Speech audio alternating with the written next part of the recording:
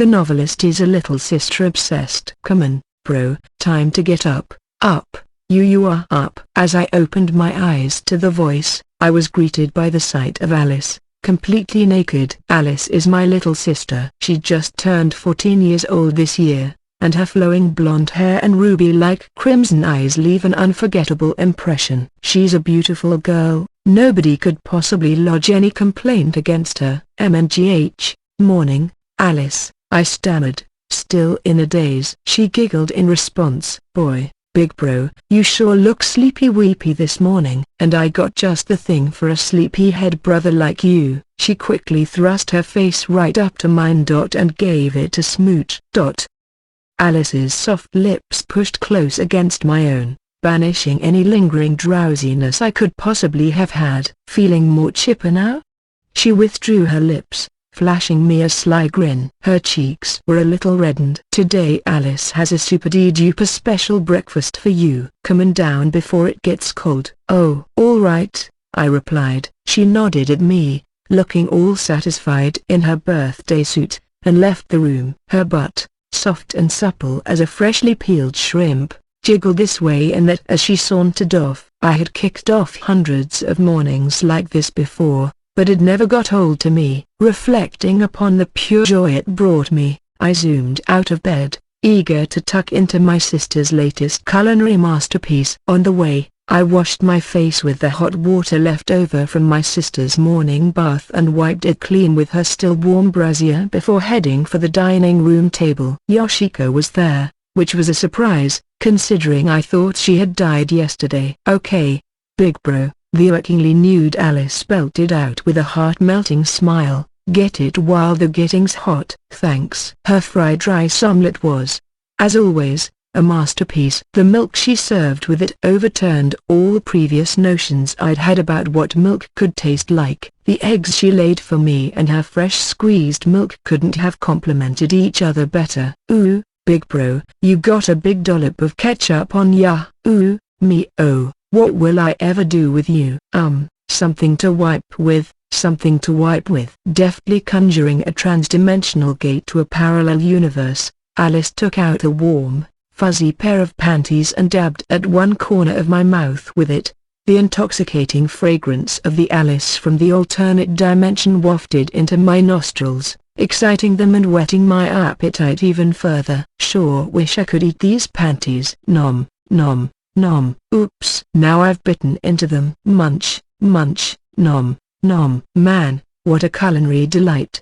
Before long, I had scarfed down the entire undergarment. Alice responded with a bashful pout. Ooh, big brother. If you wanted to eat my purty little panties, I would have whipped up a piping hot new bear, along with more of my fresh milk, of course. Tee-hee. You got it, sis. I can't wait to take a whiff of your fresh-baked, fresh-stripped, fresh-tasting lacy stuff. What in the hell is this? Whoa. What's up? Itsuki straightened up as Toki slammed his manuscript against the table and shouted at him. What do you think is up? This world of yours is sheer insanity. I thought I was going into the loony bin for a second there, Toki said, glaring as he attempted to catch his breath. Itsuki crossed his arms and flashed a world-beating smile. Hey, guess my expertly woven worlds found another captive, huh? You are such a psycho, Toki replied, face tense. Itsuki,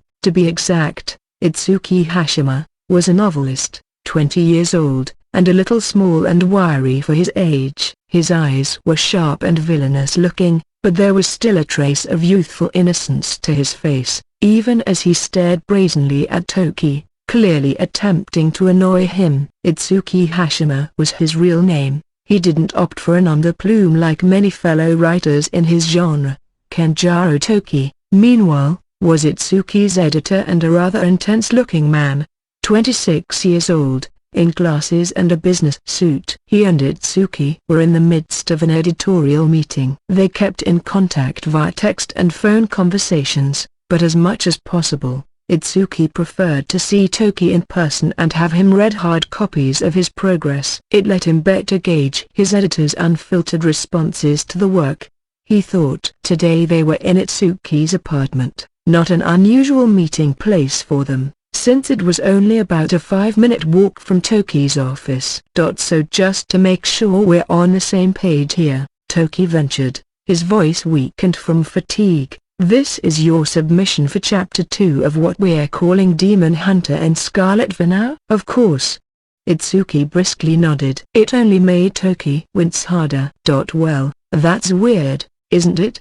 Because according to the plot outline, Chapter 2's supposed to start with the hero being surprised by the sight of the heroine at breakfast, even though she died defending him from a demon attack at the end of Chapter 1. Yep, and I'm following that outline perfectly. A little too perfectly, if you ask me. Toki was referring to a handwritten flowchart of the general plot that the two of them had hammered out beforehand. Following that outline how, exactly? Itsuki winced a little himself as Toki banged a hand roughly against the table. What? The hero's acting surprised, isn't he? That girl died in front of him yesterday, and now she's right. What was her name? You can't forget the main heroine's name. It's Yoshiko, alright? Yoshiko. And that's a pretty generic name, too, don't you think? Is that really a good name for a woman fighting alone, uncelebrated, in the dark realms against hordes of demons? I mean, alright, you did cram her in the and make the hero shocked to see her. I almost skipped that line entirely, but wow, some editor you are, Itsuki said, letting out a light sigh. I mean, don't you hate it when you write something plain as day into the story and people forget about it or skip right over it, and then they bitch at you about how there's no foreshadowing or the story's all over the place? Don't make me the bad guy here. Toki fired back, voice raised, before taking a deep breath to calm himself. Sticking Yoshiko's return in the like an afterthought is one thing, but that's not even the main issue. What is? Toki rapped at the printout with his middle finger and replied, the main issue is, who's this new Alice girl? I don't remember hearing anything about her. She's the hero's sister. I wrote it down in the character descriptions, didn't I? That he had a little sister. Yeah, and that's all you wrote in there. You didn't go into any more detail, so I thought she was just a secondary character. No major exposition needed. And then you give me this monster. A monstrous beauty, right? Ha ha ha. I'll say no, you dumbass. For the love of, I mean, it's creepy enough you have her naked by default, but then there's all this other crap going on, and I can't even begin to explain what's the most screwed up about it. You have the hero sniffing bras, literally eating panties. What kind of deranged is this guy? Are you sure you didn't mean, like, pancakes instead of panties, or? Well, that's a silly question.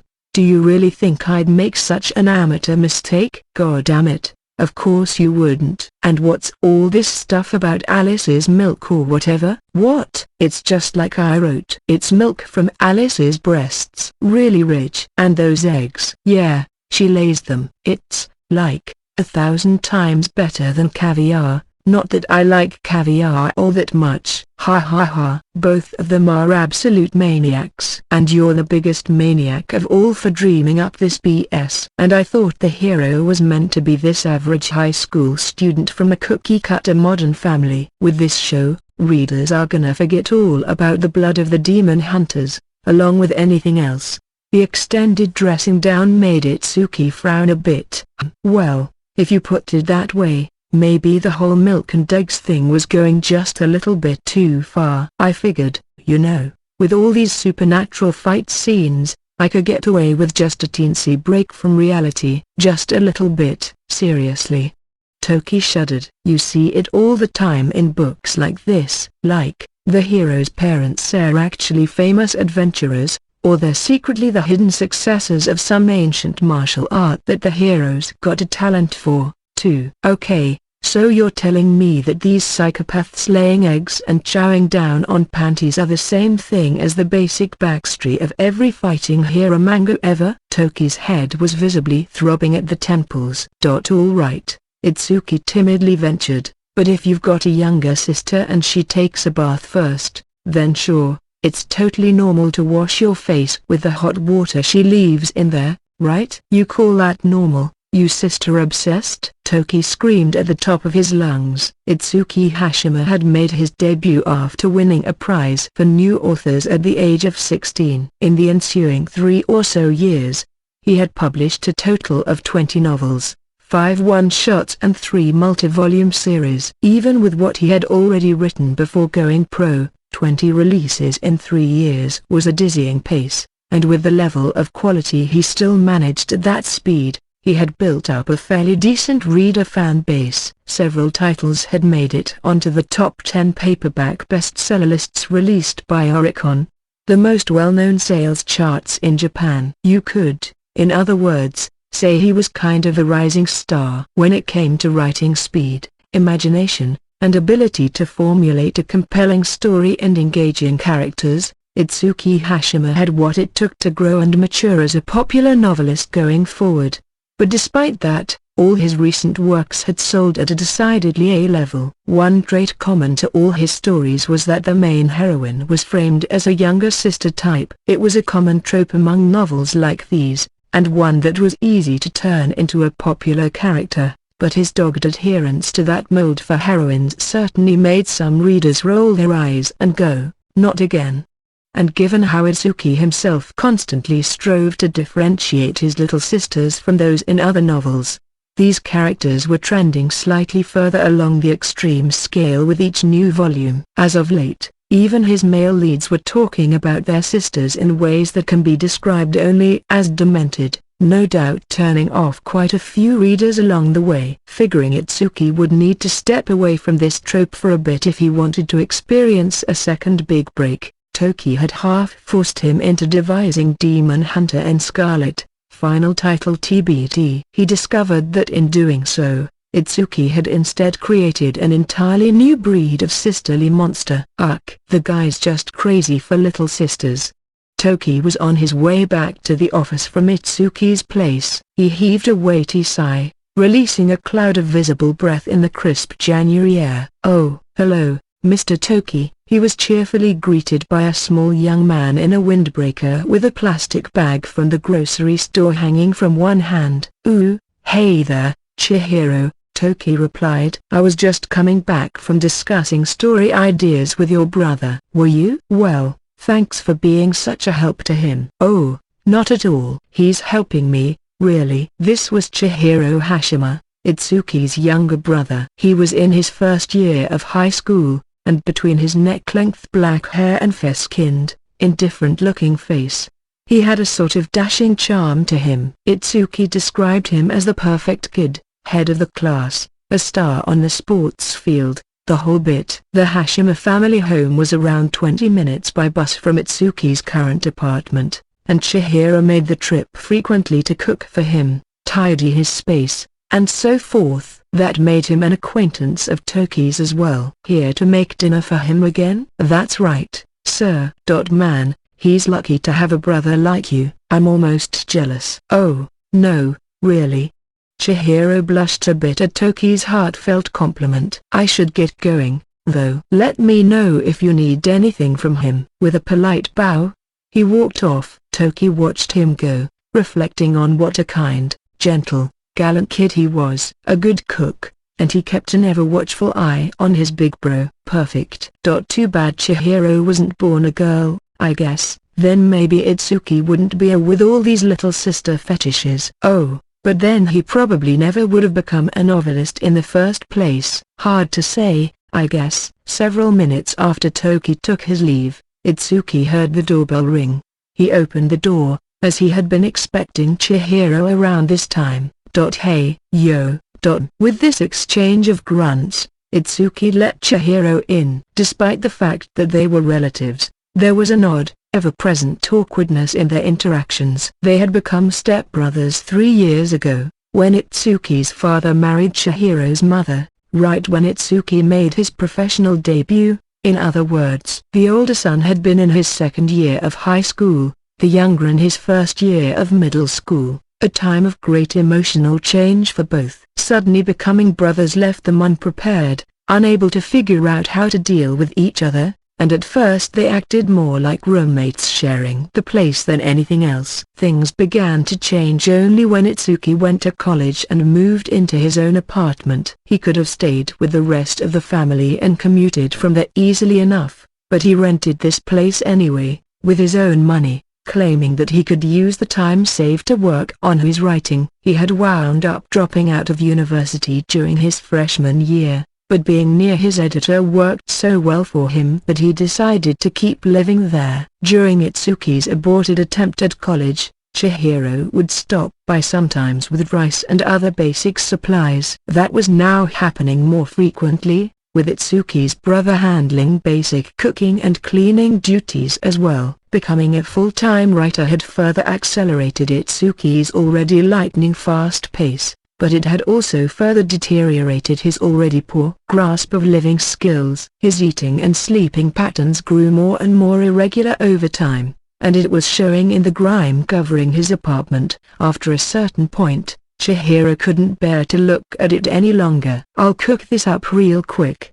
Sure. Now Chihiro, wearing an apron, was lining up his ingredients and cooking utensils with obvious familiarity. Itsuki gave him a side glance or two as he typed away on his laptop, working on his novel. Half an hour later, they were on opposite sides of the table. "Thanks." "No prob." He had prepared shrimp in chili sauce, some Chinese-style stir-fry, and fried rice, all made from scratch, nothing Itsuki could ever make, and all bursting with enough flavor to keep his chopsticks busy. Chihiro, flashing a slight smile as he watched his brother feast on it all, minded his manners as he ate at a more measured pace. Even at the dinner table, he was the perfect picture of refinement. Sophisticated, attractive, head of the class, Phys Ed Finum, master chef, master homemaker, chill personality, well-mannered, some kind of perfect tuber bro. Really? As his older brother, or as another man, really, Itsuki couldn't help but foster an inferiority complex. It had a tendency to make him take a dig at Chihiro sometimes. Hey, Chihiro, I really appreciate you coming here all the time, but don't you, have anything better to do? Like, I dunno, take your girl out on a date or something? Chihiro soured a bit. I don't have a girl. Oh. No, a matter of personal choice, no doubt. No way. Chihiro, of all people, wouldn't attract attention from the opposite sex. Why don't you go find one? I dunno. Don't really want one, I guess, he said moping. Plus, I'm worried about you. Or, geez, Chihiro, you don't have to worry about me. Chihiro let out a soft sigh. Well, maybe I wouldn't if you could get your act together a little. Hey, I can. Like, if I wanted to. Really? So you can make 3 meals a day by yourself? Like, real food, with vegetables and stuff, and not just instant ramen? Will you clean and bathe yourself and keep the recycling organized? Could you put your porn games back on the shelf by yourself? Yes, sure I can. No, you can't, Chihiro immediately replied. Look, bro, you washed one of your knit sweaters with the rest of the laundry again, didn't you? That's what you always do. You just toss all your crap in there, pour in whatever amount of detergent looks right to you, then pick a random setting and start it up. Itsuki scowled at this completely accurate description of himself. There's settings. But you got one thing wrong there, Chihiro. Oh? I didn't put any detergent in at all. I ran out, and I never bothered to buy some more. Woo, what an achievement. And don't you have another jug under the sink in there? Oh, I do? Ugh. Another sigh. You'd be pretty doomed without me, wouldn't you? He observed, sounding ever so slightly pleased. Genius and perversion. Itsuki Hashima's apartment was on the 2nd floor of a 3-story building built 10 years ago. Your standard concrete slab job with a kitchen, a bathroom, a single living area, wood laminate flooring, and a washing machine. It was packed to the gills with a work desk, a foldable bed, a TV, a rather large kotatsu table, and a multi-purpose metal bookshelf packed with books, CDs, video games, DVDs, board games, and figures, all organized with tender care. The sheer volume of stuff made the place feel cramped, but for a man living alone, it was fairly clean and free of clutter. That was 100% thanks to the tenant's brother, of course, being just a 5-minute walk from the publisher of his novels, as well as 10 minutes from the nearest train station, made this residence a popular hangout for the other authors who worked for the company. When he first moved in, Itsuki purchased a much larger kotatsu than he needed, and while he regretted it at first, figuring it'd be in the way, it was perfect for entertaining guests. The writer visiting Itsuki's apartment was using it right now, in fact, snuggling in to enjoy the heat it provided. Nayuta Kani was silently reading a novel, face totally bereft of emotion. She was 18 years old and beautiful, with silver hair and blue eyes that made her look like a sprite from a fantasy realm, and despite her diminutive height, her chest was fairly well endowed. Nayuta Kani was her pen name. Not even Itsuki knew her real one. She'd made her debut a year ago, after placing in the same contest Itsuki had once won, making him a kind of mentor to her. Her first published title was The Silvery Landscape, an instant hit, and her popularity and sales rose with every new entry in the Landscape series. It consisted of 4 books by this point, and already they had sold well above everything Itsuki had in print put together. Taking your mentor and leaving him in the proverbial dust happened all the time in this business. Nayuta and Itsuki first met at the awards party for the new author contest, not long before she made her published debut. He had been talking with a few other writers, and Nayuta, aged 17 at the time and one of the stars of the evening, was led over by her editor. Her lovely features blushed wildly as her eyes welled with emotion. Those eyes were planted squarely upon Itsuki, and the first words out of her mouth were, "I love you." Itsuki, along with everyone else in the group, did an immediate spit take. "Your work, I mean," she continued. "Say that first."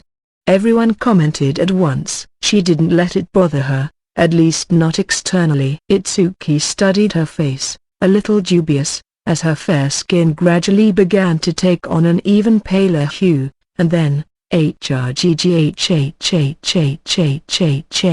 reversal of fortune. It was, for Itsuki, his first experience with an anonymous girl coming up to him and immediately heaving all over him. Or an anonymous anyone, really. Apparently, as he learned later, running into an author she respected so much sent her nerves into overdrive, along with her stomach. Nayuta and her editor paid a visit to Itsuki's apartment 2 days later with a box of chocolates and enough cash to cover the trip to the cleaners. He gladly accepted both. "She's got a good eye," he thought, appreciating the work of someone like myself. "I'll be a good mentor for her. I could write a nice blurb for the cover of her novel, or maybe we could have a little private writer's workshop." He had believed he had the upper hand back then, and yet, "I'm kinda hungry, Itsuki." Nayuta sounded totally indifferent as she lobbed a comment at Itsuki, who was sitting at his work desk. The clock showed 7 in the evening. "Yeah, maybe it's about time for dinner. Anything you in the mood for?" "I want your hard cock." "Oh, hey, there's some leftover shrimp and fried rice Chihira made for me yesterday. How about we go with that?" "If you're gonna ignore me, why'd you bother to ask?" Itsuki took care not to look at the sullen Nayuta as he stumbled into the kitchen and moved a couple of plastic containers from the refrigerator to the microwave. Soon, the two began eating around the kotatsu. Nayuta huffed and puffed to cool the fried rice down as she nibbled at it, almost like a cat. Itsuki thought, HFF, all this delicious homemade food I get to eat by the kotatsu whenever I come to visit. "Will you marry me?" "Shut up, Kaneko. I didn't even make this." "Don't you have a family to live with?" "If you want a home-cooked meal, go to them." "My mom's out of the house a lot. She hasn't been making food for us too much lately." "Oh? So learn to cook for yourself." Nayuta stared squarely at the once again overbearing Itsuki. "Like you know how to cook anything." Itsuki felt a bit pained at the idea of relying on his younger brother for the rest of his life. He thought he'd like to take over a bit of the cooking, and while he'd never actually do it, it was the thought that counted. Hey, look, if I had a god-dear sister like Kobato from Haganai or Komaki from my youth romantic comedy, I bet I'd seriously wanna learn to cook for her, alright?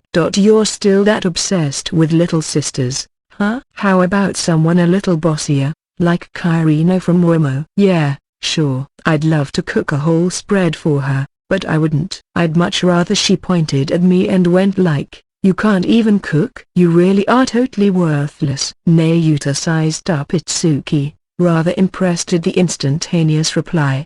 You're sick, you know that? I'd like nothing better than a sister to infect me. But seriously, my lack of a little sister pretty much lies at the core of my inability to cook or clean. Life would be totally awesome, 24 hours a day, if I had one. Where did I go wrong, I ask you? I guess you'll have to ask your parents for a favor or two. It was the most realistic option, Nayuta figured. It made the normally loquacious Itsuki turn awkwardly mum. That's getting kind of real, don't you think? Could we, like, steer away from that? His father and Chihiro's mother had been married for 3 years. They had a fine relationship.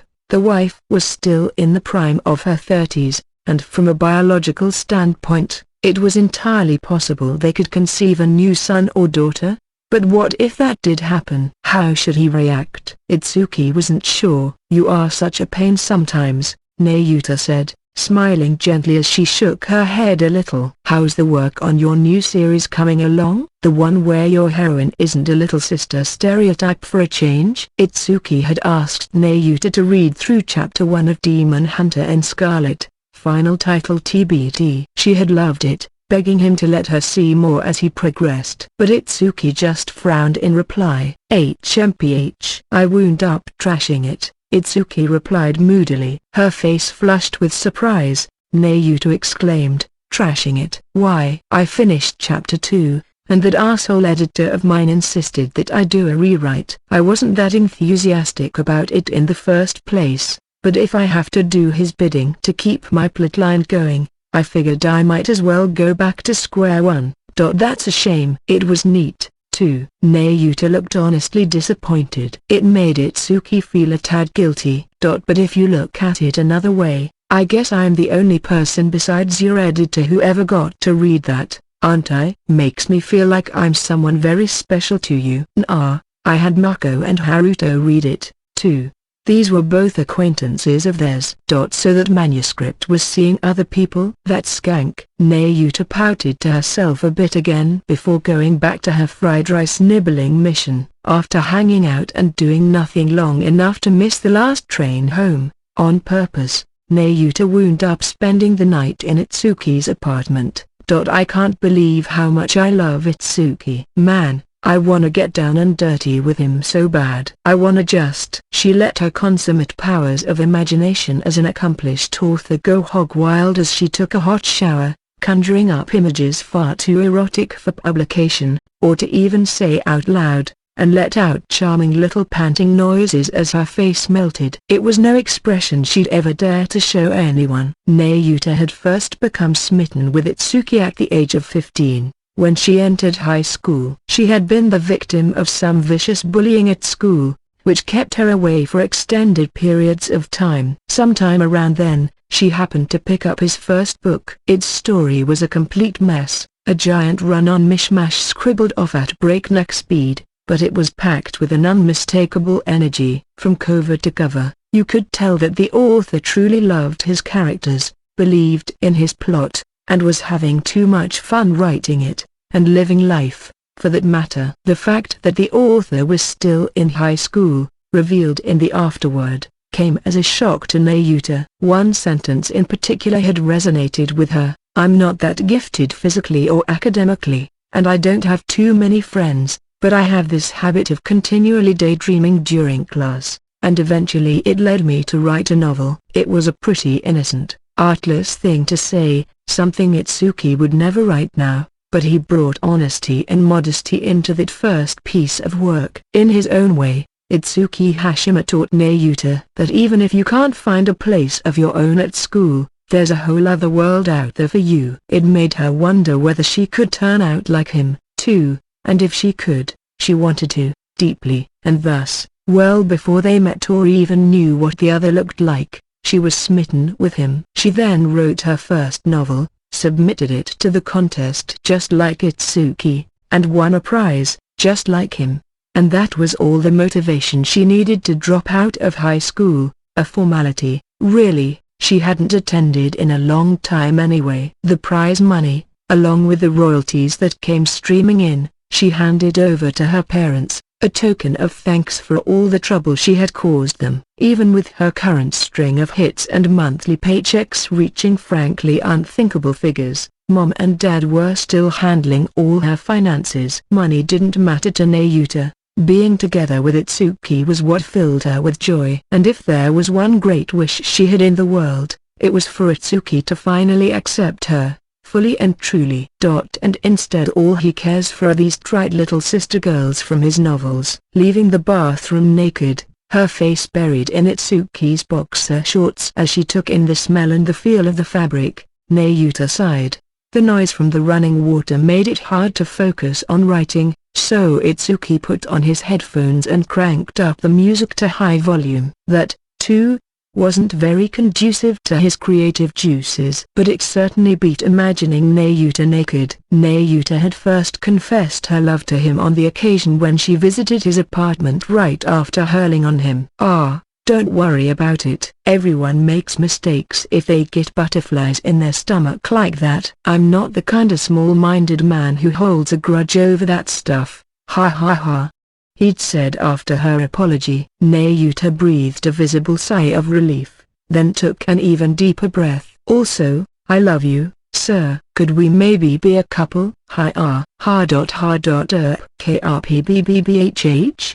The mask of the broad-minded published author peeled itself off as Itsuki completely lost all presence of mind in the most pathetic of fashions. What are you talking about, Miss Canny? Nayuta's editor looked just as surprised at this turn of events. Nayuta didn't let it faze her. Ever since I first saw your work, she began, I've always been in love with you. When I got to meet you at the awards ceremony, that made me realize how real that feeling truly was. It's not that I love your work or that I love you as an author. I love you, Itsuki Hashima, in the romantic kind of way. I am infatuated with you. I need you to be my lover. Every piece of her body language indicated she was telling the unadorned truth. It made Itsuki fall into a panic. Let me think about it a little.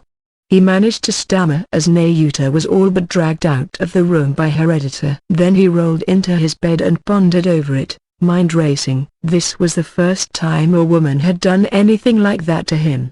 He'd never had a girlfriend before. To him, this was as life-changing an event as winning that award. Nayuta wasn't the little sister he wanted, strictly speaking, but she was beautiful and buxom, and being told by her that she loved him certainly wasn't a depressing thought. So, as he regained his composure over time, Itsuki's mind quickly became tinted with shades of red and pink.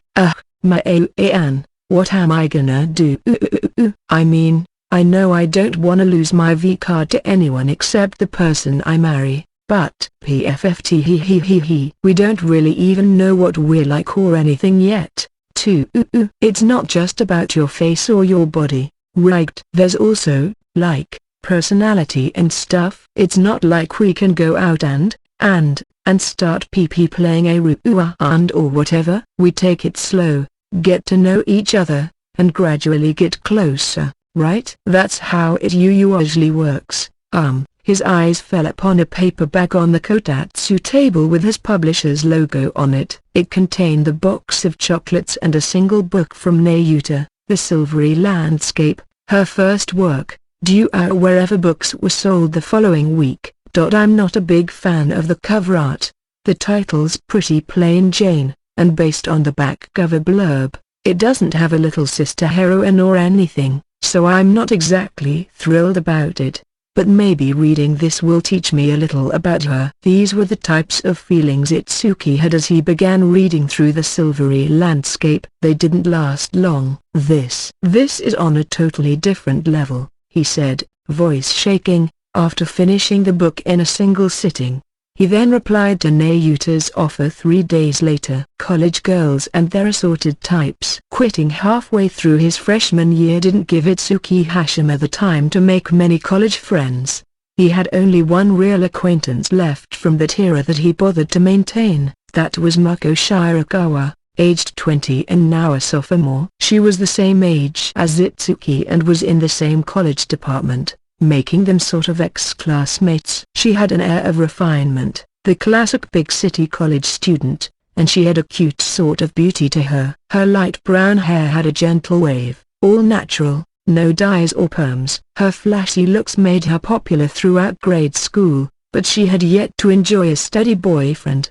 The two of them had first spoken about a month after their first semester began. It was a time most freshmen used to squeeze the most out of their newfound freedom, joining clubs, going to parties, getting part-time jobs, making new friends and lovers. But Itsuki was the guy in the department who was always alone. Whenever he wasn't in class, he was there in the back row, staring intently at the screen of his laptop as he typed away, occasionally grinning to himself or twisting his face up in pain. He put it away during class, but his written notes clearly had little to do with the topic of the lecture, as his face alternated through a whirlwind of emotions, smiles, intense concentration, occasionally sheer pathos, and when class was over, he'd go right back home. Her friends laughed as they called the guy all kinds of mean things, weird, emo, friendless, but Mako had a different impression. She felt as if he had something really important that drove him, something far more vital than college classes or playing around with friends or falling in love. Something more concrete. Something that Mako and her friends,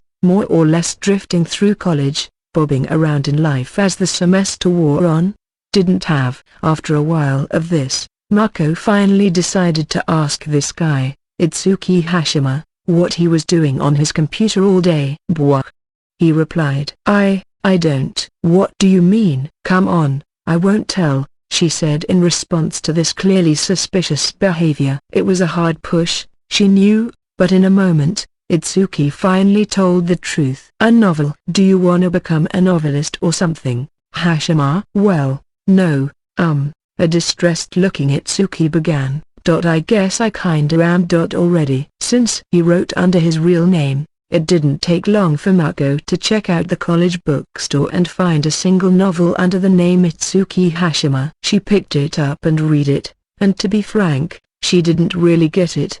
The next day, sitting next to him in class, she commented, "I tried reading your novel, but it didn't make a whole lot of sense to me." "PFFT."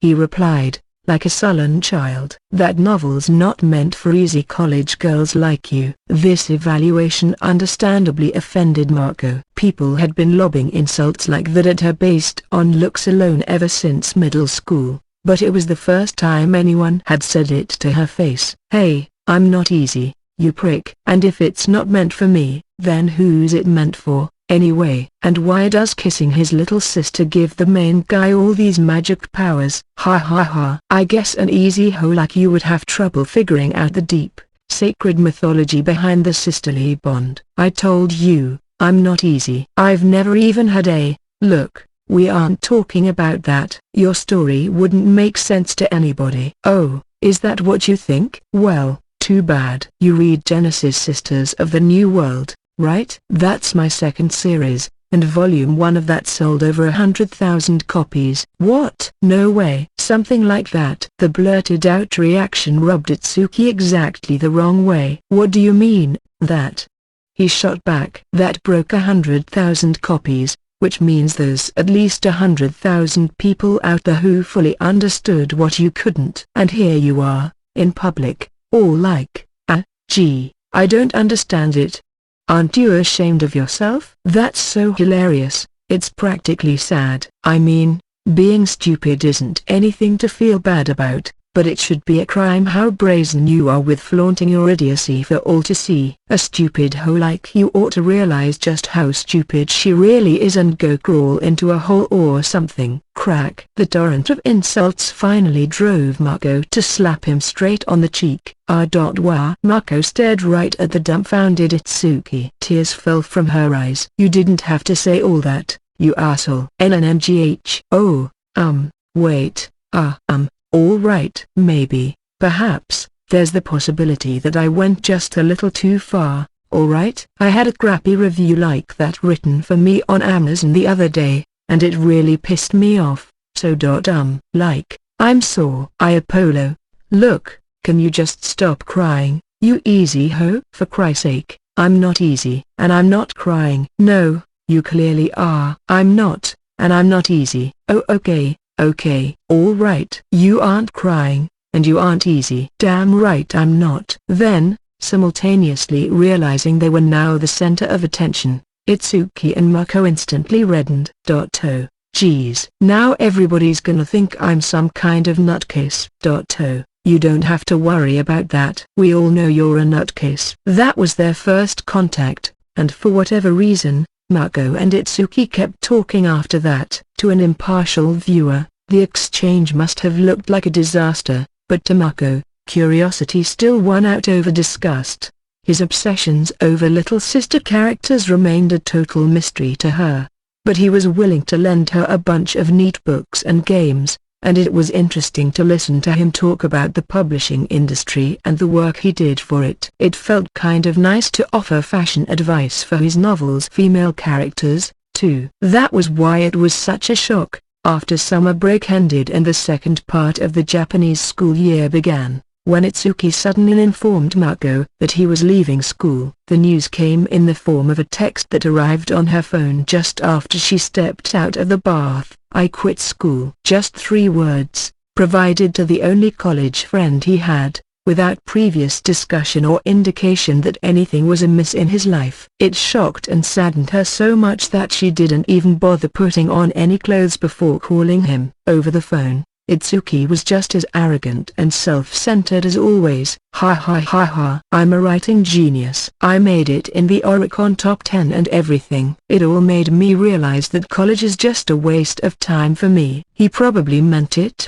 Mako reasoned. College meant nothing to him, to the point that he felt 3 words were enough to explain his behavior. To her, it felt as if it should be a much more monumental decision. In some ways, his being able to follow through with it on a whim, without consulting anyone for advice, made her incredibly envious. The words waste of time, in particular, struck home with Mako. As she fought back the tears that came out for no reason she could articulate, she wailed, "Oh, really? Well, good luck not getting dropped by your publisher, then." Her choice of words was harsh, but deep down, she knew she didn't want to let him go. That was why, as she swore to herself on that day, she still made regular visits to Itsuki's place. It was just a 5-minute walk from campus, so using it as some place to kill free time didn't seem unnatural at all. Or so she thought. But today, she was back there again, ringing the bell until she heard the latch turn. Quickly, she prepared the excuse she had conjured up. Itsuki, I have some free time, and the library's totally packed, so let me use your place to study for my... She was greeted not by Itsuki but by a beautiful silver-haired girl in her underwear. Wah, Nayu. Oh, hey, Nayuta sleepily groaned at the betrayed, half-frantic Mako. Good morning, Maya. Itsuki's still sleeping. We were at it until early in the morning, so... Oh, well, sorry I interrupted you, then. Oh, wait a second, Maya. If you're leaving, is it okay if I come with you for a bit? She was already edging away from the door when Nayuta stopped her. After Nayuta got some clothes on, she and Mako began walking to the rail station. Unlike Mako, who was going around in a daring miniskirt despite the wintry season, Nayuta was in a long, puffy coat, a scarf, gloves, and earmuffs, the full suit of armor. Seeing her waddle around in these layers reminded Mako of the cat her family kept back at home. Ever since they met, Nayuta had acted terribly friendly toward her. Mako, for her part, found her a little odd. All right, a lot odd, but still nice enough. So, Maya, I actually wanted to talk to you about something. Oh. Mako replied, eyes still glazed over. Yeah, Itsuki hasn't done anything sexy with me lately. Phew. Mako exclaimed, voice half breaking. So that's where your relationship is, or wait, but didn't you say you were at it until this morning or whatever? Yeah, and after I fell asleep, he kept on writing after that, too. Geez, then start with that. But if he hasn't been doing it lately, does that mean you done it in the past? From the moment I met him until this very instant, Itsuki hasn't had sex with me once. Then say that. You're doing this on purpose, aren't you? Hee. Call it the unreliable narrator. Can you stop being unreliable for no reason, please? Mako complained, even as her heart filled with relief. But why didn't you have any clothes on before, then? I was snuggled up naked next to Itsuki in bed, but then the doorbell rang, so I threw my bra and panties on real quick. Nope. No longer relieved. Ignoring Mako's sudden panic attack, Nayuta continued. Well, you're pretty easy, right, Maya? With your experience, what do you think I should do to make Itsuki horny for me? Horny? And I'm not easy, alright? You aren't? I thought that college girls were all supposed to be walking blowjob machines. Ugh. You and Itsuki. Could you even have a more prejudiced view of me? I mean, alright, I do have a friend or two that likes to play around a pretty decent amount, but so are you a virgin, Maya? Nayuta asked, tilting her head like an inquisitive puppy. What? Of course not. I've had a few BFs in my life. She hadn't, but something drove Mako to pretend otherwise for appearance's sake. Wow, Maya. I should have known. I guess you're so grown up. Mako broke into a cold sweat at the sight of Nayuta's reverent gaze. I wish I could be doing it with Itsuki all the time, like you have, Maya. It's not all the time. And stop making it sound like I've hooked up with him, too. You think I would? No way. She blushed again. I have no idea what you see in that sister-obsessed moron. Everything. I love everything about him. The instant reply came back like a boomerang and stunned Mako into silence. In a way, someone like Nayuta, so freely able to talk about exactly who and what she loved, made her jealous. It drove her to say something she normally wouldn't. Yeah, well, good luck with that. I'll be rooting for you. Nayuta responded with a sweet, elfin smile. Thank you very much, Maya. I never had any friends, so I'm really glad I got to meet you. Oh, well, I'm glad I got to be friends with you, too, Nayu. The words didn't exactly form a lie, but Mako still said them with a terribly guilty conscience. Mako and Nayuta had first met about half a year ago, on a day just like today. Mako was visiting Itsuki's apartment, and Nayuta was already there. A college friend who reads my manuscripts sometimes was how Itsuki chose to introduce Mako. Nayuta, at first anyway, had trouble hiding her hostility. She wasn't expecting this incredibly gorgeous college girl enjoying the prime of her life. I mean, she's Itsuki's friend. As she later put it. Later, once Itsuki conked out after an all-night writing session, the two of them decided to go out for a bit. Nayuta took the occasion to lob an immediate fastball her way. So are you in love with Itsuki, Miss Shirakawa? Mako instinctively parried. What? Of course not. He's just a friend, is all. That made Nayuta breathe a sigh of relief. But she still kept a wary eye on this potential rival. Well, I am. Itsuki means everything to me, she declared, making sure it was clear that the words were meant as a warning. What could you possibly like about that sister crazy loon? Mako asked, flinching at the show of force. It was Nayuta's cue to explain exactly how Itsuki's novels had saved her life, the bullying she'd faced in middle school and all that. It was an appalling tale, and Nayuta told it virtually unvarnished, detailing the exact level of desperation she'd felt at the time, using all the expressive genius she harnessed for her own novels. Her hope was that mentioning Itsuki's enormous presence in her life as a savior would keep Mako in check before she had any chance to rival her in love. Instead, It chiefly served to enrage Mako. Her face was a mess, she shed tears the size of raisins, and her nose ran as her heart swelled at the tale of the cruel misfortunes Nayuta had faced. She cursed the bullies that had tormented her, feeling in full the sadness she must have felt. "Ugh, if only I was there," she wailed. "I would have kicked all of their asses for you, I promise." Nayuta stared blankly at her, not anticipating this onrush of emotion. Then, unconsciously, she began to smile. "Ooh, this girl's seriously crying for me. She's getting all pissed off for me. She's nice. I like her." So, without much further encouragement, she took a liking to Mako. And, even after half a year passed, she still wasn't exactly sure what Mako thought about Itsuki. The occasional guy friend. "Hello, it's your hot friend." This evening, Itsuki was hard at work in his apartment, as he always was, when the sound of both a doorbell and an unfortunate comment reached his ears. Frowning, Itsuki went to greet his visitor. And unpleasant though the comment was, the person standing outside his apartment was indeed a hottie. He was in his early 20s, with sharp eyes, distinctly graceful features, narrow-rimmed glasses, and a crop of bleached light brown hair to complete his artless charm.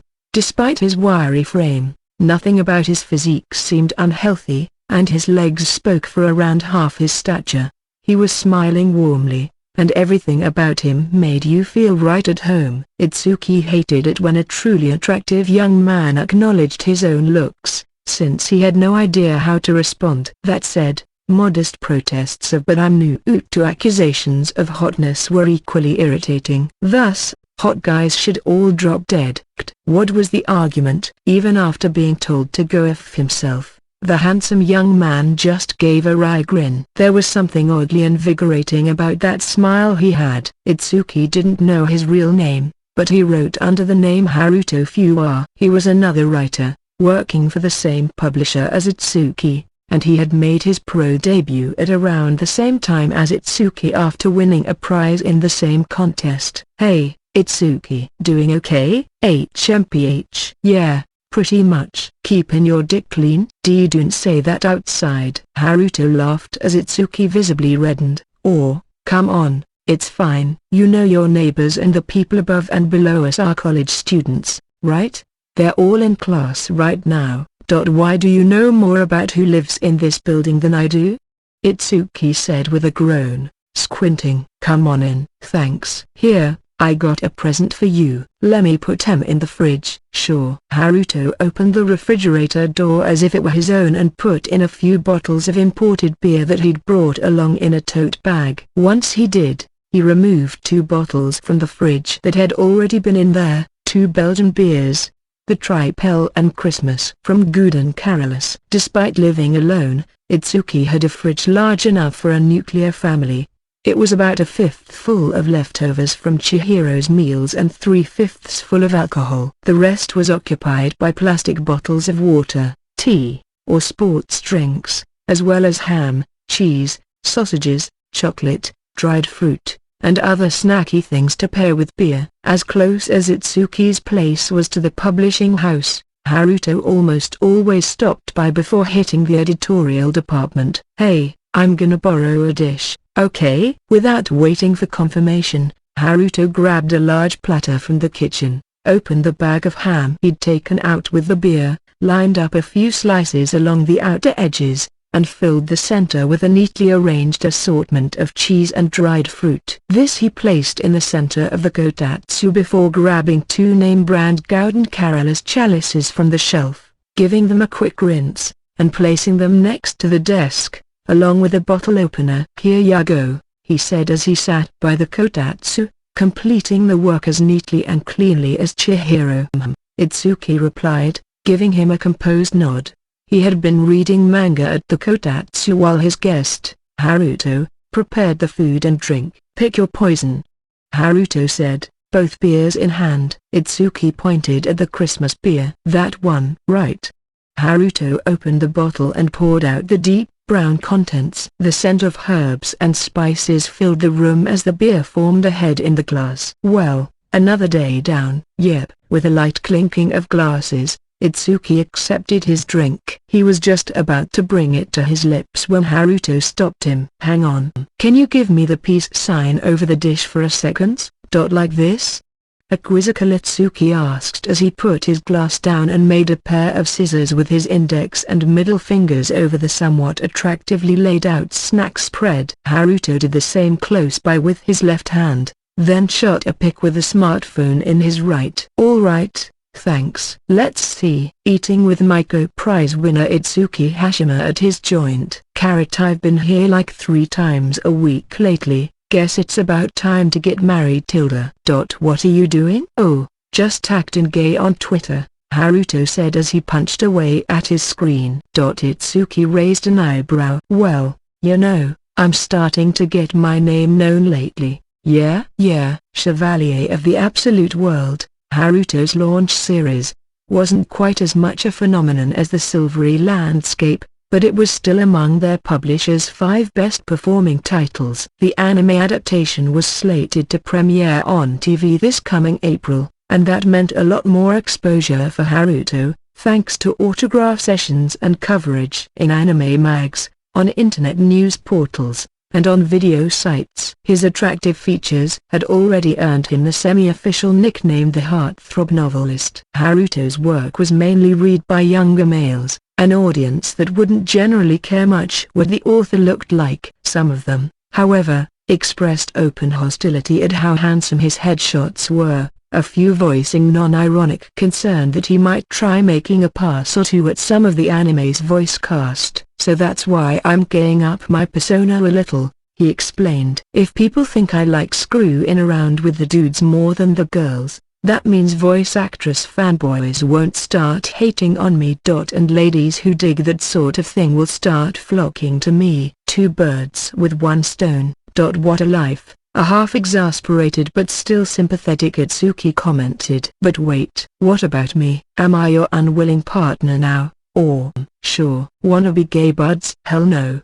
Shouted Itsuki at the careless pitch. Why do I have to change sexual identities just to cover your ass? Or, what's the big deal? Maybe you learn some new fans that way. I don't need fans like that. I want my books to sell based off my characters, not what kind of character I am. 2, Haruto exclaimed, face suddenly serious. Man, you sure get all hung up over the weirdest stuff sometimes, he said with a grin. Why do you care if the world thinks you're batting for the other team? Are you seriously that stupid? When I marry the ultimate little sister voice actress who's playing the ultimate little sister heroine in the anime version of my magnum opus, what am I gonna do if people think it's a cover or something? Whoa, you want to marry a voice actress, Itsuki? Ha ha ha. Don't be an idiot. I've got zero desire to get married, but don't you like how that sounds?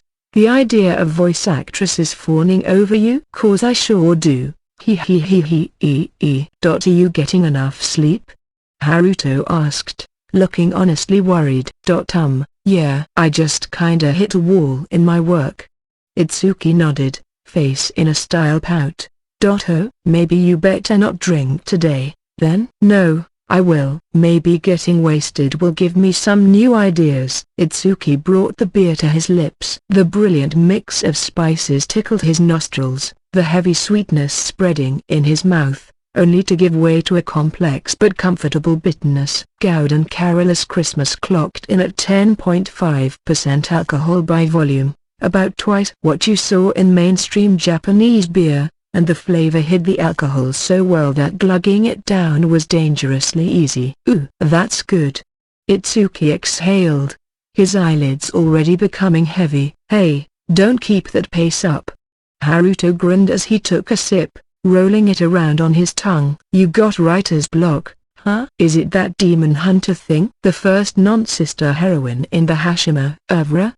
Nah, I shit canned that, Itsuki said, a tad apologetic. Haruto kept a close eye on recent trends in novels and anime. Itsuki had had a few discussions with him along those lines while devising Demon Hunter and Scarlet Tent. He had even gone over the opening with him. Shit-canned? Seriously? Why? Because my heroines have to be little sister characters, Man, I'm just trying to think up the ultimate in sisters in my new project. Something nobody's come up with before. You're sure taking that mania of yours to the deep end, Haruto said with an exasperated grin, grabbing a piece of dried fruit between sips. I got a younger sister myself, but, real talk for 1 second, there's nothing that great about them, you know? She whines constantly at every little thing I do. She starts beating on me at the slightest provocation. She calls my books disgusting or boring. She reads interviews done with me and calls them horrible or gross. She drives me crazy. You dumbass. Don't lump my sister in with that piece of garbage disguised as your sister. Garbage. Geez,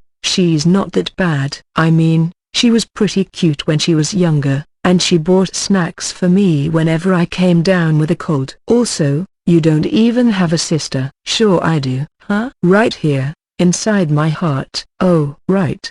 Haruto flashed him a look of pure pity.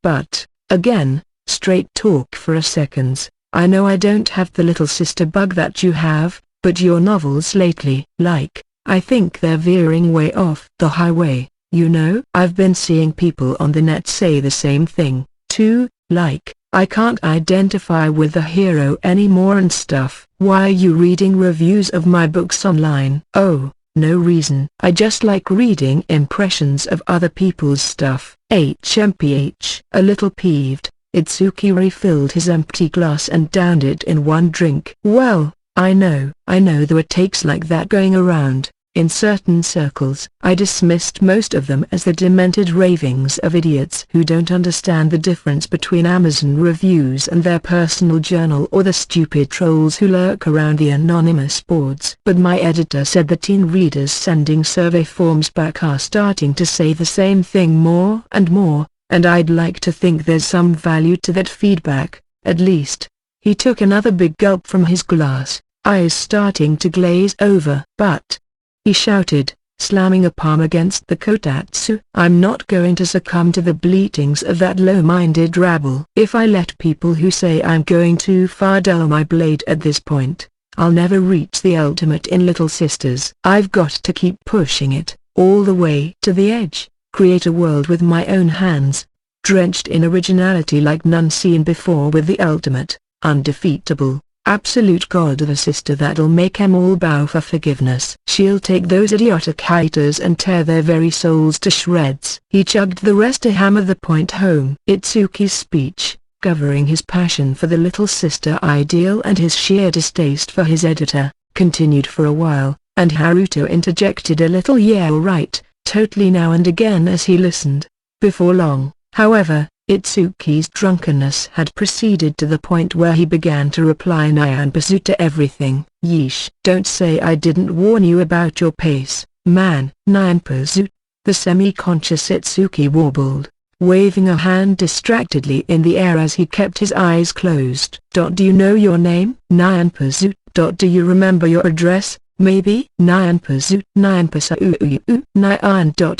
Itsuki sprawled back, and that was it. A look of abject bliss was on his face as he slept. Haruto grinned at it. Bet you would love to see this, he said as he took a close-up shot of him, although he simply put his phone back in his pocket instead of sending it to her. FNNHH. Nyan.pasu. Haruto filled up his own glass as he watched Itsuki talk in his sleep. Well, hang in there, man. It just gives me a chance to get an even bigger leg up on you, while geniuses like you trap yourselves in pointless nonsense. The smile on Haruto's face was just as attractive and refreshing as always, but the color in his eyes seemed to almost burn with passion. After taking a couple of hours to wrap up the beer and snacks and do all the washing up, Haruto pulled the still blacked-out Itsuki out from the kotatsu, laid him on his bed, and left. He shuddered as he stepped outside, the frigid wind robbing the heat from his alcohol-warmed body. To Haruto Fuwa,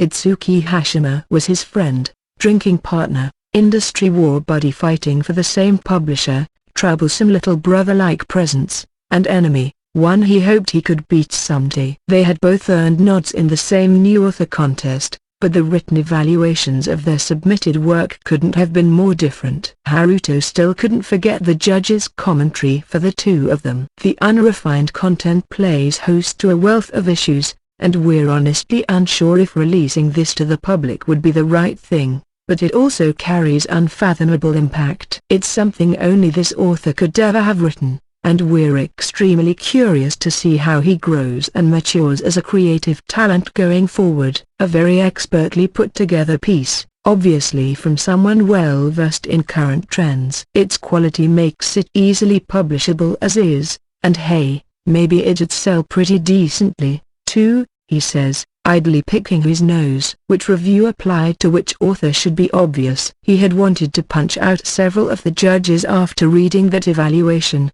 but when he actually read Itsuki's published work, it was suddenly clear to Haruto, he was beaten. Yes, maybe Haruto's series clearly outsold Itsuki's, scoring that anime version and all that, but this in no way meant he himself felt victorious. Fame, royalties, reader reviews, all those external standards meant nothing against the supreme sense of defeat he felt. That feeling only deepened a year ago when he first ran into Nayuta Kani, a girl who became an author after reading Itsuki's work, a girl whose life Itsuki literally changed forever with his writing. There are, generally speaking, two types of novelists: the artist, who wields their personal emotions as their mightiest weapon, and the craftsman, who analyzes what the market wants and hones their work to match.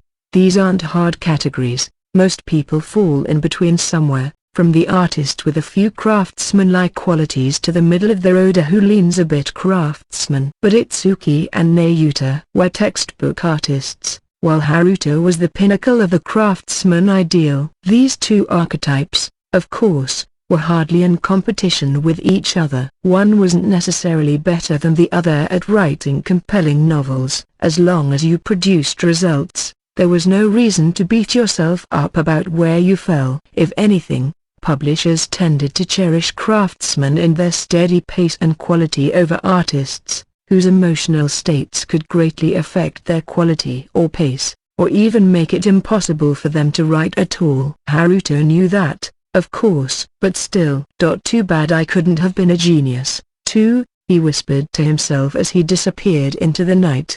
The main theme. Haruto Fuwa had a sister 7 years his younger. She was just as pretty, refined-looking, and stylish as her brother, but unlike the easygoing Haruto, she had a sharp, stinging personality. Many were the times a boy attempted to confess his love to her, only to be humiliated by a long string of merciless, heartbreaking insults. As a younger child, she had hung around Haruto like a dog with its master, constantly fawning over her big bro. Now they didn't even make eye contact in public. "You're so late, bro," she whined at Haruto the moment he stepped inside. "You promised you'd help me with homework tonight. What are you gonna do if they yell at me in school tomorrow?" Haruto sighed and rolled his eyes. "Ah, cram it," he said in a tone he'd never use with anyone else. Meeting ran long. "Liar. You were drinking with your friends again. You tweeted about it and everything. Who invited you to look at my Twitter, you ass?" Haruto clicked his tongue,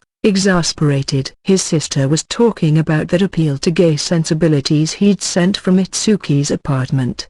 Having a member of the family catch it was a tad embarrassing for him. "Look, it's late. Alright? Let's just get this homework done and go to bed," he said, changing the subject. "Like, are you really stupid enough that you can't do this by yourself?" "I'm not stupid. I could handle all of this if I really wanted to, but I don't want to waste my valuable time on it. That's why I'm having you help me." "You should be thankful, you douche." "What the hell, man?"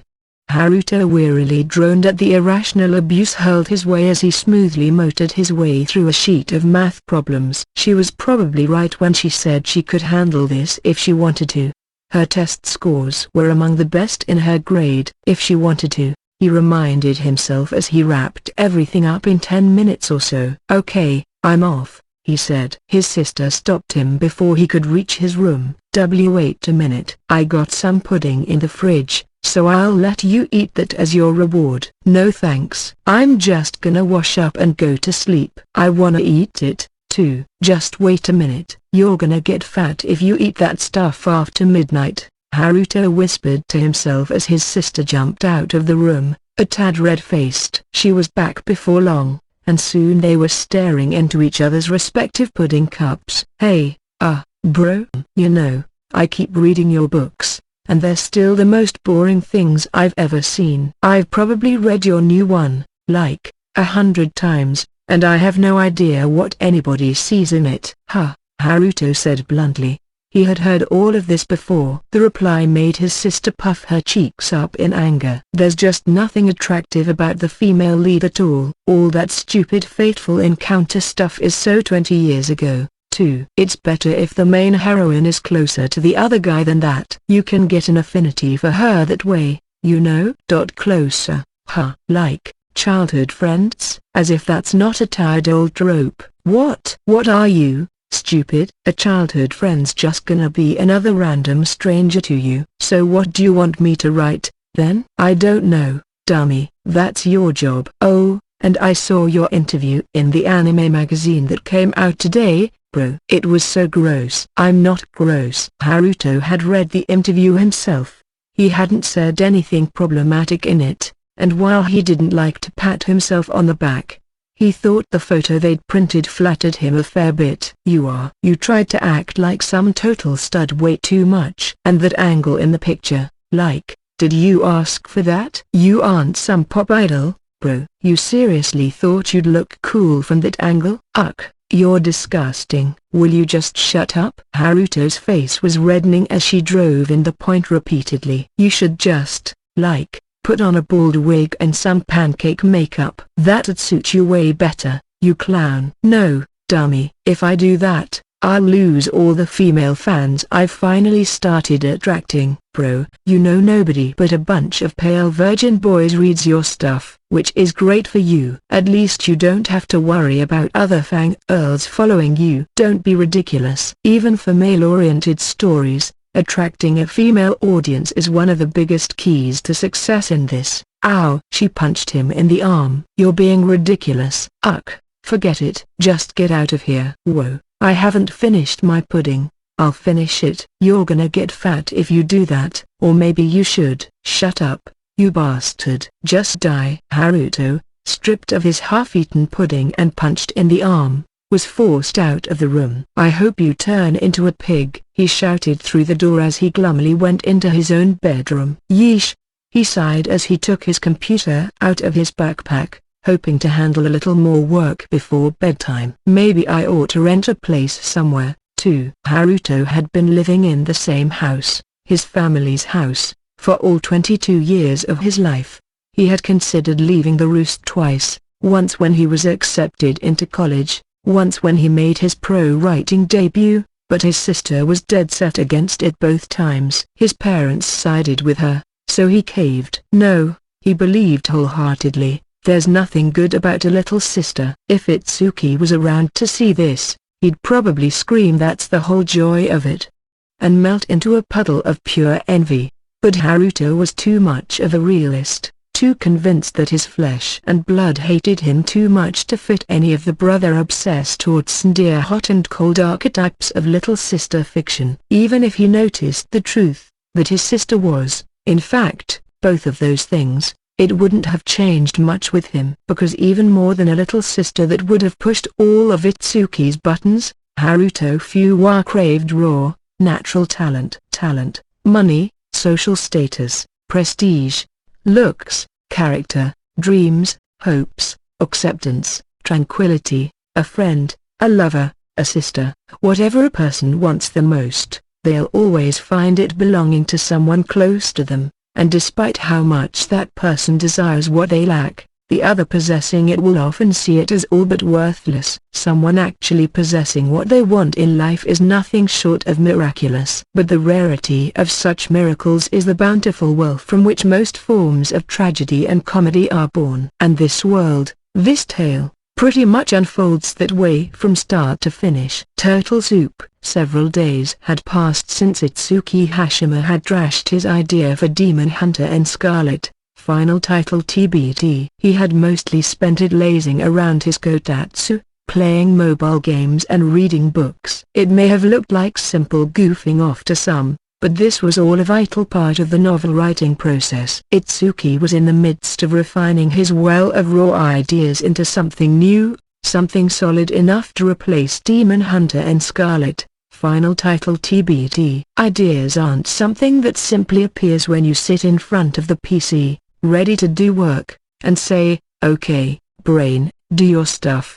Often they come at times like these, when you're relaxing and not focused on work tasks. In the case of Itsuki, he tended to bump into them while gaming, reading, sitting in the bath, or taking a crap. For a novelist, goofing off and playing around are important work tasks. Seriously, believe me, the rest of Itsuki's Gotatsu was currently occupied by Haruto Fuwa and Nayuta Kani. Haruto, just back from an editorial session, was organizing his notes from the day's meeting on his tablet. Nayuta, who had stopped by for no reason in particular, was currently seething at Haruto, giving him her best "Itsuki won't bump uglies with me if you're here, so scram look." "Okay, done," Haruto said, putting his tablet on the table. "Oh, you're all set?" "Mind going home, then, Prince Manhwa?" "Could you stop calling me that, Barfelina?"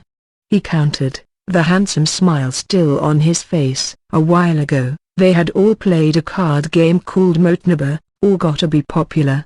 The basic idea was to try to become as popular a kid in school as possible so you can attract the attention of girls, a game theme all but guaranteed to ruin friendships. Haruto won by a landslide, of course, destroying the rest of the pack, and that's when Nayuta first busted out. The Prince Manhwa nickname, Barfelina, meanwhile, came about because Haruto happened to be around to see Nayuta puke her guts out all over Itsuki's clothing. "So how's it going with you?" a dissatisfied-looking Haruto asked Itsuki, who was currently focused on the PSP in his hands. "It's not. I can't get anyone to drop Moromaza. I'm starting to wanna murder the developers." "I wasn't talking about Elmanage, I was talking about new story ideas." Itsuki frowned. "Even worse." "Yeah?" Haruto said, grinning at the terse reply. "You know," Nayuta suggested, "I could help take your mind off things, right on that bed over." "No thanks." Itsuki nipped that in the bud. "Okay, well, how about something else, then?" Haruto offered. With a sigh, Itsuki picked himself up off the floor and placed his PSP on the table, apparently interested in the idea. "So you're willing to listen to Prince Manhwa but not me?" the peeved-looking Nayuta whined. Haruto thought for a moment. "Well, how about a little mental exercise with turtle soup?" Itsuki's and Nayuta's faces wrinkled nervously. "Dude, are you serious?" "Wow, Prince Manhwa, you like turtles that much?" "Well, if you think you can't take me, we could always do something else." They both took the bait. "Hell no." "Don't tell me you've forgotten that I've never lost this game." "You better not get too cocky around me, Prince Manhwa." "Great, then." "Also, I think you're remembering wrong, Itsuki. Turtle Soup is a game that falls into the realm of lateral thinking puzzles. This particular name is largely a Japanese invention, but the basic idea is akin to 20 questions. Players ask a series of yes/no questions in an attempt to find the answer to a scenario posed by another player. The classic Turtle Soup scenario goes along these lines: a man goes into a restaurant and orders turtle soup. After eating it, he calls for the chef and asks, "Is this really turtle soup?" "It is, sir," the cook replies. Then the man leaves the restaurant and kills himself. Why did he do that? Players can then pose questions like, did the man have any allergies? Or did the chef lie when he answered the question? To try to reach the correct answer. If they do, they win the round. It was a game commonly played by writers during parties and the like. Since it required no tools to play, the internet was packed with sample questions, and there were even a few published question and answer compilations. Itsuki and Haruto preferred to come up with original scenarios, putting limits on the number of yes, no questions to add to the competitive aspect. A dishonest MC could easily throw the game by posing a scenario that was impossible by design to figure out. Lodging these bad stories with unconvincing explanations, however, would expose the question poser to criticism. Like talk about amateur or go back to the newbie contests, or your twisted sexual perversions are seeping into your scenarios, or they should examine your brain to see why you had no shame about giving us such a shitty question. All this character assassination could lead to a victorious round at the end, but also a broken heart. As a result, question posers were asked to strike a delicate balance, come up with a scenario that was impossible for the opponents to solve before they hit the question limit, but just barely so, and that also had a convincing backstory to it. It made Turtle Soup, in some ways, a trial by fire, where creators were forced to stake their good name for little in return. Okay, Haruto said, we'll start with whoever thinks up a problem first. 15 questions per round. Ready. Go. The three of them began to devise questions. 3 minutes passed before Itsuki raised his hand first. Right, I think I came up with something. You can come anytime you like, Itsuki. Shut up, Nayuta. Itsuki retorted before posing his question. Okay, so a man gets married to this woman who's, like, the sublime quintessence of trash, body and soul. She's ugly. Her personality's awful, and there's just nothing positive you can say about her at all. But the man lives with her his whole life without a single complaint. Why? Is it because she's his little sister?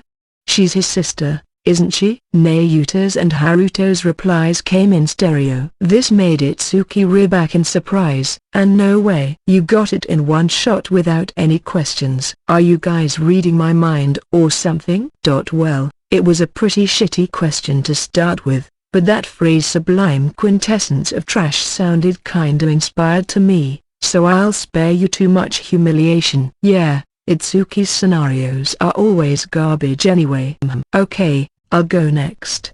Haruto took a deep breath. A novelist is on deadline. He completely blows it apart, but the editor doesn't lodge a single complaint. In fact, everyone in editorial thanks the author, from the bottom of their hearts. Why? They thanked him? Itsuki's and Nayuta's eyes opened wide. Both were no stranger to ignoring previously promised deadlines, and the rage from the editorial department each time was terrifying. Gratitude was unthinkable. Are you sure this isn't just some hallucination of yours, Prince Manhwa? Does that count as a question, Nayuta shook her head. No, let me try again. Are we talking about modern Japan?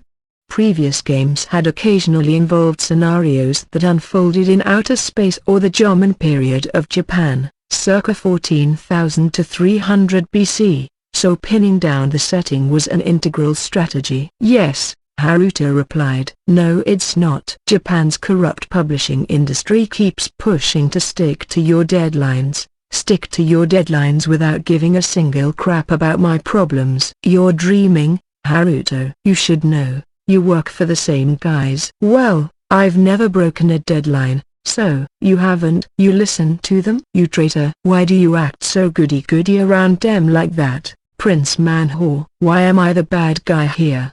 Haruto said, perplexed at their irrational outburst. Hey, what's it gonna be? Either you stop respecting your deadlines, or you stop being our friend. Pretty shitty friendship, if that's how it is. You've broken all those cherries, and you've never broken a deadline. I'm not actually Prince Manhwa, you know. Come on, man. The more deadlines you fail to keep, the more the regret makes you a kinder, stronger person. Oh, like you ever regretted blowing a schedule. How are you supposed to break out of your shell if you can't break out of the shackles of your deadlines? The shackles. Despite how rash and thoughtless she was being, there was a mysteriously convincing aspect of Nayuta's expertly woven argument. It threw Haruto for just a moment before he shook it off. Guys, stop trying to lure me down the path to asshole land. You're supposed to be asking me questions. Oh, right. Itsuki growled. Next question. Is this author someone's little sister? There might have some siblings, but let's go with number. The writer's background isn't important. No way. So it's nobody's sister, and the editors are still heaping praise on the guy for blowing a deadline. Could you stop wasting our questions, please? Nayuta asked, staring right at Itsuki. Sorry, he apologized honestly. But if the background isn't important, it doesn't matter if the author's popular or on the brink of getting fired or whatever. So maybe we should be focusing on the editors here. Ooh, good idea. Nayuta exclaimed. Maybe I gave out too much of a hint? Haruto said, a bit concerned. Okay, so is the editorial department in some kind of crisis? She ventured. Yes. And if the writer blows this, would that save the editors from whatever danger this is? Itsuki followed up. Yes. Itsuki and Nayuta visibly brightened. They were on a hot streak. Which didn't last long. A problem you could solve by breaking a deadline. What could that be? Would the editors be in big trouble if the author's novel ever got published? Haruto thought about Nayuta's query for a bit. I dunno. Probably not, I guess, he said, shrugging. That's pretty vague. So the novel itself isn't the issue. Maybe the novel uses some characters from a theme park that's really picky about its copyrights, or, like, the publisher's Shogakukan and the writer wrote about Dora. You're blowing this way out of proportion, guys. The two of them mulled the question over a bit more before Itsuki spoke up. Wait. Haruto, can you repeat the question? Okay. This novelist has a deadline. He completely blows it apart, but the editor doesn't mind at all. Everyone thanks the author from the bottom of their hearts. Why? So this novel, Itsuki began, far from confident. Well, it could be a novel or a comic script or game text or whatever, but are we talking about blowing it for the author's own work? No, Haruto said with a smile. In that case, wait. Nayuta broke in. He broke a deadline for something that wasn't his? I don't get it. Itsuki gave her a sidelong glance and plunged ahead. Are you saying that the novelist physically blew something open? Yes. Haruto nodded, the smile now an ironic grin. Physically? Nayuta jumped a little in her seat. Was the author being kept in the editorial office until he broke it? Yes. You pretty much got it now. At the time he broke it, were all the editors unconscious? Well, all right, yes. Maybe they weren't, but they were all incapacitated. Haruto shrugged again in a sign of defeat. Itsuki grinned in reply. I got it. Here's what happened. All the windows and doors in the editorial office were closed and locked, and then a bunch of carbon monoxide was released inside. All the editors lost consciousness. But then the novelist stopped by, realized something was wrong, and kicked the door or window or whatever open, completely blowing it apart. Then he saves everyone, and they all love him for it. That's why you framed the word deadline and the term blow it in two different sentences. You weren't talking about blowing the deadline at all. Ding, ding, ding. I had a backstory for why the office was being gassed, but it doesn't really matter. You win. Ah ha ha ha ha ha ha. Questions like those are a total pushover for someone like me. Haruto warmly smiled as Itsuki laughed his high-pitched laugh and Nayuta gave him a round of applause. That was a pretty good problem by Prince Manhwa's standards, though, huh? She observed. Yeah, thanks. You're up next, Nayu. All right. Wait till you hear this one. It's gonna shock you so much. You'll have erectile dysfunction for the rest of your life. It was an oddly threatening way to frame what turned out to be a pretty short question. So there's this man, and he made a jump. The man died. Why, huh? The other two answered her with slack-jawed stares. That's the whole problem. Clarification, not a question, said Haruto. If this winds up being the kind of crap we'd never solve in 15 questions, Itsuki said, you better get prepared for one severe tongue lashing, girl. Sure, no problem. Nayuta gave a confident nod at them both as they began working on the question. He made a jump and died? Did he jump off a building or mess up a ski jump or, well, did he die in a fall? No. What? Haruto exclaimed. Is this kind of like my question, where it depends on how you interpret the word jump? Was the man in debt? In Japanese financial parlance, Someone who extended the period on their loan after paying nothing but interest on it was said to be jumping the loan. In other words, Haruto reasoned, the man might have had money issues. But Nayuta quickly disappointed him. I don't know. Let's go with no. It's not money. Did someone else kill him? No. Did the man have a little sister? I have no idea. Nayuta bluntly answered Itsuki. Please stop wasting questions on that, Haruto pleaded. Did the man fall from a really big height? No. No. So it's not like the shock of falling gave him a heart attack halfway down, huh? It's someone who died jumping but not falling really far. Did he hang himself? No. Did he die inside a room? No. Did he die outdoors? Not outdoors. No. So not inside and not outside. Did he die someplace dangerous? Yes. Despite all his questions, Haruto still struggled to find the crux of the query. Are we in modern-day Japan here? Itsuki asked out of the blue, recalling what Nayuta had asked Haruto a moment ago. Nayuta's eyebrows twitched a little. No, it's not modern Japan. Is it some other country? Yes, probably. I mean, it's not that important, really, whether it's in Japan or not. Although I guess the location is kind of a key point. Haruto's eyes brightened. Is this taking place in reality? Nayuta took a moment to respond. No. I think I got it. Haruto flashed a somewhat concerned-looking smile. What do you mean? Still oblivious, Itsuki asked. We're in the world of video games, aren't we? Haruto pressed. Yes, said Nayuta, and the edges of her lips curled upward. Is this the guy from Spelunker? Yeah, the crestfallen Nayuta admitted. Nayu, Haruto began, a mix of relief and wry irony on his face. I hate to say this, but I think that was a pretty shitty one. Way better than Itsuki's, but, a game? Itsuki burbled, still lost at sea. There's this old action game called Spelunker, Haruto explained. You play this guy exploring a bunch of ruins so he can discover a bunch of treasure at the bottom.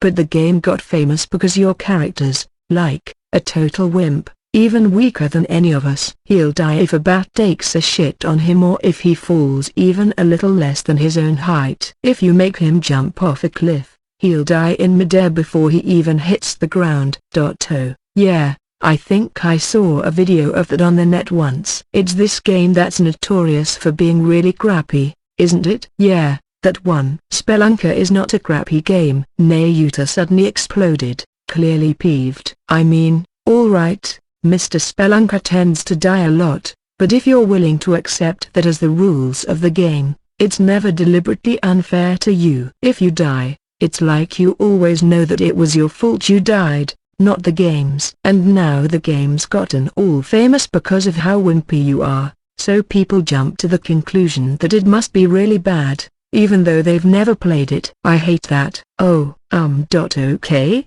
It was rare for Nayuta to lose her temper like this. Rare enough that it gave both Haruto and Itsuki pause. Back when she had spent all her time cooped up at home, she had played a ton of free or cheap-to-download old games on the internet, and she was still a fan of retro games today. Here, let me show you. We can play Spelunker right now. Seizing the momentum, Nayuta wound up purchasing Spelunker via Virtual Console on the nearby Wii system. The experience was eye-opening to Haruto. It's hard, but if you're careful, you can make it pretty far, he admitted. So I guess it's not that unfair. But Itsuki kept dying on the first few screens. See? He complained. It really is crappy. This, however, created the kernel of an idea within Itsuki's mind, a Spelunker-style little sister who keeps dying immediately. He writes a proposal post-haste, sends it to his editor, and has it rejected. Why? Bearing all. It was the end of January, and Mako, free from her end-of-semester exams, was over at Itsuki's place.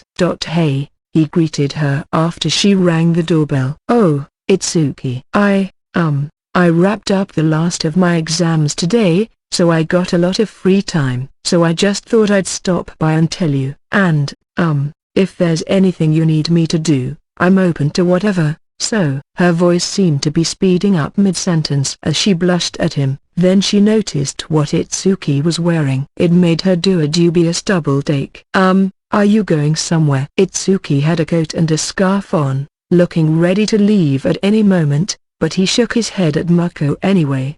The explanation for this was provided by Nayuta's shouting from inside. "Itsuki, shut the door. You're letting the wind inside." "Just come in," he prompted. Okay," Mako meekly answered. It was just as cold inside as out, with Nayuta lying half covered by the blanket of the kotatsu table, dressed in as many layers as Itsuki and reading a manga magazine. "Congrats on finishing your exams, Maya," she said, turning only her face to greet her. "Thanks, Nayu." "Man, it's kinda cold in here." "Why don't you have the heat on?" "Because it broke this morning." "It just had to be today, too." "Brah," Itsuki said as he threw himself under the kotatsu with a shiver, taking a moment to glare at the air conditioning unit above his head. "I'm deeply disappointed in you. Did you call anyone about it?" "Yeah, but they said they can't show up for 3 days. This kotatsu's keeping us from freezing to death, at least, but I can't do any work like this." "Why don't you just go to the store and get a cheap room heater?" "Well, there's one other option left," Nayuta said, sitting up and showing Itsuki an advertisement from his magazine. "Itsuki, what about this?" It was a 2-page spread showing a group of swimsuit-clad beauties screaming the beach in unison. "You want us to go take the polar plunge somewhere in this weather?" "No. This manga's set around a school trip in Okinawa." "Okinawa?" "We could do that." "We could, yes." Seeing Itsuki and Nayuta relate to each other over this unnerved Mako a bit. "Wait a second, guys," she interjected. "What are you suggesting?" "I mean, I guess Okinawa's warm during the winter, but you aren't gonna go fly there right now, are you?" "Yeah, pretty much," Itsuki instantly agreed. "You should come along with us, Maya." "Huh? Me?" "You just finished up your tests, right?" "I could pay for your ticket." "Whoa, Nayu, I couldn't." "I mean, money wouldn't be the issue." "So great, so we're all set." "Me, you, and Itsuki in Okinawa." "We're what? Already?" Phew. Faced with Nayuta's supremely joyful grin, Mako found it impossible to say number. And thus, that was that. It being the off-season, securing plane tickets and hotel reservations turned out to be the easy part. All 3 of them were on the island of Okinawa by nightfall. "I can't believe we're really here." "I mean, is Okinawa really the kind of place you just zoom off to because it feels a little nippy out?"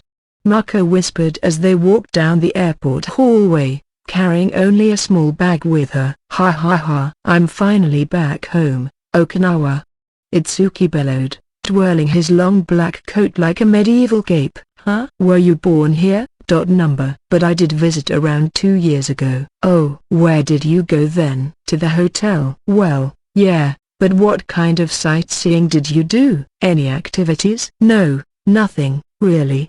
It was August, so everything was friggin' packed with tourists, and the sun was so hot I felt like I was melting. So I wound up spending all 3 days in the hotel." "Wow, are you an idiot?" Itsuki blushed at Mako's frank and honest impression. "What do you mean, an idiot?" "It's my vacation. I can do whatever I want." "Sure, but that is stupid, you know." "And no, it's not." "You're stupid for thinking it's stupid." Itsuki himself regretted the memory of that trip enough that not even he bothered to put up a vigorous defense. This time, though, I'm gonna learn from the past and take in everything Okinawa's got to offer. Sure is hot, though. I'm starting to not wanna go outside." "True." "I can't believe this is January," Nayuta said, wiping the sweat from her brow. "They said it's in the low 60s here," Mako added. "That's Okinawa for you. Always warm." "You know, guys, maybe you wouldn't be so hot if you took off a layer or 2. "Oh, right. Good point." They took off their coats, only to reveal knit sweaters underneath. They wound up buying t-shirts and underwear at the souvenir shop before taking a taxi to their hotel in Okinawa's capital city of Naha. Itsuki took up a single room, while Mako and Nayuta shared one with 2 beds. "Hey, Maya, You wanna trade rooms with Itsuki? No, we can't do that. I look forward to staying with you, though, Maya. Yeah, Mako said, patting the smiling, undulating Nayuta on the head. After quickly freshening up in their rooms, the trio headed to a nearby izakaya for dinner. This was Okinawa, after all, and a ton of local cuisine was served family style: taco rice, Tex-Mex style seasoned beef over rice, goya champuru, bitter melon stir-fry with pork or spam, refute, pork ribs, sea grapes, a type of edible tropical seaweed, and fried gurukun, the most common fish in Okinawa, one of the island's most well-known saltwater fish species. Itsuki and Mako toasted the meal over a couple of jugs of beer seasoned with hibiscus extract. The light, refreshing sweet and sour flavor couldn't be beat in hot weather. This extract is available on the net, allowing you to create your own anytime you'd like. It's best mixed into lighter varieties, such as a nice Belgian white or Okinawa's hometown Orion beer. Nayuta, not quite being the legal age to drink yet, had to make do with hibiscus juice instead. This is nice. Yeah, it goes great with the goya champuru. Nayuta puffed her cheeks out at the sight of Itsuki and Mako savoring all the flavors they were taking in. Or, I want some, too. Nope, wait until you're 20 years old. Yeah, Itsuki added, just enjoy your little kid juice for now.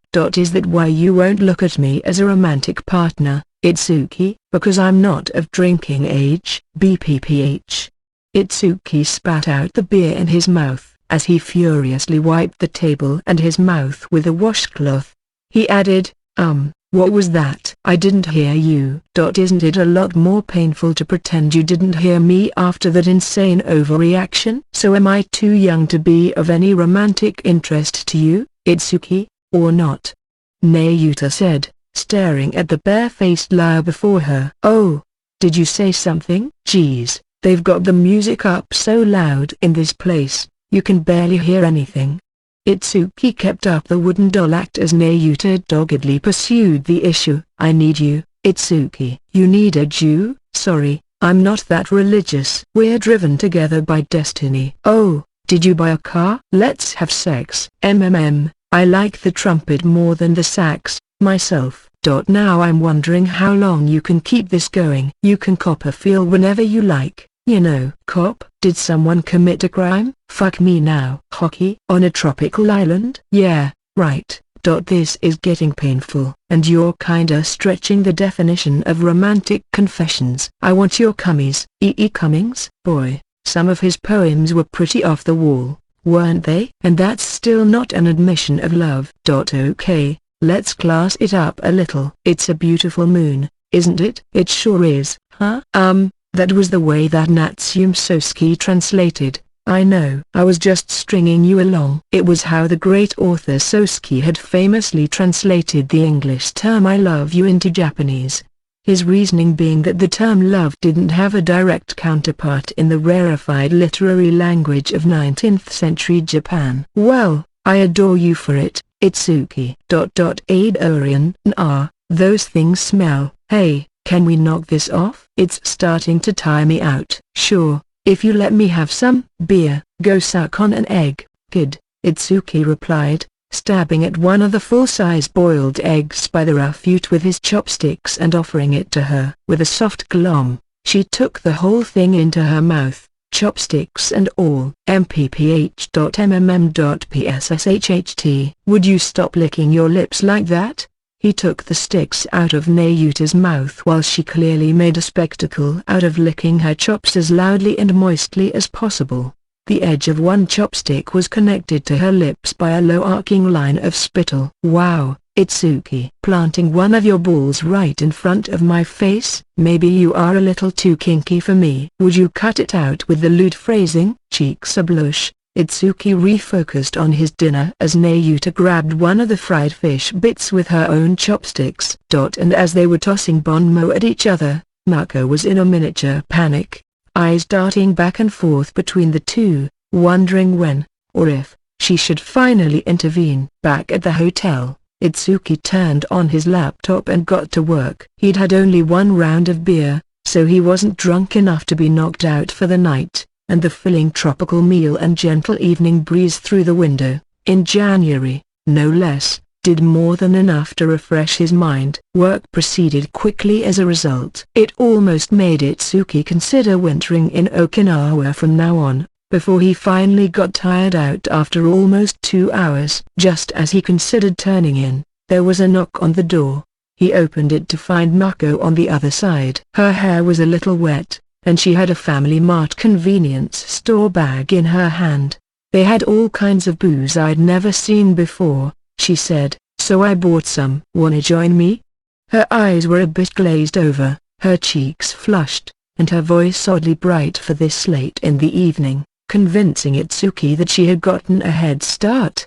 Where's Kaneko? Neu took a bath and went straight to bed. Oh. Inviting herself into the room, Mako took a few cans out of the bag and lined them up on the table. From the Nangakuchu High to the Orion Southern Star and Special X beers, Itsuki hadn't seen any of the brand names over on Japan's main island. The convenience stores in Okinawa are crazy. They sell taco rice bentos and rice balls with pork meatballs inside them, and, like, limited-time burgers and snacks and stuff. And they were selling soba noodles in the Udon food display, too. Oh, and tons of regional juice and stuff in the vending machines. Yeah, I know. I got all my meals out of the convenience store last time I was here. Wow, can't say I can praise you for that, a stunned Mako replied as she pulled the tab on the Southern Star and began sipping it. Itsuki, for his part, was tackling the Shekwasa and pine-flavored Nangakuchu High, another Okinawa-exclusive flavor combo.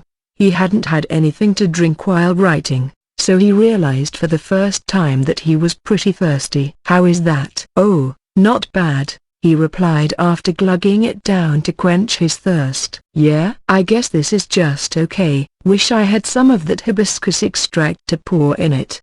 The two of them continued chatting as they turned to their second cans, Mako unsure which one to go with. Hey, Itsuki, what do you think about Neu, anyway? She's a pervert, he immediately replied. Yeah, well, yeah, I guess so. But being told she loves you all the time like that. I mean, have you ever thought about going out with her, a little? Think about it, huh? I already turned her down. Like, ages ago. Thanks to the alcohol, Itsuki was having a bit of trouble focusing his eyes. Ah really? When? He opened the Special X and took a swig, letting out a quick burp that sounded oddly cute to Mako along the way. He explained to her that Nayuta had come back to his apartment 3 days after her first visit to ask what he thought of her debut work and of her love confession. Apparently, he replied, I can't be that way with you. And that was that. Nayuta burst into tears on the spot, and Itsuki, as he put it, still recalled what an ass he felt like, watching her fall to her knees and cry in his apartment. Even if it wasn't particularly his fault, he felt completely worthless, unable to do anything to help. When Nayuta turned to leave, head hung down low, he heard her whisper, "Will you still talk to me, Mr. Hashima?" Itsuki was so racked with guilt that he hesitantly said, sure, of course. I mean, I'd always love to have another novelist friend or two. He didn't expect that would mean Nayuta would visit his apartment again the very next day. Still, after just claiming he'd love to have another friend, he found it a bit too cruel to summarily kick her out. So he invited her in, and they started playing some game or another together. Then she visited again and again, which brought them to their current relationship. What? I just felt kind of guilty. All this time, I had pictured you as this bastard who kept dodging any actual commitment with this cute girl hanging around you but giving her just enough positive reinforcement so she stuck around. You did? Itsuki gave her a bleary glare. She grinned apologetically. Why don't you two just become a couple? I mean, she's cute, and, wait. Never mind, I take that back. Mako took her eyes off the perplexed Itsuki. Why aren't you a couple? She remembered one of her friends asking her the same question multiple times and how it had always put her on the spot. It wasn't as if she minded hanging with people she didn't like just because they were handsome or smart or captain of the soccer team or rich or had a bright future ahead of them or whatever. Maybe she'd start to like him over time if she kept it up. It's just that people kept assuming that they'd get together, that it'd be weird if they didn't, and Mako resented that. So you really don't think anything about her? She ventured again. Well, that's a stupid question. Itsuki turned his face away from her. I don't think nothing about her, number. And that's what makes this so shitty. Seeing his shockingly reddened profile almost made Mako want to cry on the spot. Have you ever read Kanaku's books, Mako? He whispered, eyes still downturned. No, she replied. You should, as long as you have no writing aspirations for the future. If you don't, you're seriously losing out. You had the free time to read my stuff. You should really devote it to Nayuta Kani's instead. He delivered it almost like a monologue, then capped it off by falling to his side and instantly starting to snore. Hearing this unfamiliar, amazingly unarrogant side of Itsuki came as a shock to Mako. Guess you got a lot on your plate, too. The next morning, the three of them were discussing the day's itinerary over breakfast at the hotel restaurant. This is our first trip to Okinawa, Mako began, so we gotta hit up Shuri Castle and the Okinawa Chirome Aquarium. Beyond that, you guys got any recommendations for the island in the winter? Anything you wanna do? Mew? The responses from Itsuki and Nayuta, both of their eyelids still heavy from fatigue, were rather sluggish as they chewed on their grilled fish. I said, do you have any place you wanna go? Not so loud. It's ringing in my head. Itsuki winced. What, are you hungover? Don't be stupid. Who gets hungover after a single can of beer? One can. Do you even remember what you did last night? I was writing late at night, and I must have dozed off sometime. Mako sighed at Itsuki. He really didn't remember. And she wasn't much in the mood to clue him in. After their deep conversation, she'd spent a while longer drinking as she'd enjoyed the sight of Itsuki sleeping like a baby. It'd be a little weird if they'd got out. So you wanna go somewhere, or what? Desert Island. Mako raised an eyebrow. What? In the next volume, I have this event where the hero and his little sister get marooned on a desert island. I wanted to get some material. Well, maybe there's an uninhabited island we can check out nearby. I'll do some research. And so, just a bit after noon, the three of them arrived at one of Okinawa's outlying islands. Chatting with the hotel staff and a guy who worked at the place where they had lunch, Mako had tracked down an island that, at this time of year, was unlikely to have anyone on it. Thank God we have Maya with us, huh, Itsuki? Nayuta chirped. Yeah. Itsuki replied. When it came to hotels, flight reservations, and other things he could buy as part of a pre-arranged system, Itsuki could handle that, no problem. Actually talking to live human beings and getting info out of them, meanwhile, was an ordeal. Having Mako and her superior communication skills handle that was a godsend for him. Just as her contacts had suggested, there were no tourists on the island today besides the three of them. It was a small one, too. They had been walking down a narrow path, snapping pictures on their phones, and all too soon they were on the opposite beach from where they'd started. The blue ocean spread before them. Wow, Mako sighed. It's beach time. Nayuta intoned as if they were in a poorly acted anime scene, flipping off her shoes and mincing her way across the sand. Ooh, it's cold. Guess I should have expected that. Mako joined her, removing her shoes and planting her feet into the crystal clear waters. We should swim in it anyway, Maya. We're here and all. What are you, crazy? We don't have any swimsuits. What do we need those for? Countered Nayuta calmly. There's nobody here, huh? Mako blankly asked as Nayuta began to wriggle out of her t-shirt. Whoa, what are you doing, Nayu? Itsuki, look away. Why yeah, I know. He had reflexively turned around, not needing what Nayuta was doing spelled out for him. Without a moment's hesitation, Nayuta had her shirt and skirt off, flinging her panties into the air before falling straight into the water, not a stitch on her. The way she shouted "splash!"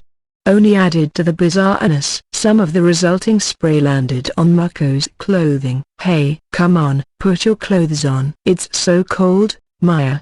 Nayuta opened her eyes wide, as if this came as a surprise to her. "Of course it is. I think it's fine, though." "You come in, too, Maya." Nayuta stood up and began splashing more water in Mako's direction. Every time she swung her arms, she drummed up some remarkably wide-ranging sprays, considering her small size. "Ah, that's cold. You're getting me wet." "Come on." "You too, Itsuki." "You dumbass!"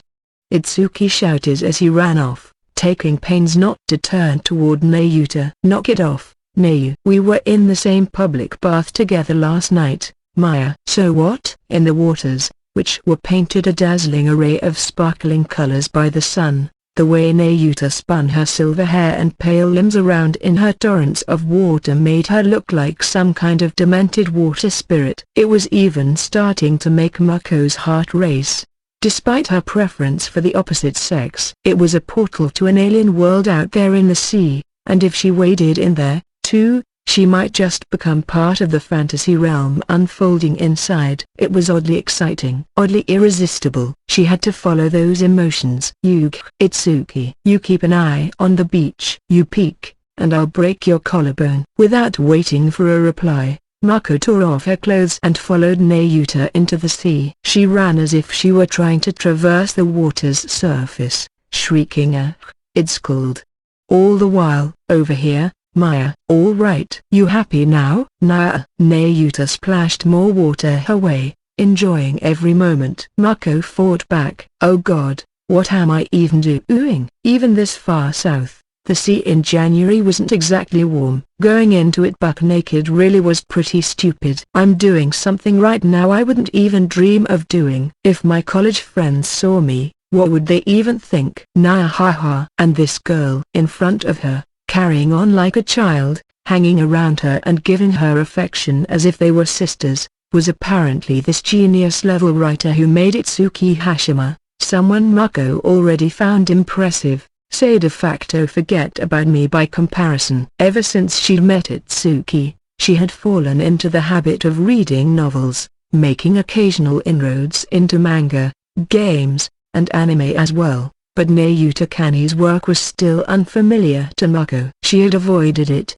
In fact, she had a vague impression that somehow, if she read her stuff, she wouldn't be able to interact with Nayuta the way she did now. But the Landscape series was enough of a bestseller that most bookstores gave it prominent positioning. Whenever Mako ordered a book on Amazon, Nayuta's stuff would show up high in the customers who bought this item also bought section all the time. She couldn't help but notice it. Every volume of hers had several hundred reviews, most of them fawning, almost into the realm of worship sometimes, with people claiming this book changed their life or saved them. It made Mako wonder, have I ever changed someone's life? Or saved them? As the guy on the 10,000 yen bill wrote, it is said that heaven does not create one man above or below another man. But that doesn't, mean everybody's equal in real life, either. That made sense to Mako. People aren't equal. Nayuta Kani was more valuable than her. And she was less valuable than Nayuta Kani. And, she thought, someone like herself had no right to interfere in her love affairs. The tears came rolling down. They were quickly washed away by the plumes of water Nayuta was splashing at her, impossible to notice. Meanwhile, I'm the one who should be saying that. What am I even doing? Itsuki was seated behind a boulder and staring at the sky. Two naked women were shouting at each other just on the other side of it. If someone asked whether he wanted to look or not, hell yeah, he wanted to look. And he probably wouldn't get caught, either, if he peeked out from behind the crag. But Itsuki boldly resisted the urge. He was here on this desert island for research purposes. The captain of the boat they'd taken had warned him to watch for poisonous vipers, so he couldn't go exploring by himself. Vipers sounded scary, talk about a snake in the grass. And as time continued to crawl, second after anguishing second, he couldn't help but wish he had been smart enough to bring his computer along. After taking the boat back to Okinawa's main island, they toured Shuri Castle and bumped around International Avenue, Naha's largest thoroughfare, picking up some souvenirs as they did. They spent most of their second full day at the Chirami Aquarium, gawking at the whale sharks, then had a fast food dinner at A&W. The 4 root beer refills. Nayuta enjoyed the laid so much waste to her GI tract that they almost missed their flight back home. But make it back to Tokyo they did. Later that night, although they almost froze their asses off all over again returning home before snuggling back around the kotatsu, the hack guy came to fix the system the next day, and then everything was back to normal. Itsuki had dug the whale sharks so much, even buying a bunch of cheap merchandise at the aquarium before he'd left, that he quickly whipped up a new book proposal centered around the tale of a little sister who lived naked on a desert island with her brother, who was cursed and turned into a whale shark. Hey, his editor Toki said, that might actually work. Kind of a fairy tale fantasy love story. It could be a new Itsuki Hashima frontier to explore. But he rejected it anyway. Itsuki was adamant that the man must be doomed to be a whale shark forever and united with his sister underneath the churning waters, and Toki just couldn't wrap his head around the feel-good climax. Gods. It probably doesn't need to be said, but the stories Itsuki Hashima, Haruto Fuwa, and Nayuta Kani wrote all fell under the genre of light novels. The term has become widely known in recent years, but even now, it lacks any sort of concrete definition, despite all their pointless arguing people have done over it. That's because no matter what rubric you attempt to use to classify them, by content, by packaging, by writing style, by author, by publisher, by target audience, by genre, by characters, and so on, it's too easy to come up with several examples that defy the rules. The series Light Novel Club includes a section where the hero, Misaki Asaba, provides a few sample books generally perceived as light novels, more or less, and says, yeah, those are light novels, I guess. Just like her, people in real life are forced to make these vague judgments, with no solid definition to rely upon. She was doing the best job she could, really. So let's try taking Asaba's approach. A light novel is the sort of novel published by prestigious, leading Japanese light novel publishers like our very own Shogakukan Gagaga Bunko, featuring, usually, anime or manga-style art on the cover. That, in a very lazy, hazy sort of way, sums it up. Packaging, it turns out, is vitally important for almost any product, not just books. It refers to almost anything that attracts the customer's attention and drives them to make a purchase. In a book's case, the cover, the title, the obi description, and the blurb on the back or the side flaps. For a light novel, the most important thing of all, the pillars that keep the whole package upright, is the illustrations, with some exceptions. No matter how charming the characters, no matter how much the story grabs you by the heart and doesn't let go, nobody's going to notice if they never pick the book up in the first place. The industry isn't so easy to profit in that a decent package means a bestseller 100% of the time, but the fact of it is, if you don't have a good package, nobody will read it. You can't even throw your hat in the ring, so to speak. This fact isn't necessarily restricted to light novels, either. Nearly anyone involved with product development has encountered it one time or another. So to light novel writers like Itsuki and his cohorts, the illustrators handling their books were a vital part of their continued relevance in this field. Sort of gods in their midst. And the world of artists was polytheistic. There might be Zeus types with omnipotent skills, gods you couldn't really rely on much, gods with tons of ability but not much in the way of stability. Even accursed gods who caused problems and, on rare occasions, actively damaged their books, authors, and publishers. Generally, however, they were considered holy presences, worthy of great honor and respect. Itsuki was, right now, playing with one of these gods. Setsuna-ina, to be exact, a young man sitting across the kotatsu from him. He had a mischievous, puppy dog-like face and a body about as diminutive and thin as Itsuki's. His hair was dyed a trifecta of colors, mostly blue, and his clothing was frilly, colorful, and unique, the Harajuku style, as some people called it, at the age of 16. He was an intensely popular artist, working on titles like Genesis Sisters of the New World, Itsuki's second series, under the handle Purikitsu, which literally meant jiggly ass.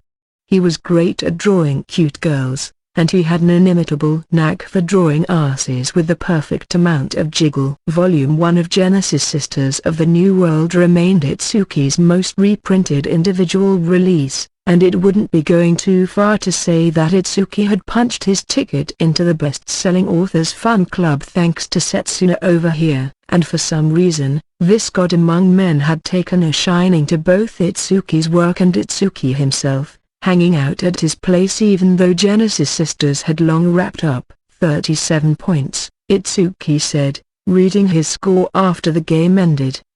I'm 35. Close. All I needed was one more sheep. Ha ha ha. It's talent, man, talent. Bah ha ha ha ha. Itsuki was nothing if not a sore winner. They were playing a game called Agricola, all creatures big and small, a special version of the Euro-style board game Agricola, tweaked for 2 players only, rather than the original's 2 to 5. In Japan it had earned the nickname Futaricola, a portmanteau of Agricola and Futari, or 2 people. Each player took the role of a farming couple tasked with building their households' facilities and expanding their count of livestock. Whichever player had the more bountiful farm after 8 turns was the winner.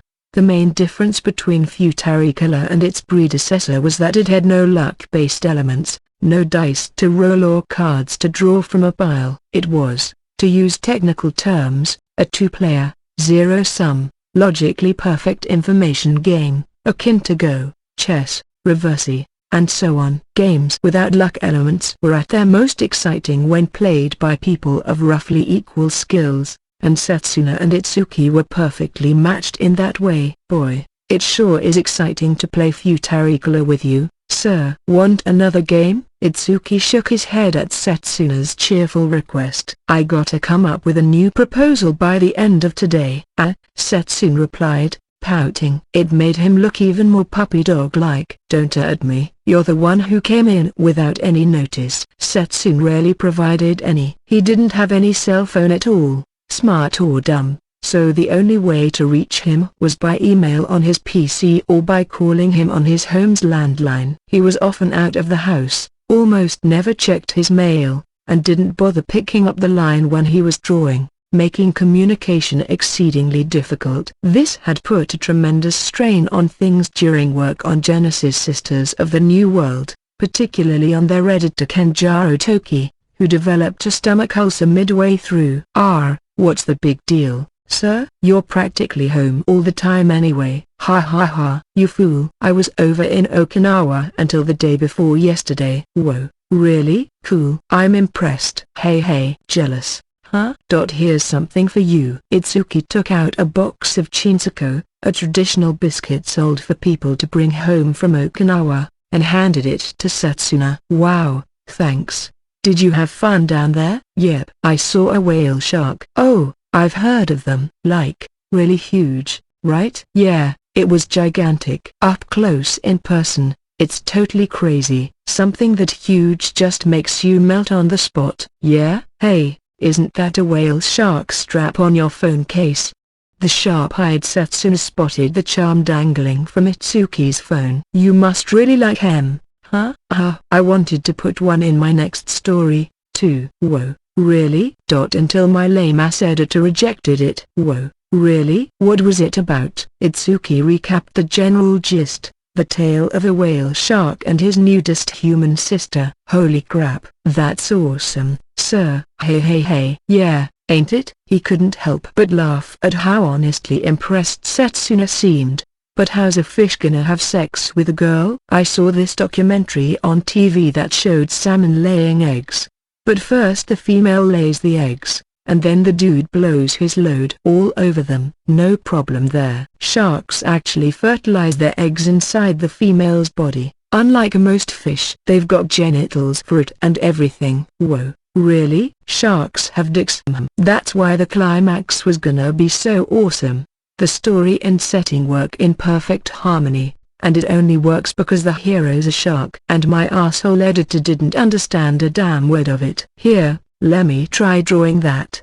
Setsuna shouted, whipping out his sketchbook and a mechanical pencil. Draw what? Before Itsuki's astonished eyes, Setsuna was sketching out an illustration at a blazing speed. Is that? He was drawing, essentially, what Itsuki had just described, a scene depicting a whale shark in natural unity with a beautiful girl under the sea. Here, kinda like this. The naked woman on the unruled sheet was impaled by something sprouting out of the shark's lower body, a look of bliss upon her face. From afar, it merely looked as if she was swimming alongside the beast, but the entire piece of artwork reeked of obscenity nonetheless. It left an otherworldly, fantasy-like impression, as if the observer were himself floating in the warm tropical blue waters, marveling at the girl's jiggly bubble butt from up close. Despite being drawn with nothing but a mechanical pencil, it was already high quality enough to serve as an in-the-book illustration. It was so good,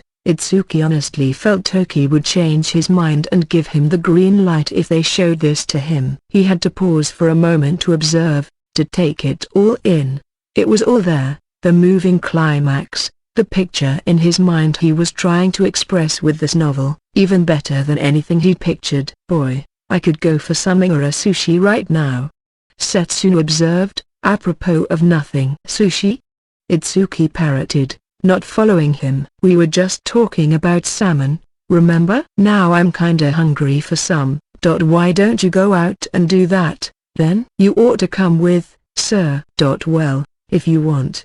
Itsuki nodded, not thinking much about it. It was past sundown by the time Itsuki and Setsuna arrived in Hokkaido. How did this happen?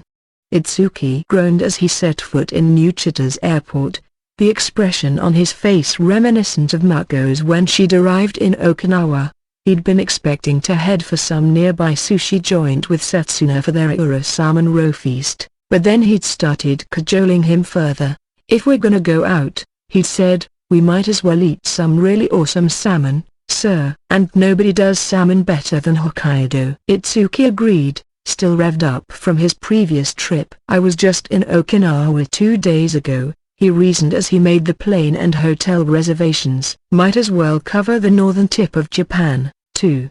The arrangements were a little trickier this time, with the enormous Sapporo Snow Festival in full swing, but it all fell into place anyway. Might as well, indeed. And despite traveling to Hokkaido in search of salmon caviar, Setsuna kicked off the trip by chowing down on a bowl of miso ramen at an airport restaurant. Hey, I was hungry, he protested, grinning. If you're in Hokkaido, you gotta try out the ramen, sir. You could have gone for something with actual seafood in it, Itsuki thought, but his own ramen was too delicious to get too worked up about it. This was his first time on Japan's northern island, so he figured he should enjoy the ride. So they hopped on a train to their hotel in Sapporo. Then, when they left Sapporo station, they noticed something. The cold and the howling wind. Geez, I'm freezing. This is nuts. How can people live in this? I'm going home. There was a light blizzard going on as Itsuki shivered, making it hard to assess his surroundings. Setsuna was even more lightly dressed than he was, but he remained chipper, singing Winter, again from pop group Glay as he traipsed along the sidewalk. He was actually singing the lyrics, and he was good, too. But our publisher didn't want to pay the licensing fees. Singing about taking your girlfriend up to Hokkaido in the winter. Takura must be some kind of sadist. You know where the hotel is? Setsuna gave Itsuki a blank stare. Huh? Wasn't it pretty much this way? Give me a second. Itsuki looked the hotel up on his phone. We're going the complete opposite direction. Damas. Itsuki was so troubled by this turn of events that he began singing T.M. Revolution's White Breath, the lyrics, Again, are left to the imagination, as he followed his phone's screen to the hotel. The next morning was kicked off at a restaurant, where the two of them each ordered rather opulent bowls of sashimi served over rice. They were practically overflowing with sea urchin, salmon roe, and crab legs, with piles of northern shrimp and scallops enshrined upon the apex. There were clearly far more toppings than actual rice. "This is way too much. Ha ha ha. I've never seen anything like this." The two were shocked and delighted at the meal. Once they actually finished eating it, though, Itsuki moaned, "I think I'm done with sea urchin and roe for a while." "Yeah," Setsuna drowsily agreed. "I had no idea too much of that could actually make you sick."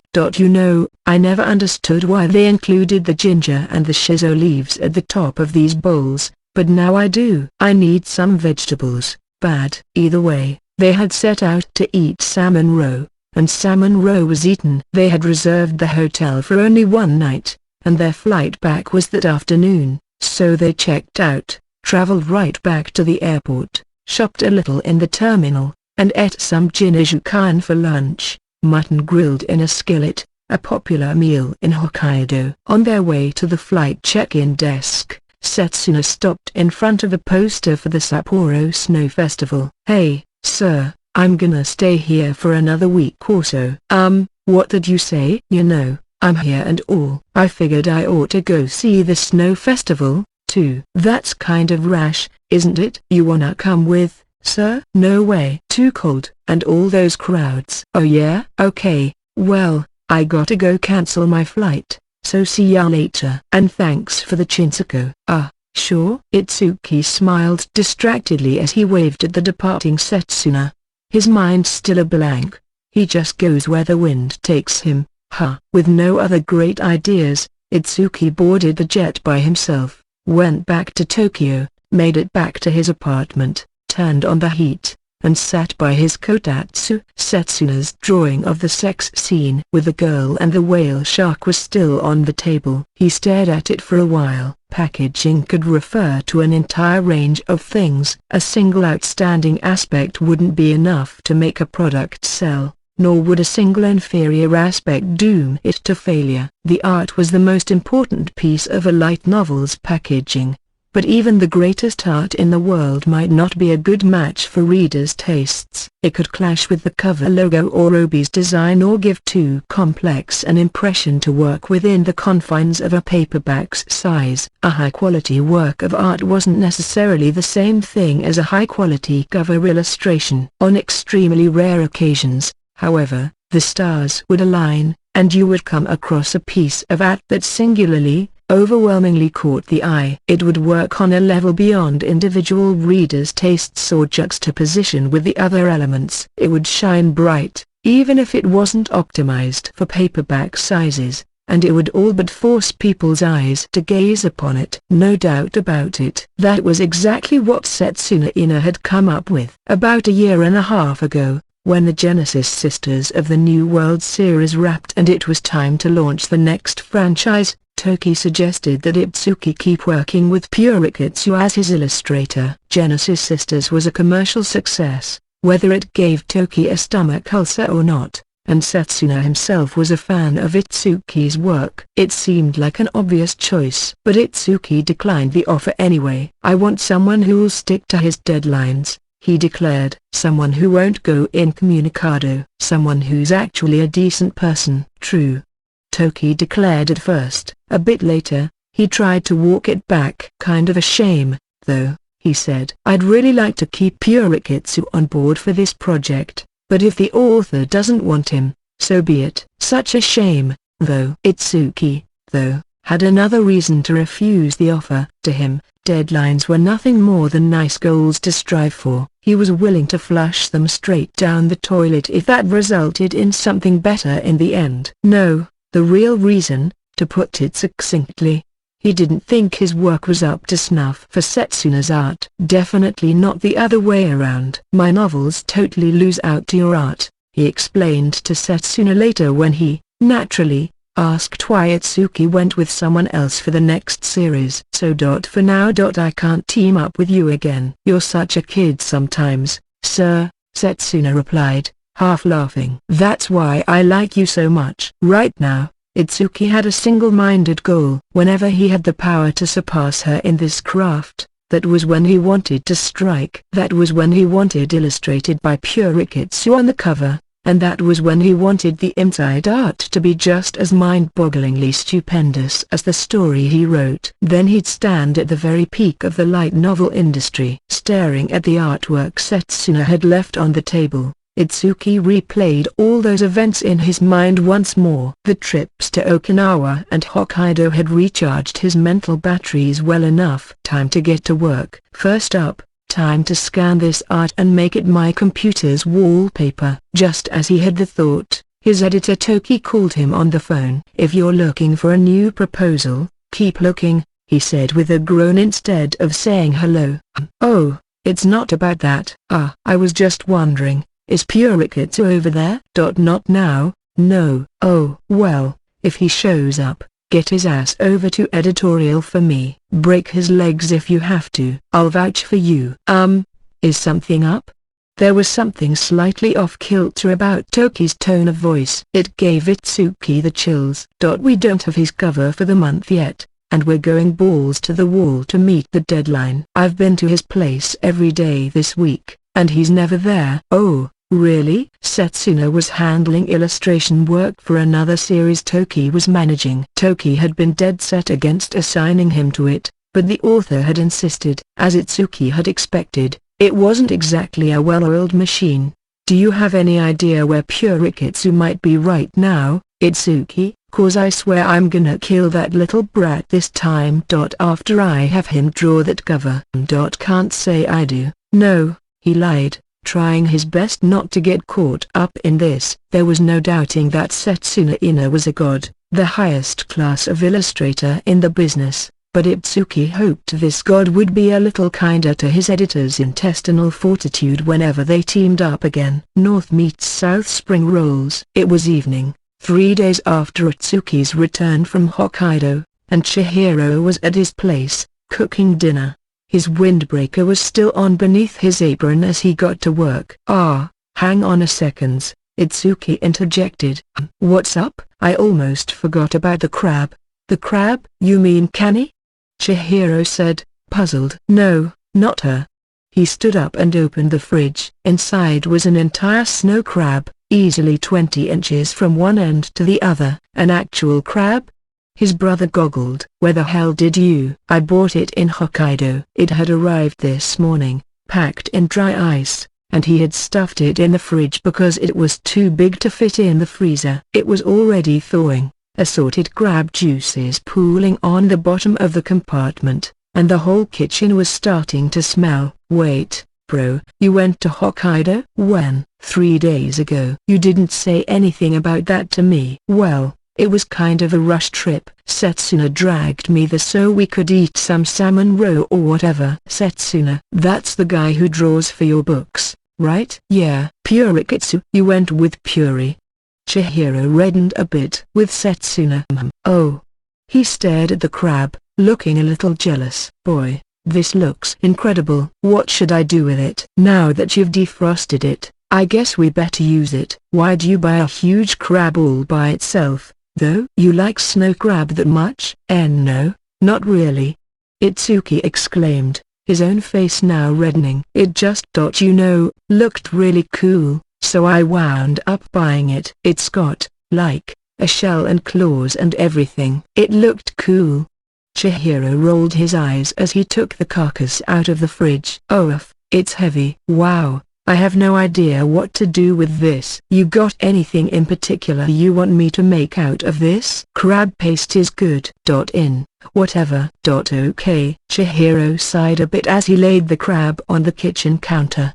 What to do? He murmured, a light smile spreading across his lips as he loomed over the body, ablaze with excitement over this find. Itsuki was about to return to his desk, leaving the kitchen to his brother, when he stopped. Oh, right. What? I got something else. He opened the fridge again, taking out a vacuum-sealed package of something black in color. What's that? Chiriga. The moment he peered into the package, He let out a scream like a kindergarten girl. The bag in Itsuki's hands, purchased in Okinawa, contained charuga, the skin from a pig's face. The nose was largely intact, as was the overall facial shape, and at first glance it looked like a decapitated head. Real horror film stuff. WHWH, what is that? Charuga from a pig. I think I saw that on TV once. It's some famous thing from Okinawa, right? Yeah, that's where I bought it. I tried a little, and it was actually pretty good. Chihiro gave Itsuki a blank stare. When were you in Okinawa? A week ago. Why? Well, my heater broke, and it was cold, so. Another odd look from Chihiro. Just because of that? You could have come back to our place. It would have been a lot closer. Yeah, I guess I could have. It wasn't that the thought had never occurred to him. In fact, he had made a conscious decision not to. Come on, Chihiro lightly sighed. He was a smart kid. He probably knew that his big brother was playing dumb with him, but thankfully, he didn't take it any further. So this Charuga? He said, turning up his nose as he stared at the plastic bag. How do you eat it? It was cut up into really thin slices when I tried it. Oh, yeah, you can do the same thing with pig ears, right? Maybe I can just do this up like that? And that crab, too. His eyes turned from the pigskin in front of him to the crab lying on the counter as he thought about this. Crab and pork, You don't have to use them both right now. The pork'll keep for a while.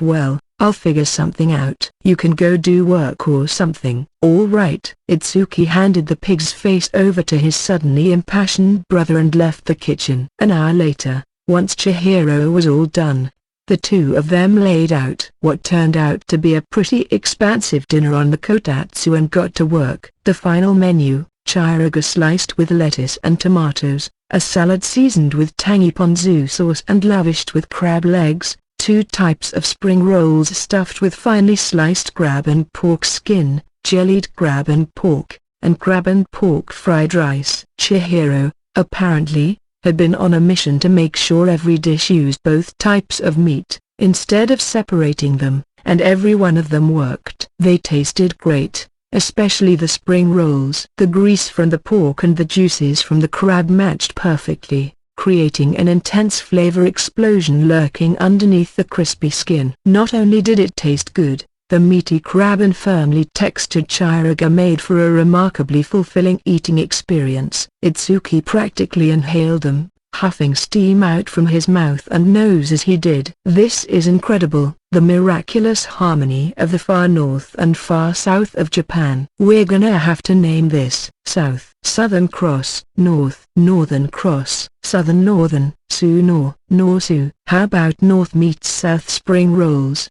He was trying to come up with a snappier name, like the ones cooking-oriented manga came up with all the time, but nothing sounded right, so he compromised a bit. You like them? A lot, Itsuki replied, nodding. Chihiro answered with an embarrassed smile. Did you go with Setsuna to Okinawa, too, by the way? No, that was with Mako and Kaneko. Chihiro's eyebrows twitched. Oh, wow. A trip to Okinawa with 2 women? Something wrong with that? Nah, it's just like. Wow, you're finally growing up, bro. The appraisal sounded more like criticism to Itsuki's ears and made him feel awkward. It's not like traveling with them is some huge deal. It's just a quick plane trip to Okinawa. Okay, maybe not that quick, but still, like 3 hours or so. It's just like visiting grandma in Gifu Prefecture. You've taken girls out before, too, haven't you? The phone in Chihiro's pocket began ringing. He took it out and tapped on the screen. Hello? Hey, Kaihi? A peppy-sounding female voice said. 1 second, Chihiro said as he hurriedly stood up and half-jogged into the kitchen. I swear, you people with your good looks, Itsuki muttered as he saw him go. Chihiro had no girlfriend at the moment, but when Itsuki had taken a few glances at the address book on his phone, the screen had been filled with women's names. Completely different from how his phone had been during high school. He'd barely spoken to women at all in school, much less received messages from them. All men, For that matter, he had been kind of a loner. He distracted himself with another North meets South spring roll. Recalling the darker days of high school was bringing him down. Chihiro came back in a few more moments. "Was that your lady, Kaihi?" Itsuki asked, somewhat maliciously. The question made Chihiro's face instantly redden. "I told you, I don't have a lady," he protested. Itsuki declined to take it any further, and the rest of dinner was spent discussing the aquarium in Okinawa, the fish they'd enjoyed in Hokkaido, and so on. After they finished, Chihiro put the leftovers in the fridge, washed and dried the dishes, cleaned the bath and toilet, wiped down the floor with a mop, wiped the desk, separated out the garbage, and left Itsuki's apartment. "See you later, Itsuki. Come visit home sometime, okay? Sure. When I feel like it. Chihiro gave him a less than enthusiastic look for this before walking off. "Oh, wait," Itsuki said, returning to his room. There was a bag of souvenirs on the desk, and he fetched it for Chihiro. "Here's some gifts for the family, some Iwamori booze from Okinawa and Shirakoi Bito cookies from Hokkaido. I got a keychain, too, if you need it." Taking the bag, Chihiro fished the keychain out of it. A cartoony rendition of a whale shark dangled from the ring. "I can have this?" "Yeah." He sheepishly looked up at his big brother. Thanks." "No prob. I guess we'll both have whale shark keychains, then," Chihiro said. It was a little cute of him. Sweet, one could almost say. For some reason, it made Itsuki's heart skip a beat. Valentine's Day. A week after North meets South spring rolls were invented, the calendar read February 14th, Valentine's Day. Haruto Fuwa, the heartthrob novelist, was at Itsuki's front door. "Hey, I got some chocolate. Why do I have to take chocolate from you?" Haruto breezed past the peeved-looking Itsuki, opening the fridge and sticking several bottles of dark-colored beer inside. "More Belgians?" "Nah, these are Japanese." "Wow. That's rare for you." Haruto generally brought nothing but imported beer, mostly from Belgium, almost never a domestic choice. "It's kind of like Valentine's Day beer, you know. It's a big Japanese tradition to give chocolate on Valentine's, and I guess this brewery's trying it with beer, too." "Huh," Itsuki said, picking up a bottle out of curiosity. It was the Imperial Chocolate Stout from the St. Gallen Brewery, southwest of Tokyo. "This has chocolate in it?" "No, it's got roasted malt in it, which gives it a chocolate kind of flavor," Haruto explained. "It's a darker beer, and they only make it around this time of year." "It's good. You want some?" "Why yeah," Itsuki replied, swallowing in anticipation. Haruto gave him a sadistic smile. Hey, someone's sure being greedy today, huh?" "PFFT, come on." "I am not." "Yeah? Then why are you holding on to it so tightly?" "Ngh, arg, just let me drink it." Whoa, don't you know you're supposed to ask nicely?" "Come on, beg for it." "Why would I have to beg you for this?" "Oh, quit hiding it." "You want this so bad right now, don't you?" "This big black bottle?" "You can't wait to fill your mouth with the thick, viscous liquid inside, right?" No. What are you people doing?" The two of them froze, then turned around. Nayuta was there by the front door, practicing my sadism, Haruto cheerfully explained. "I figured girls would like a character like that." "Really?" a shocked Itsuki said. He'd had no idea. "I have no interest in whatever kind of act you're pulling, Prince Manhor, but it was neat seeing Itsuki cower before you like that." "Maybe I should act a lot more aggressive with him, too." "Look, don't start coming up with any stupid ideas, Kanaku." Nayuta's face was serene as she went inside, ignoring Itsuki's obvious alarm. In another moment, all three were at the kotatsu, Haruto popping open a bottle and pouring the beer out into glasses for him and Itsuki. The chocolate-brown liquid built an attractive head in the glass, filling the air with seductive fragrances. "Hey, that smells good. I wish I could have some." "You can have some root beer." "I think I will," Nayuta sharply replied as she took a can of exactly that out of her backpack and poured it out. It looked a bit like the chocolate beer at first sight, letting out a uniquely medicinal smell in its glass that made Haruto and Itsuki wince. Damn, it smells like a wet washcloth. You actually brought that with you? Itsuki asked. I bought a whole box off of Amazon. Root beer like this, naturally carbonated and made with a mix of real herbs and spices, was uncommon in Japan outside of Okinawa, where the local A&W chain had made it a regional favorite. Its singular taste and smell meant you forever loved it or hated it, with some people comparing it to a drinkable menthol pain relief patch. Mako had made it through only half her drink at A&W, saying it tasted as if someone had poured maple syrup on a box of pain relief patches. Itsuki had made it all the way.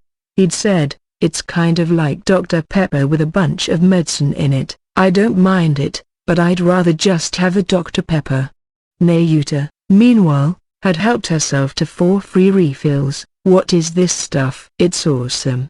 And completely destroyed her stomach. "Oh, let me take a pic before you drink it." Haruto lined up his and Itsuki's glasses, with the beer bottle in front of his drinking partner, making the peace sign with his right hand and framing the shot so as not to include Itsuki's face. He then tweeted it with the comment, "It's Valentine's Day, so I'm enjoying some chocolate beer with Itsuki _carrot. Still going with that gay persona, huh?" A stunned Itsuki asked. "Yeah. It's working a lot more than I thought it would. I think I'm gonna stick with it until the anime's first run wraps up." "See? I'm already getting replies." His smartphone's screen was alive with messages like, "You guys sure are in love, huh? And have a blast." And a Japanese emoticon that, in this context, was akin to tweeting "Gaeue" back at him. I really couldn't care less about Prince Manho's attempt to play LGBT for his own ends. But aren't these fans gonna harass the hell out of Itsuki once him and me get married? I think it's fine. All these people know it's just a fun little act, probably. As Haruto addressed Nayuta's concerns, Itsuki said, "You don't have to worry about that happening," with a groan, and squinted as he took a drink. Despite having chocolate on the label, it wasn't very sweet at all. A vivid bitterness spread across his mouth, reminiscent of cacao. It surprised him. I think something sweet would go great with it." "You're right. It feels kind of like coffee to me, so I think it'd work well," Haruto said after sampling it for himself. "I picked up some chocolate truffles in Hokkaido." "Let's do that," Itsuki said, standing up before Nayuta stopped him. "Wait a minute, Itsuki. Why do you have chocolate for yourself at a time like this? What's the big deal?" "Not like having chocolate around is a bad thing." Writing a novel was a tremendous mental challenge. Ensuring your brain retained proper glucose levels was vital, and an empty stomach was a fiendish villain when it came to maintaining concentration. Chocolate was the perfect drug for both maladies. Itsuki always kept a supply on hand. "Did you bring some for him, Nayu?" "Of course. I was just waiting for the right opportunity to present it." "So much for that," Nayuta sniffed. "All right. Why don't you have hers, Itsuki?" "I'll take the truffles." Kanaku's chocolate. A look of genuine concern arose on his face. "Hopefully you didn't spike it with anything." "I bought it from a store," Nayuta snapped back, removing 2 gift-wrapped boxes from her pack and offering them to Itsuki. "2? I got you some, too, just to be nice." "Oh." I really wanted to make my own and infuse it with my love nectar, but Maya said that'd be a bad idea, so I went with store-bought instead." "You did good, Mako." Itsuki thanked her from the bottom of his heart. Both packages were from Godiva, Nayuta's a special Valentine's edition in a heart-shaped box, Mako's a regular old bar. Itsuki popped a piece into his mouth after taking another swig of chocolate beer. A pleasant sort of sweetness swelled across his mouth, buoyed by the remaining bitterness on his tongue. It didn't banish the umami from the beer, if anything, it expanded upon it. A perfect pairing. Haruto did the same with his own, not forgetting to tweet a pic with the caption, "I got chocolate from Itsuki greater than first." The first bottle didn't last long after that. The second one was another St. Gallen special, a sweet vanilla stout. The vanilla made this one notably sweeter, but it still worked just as well with the chocolate. The three of them enjoyed a round of the card game Dominion as Itsuki and Haruto polished it off. They then turned to Godiva's homeland of Belgium for further inspiration,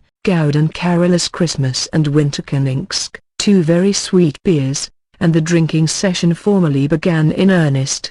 It was just about time for dinner, and they decided to enjoy it with a mac and cheese gratin and some beef stew Chihiro had made yesterday.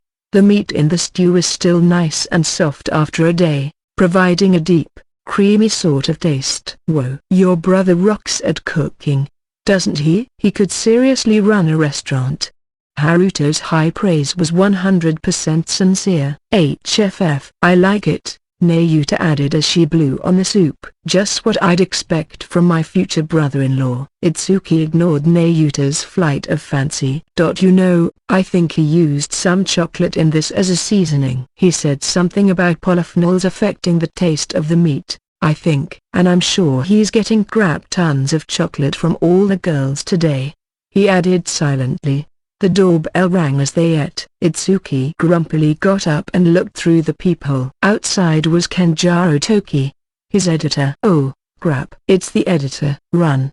Itsuki called over his shoulder. Haruto kept drinking his beer, unaffected. Nayuta promptly dived under the table. Just as Itsuki was reaching out to lock the door, it opened. Well, looks like someone's having fun. Toki's face was expressionless, his cheeks hollow.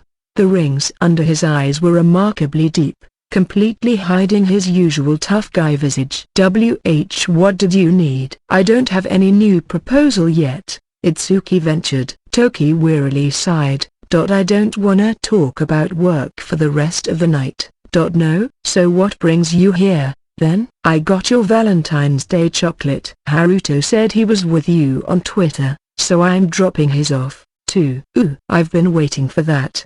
Itsuki's face grew notably brighter. Well, here I am, Toki replied as he stepped in. Good to see you, sir, Haruto said with a smile. Yeah, thanks. And I know you're here, Nayuta. I saw your shoes by the front door. You must have the wrong person, Nayuta said, wriggling out from under the kotatsu. My name is Kanako Hashima. I'm Itsuki's wife. Thanks for taking such good care of my husband all the time. Toki rolled his eyes. I'm not gonna tell on you. I'm not even your editor. Ooh, nice. You're always so understanding. Nayuta picked up Haruto's freshly emptied glass, refilled it with beer, and offered it to Toki. Here. All right. Just one, though. Toki slugged it down like a can of juice. Fuck. That beer didn't come cheap, Haruto complained, too quietly for Toki to hear. Right. Your chocolate, and here's Haruto's.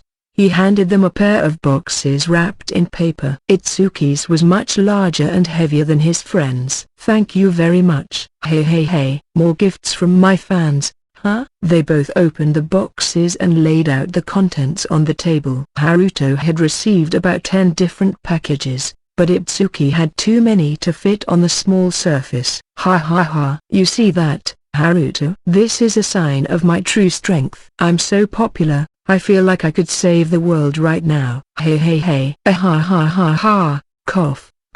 Haruto kept his usual smile painted on his face as Itsuki choked on his own laughter. A little crestfallen, he commented. It's not exactly for you. It's chocolate for the characters in your work. Exactly. It's not like you're popular yourself, Itsuki. I'm the only one who truly loves you. Ha. Say whatever you will, losers. How's it feel? Huh? How's it feel for the heartthrob novelist to lose out so badly to the likes of me? Haruto replied, beginning to highly resent this. Every year around Valentine's, readers would send great heaps of chocolate and other snacks to the editorial office. Some of it, a very small amount, would be addressed to the writers themselves, but most of it had the names of their fictional characters written on the gift tags. Surprisingly enough, despite the difference in sales numbers, Itsuki's fictional creations always received far more of these treats than Nayuta's or Haruto's. This was understandable in Haruto's case, Chevalier of the Absolute World's audience being around 95% male. Nayuta's landscape series featured a large cast of realistic, flawed young men and women, many of whom were in relationships with each other, and Nayuta herself was female, so she had a lot of women fans. However, her work just wasn't the kind that drove people to send real-life chocolate to their favorite characters. Itsuki, meanwhile, although recently plumbing the boundaries of sanity with his devotion to the little sister stereotype, still had a remarkably robust female audience, thanks to the plethora of studly, beyond-reality male characters that populated his novels. It helped that Genesis Sisters of the New World, his second work, reined the sister worship in a little. This was back when Itsuki mostly listened to what his editor told him. The adjustment worked perfectly with Purikitsu's art. It turned out he did just as expert a job on macho male characters as he did on young girls and their asses. The series was over, yes, but its characters still had their die-hard fans. All this meant that, while Itsuki often fostered an inferiority complex over the handsome Haruto and the utterly perfect Chihiro, Valentine's was the one day of the year when he got to laud his victory over them with utter abandon. Hey hey hey. Time to chow down on these offerings from my teeming millions. Despite his imperious tone, he took pains to neatly unwrap each box and try a piece from them all, clearly savoring them more than the high-grade chocolate Nayuta and Mako had provided. Nayuta attempted to kill him with the power of her stare as he did. In due time, Toki got tanked, completely forgot about his just one promise, and started haranguing Haruto and Nayuta. Haruto, how come you're always so goddamn smooth with your work? Phew. So on Tim? Yes, thank you. I wish some of the other asshole writers and illustrators we got would learn a lesson or two from ya. Well, that's kind of Nayuta. Why yes, you gotta do some work for us, lady. You gotta stick to your deadlines. Cause you're, like, and you are headlining authors. You and Purikitsu, too. How come it's, like, the more creative you are, the less you work?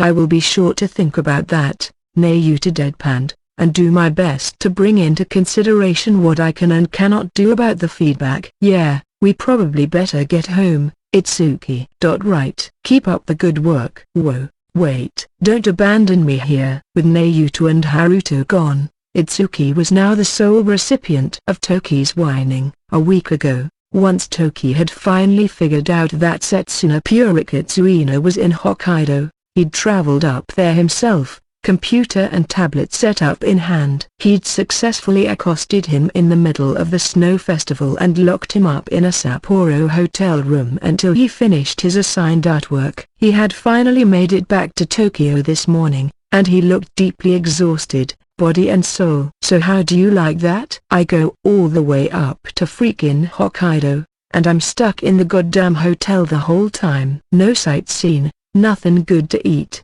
No hit in the red light district. Nothing. I mean yeah, that does sound pretty rough. You know, I just happen to have some Royce chocolate here. You want some? Ooh, thank you. This is so great.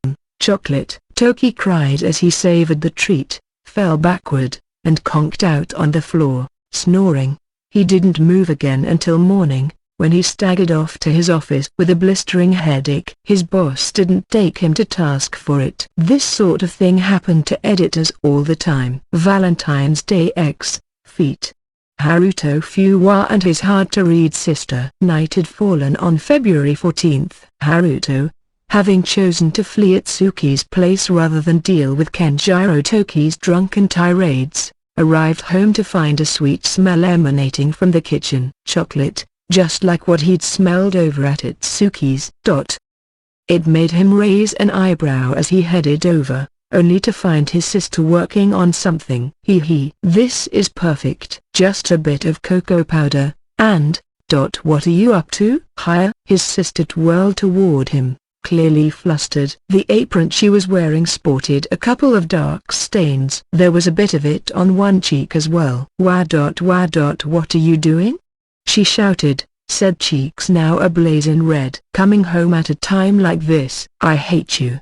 I'm free to come home whenever I want to. No you're not, Damas. You were drinking at your friend's place, weren't you? You shouldn't be home for a while yet. Yeah, Yeah. Is it bad for me to be home right now or something? Well, no, not really. I just hate it when you're around, is all. Oh, really? Guess I'll have to go apartment hunting soon, an exasperated Haruto said. This only further set his sister off. What? You know you can't do that, Damas. Not like you'd ever be able to live by yourself. Sure I can. You can't, alright? Plus, if you leave, who's gonna do my homework for me? Who's gonna run over to the convenience store to pick stuff up for me, huh? You should really do your own homework, at least. He knew from previous experience that arguing further about his living alone would be fruitless, so he decided to shift the topic to her studies. He turned his eyes toward the kitchen counter as he did. Behind his sister there were several small, rounded pieces of chocolate lined up in a row, along with a bag of cocoa powder and a bowl with melted chocolate sticking to the sides. Are you making chocolate truffles? Why yeah. Is that a problem? No, but why are you making chocolate right now? Valentine's Day was today. He had a point. She was a good day late at getting started on this. It's not like I meant to give this on Valentine's Day or anything. I just saw it on TV, and some of my friends were giving these out, and I wanted to eat some chocolate, too. That's all. Haruto could understand the urge, if she had seen someone else with chocolate.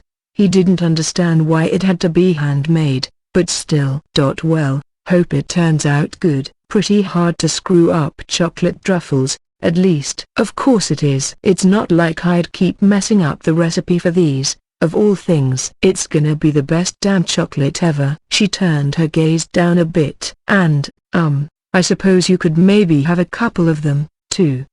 I'm fine, thanks. I got my own. He lifted the bag of chocolate he'd received while at Itsuki's place to demonstrate. His sister's eyes practically popped out of their sockets. Who gave you those? My fans, he replied, a bit proud. They sent them to my editor. His sister rolled her eyes and groaned, exposing her canines. Well, my chocolate's gonna taste better. She practically screamed, grabbing the cocoa powder bag and violently dumping it all over the chocolate on the counter. Hey, then she picked up one chocolate and stuffed it into the concerned Haruto's mouth. Given few other options, he broke it up with his teeth, licking at it with his tongue. Well, it's okay, I guess, Haruto replied. It was his honest opinion. It also made his sister sulk as she threw her apron to the floor. I can't believe what a world-class dumbass you are, bro. Now I don't even want to eat these anymore. This is your fault, so you should eat all of them instead, huh? Listen to me. You have to eat every single one. Haruto had no time to protest this shoddy treatment, because his sister then marched right out of the kitchen. Still peeved, he looked at the chocolate on the counter and helped himself to one more piece. It was just okay. There were still around 10 chocolate truffles there, now thoroughly drowned in cocoa powder. It looked like his fans would have to wait until at least tomorrow for their gifts to be enjoyed. And as he silently ate the chocolates,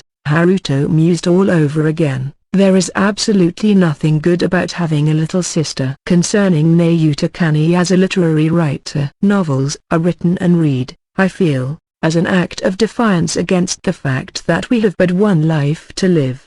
These immortal words came from writer Kaoru Kitamura, but in this regard, the knack novels have of allowing readers to live a life besides their own. Nayu Takani's landscape series has no equal. Its world is based on modern-day Japan, and while it has its quirks, there is nothing that unique about it, and the story itself proceeds in fairly orthodox fashion. The characters are none of the eminent heroes that find popularity in light novels. Many of them are notable primarily for their many flaws. However, the reader finds themselves somehow enthralled with them, projecting their own persona onto each one as they become lost in the novels, as if by magic. The expressive tale is told using phraseology so unique fans refer to it as canyos, and while that may play a great part in the attraction, one must chalk it up to more than simple words strung together. All the components that make up a novel, from the way the characters are molded and positioned to the settings and expressiveness, come together to form an immaculate balance. conjuring up a force powerful enough to defy analysis. Even if someone took apart the landscape series and attempted to rebuild it themselves, they could never duplicate the magic at the core of it all. The fact that it has yet to be adapted into a manga, anime, or live-action drama, despite its exceptional sales figures, is likely linked to this. It is fair to say that reading the landscape series is akin to living out another lifetime, an experience that can only be gained through reading Nayu Takani's work. By Ikeda. This ain't gonna work. The editor-in-chief tossed Ikeda's printout back on his desk. This was the main office of Leonardo, a monthly news magazine, and Ikeda, still one of the new faces on the staff, having joined just over a year ago, managed the novel review section. It won't? The discouraged Ikeda asked, sizing up his manager. I mean, I think I kind of get what you're trying to say, though, right? But this is all written from your perspective. All you're saying is wow, this novel's like magic. It's totally awesome. And you're just guessing at why it hasn't been adapted into anything, aren't you? So yeah, I know what you're trying to say, he repeated, but try again. You'd need to have already read Landscape to understand your point here. We're supposed to be introducing books to people in this section. What makes this book good? What's the attraction? Write it so people can pick up on that kind of thing. I know how tough that can be sometimes, though. Yeah, it is, Ikeda said, hanging his head down as he turned back toward his desk. Then he turned to the editor-in-chief again. By the way, sir, do you think they're ever gonna try to adapt Landscape into anything? I haven't heard about anything getting the green light yet. They must have gotten a ton of offers by now. Yeah, no doubt about it. Though I agree with you, it's got something you can't duplicate in any other media. You might have actually hit upon something there. A long while back, just after the second book in the Landscape series was published, Nayu Takani was informed by her editor, Yamagata, that the offers for so-called media mix campaigns were already starting to roll in. Comic versions, TV anime series, first-run anime films, stage shows, live-action TV dramas and movies, multiple offers for each type of media. And these weren't fly-by-night opportunists, either. Some of the talent involved included name-brand anime studios behind long strings of hits or film directors with a shelf full of major awards on their resumes. I think we should really consider at least a few of these media launches, Yamagata suggested. If I say yes to that, is that gonna make me a lot busier? Nayuta answered, looking as spaced out as always. Well, there'll be some storyboards and scripts to read through. You'll probably have more interview requests, too. That's okay, then, thanks. Whoa, don't rush it. This is your chance to get the word out even more about your work. Nayuta blushed a little at the flustered Yamagata. But if I get any busier, then I won't have as much time to be with Itsuki, will I? Yamagata spent most of the next hour attempting to convince Nayuta otherwise, but she never budged. He could tell that the more tactics he tried to employ, the more it simply rankled Nayuta, and creating unnecessary tension between her and the publisher would bring nothing but harm to both sides. Plus, even Yamagata believed that the appeal of the Landscape series wasn't easily translated to other formats. It's not, but it still seems like such a waste, Yamagata thought as he watched Nayuta skip out of the office and toward Itsuki's place. It was a chance to boost recognition for both the series and Nayuta herself, and she was tossing it away because it might interfere with her time spent chasing men around, especially a man like Itsuki Hashima. Why did that sister-obsessed deranged library of smut novels even have to exist? And, of course, they did have to exist, or else Nayuta would have never become a writer. Why did the heavens have to grant such astonishing literary talent to such an insatiably horny young woman? Something about the world Yamagata lived in seemed to guarantee that he never got everything he wanted. If I'd had the kind of talent Nayuta has, Yamagata, a former writer, wailed to himself, I could have set off a revolution in the literary world. Then he realized, it's times like this when it's perfect to read a Nayu Takani novel. You want to turn to people just like yourself, lost in the face of such weighty, inscrutable matters, and live in their lives for a while. It gives you a fresh outlook on life. Die in a fire. Tax returns. Being a writer, in general, is a sole proprietorship. This means that writers are responsible for self-reporting all their income and expenditures, from January 1st to December 31st of each year, in order to determine the income tax they owe. This is done in Japan by filing what's known as a final tax return sometime between February 16th and the March 15th of the following year. Delaying it beyond this exposes you to penalties. For a writer, a certain percentage of any payment received from a publisher is generally withheld for income tax, around 10% for the first $1,000,000 and around 20% beyond that. As a result, if you're honest in your final return, and aren't a massively best-selling author raking in royalties hand over fist, you can generally expect to receive refund for any excess tax withheld. This means that, as annoying as they are to fill out, filing a complete final tax return is vital if you want to rescue your withholdings. That doesn't change the fact, however, that keeping track of all income and expenditures for an entire year is a huge pain in the ass. It is possible by yourself, as long as you really keep on top of things, but for most, borrowing the services of a professional is the easiest, most reliable way of handling matters. In other words, a licensed tax accountant. It was a sunny day in late February when a woman paid a visit to Itsuki Hashima's apartment. She looked young, like a child. In fact, maybe 15 years old at the most. Her skin was lightly tinted, a worthy canvas for her blonde hair, blue eyes, and frilly, childish crimson-red dress. Nothing could have looked more touchingly sweet, but her eyes glinted with an unmistakable sharpness, and her smile was somehow sadistic. This was Ashley Ono, exact age unknown. Her job, Ashley Ono, tax accountant. Are you Itsuki Hashima, my client?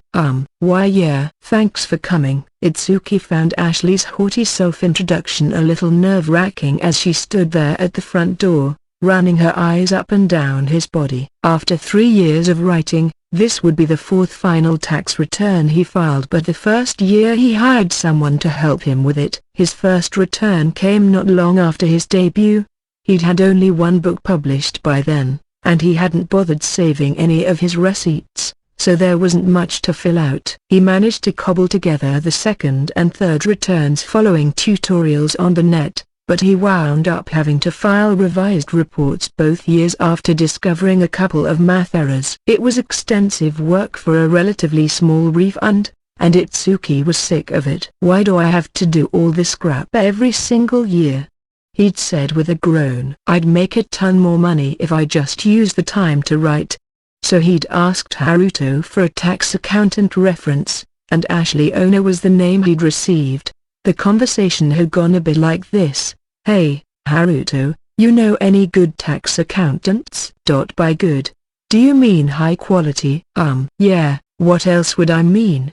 Never mind, I've got the perfect one for you. She's incredibly talented, and you can totally rely on her. I kind of think she'd like you too. Haruto was clearly hinting at something, but Itsuki didn't let it bother him. Among self-employed people, authors were kind of unique, and there weren't many of them. Even a seasoned tax accountant might not have a lot of experience handling them. Along those lines, Ashley Ono was apparently fairly well known in publishing circles for her strengths with creative types. Now Ashley had invited herself to sit down in the fancy office chair Itsuki used for work. HMPH, pretty clean-looking place for some kid living by himself, she said as she looked around the place. Oh, thanks, Itsuki replied, unsure where he was supposed to sit. All right. Shall we get started, then? Can I see your payment records? Sure. The pay stubs from his publisher, as well as his receipts and credit card statements, were all inside a plastic file folder divided into months. He handed it over to her. You actually organized your receipts by month. You're a lot more detail-oriented than I thought, Ashley said, almost looking disappointed. The organizational work was all thanks to Chihiro, but Itsuki didn't feel that was important to mention. My, she continued as she fished out a pay stub from the folder. "You're making quite a lot, aren't you?" "Yeah, it's been an okay year, I guess," Itsuki replied, still forced to stand up. "Oh, you can sit wherever you want." "Oh, okay." So he knelt on the floor Japanese style. It was tremendously unsatisfying, but there was no place else handy. "Copies of your old final tax returns, too? Pretty steady earnings for an author." "No point smoothing these over with the average taxation rate, but not quite enough to bother incorporating with, either." Itsuki nervously watched as Ashley continued to mutter to herself. She seemed to take a sheer sense of joy from it. "By the way, is this your registered place of residence?" she suddenly asked. "No, I'm still registered back at home." He hadn't bothered to switch it out after moving, since the family home was in the same city anyway. "Is it close to here?" "Maybe about 20 minutes by car." "Ah, good.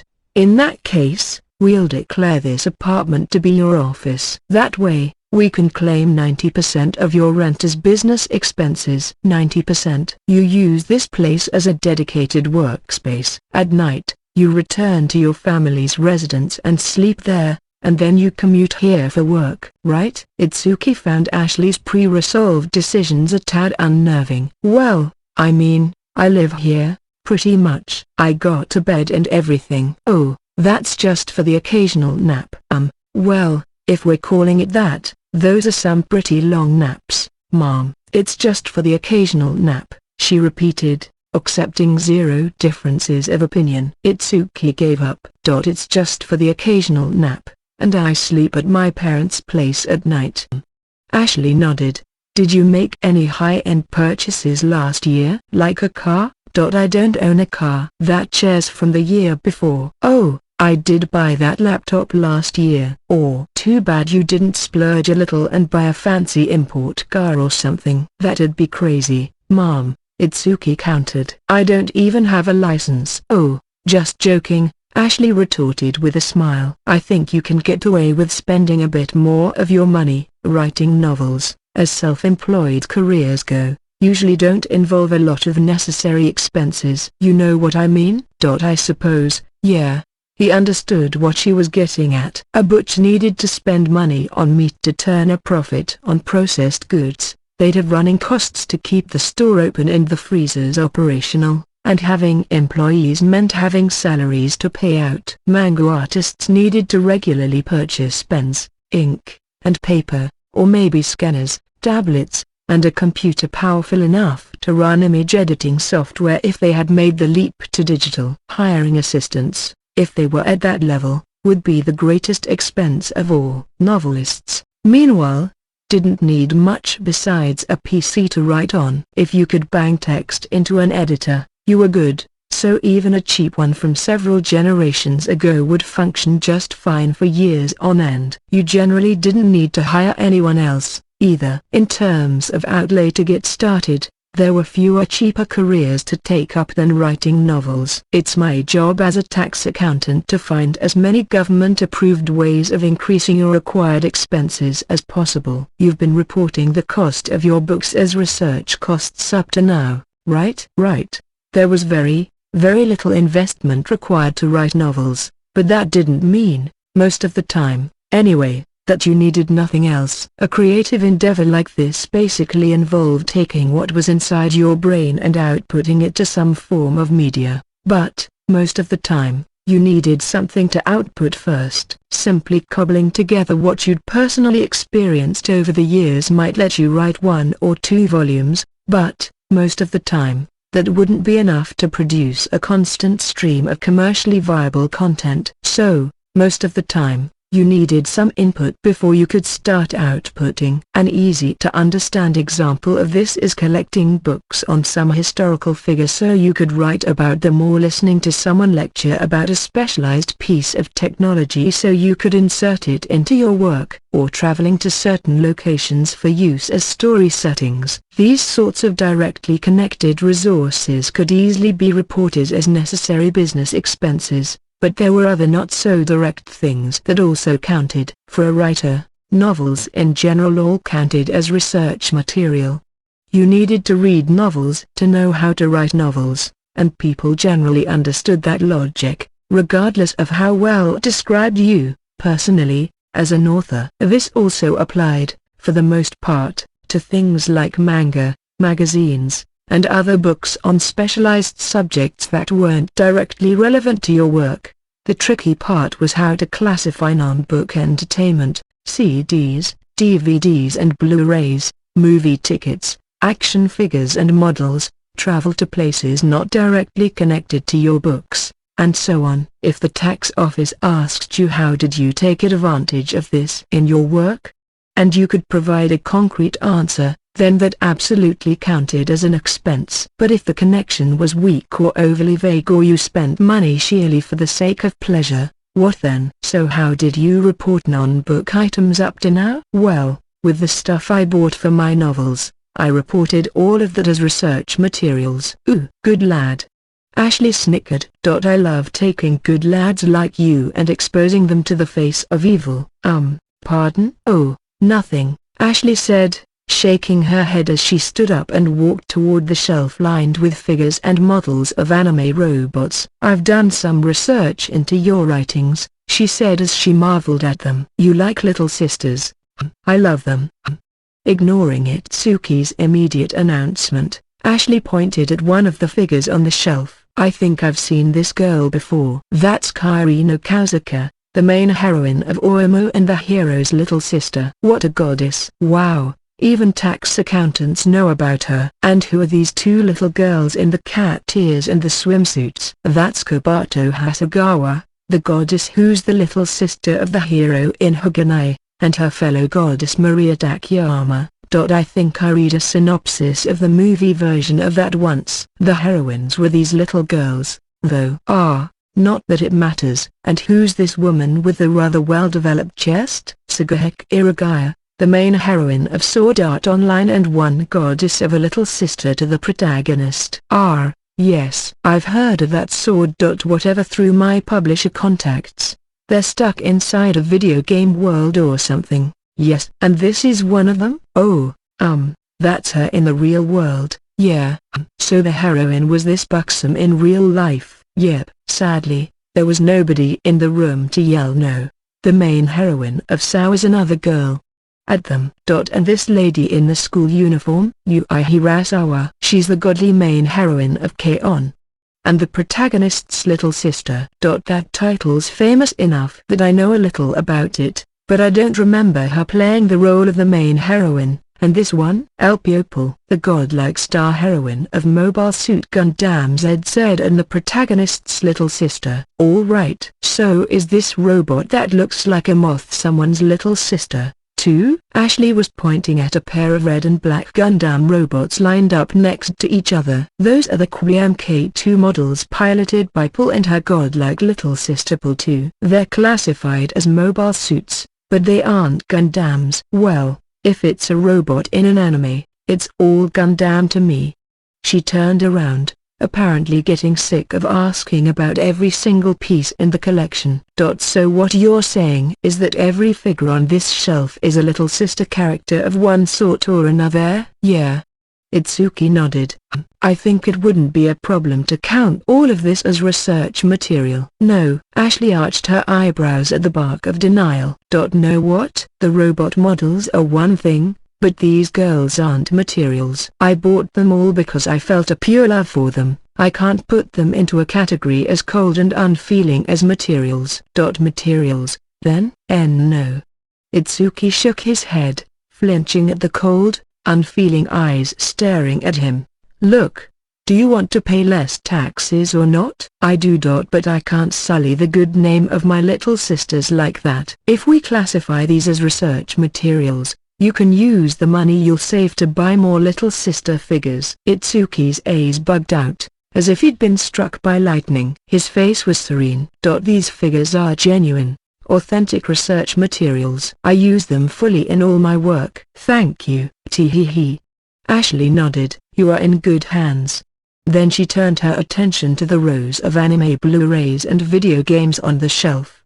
You have quite a game collection. And what kind of game is this? The one called The Little Sister Who Loved Her Brother So Much, She Wore His Boxers on Her Head as She Pleasured Herself Daily. It's a game featuring a girl who loves her brother so much, she wears his boxers on her head as she pleasures herself daily, Itsuki replied, blushing all the way to his ears. All right. And how about this one? No, big bro, we're siblings. Beautiful sister-wife caught in forbidden relationship. It's a game about a beautiful sister-wife caught in a forbidden relationship. What's a sister-wife? A sister who's your wife, Mom. Seems like a rather complex concept to me. Let's see here. Big brother's counterattack. 1 year since a giant anteater killed my sister. Oh, that game sucks. There was no sister in it at all. Itsuki spat. But it says on the box that an anteater killed her, doesn't it? What about this one? Boink sis? It's a game where you boink your sis. The ending makes you cry so much, I swear, and I'm your sister. It's not weird to eat your poo at all.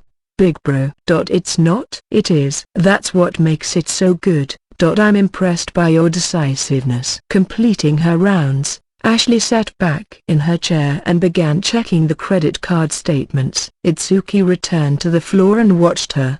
Certainly use Amazon a lot, don't you? I'll compare these with your receipts when I return to the office. But all these 400 yen and 600 yen purchases, were these all ebooks? Yeah, I think all of the smaller charges are gonna be those.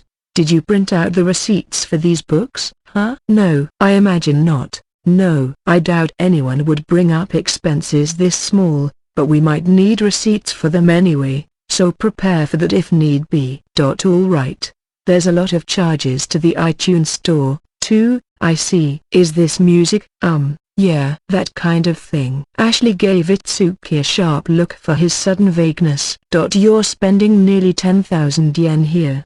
All told. Albums don't cost that much, do they? There was music, and I maybe bought just a few magic stones, too, Itsuki sheepishly admitted, turning his eyes aside. Magic stones? Yeah. You buy them so you can open loot boxes in mobile games?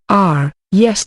I believe several of the clients I'm advising have engaged in that. The term mobile game is a little difficult to define succinctly, so let's just go with games playable on smartphones.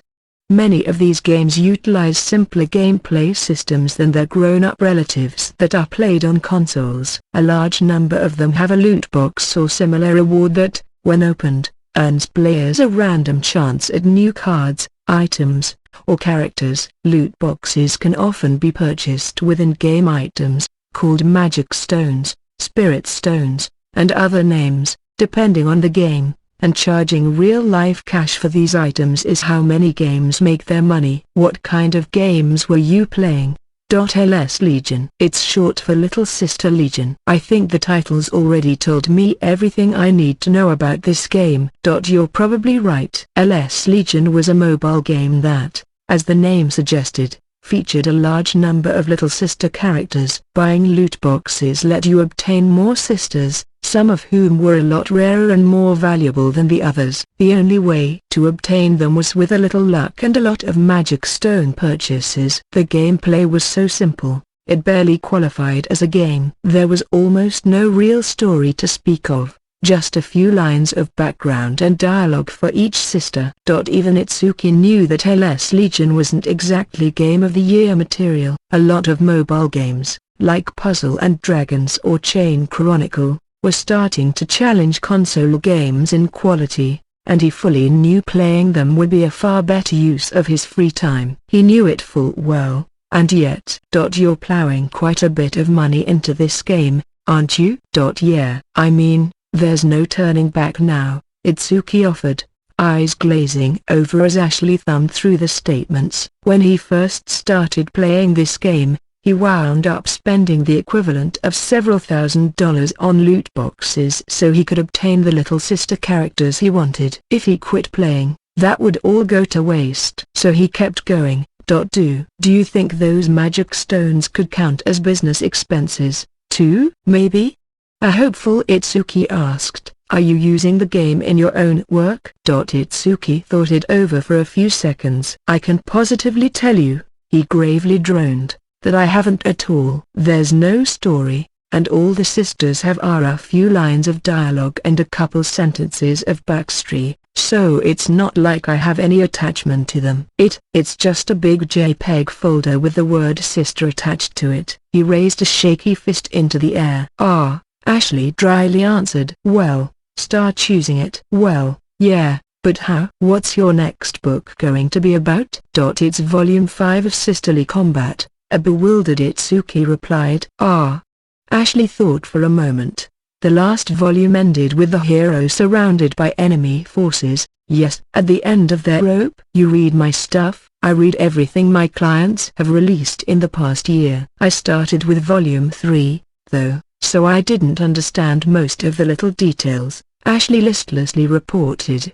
But let's talk about how we can make magic stones into business expenses. Your hero is facing desperate times. I want you to have him say in the next volume, hey, guess we don't have much of a chance. The odds of surviving this are about the same as getting a rare character out of a loot box in a mobile game. Wait a second. Itsuki begged.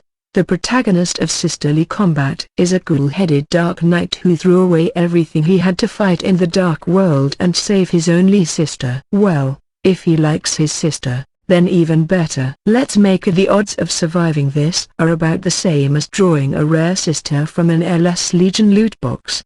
Even more perfect. That would mess up everything. I told you, he's a cool-headed Dark Knight battling in the dark world. A cool-headed Dark Knight battling in the dark world can play games on his phone, can't he? No. And if he's making a mobile game metaphor when he's surrounded by foes and seconds away from death, what kind of demented loot box addict would that even make him? Oh, I think it'd be nice, having that kind of unexpected side to your unflappable Dark Knight. I mean, yeah, it's a pretty conventional tactic to take a cool, composed character and give him some kind of unexpected quirk to riff off of.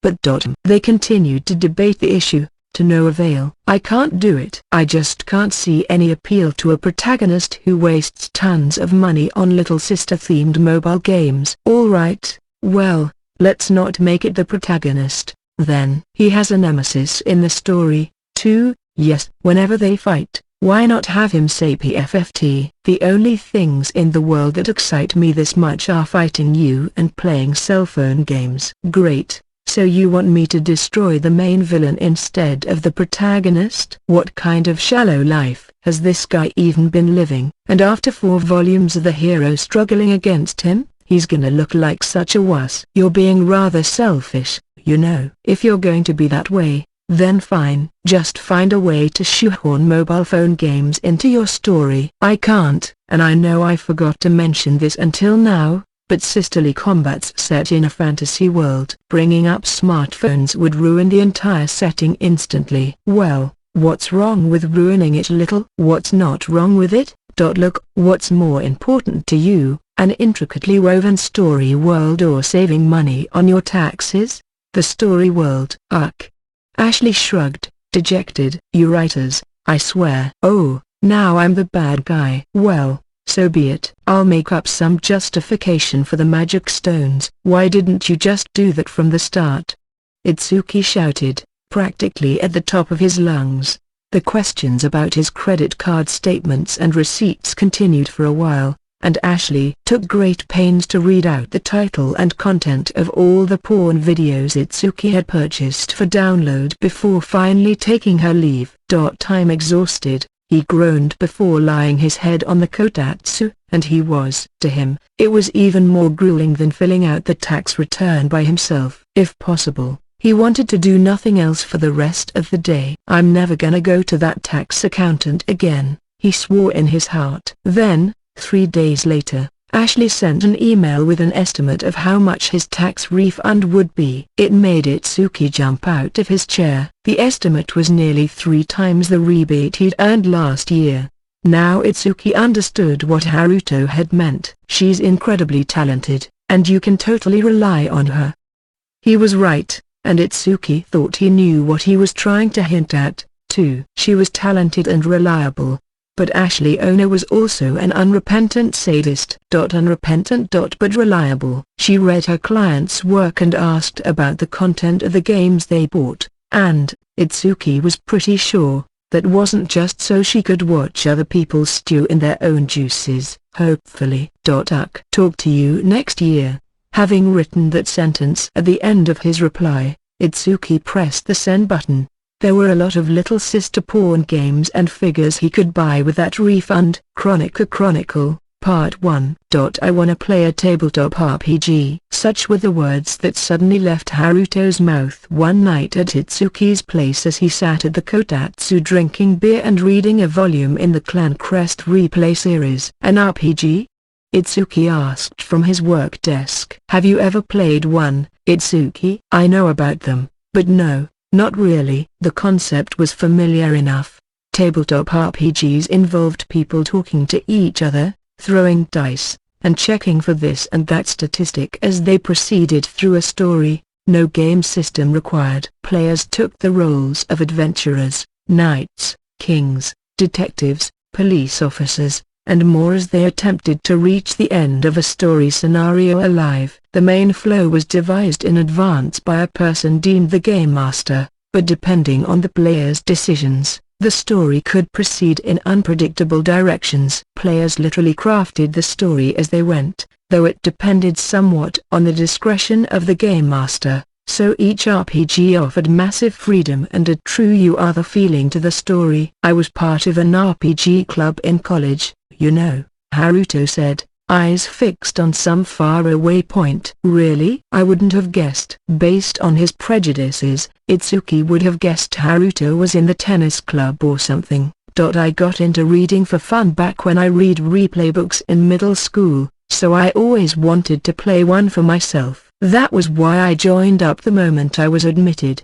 The replay books he mentioned were transcripts of RPG gameplay sessions put into book form for the entertainment of readers. These are a common sight in Japanese bookstores, often featuring anime-style illustrations similar to the ones in light novels. All the best ones feature three elements: talented game masters, talented players, and totally unpredictable dice rolls. The stories woven by the chemical reactions of all these uncertain elements often create drama that outclasses the most intricately devised of novels, so many readers enjoy reading replays as much as light novels, even if they've never played an RPG in their life. Haruto was currently in the middle of Clan Crest Replay, Fantasia Factory, a replay book that featured 8 popular writers and illustrators playing in a single game. Given the creativity each one brought to their characters, the resulting story was remarkably exciting. So you went from game mastering to writing,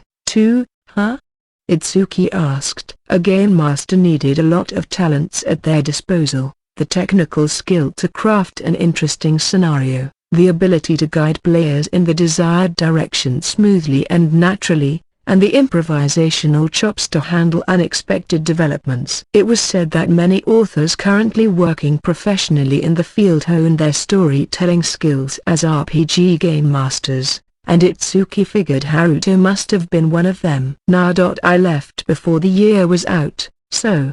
Is this gonna be a long story? Haruto's wry grin and snicker drove Itsuki to strongly suggest that he wasn't interested in hearing it. It's not. Okay, just hear me out. So I joined the club, and things were okay for about half a year. We'd have a session almost every week, and I GM'd a bunch of times. I even ignored my classes to build scenarios and original rules and stuff. It was incredibly fun. There were around 10 people in the club, and I was the only freshman, but everyone else was really friendly to me. So there was one woman in the club, too. Really pretty and big-breasted, too. I have to hear all of this? All of it. So a lot of dudes in the club liked her, or I guess you could say nearly all the dudes in the club, but she never dated any of them. They all knew they were going after the same girl, and there was kind of this unwritten rule that nobody would just come out and say I love you, let's start dating to her. 'Cause otherwise it'd make the club all awkward, you know? But then one day, not long after summer break ended, you can stop. I know how this ends.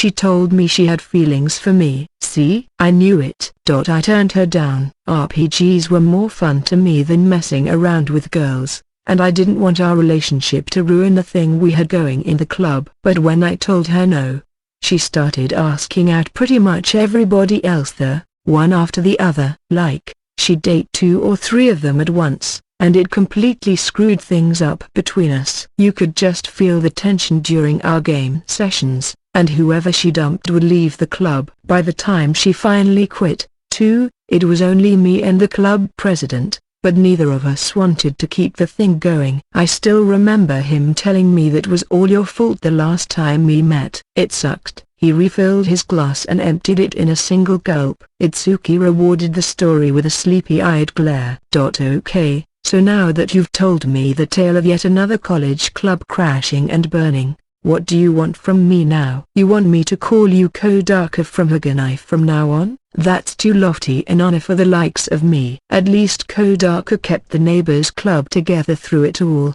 unlike me. I just got reminded of all that, reading my first RPG replay in a while, so I kinda wanted to talk about it. Talk about it, huh? Itsuki's cheeks began to convulse as he pointed squarely at Haruto. Haruto, you've pissed me off for no good reason at all. For that, I hereby sentence you to being the GM for our game, huh? I've been wanting to try one for a while now, too. If you've GM'd before, that's all we need. Make this fun for me, okay? I'm kind of busy. They're putting anime work on me, too. I don't care. If you got the time to drink in my workplace and tell stupid stories from your past, it can't be that bad. You got me there, I guess. Haruto sighed and let out a short laugh. Well, guess I'm doing it. Who you gonna invite? How many people do we need for a session? It's easiest with 4 players, I suppose. Okay, I know Kaneko will show up. And no way we'll make contact with Setsuna, so can I invite some non-writers? Sure. Alright, I'll try reaching out to Mako and my brother. Great. Have they ever played an RPG before? I've never asked, but I'm sure they're both beginners. Fair enough. I'm sure Nayu is, too. Well, I think I'll head home and come up with a scenario. Then, I am so busy these days. Haruto sighed as he got up, the smile on his face more pure and childlike than the breezy grin he usually had on. Later, on a Sunday in early March, Itsuki Hashima, Haruto Fuwa, Nayu Takani, Mako Shirakawa, and Chihiro Hashima were all gathered at Itsuki's place. Haruto, as game master, was seated windowside at the kotatsu. Chihiro faced him from the kitchen side. Mako was to Chihiro's right, and on his left were Itsuki and Nayuta. Are you sure I'm okay to play this, bro? Chihiro asked in a tiny voice. Nayuta smiled. Oh, there's no reason to be so nervous about it. I've always wanted to play a game with my future brother-in-law anyway. I look forward to it, Chihiro bluntly replied. And not to jump the gun too much, but you can feel free to call me your sister right now, if you like. I'll reserve that right for later, thanks. Hey, something got you down? Did you slap the salami this morning? Slap there. We don't have any salami in the house. I mean, did you masturbate this morning? No, of course not. Itsuki stared at the now cherry-red Chihiro. Could you stop sexually harassing my brother, please? Oh, what's the big deal? He'll be my brother soon, too. No he won't. No I won't. Chihiro and Itsuki had played games together in the past, but this was the first time Itsuki had brought some of his own friends into the fray. Chihiro had come to know Nayuta, Mako, and Haruto through their encounters at his brother's apartment, but he usually left quickly afterward, so they never had any deep conversations. Mako and Haruto, meanwhile, had never met before, but Itsuki didn't see that as a problem. The two of them and Chihiro had enough communication skills that they were bound to get along fine. After they all exchanged a few more pleasantries, Haruto decided it was time to formally kick things off. Well, he began. Thank you all for coming today. We're going to be playing a game that I created using another game as a reference. Since you're all beginners, I tried to keep the gameplay system relatively simple. but I'll do my best to let you guys do whatever you feel like as it goes on, so don't be afraid to make any suggestions that come to mind. Alrighty, gotcha. Understood. The party of four all that nodded and gave their consent. The game will be set in your basic sword and sorcery kind of fantasy world. This world is composed of several continents, and in this game, we'll be focusing on one of them, the land of Chronica. The nations that call Chronica home have not engaged in any major wars with each other for the past several decades, and we'll begin this story on the western edge of the continent, in the kingdom of Gagagia. Gagaga? The kingdom of Gagagia, Haruto said, correcting Itsuki. The territory comprising this kingdom contains a great deal of ruins and caverns. Many are the intrepid adventurers who venture into these forbidden zones. Perhaps they explore the ruins in search of treasure or plumb the depths of caves for monster teeth and claws to craft into weapons. Such are the kind of people who flock to the land of Gagaga, Gagagia, and your party of four is just one of many working in this realm. So let's start by creating your characters. We make our own? Mako asked. Well, I've already worked out all the numerical stats and parameters for your characters, but I'd like you to use that as a base and customize them any way you want. The first character is a knight. Knights have very high offense and defense skills, and his job is to stand at the forefront and attack enemies or defend the party against them. The second is a thief. They're fast, nimble, and they use bows and knives in battle. They can also detect traps and unlock treasure chests and doors. Third is the monk, who's got magical healing and offensive skills. They're also second only to the knight in offense and defense, so they can fight up front, too. Lastly is the wizard, with powerful magical spells, some of which can strike multiple enemies at once. Pretty well balanced party, Nayuta observed. I like doing stuff like finishing the game with a party of 4 monks or 4 gadabouts. Sure, yeah, it's fun to play with an off-kilter party like that,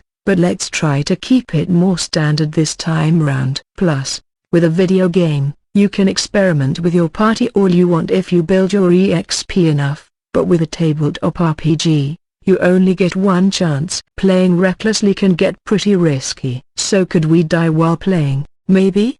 Mako asked. Oh, if you're unlucky enough, sure, Haruto replied with a grin. And if you die, well, I'll figure something out if it comes to it.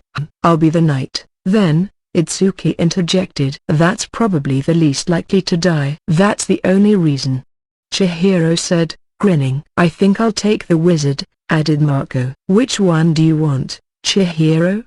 Nayuta asked. I'll let my brother decide. I'm not your brother, so you go first. All right. Your future big sister picks the monk. With everyone's job settled, Haruto handed each player a character sheet. These sheets contained a profile of your in-game persona, along with all the relevant stats. For this game, the skills and items each character already had in their possession were filled in. Things like name, age, gender, personal history, hobbies, likes, and dislikes were left blank. Okay, you guys can fill in the blanks to create your own character now. We can choose our gender, too. Chihiro wondered. Sure. You could make your character close to yourself in real life, or you can play as someone completely different. Or you could pretend you're just playing yourself, flung into this world by some freak occurrence. Chihiro peered intently at his character sheet, then gave Itsuki a quick glance. Itsuki was too busy jotting away at his sheet to notice. What kind of character are you going with? Her name's Tsukiko, she's 17 years old, and she's a beautiful swordswoman with long, flowing black hair. You're gender swapping? Nayuta said, clearly excited. It's not gender swapping. If a game lets me pick my sex, I always go with female. Why is that? Well, when you're playing a game, you're looking at your own character most of the time, so I just think it's more fun if you're looking at a pretty girl instead of some dude. Yeah, Haruto said. The equipment for women in Monster Hunter and Toucan is a lot cuter, too. I see. So you're a female knight. I bet some tentacles or orc hordes would look great on top of you. Nayuta commented with a glance at Haruto. Well, this is a fantasy world anyway, so I'm sure you'll see monsters like that, he offered. I look forward to it, she replied with an evil grin. If my brother's playing a girl, maybe I should, too. Could I be Tsukiko's little sister? Maybe. Little sister? Itsuki always overreacted to that term. He gave Chihiro's face a long, hard look. You playing my sister? Well, fine by me, I guess. Nayuta's face soured at this ambivalence. In that case, I'm gonna be his little sister, too. I'm 10 years old. My hobby is having sex with my older sister. My main like is sex. You can't have a 10-year-old do that. All three other players shouted in unison. I can't? I mean, it's not that you can't, but, alright. Do whatever you want. Haruto rolled his eyes and threw in the towel. If the other three party members are all sisters, I guess it'd be more natural if I joined the family, too. Mako thought for a bit. How about I be the oldest of them? I'll make her 20, like my real age. My the big sister, huh? He. Nayuta giggled bashfully. Wait, so if Mako's the oldest one, does that mean I'm your little sister? Guess so. Wow, I'm a little sister. Sounds like the perfect role for you, Itsuki. Well, hang on. I like little sisters, but that doesn't mean I necessarily want to be one. I could lower my age a little, then, Mako said. I mean, I'd be happy to be your little sister, if you want. The other players wondered whether Itsuki had ever thought harder about anything else in his life.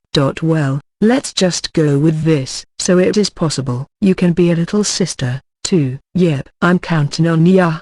Big sis. You better not start bossing us around, Itsuki. You aren't the oldest, even. And so the party consisted of 4 sisters. Great. Now we'll distribute your bonus points. You can each put 5 extra points into any parameter you like. What are these 2D and 3D numbers next to the stats for strength and stuff? Chihiro asked. The D stands for dice, and the number before it is how many dice you need to roll. So if it's 2D, that means you roll 2 dice. What difference does the number of dice make? Well, for example, let's say you're attacked by someone. If the number for your enemy's accuracy is lower than the number for your evasion skill, you'll be able to dodge the attack.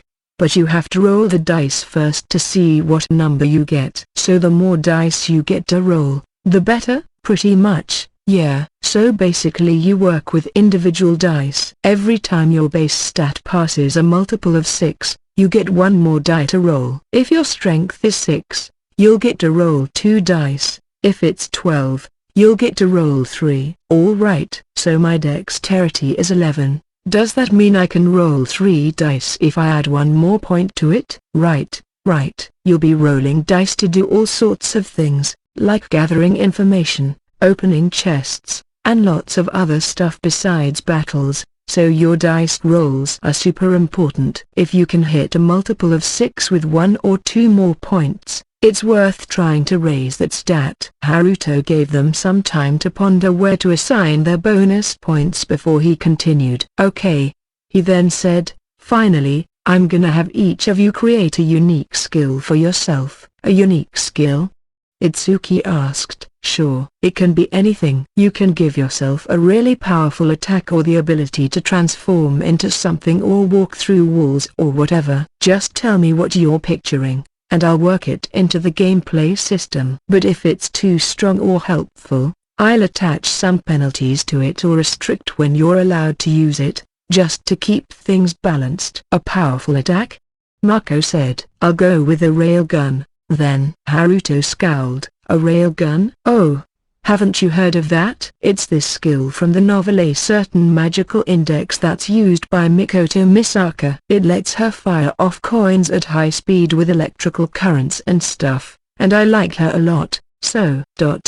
I know it. Any light novel writer would. Okay, I'll go with that, then. Mako answered contentedly. Alright, Haruto nervously replied. You sure? Itsuki protested. It ought to be alright. It's not like we're going to publish the transcript of this as a replay or anything. Hey, that's actually a good idea, Chihiro suddenly said. Haruto turned toward him, expecting the worst. I wanna have the Imagine Breaker. Whoa. Shameless. It's a skill the hero from a certain magical index has. It lets him cancel out any supernatural skills with the touch of his right hand. Again, any light novel writer would know that. That's what I'll go with, then, he chirped. Okay.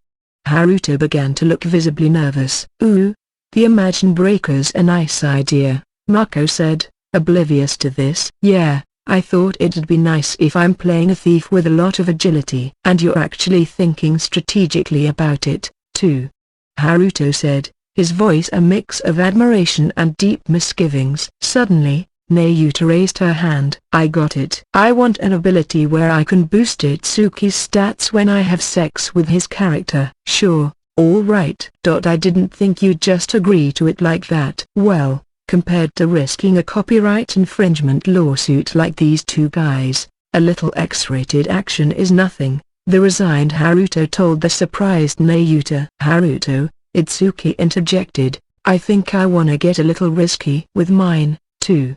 You're the boss. Great, he said, a childlike twinkle in his eyes. I call it unlimited blade works. You call it? Haruto said, hand to his head. You dumbass. Once Haruto figured out how to work these unique skills into the game, he gave one final check of each completed character. For the sake of keeping things at least somewhat original, he made them change their custom skills names to something else. With the player characters complete, Haruto, as game master, played a piece of music, the opening theme from a certain well-known RPG, on his smartphone as he read out the prologue. Thus the tale of this adventuring sister quartet began. Game Master, GM, Gagagia is a small kingdom located on the western edge of the land of Chronica. The four of you have just arrived at the town of Aegis, a 3-day walk from Gagagia's royal capital. Your party consists of 4 women, all sisters, and all born to powerful nobility in a foreign nation. You have fled your own family, disgusted by the brazen power struggles of your family and their vassals, and now you've taken up new work as adventurers. Right, so let's start by having all of you introduce your characters. Tsukiko, Itsuki, I am Tsukiko, second oldest of the 4 Medfield sisters, a beautiful fighter with long black hair. I stole this impressive sword and silver armor and shield from my family when I left them, and I have 1 blue eye and 1 red one. I'm protected in the chest, shoulder, and hip area by my armor, but otherwise my equipment is light. My pale skin is exposed in the stomach area, as well as in the upper arms and the thighs. My main hobby is doing web searches under my own name. My likes are Little Sisters, my fans, Belgian beer, shrimp, whale sharks, owls, deep-sea fish, grilled salmon, and spring rolls. My dislikes are stupid pricks who think Amazon reviews give them total freedom of speech.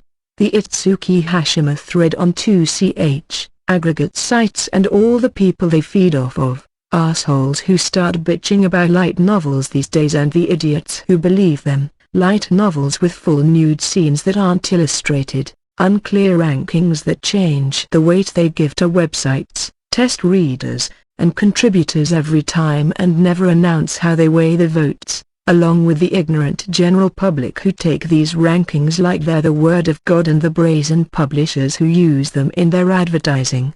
There's more to my backstory, but I ran out of writing space. GM, pretty long, dude. Also, your hobbies, likes, and dislikes are all pretty much your own, aren't they? Tsukiko, something wrong with that? GM, no, but I mean, it's important that you're comfortable with the role you're playing, I guess. Anyway, Mako, you go next. Mako.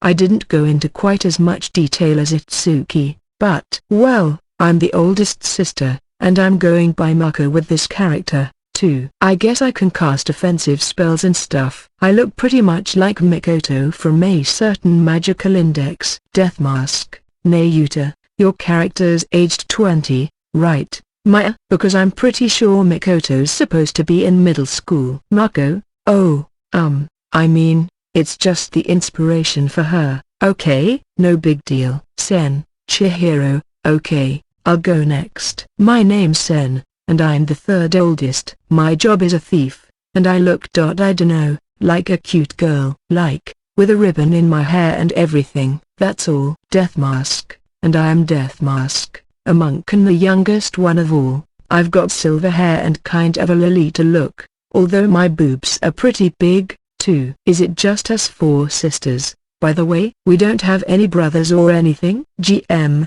you can decide on that for yourselves if you like. Pretty freaky name, by the way. Mako, given that they named their last kid Death Mask, I guess our parents might not have much affection for us. Tsukiko, maybe we had some more brothers, and the family only treated us girls as fodder for strategic weddings or something. Mako, yeah, the Medfield family, right? Good thing we ran away from them. GM, okay, with that settled, let's move on. Let me switch the music to a town theme real quick. There. So the four of you made good your escape from your noble family, but it's been a long journey that brought you here, and you've already gone through all your traveling funds. In other words, you're broke. Not even enough money to stay at an inn for the night, much less continue your adventure. So what'll you guys do? Death Mask, there's only one solution. We need something to take our minds off our plight. How about a quick lay to make us feel better? Tsukiko? Tsukiko, shut up. Hey, stop clinging to my arm like that. Sen, you sure live for the moment, huh? Death Mask. So what time is it now? GM, around the early afternoon. Sen, okay, so we've got time to make enough money to get a place for the night. Death Mask. Ooh, smart thinking, Sen. Just what I'd expect from my big sis and future brother. Mako, how'll we find work? GM, you'll find work notices inside the taverns and such. As adventurers, you've got the ability to find treasure in ruins and trade in things you find on defeated monsters for cash. Sen, we'd probably have better luck taking jobs from somebody for now. Death Mask, I dunno. I'm the type of girl who just goes out there and keeps slashing away until we're all dead or we accomplish something. GM, well, doing that in an RPG like this could lead to permadeath, remember. But as you're all discussing plans with each other, you're approached by a group of four men who, judging by their looks, seem to be adventurers as well. It appears they've been drinking, and their gait is noticeably unsteady. Hey, you girls are pretty cute. Wanna share a drink or two? Tsukiko, I'm definitely a day drinker myself, so. GM, hey, glad to see we're cut from the same cloth. How about it? Just a quick one at the tavern over there. Tsukiko, we're kind of broke. But if this is kind of a medieval European setting, I bet they've got some local ale in the taverns. That'd be nice to try. GM, you're right. The ale around here is second to none, lady. You're gonna regret it if you don't get a snootful while you're here. And it's our treat, too, so don't you worry your pretty heads about that. Tsukiko, whoa, really? GM, for you, babe, anything. Hey, Tsukiko, well, if we can drink on their dime, I don't see any reason to turn them down. Let's do it. GM, yeah, go ahead and drink all ya want. Then another guy pipes up, we're gonna give you the darkest tale we can find. Tsukiko, ooh, let's do it. Sen, whoa, wait a second, bro, sis. Mako, you can't just follow them right in. They've obviously got some ulterior motive. Tsukiko, what? Really? GM, I think it's fair to say these men have ideas of their own. Yes. You really didn't notice. Man, what an easy target. Death Mask, good thing Itsuki isn't really a girl. You almost got tricked into drinking Prince Manhore's baby gravy. Which wouldn't be so bad, actually. Tsukiko, how dare you trick me with your nefarious words. It's time to punish you. GM, I'm amazed how much you sound like a female warrior from a porn game. The men flash vulgar smiles as they taunt you, saying things like, ooh, you wanna go, little girl? Mako, Of course we will. I wanna whip their asses. Sen, I'm not sure we should be fighting needlessly right now. But I bet they'd have some money if we defeated them. They had to if they were gonna buy us drinks. GM, pretty hard-boiled thief there, sizing people up based on the valuables they're carrying. So, alright, shall we fight this band of drunken adventurers? With all players nodding their agreement, Haruto switched his smartphone to a battle theme and took a sheet of paper and a set of person-shaped miniatures from his bag. Each figure was a fantasy character, wearing armor or robes and wielding swords and staffs, and Haruto positioned them atop the 10x10 grid printed on the paper. "This is Tsukiko," he said, pointing at the armored knight, a brawny man. "This is Sen." He placed a lightly armored young woman, with oddly heavy-set looks, wielding a bowgun on the grid. "This is Mako, a magical-looking woman figure, with a chiseled face. And this is Deathmask, a rugged-looking man in a priest's robe, mace held high in the air." That's a guy, isn't it? "This priest is supposed to be a young girl. He looks like Mozgus from Berserk." Haruto gave the complaining players a wry smile. "Hey, cut me a break. These are from a non-Japanese RPG series." "So here are your enemies." 4 miniatures, men holding swords and bows, were placed face to face with the party. "We'll be fighting on this 10x10 grid. Starting with the characters that have the highest agility. Each person will conduct a movement phase and an action phase. We'll keep cycling through them all until one side wins. The action phase is where you use the actions written on your character sheets to attack or use items to heal yourselves, and the movement phase is where you move your character around to get in and out of range of the enemy. You can move as many squares as the number in your movement stat, and you're free to perform your action first before moving, like maybe punching someone and then running away from him. Kind of like a strategy game, Naruto observed, like Fire Emblem or Tactics Ogre or something. Haruto nodded. "Pretty much, yeah." GM, alright, so, the men begin to give you vulgar smiles as they ready their weapons. Hey, it's time to give you girls a dose of reality. It sounds like they're ready for combat, too. Man and Man C here are wielding swords. B has a knife, and D has a bow in his hands. "Tsukiko, you're going down, you dirty bastards." GM, so the turn order begins with the guy who has the most agility. That means we'll start with Sen. Then it'll go Tsukiko, Man B, Deathmask, Man A, Man C, Man D, and Mako. Sen, oh, okay, I'll move a little bit and attack Man B with an arrow, since he's the most agile of them. GM, the accuracy of your arrow is determined by your dexterity. Roll 3 dice for me. Sen, okay. 14. GM, then we apply the modifier for that skill. For arrow, that's +5 for a total of 19. Let's see if Man B can evade that. Haruto then propped up a piece of cardboard in front of him that was shaped like a rectangle but folded in at both edges. Like this. "What's that?" Mako asked. "This is called a Game Master's screen," Haruto explained as he began rolling dice behind it. "I use this so I can hide the dice rolls I make for enemies from you, along with the other Game Master data I have." GM, K, Man B can't evade that, so that's a hit for Sen's arrow. They're all drunk, by the way, so they got negative modifiers for their evasion and accuracy. Deathmask, wow. They're like sitting ducks. GM, now we'll calculate the arrow's damage. Sen, I roll 1 die for that, right? +5, for 9. GM, Gah.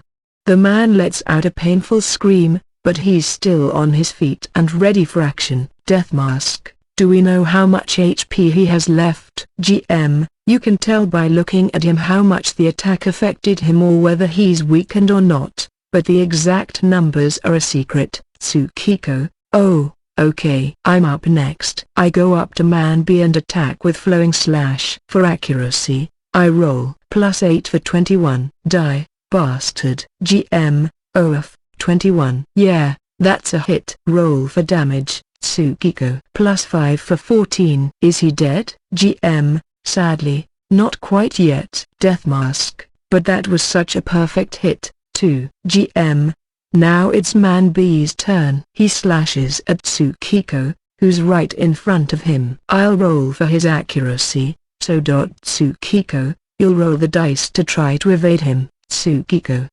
Or, come on. GM, the man strikes Tsukiko, and he deals. Ooh, nice roll. But Tsukiko's got cutting resistance, so I multiply the damage by 0.7. 7 damage, total. Take 7 off your HP on your character sheet for me, Tsukiko. I can't let this phase me. GM, after attacking, Man B flees in the opposite direction. That ends his turn, so Deathmask is up next. Deathmask, MMH, now I can't attack that guy. In that case, I'll plunge my hot heel rays deep into my beloved Tsukiko from behind. Just relax. Big sis. I'll be gentle on you. Tsukiko, you make it sound so pervy. Deathmask, just lie down, count the stains on the ceiling, and it'll be over before you know it. Here goes. Oh, fap. That's a +5 for 9 points of healing. Tsukiko, I've healed up to max, but I feel like I've lost something along the way. GM, okay, now A, C, and D have their turns. Think you can hold out against them? All 3 of them decided to attack Tsukiko. What are you lowlifes doing?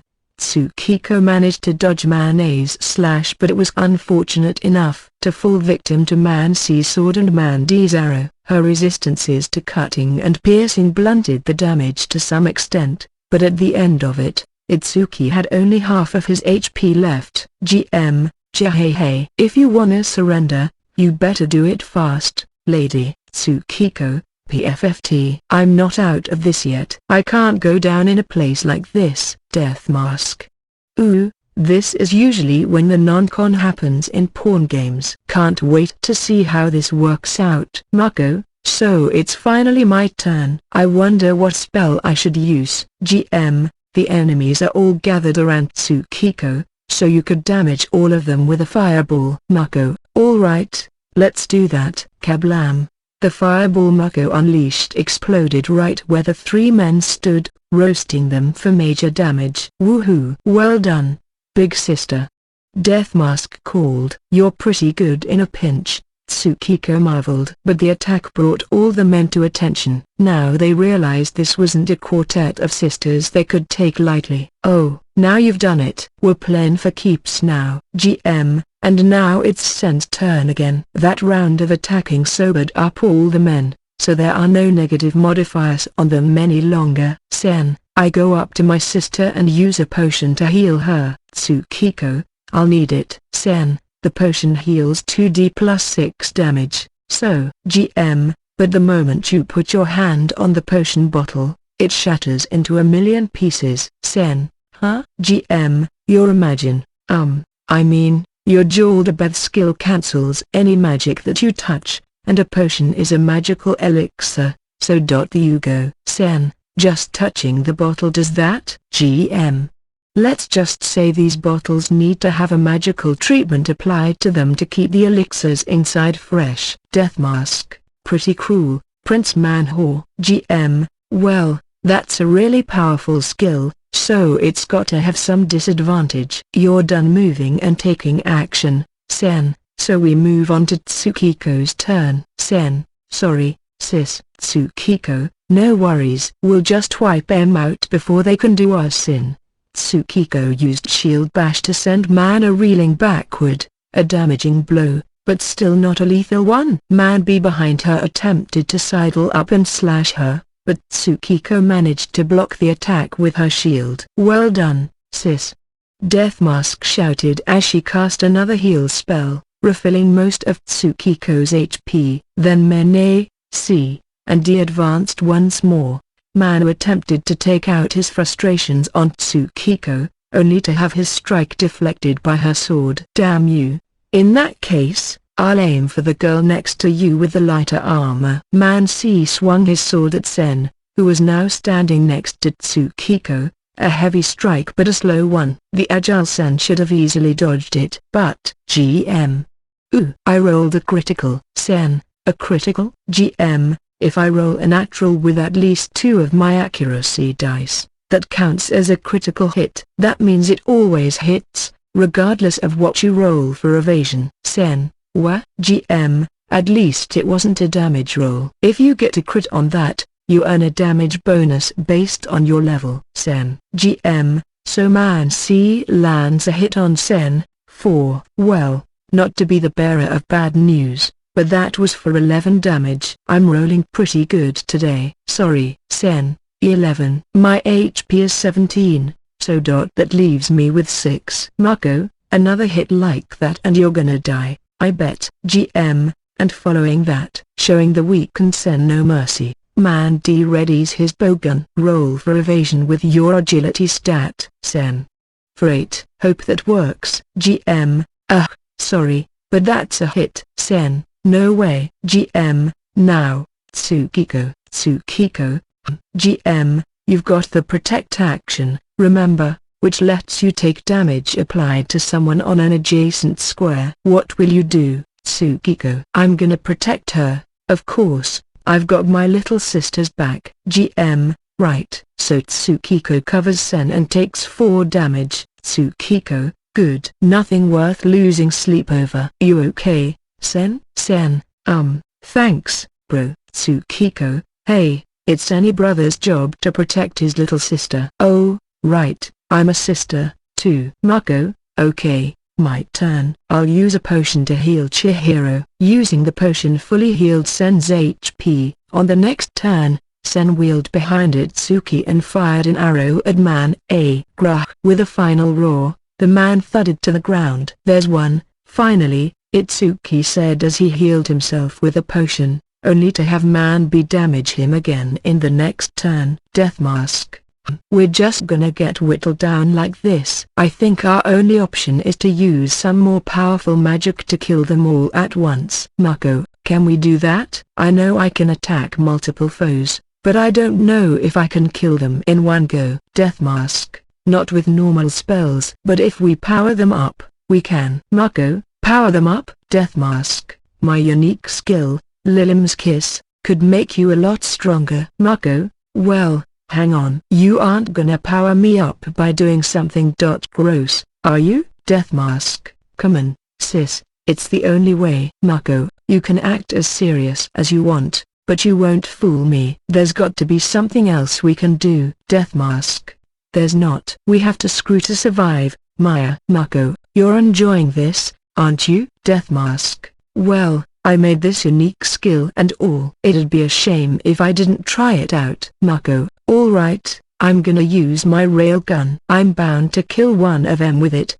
at least. GM, sadly, your railgun, I mean, your Thor's bullet skill, requires 1 mithril piece per shot. Mako, mithril? GM, yes. These are coins made of mithril. They're extremely valuable, and you guys don't have any. Mako, or, man. Death Mask, sex is the only answer. Please, you need to accept the truth. Mako, no. I'm saving myself for my true love. Death Mask, oh, don't give me that innocent act. What happened to the real Maya, preying on the opposite sex left and right? Mako, stop spreading lies about me. I thought you loved Itsuki anyway. You think he's okay with that? Death Mask, I'm not the pure-hearted maiden I usually am, who blushes at the sensation of a single finger upon my skin. I'm the red-hot licentious Lily. Death Mask, who does it with anyone, hetero or not. GM. Let me add that Lilim's Kiss works via mucus contact, so a kiss is just fine, really. Death Mask, it is. Since when did that get written in? GM, we've got children under 18 in the room. I have to. Death Mask, like you ever cared about that before, Prince Manhor? Well, alright, Mako. Pucker up. Mako.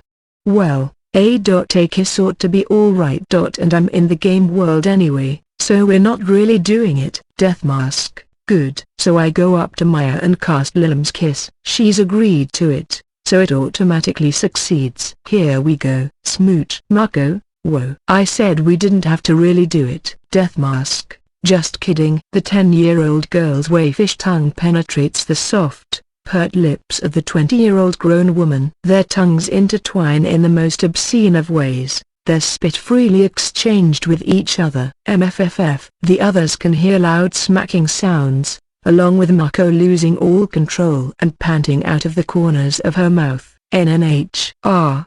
Mako, hey, don't cook up my reactions for me. Death Mask. I say, hee, you're so cute, big sis. As I indulge myself with Mako's tongue. Soon, I nimbly remove the tassel keeping her robe together. It silently slips off her and falls to the ground, exposing her young and supple skin to the world. She removes her lips from mine, a single string of spit connecting us.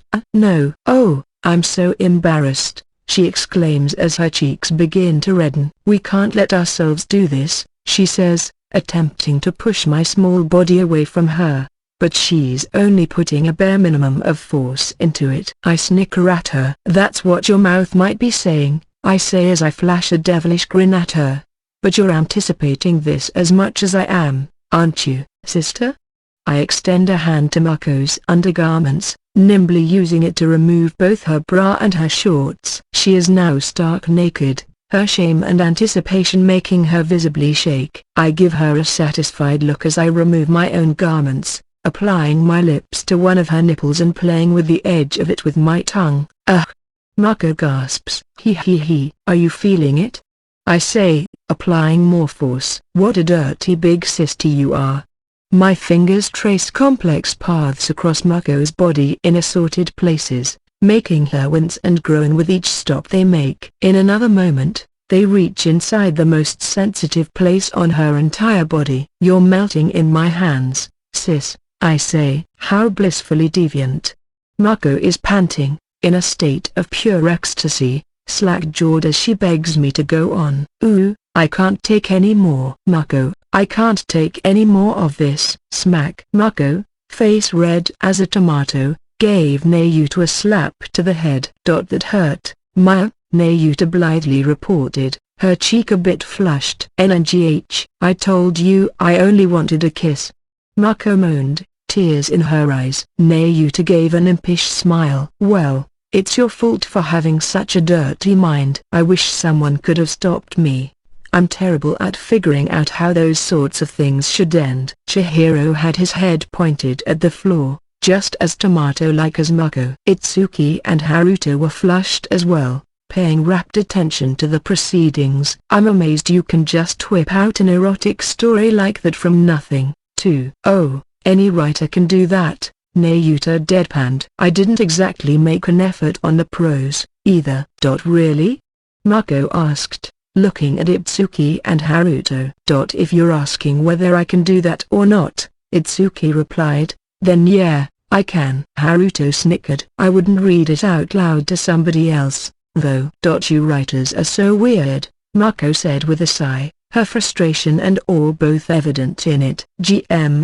So Death Mask's Lilim's kiss is now in effect. Her MP's set to 0, and she can't move in the next turn. Mako's resistances and stats got a major boost, but there's no need to calculate them. Mako, oh, that's because after that salacious little scene between you and Death Mask, the men stopped fighting and started staring right at you. Now you hear the sharp sound of a whistle as a group of around 10 men. They look like soldiers to you, make their way through the crowd of onlookers toward you. We're the military police. Stop fighting at once, then they notice the stark naked Mako and Death Mask in each other's arms. It stuns them into silence for a moment, then one of them clears his throat. I hereby place you two under arrest for public indecency. Mako, what? No way. Death Mask, hang on. All I was doing was having a hot, steamy make-out session in the middle of the street with my sister.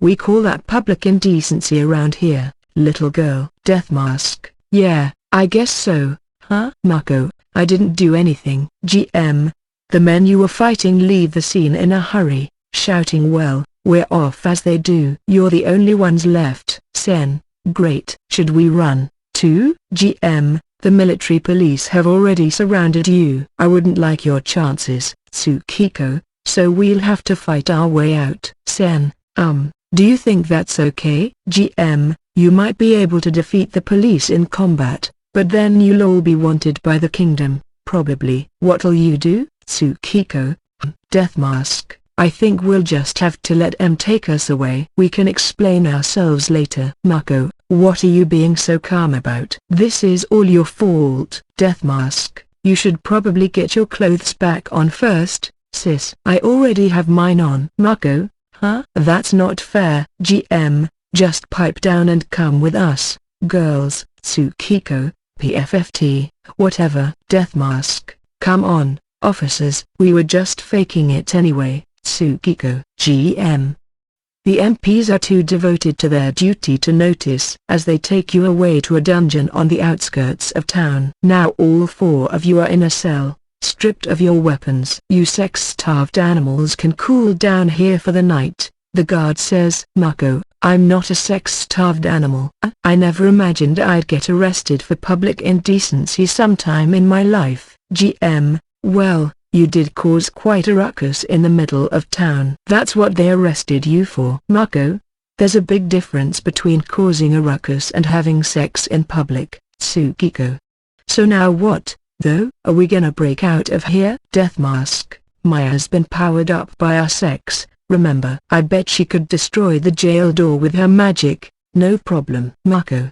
Could I? Cause otherwise, I'm totally a victim here. Sen. They're gonna let us out tomorrow. It sounds like maybe we could just spend the night here. GM, as the four of you talk over matters in the dungeon, you hear a voice say hello?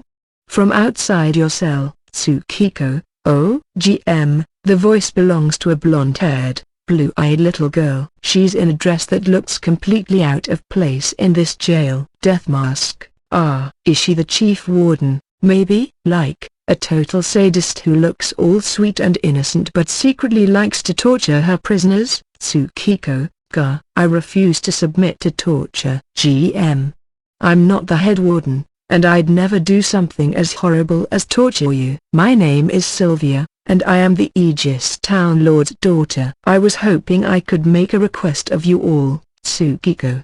Wait, why are you asking a favor of a bunch of perverted women arrested for indecent exposure? Mako, I'm not perverted. Death Mask, not that I have room to talk, but is Sylvia blind or something? GM, I like the look in your eyes, is all. You four women, traveling alone. You must be very gifted indeed. Tsukiko, you're just seeing what you want to see, twisting things to suit you better. And you have no idea how ugly it makes you look, either. I hate people like you. GM, that's not a very nice thing to say to someone you've just met, now is it? Could you at least tell me what brought you here? Sen, we might as well hear her out. GM. Thank you. I suppose you're the easiest one here to deal with. So it's like this. VRRRRM. Just as Haruto was about to regale the party with Sylvia's story, the smartphone playing his RPG background music began to vibrate and play a ringtone. Oops, sorry, that's from my editor. 1 second. Haruto leapt away from the table, walked into the kitchen, and pressed the accept button. Hi, this is Fuwa, he said softly. Hello, this is Kawab from editorial. Do you have a moment to talk? I'm out at the moment, so is it an emergency? Oh, not really. I just wanted to confirm something with you. We asked you to submit an afterword for the first manga volume by yesterday, but have you sent that in yet? We haven't received it, so I thought maybe you were having some email issues. I'm sorry, I forgot all about it. I'll send it to you today. All right. That ought to be fine. But it's pretty uncommon for you to forget about work like that. Did something happen? No, I was just focused on something else, so. Oh? But I'm gonna make this my top priority. I'm super sorry about this. Haruto trudged back to the kotatsu after the call ended. Sorry, guys, but there's this rush assignment I got to do, so I'm gonna have to end the session, or. Really? We were just getting into the meat of the story, too. I'm really sorry. Haruto lowered his head at the sight of the pouting Itsuki. Well, all right. We'll pick this up later on. Sure, Mako said. I look forward to it, Chihiro added. You want to keep playing? Haruto hesitantly asked. The four players instantly gave him a matching set of what a stupid question faces. I'm not exactly thrilled with the way Naya treated me, Mako observed, but this game's pretty fun. Chihiro, for his part, flashed a soft smile. I didn't know there was a game like this before now. Thanks a lot, Game Master. I swear I'm gonna get intimate with Tsukiko next time. Like hell you are. I don't need your trashy magic spells. Hopefully you'll have the right sort of sexy situation cooked up for Itsuki next session, Prince Manhor. Maybe something with orcs or tentacles or slimes. Haruto laughed, although it sounded more than a bit like sobbing. Itsuki took the opportunity to whisper something to him, unnoticed. Did that help wipe away some of that goofy trauma? I think so. Thanks, Itsuki. That night, at the Hashima residence, a 20-minute bus ride from Itsuki's apartment, Chihiro Hashima soaked in the bathtub and reflected on the day's RPG session. Man, that was a lot of fun, he thought. I never thought I'd get to play a game with all my brother's friends. Pretty interesting people, too, although I'm not really into that future brother stuff. Plus, I've got my little sister's back. Whenever he replayed Itsuki's in-game declaration in his mind, it always managed to both make him smile and send a pang of something or other racing across his chest. Little sister, huh? He looked down at his own naked body, and while it was a little, a lot, smaller than the average for people of this gender, the curvature to Chihiro's chest area was clearly feminine in nature. Chihiro Hashima was a girl, and Itsuki, her brother, still didn't know. A sister was all he needed, but he had none. How would the story change, though, the moment the truth turned Itsuki Hashima's world upside down? It was impossible for anyone to say yet. The end.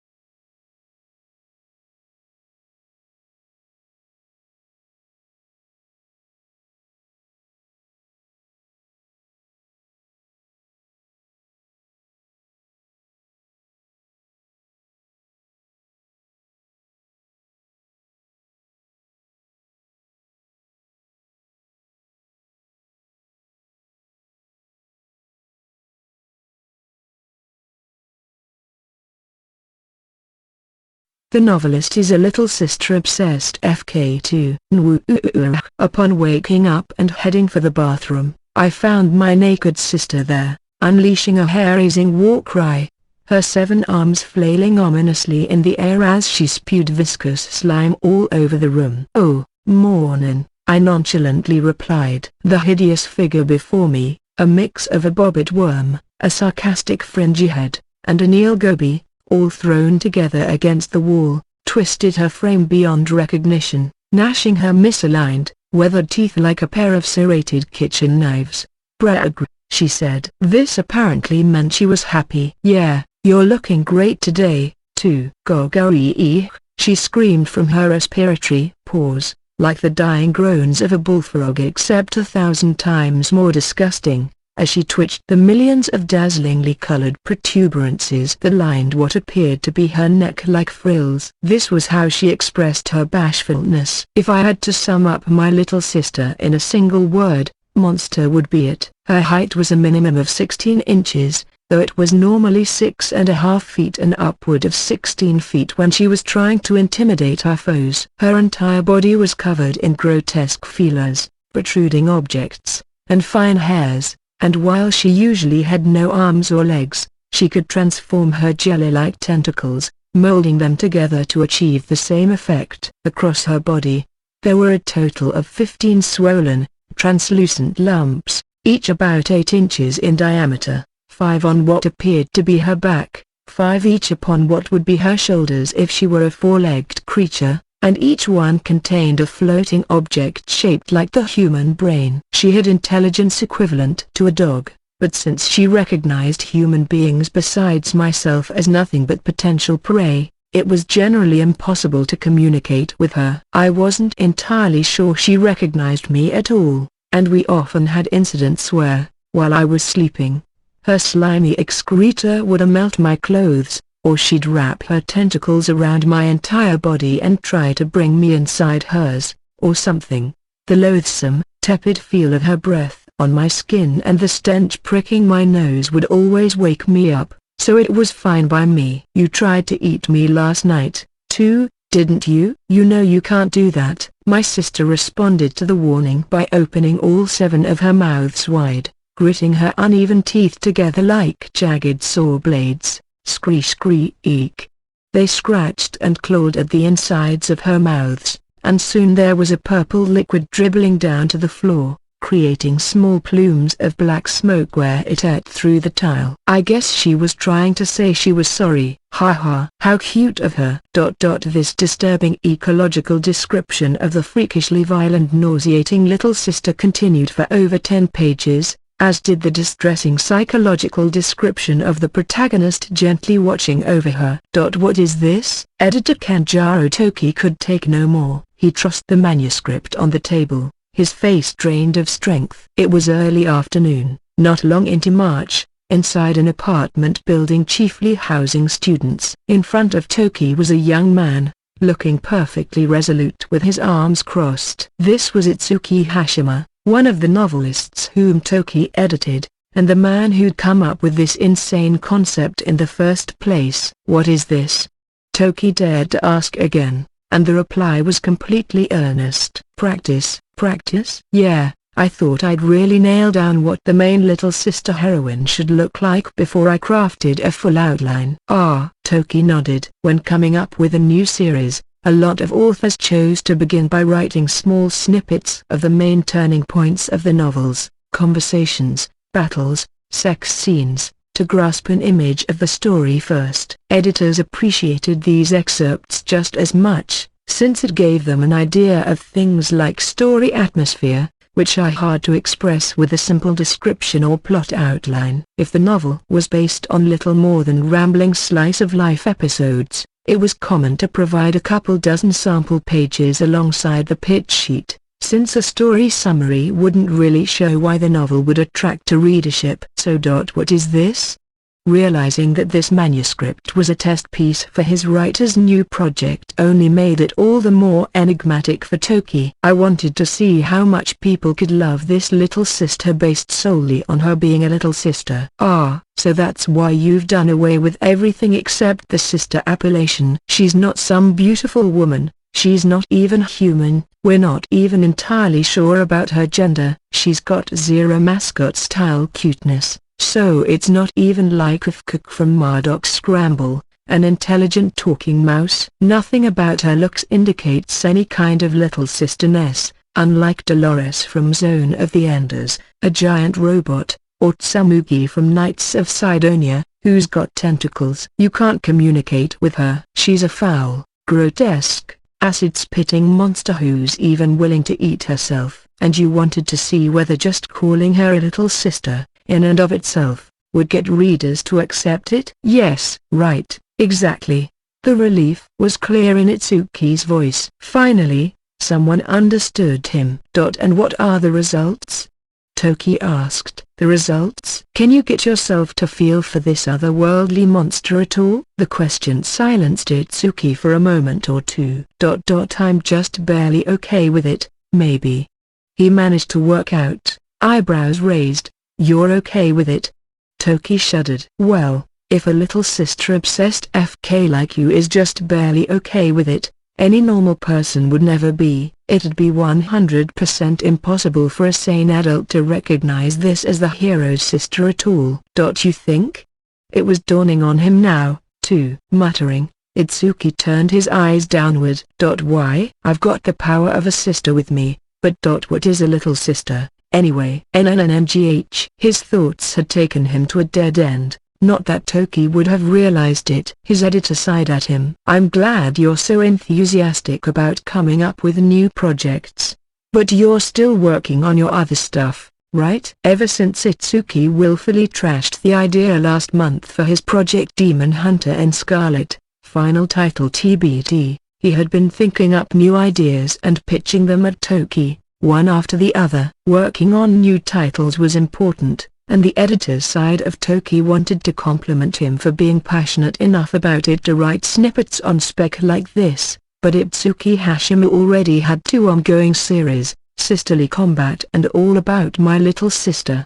The new volume of Sisterly Combat was set to go on sale next month, but only about half of the manuscript was complete. You sent me up to Chapter 4 of Sisterly Combat, Volume 5 last month, but I haven't heard a thing about it since. You're still good for it, right? Toki squinted hard at him. Itsuki averted his own eyes. Oh, was that how it was? Ha ha ha. I thought I sent more of it, too, but maybe I didn't. If you have any more of it than that, I'd like to see whatever you've completed. Yeah, I mean, you know I'd love to show it to you, or even, like, send it to you right now.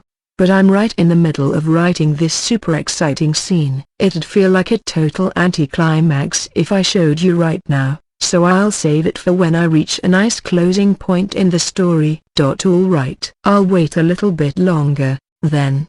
But you're good for it, right? Itsuki flashed a brazen smile at Toki's doubtful gaze. Ha ha ha. Fear not, my friend. This is starting to feel like the greatest thing I've ever written. Even as I'm writing it. So just kick back, relax, and prepare to be amazed. Well, it's coming out next month, so I can't kick back and relax. Exactly. But if that's how you put it, I look forward to it. Right. Trust me, you're in good hands here. Ha ha ha. Toki had little else to say to Itsuki before he left, still looking anxious. Once he was gone, Itsuki flopped down on the bed, winced, and groaned. Oh, shit. What am I gonna do? Cat and Chocolate, Blooming Days. The convenient location of Itsuki Hashima's apartment, about a 5-minute walk from his publisher, meant his place was often a hangout spot for many of its other writers. Right now, there were 2 of them,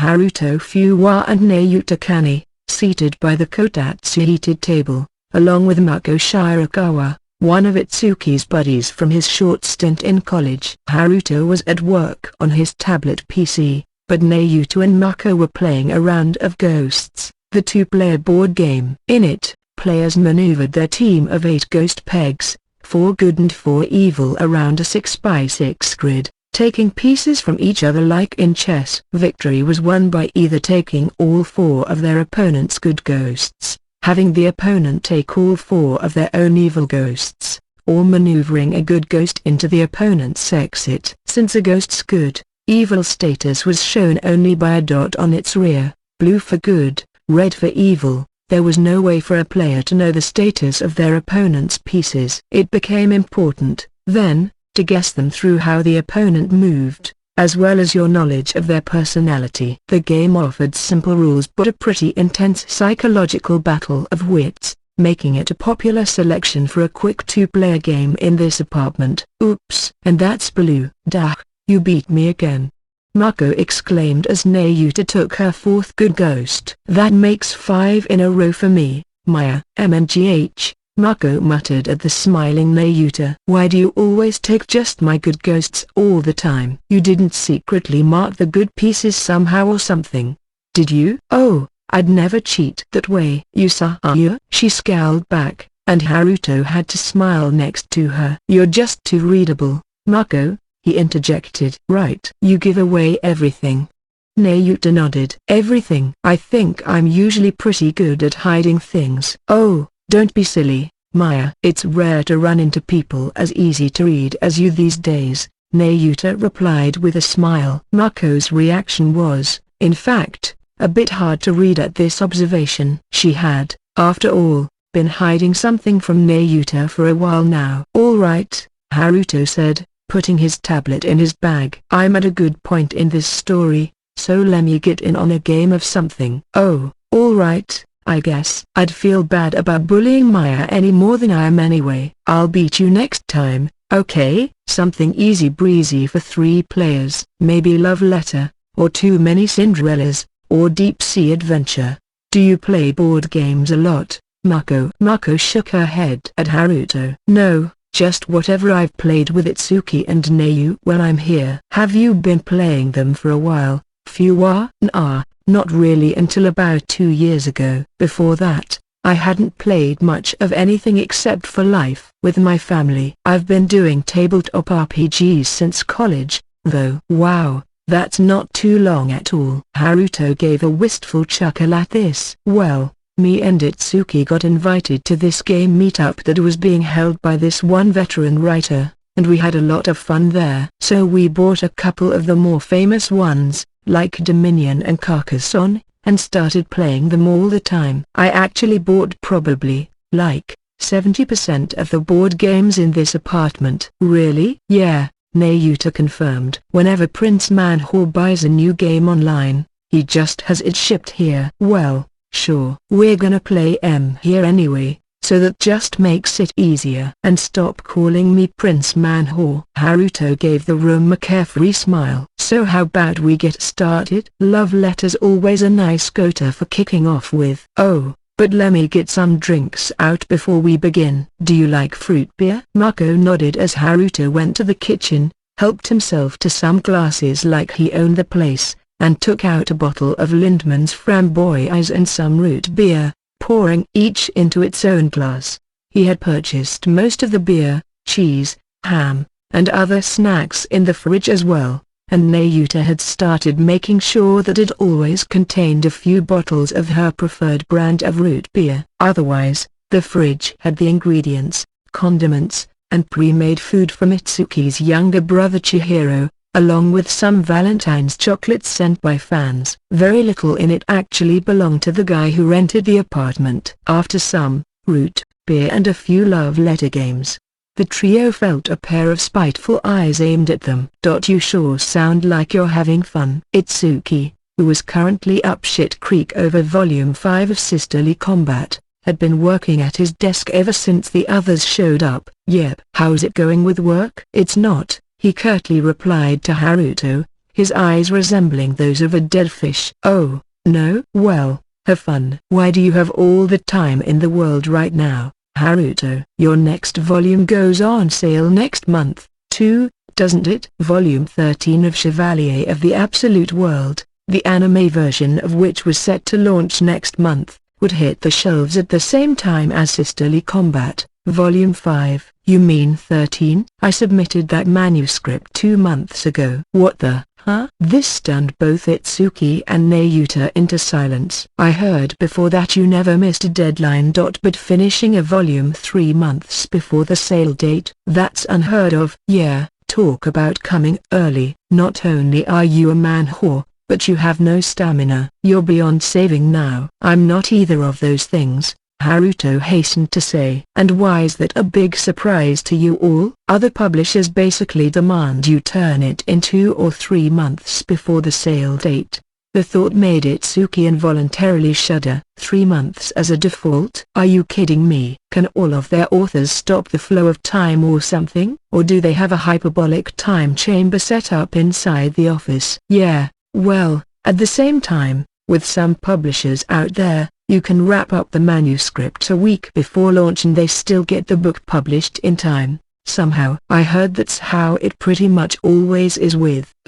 Mine would delay it for sure if I did that. What kind of magic are they using? I dunno, but if it's a publisher that releases weekly magazines, then they can do that, too, somehow. Oh, so magazine publishers have given up on being sane human beings, too, huh? Nayuta sighed. Well, It's thanks to Super Saiyans like you that regular Earthlings like us who write at normal speed all look lazy. It's a real pain, you know. I couldn't agree more.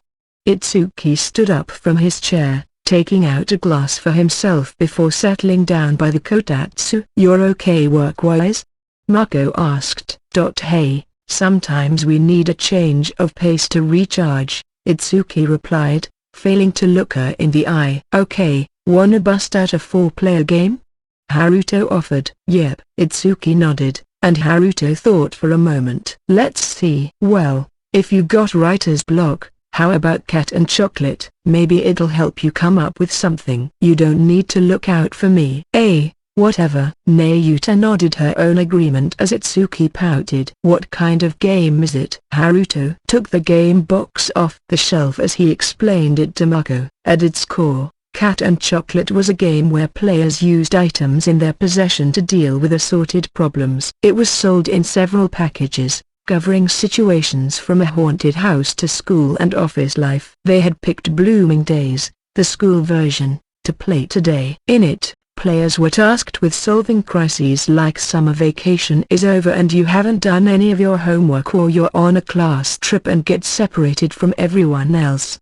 To do so, one would take the item cards randomly dealt to them and use them to explain to the others how you'd solve the issue. If a majority of the other players thought your story was a valid solution to the problem, you earned a point. Players were always given 3 cards but didn't get to decide how many cards to actually play in their stories. The number required was given to them. One might think that using lots of cards at once would make it easier to solve the problem, but instead it became more of a challenge, figuring out how to weave these, often useless items into the tale. While it was more of a casual party game than a seriously competitive one, to authors it was a godsend, letting them make the excuse that it was exercising their creative muscles and not wasting time. And given the conceptual skills it asked for, among writers it could turn into a scurrily intense battle of wills, much like Turtle Soup from before. Haruto dealt 3 cards to all the players. Alright, let's decide who plays first. The rules say the first player is the one who's enjoying, or enjoyed, their school life the most.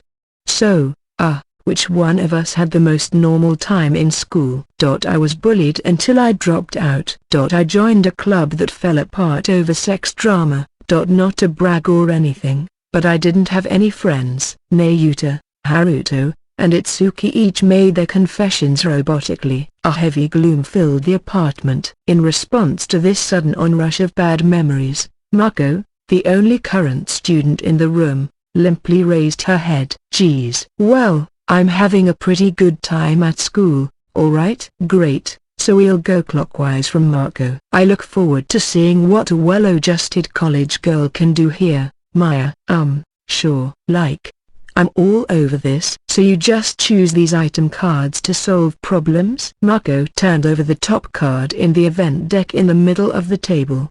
Terrorists have occupied the school.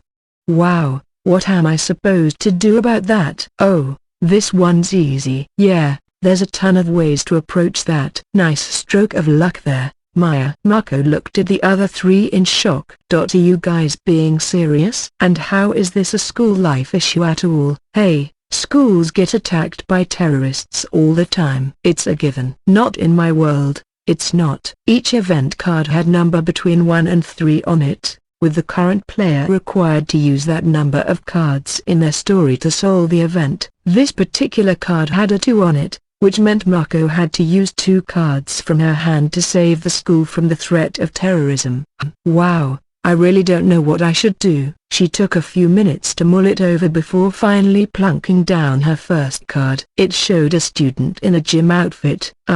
First I change into this gym outfit. Then she revealed her second card, a set of vaulting boxes. Then I'll hide inside these boxes until help arrives. The end. She looked at the other 3 players, gauging their responses. Hiding. Yeah, that's a pretty normal approach, Itsuki commented. Was there much need to change into gym clothes for that? Well, what else could I do? Mako protested at Haruto's jab. I had to use 2 cards, so. Okay, Let's do a little simulation, then, said Nayuta. Simulation? As Mako gazed at her in confusion, Nayuta blandly explained. So you're in your gym clothes, Maya, inside a dark gymnasium, hiding inside some wooden vaulting boxes. You're wearing those tight gym bottoms, leaving your long, plump legs fully exposed. Then a terrorist comes in to see if anyone's hiding. He says, hey, look at these wooden boxes.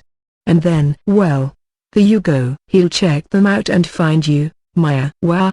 Yeah, anyone would check out the boxes, Itsuki observed. Haruto nodded his agreement. And remember, like I said, inside those boxes is a college student, practically about to burst out of her gym suit, with that itsy-bitsy bottom and curvy bare legs. Any terrorist would love that, Haruto dispassionately commented. Love it how? Then Maya would be taken out of the boxes and laid down on the floor. Ah ha ha. This girl's gonna be all mine. Hey, it's been far too long for me. I'm gonna have some fun today.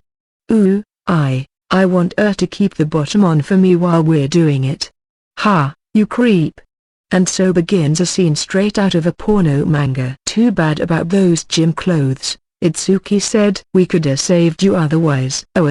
Mako looked about ready to cry, envisioning terrorists ravaging her. In the end, all three of her opponents ruthlessly voted no when asked if her story solved the problem. Okay, my turn. Itsuki picked up an event card from the pile. You accidentally called your teacher mom, and it's super awkward. Ha ha ha. Yeah, that would suck.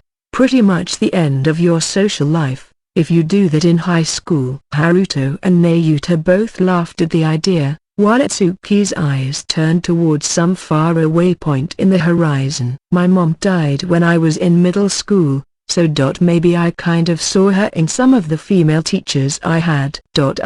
Hey, sorry. Haruto and Nayuta both awkwardly turned their eyes away, leaving Mako unsure what to do, if anything. Itsuki rushed to speak. Oh, don't worry about it.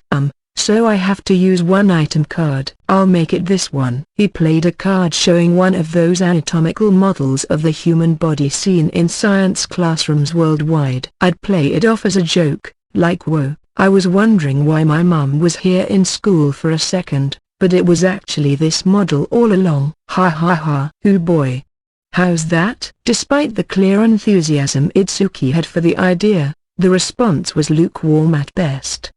Yeah, that's good. Ha ha. It certainly is. Yes. Ha. They all voted yes for the story, although the atmosphere surrounding them still felt kind of sketchy. Okay, I'm next. Haruto turned over an event card. You have serious bedhead. Solve with 3 cards. Huh. If you had my hair gel card, this would be no problem. Huh? Mako flashed a card of her own. Well, that's how this game works. You never have the item you need when you actually need it. Haruto chuckled, then thought for a few moments. All right, let's go with this. The first item he put down was a hairband. I put on this hairband. Okay. Wait. Huh? But isn't that enough to take care of bedhead right there?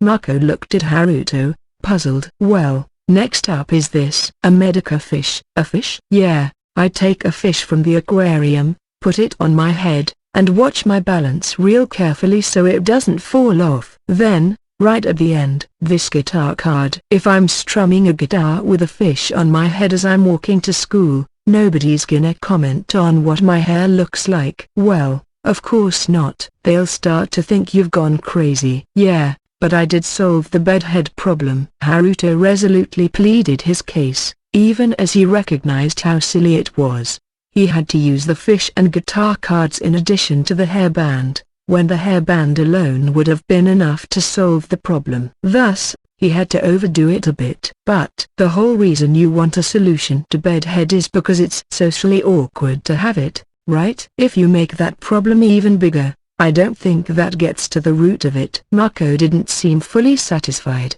but when it came down to the votes, Itsuki and Nayuta overruled her with their yeses. Nice. Haruto shouted, pumping his fist a little in the air. How is that okay? It was funny, So, imagining Prince Manhor walking around with a fish on his head playing guitar made me laugh, so I vote yes. Mako looked at them both, now more dubious than ever. All voting in this game was based on the player's own subjective views, so even if it didn't fully solve the problem, stories could be acceptable just for being amusing. This made it important to think about the personalities of the other players. I suppose I'm up next, Nayuta said. You broke a window. Solve with 3 items. She looked at her hand for a while, pondering the possibilities. Then, okay, here it is. She slapped all 3 cards on the table. They were a fire extinguisher, a dumbbell, and a motor scooter, immediately making Mako and crew wonder how the hell she intended to explain this. First, I swing the dumbbell around to break all the other windows that aren't broken. Despite Itsuki's blank look, Nayuta continued, her demeanor oddly calm. Crash, smash, crunch. The noise is so satisfying as I shatter each and every pane of glass. Some teachers will try and stop me, of course, but I knock them down with a blast from the fire extinguisher, then swing the dumbbell to silence them. And Nayuta's smile deepened. So, taking up my empty fire extinguisher and blood-stained dumbbell, I start bashing up the windows and walls with greedy delight. Then I drive the scooter up and down the halls at top speed, throwing the dumbbell and swinging the fire extinguisher around to vandalize the school even more. Break it up, break it up, break it, break it, break it, break it, break it, break it, break it, break it, break it all. Ha ha ha. You should just rip that school a new one. They didn't do a thing to help me. I hated them all. They should just die. Kaneko, calm down. Itsuki gave Nayuta a bop on the head, bringing her back to the real world. Oh, Itsuki, I'm sorry. Guess that flipped some kind of weird switch in my head, or something. Why yeah. Haruto and Mako were supremely unnerved at this unexpected glimpse into Nayuta's darker side. So, that's pretty much the same approach that I took, causing an even bigger problem to mask the original one. Everyone who wants to give the okay to that approach, raise your hand. Itsuki raised his hand. Haruto and Mako did not, but Nayuta was overjoyed at Itsuki's choice, almost to the point of tears. Itsuki, I'm glad to see you understand me, at least. Well, vandalism isn't all that great, but sometimes violence really is the only solution. So, I love you, Itsuki. You're the only one who can save me. I'd let you do anything to me. Please, just ruin me. Shut up. Get away from, you dumbass. Peeling Nayuta and a hug away from his body, Itsuki stood up. Okay, change of pace complete. I'm going back to work. Yeah, hang in there, Haruto said as he started putting the cards away. As he did, Mako picked up another card from the event deck, wondering what kind of problem would have come up if they'd played a second round. The event, you've fallen in love with the same person as your best friend. Her heart skipped a beat. What's up, Maya? Nothing, she said as she hurriedly returned the card to the pile and handed it to Haruto. You've fallen in love with the same person as your best friend. What kind of items could she possibly use to solve that problem? Mako had no idea at all. Silly ass. It was the middle of March, and Itsuki was working in his apartment when Setsuna Ina paid a visit. Setsuna, under the pen name Purikatsu, was a professional illustrator. He did the art for Genesis Sisters of the New World, Itsuki's second series, and they had been hangout buds ever since. Oh man, Itsuki's head told him, I got a sudden guest. I guess I'll have to abandon work for now. I really wanted to work, but I can't just ignore my visitor. I was so getting into it, too. He continued to mutter along these lines to himself as he picked out Battle Line, a 2-player card game modeled after historical combat in ancient times, and started playing with Setsuna. So you still running from your editors? Itsuki asked as he scoped out his cards. Setsuna laughed and shook his head. Oh, not at all. I'm just back from a plain old prep meeting with the edit team today. At the moment, he was doing illustrations for Sillies, a series by author Yohei Kitagata. In addition to playing on the English word silly, it was also a pun on Shiri, the Japanese word for rear end, and as the plural suggested, Kitagata's wacky rom-com tale featured ladies who exposed their asses a lot. Setsuna was known widely for his tushy work, adding just that little extra jiggly touch to them, and Kitagata had all but insisted on him joining the project, declaring only pure Rikitsu could do the illustrations any justice. It worked out well, and the series was apparently selling rather nicely. Volume 5 had come out almost a month ago, but the illustrations weren't done until well after any agreed-upon deadline. It forced Silly's editor Kenjiro Toki to track Setsuna all the way to Hokkaido, confine him in a local hotel room, and make him wrap it up in time. Itsuki had had a front row seat to all this as it unfolded, so he was aware how it had panned out. "Could you show me your ass for a second?" Itsuki was too busy wondering where to place his next card for Setsuna's sudden question to register with him immediately. Huh? My ass? My ass? Yeah. Setsuna nodded solemnly at Itsuki's wild scream. "Why do I have to show you my ass? What's the big deal? It's not like the end of the world or anything. It'll be the end of any pride I had in myself. Look. All you have to do is stand here, face backward, and drop your pants for a second. I'm just gonna look at your ass. That's it." "No." "Okay, how about halfway down the crack?" "Halfway." "That's even more embarrassing." "Okay, then all the way." "No." "How about no way, man?" I mean, what's driving you to ask me, even?" He had to ask. Setsuna was awfully earnest about this. "Well, you know, I think I'm falling into a rut." The illustrator sighed, looking a little uncharacteristically discouraged. "Like, I'm having to draw asses all day and night for Sillies, right?" "Yeah, some nice ones in the latest volume, too." Sillies wasn't really Itsuki's cup of tea, there being no little sisters among the main cast. They were all the same age as or even older than the main protagonist. But he still bought and read each volume. The sensuality of Yohei Kitagata's prose, a talent he also exercised in his scripts for assorted adult video games, was enough even to excite Itsuki, and the asses on the heroines, as Setsuna drew them, had an overwhelming, magnetic effect on the viewer, regardless of their personal tastes. "I like drawing asses and all, but now that I'm drawing nothing but asses all the time, I'm starting to, lose interest, and stuff, or, the composition of my illustrations is starting to all look the same to me." It's hard to drum up excitement for it.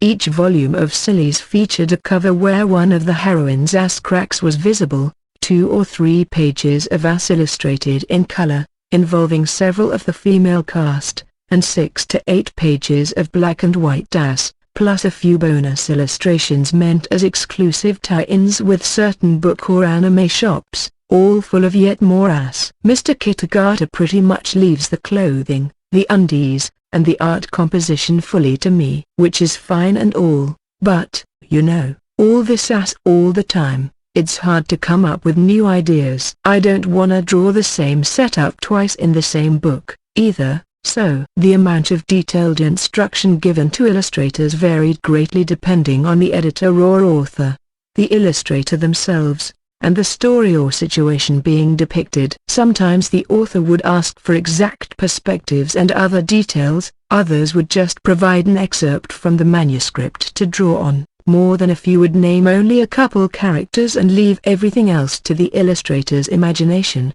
including clothes and positioning, then adjust their own writing to match the final art. No one way was more correct than any other, it was case by case. For Genesis Sisters of the New World, Itsuki first talked with Toki about the situations and characters to illustrate. For scenes with a lot of characters in one place, they generally pare it down to a subset to depict in the art. For important scenes that Itsuki could picture clearly in his mind, he went into as much detail as possible in his instructions to Setsuna, otherwise, he generally left things in his hands. That was how Itsuki worked with all the other illustrators he had been paired with. His characters often tended to be described as having long, black hair, comfortable clothing, battle-worn armor, noticeably large chests, and other loosely defined features, sometimes leading the artists to offer feedback like please go into more detail with the hairstyle and clothing, or you mention she has huge tits, but exactly how large are you envisioning? All right, I can see your problem. So how does that connect to me showing my ass to you? I'm looking for more input, is all. I need to supplement my ass diet with new asses so I can get more ideas for them. Your ass diet? What, like taking supplements? Despite the jab, Itsuki saw the reasoning behind Setsuna's thoughts. He needed good input in order to provide good output. But important though input may be, how will my ass provide that? I don't really see how. Oh, I wouldn't say that. Setsuna gave Itsuki an almost imperceptible smile. But I really do need to beef up my ass diet, you know? That's the only way. He smiled more broadly as Itsuki raised his eyebrows at him. So how about we go look at some women's asses instead, sir? 4 hours later, Itsuki and Setsuna were at a hot spring resort, not far from a town situated by the ocean. Not any normal hot spring, though. This one had an open-air bath that allowed both sexes to share the same water. A net search along these lines had revealed a place that appeared to have an okay enough view and some decent food. One phone call later, they had a room booked with dinner and breakfast included. The moment the two of them were guided into their room, Setsuna picked up a towel and the hotel provided yukata bathrobe. Great time to scope out some ass. What? Already? Can't we chill out for a bit first? I mean, it wouldn't be too late if we waited till after dinner. Despite his hesitation, Itsuki had somewhat similar motivations as his friend. He had hit a wall in his writing, and he needed to refresh and take in some more input. So he easily accepted Setsuna's invite and came along with him. But mixed-gender bathing was a wholly unfamiliar experience. Even looking at the naked female body hadn't been in the cards for him since puberty. Well, okay, there was that one quick glance when Nayuta more or less streaked across his room after showering at his place, but otherwise, come on, sir, no wimping out now. Setsuna laughed as Itsuki blushed back at him. You have girls stripping naked in your novels all the time, don't ya? That's not real life, and I'm not wimping out. So let's go, sir. We gotta hurry, or else the sun's gonna set on us. It was approaching the evening hour, and the internet reviews went on about how awesome it was to watch the sunset over the sea in your open-air bath. Missing that would be a waste of a good opportunity. All right, let's go. Finally stealing his resolve, Itsuki followed Setsuna toward the hot spring. The changing rooms were divided by gender, and for that matter, so was the large indoor bath that greeted visitors before reaching the mixed-sex open-air springs. Setsuna was humming high pressure from T.M. Revolution as he all but flung his clothes off his body. He was naked in record time. Whoa! Itsuki couldn't help but stare openly at his frame. He was small, but cut, with a visible six-pack and everything. They were both the same height and shaped about the same when clothed, but in the nude, the difference was abundantly clear. With no abs or any other muscles to speak of, Itsuki was a weakling by comparison. I feel betrayed. Huh? What do you mean? Nothing. Disrobed down to his undies, Itsuki tried sucking his stomach in as much as he could. No six-pack resulted. He had always been a bit of a pasty wisp of a kid, but living the author's life of holing up in a room all day had served to make his skin look even more unhealthily pale. Hey, how long are you gonna keep your undies on for? Let's get going already. Setsuna eagerly shouted as Itsuki considered signing on for a gym membership. He was doing an excited little dance, his junk bobbing up and down as he carried on. That, too, outclassed Itsuki's by a notable amount. It didn't cheer him up any. Groaning dejectedly, he took off his underpants, deftly hiding his genitals under a towel to protect them from prying eyes. Okay, all set. Sweet. Wow, sir, you really do have a cute ass. Hey, don't look at it, you dick. Itsuki hurried ahead along the trail, cheeks red, and in another moment, they were at the main open-air spring. The sun was right in front of them, hung low above the ocean horizon, And there were so many women in the large bath. Itsuki's brain froze for several seconds. They were naked, in the bath, and taking in the majestic view. About 20 of them in all. As for their ages, they were between the late 50s and the 80s, maybe. They were mature women, yes, some beyond mature and straight into granny territory. No men whatsoever. Oh, look at these cuties. One of them purred upon noticing Itsuki and his friend. Her bust had to be close to 40 inches, and her hips and rear end were just as well endowed. She was a living force of nature, weathered like a centuries-old tree. Oh, you're right. Young men like these are quite the rarity. The 20 of them were all in the same group, and now all these wizened old powerhouses were staring right at the two newcomers. Itsuki tensed up, turning an eye towards Setsuna. Hiya, ladies. That's one damn nice view, isn't it? Setsuna, on the other hand, wasn't bashful at all. He smiled all the way, his friend swinging downstairs around in the air as he waded into the bath and toward the gaggle of elderly women. Itsuki had to respect that, but instead of joining him, he found himself scurrying over to a nearby wash basin, sitting down and showering as he spied on his friend. And where do you little boys come from?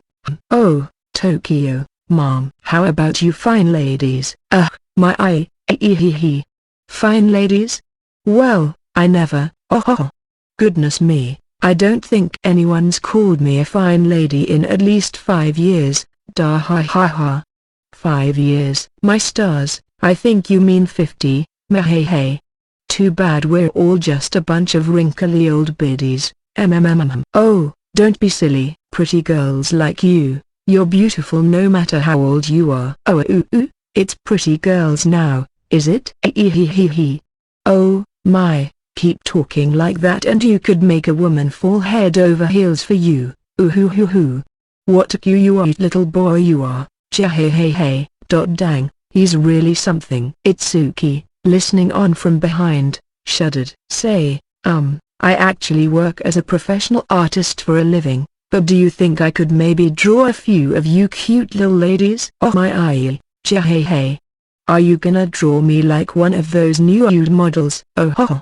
Well, go right ahead. I'll take off anything you want me to for the sake of fine art. But you're already naked, silly. Oh, right.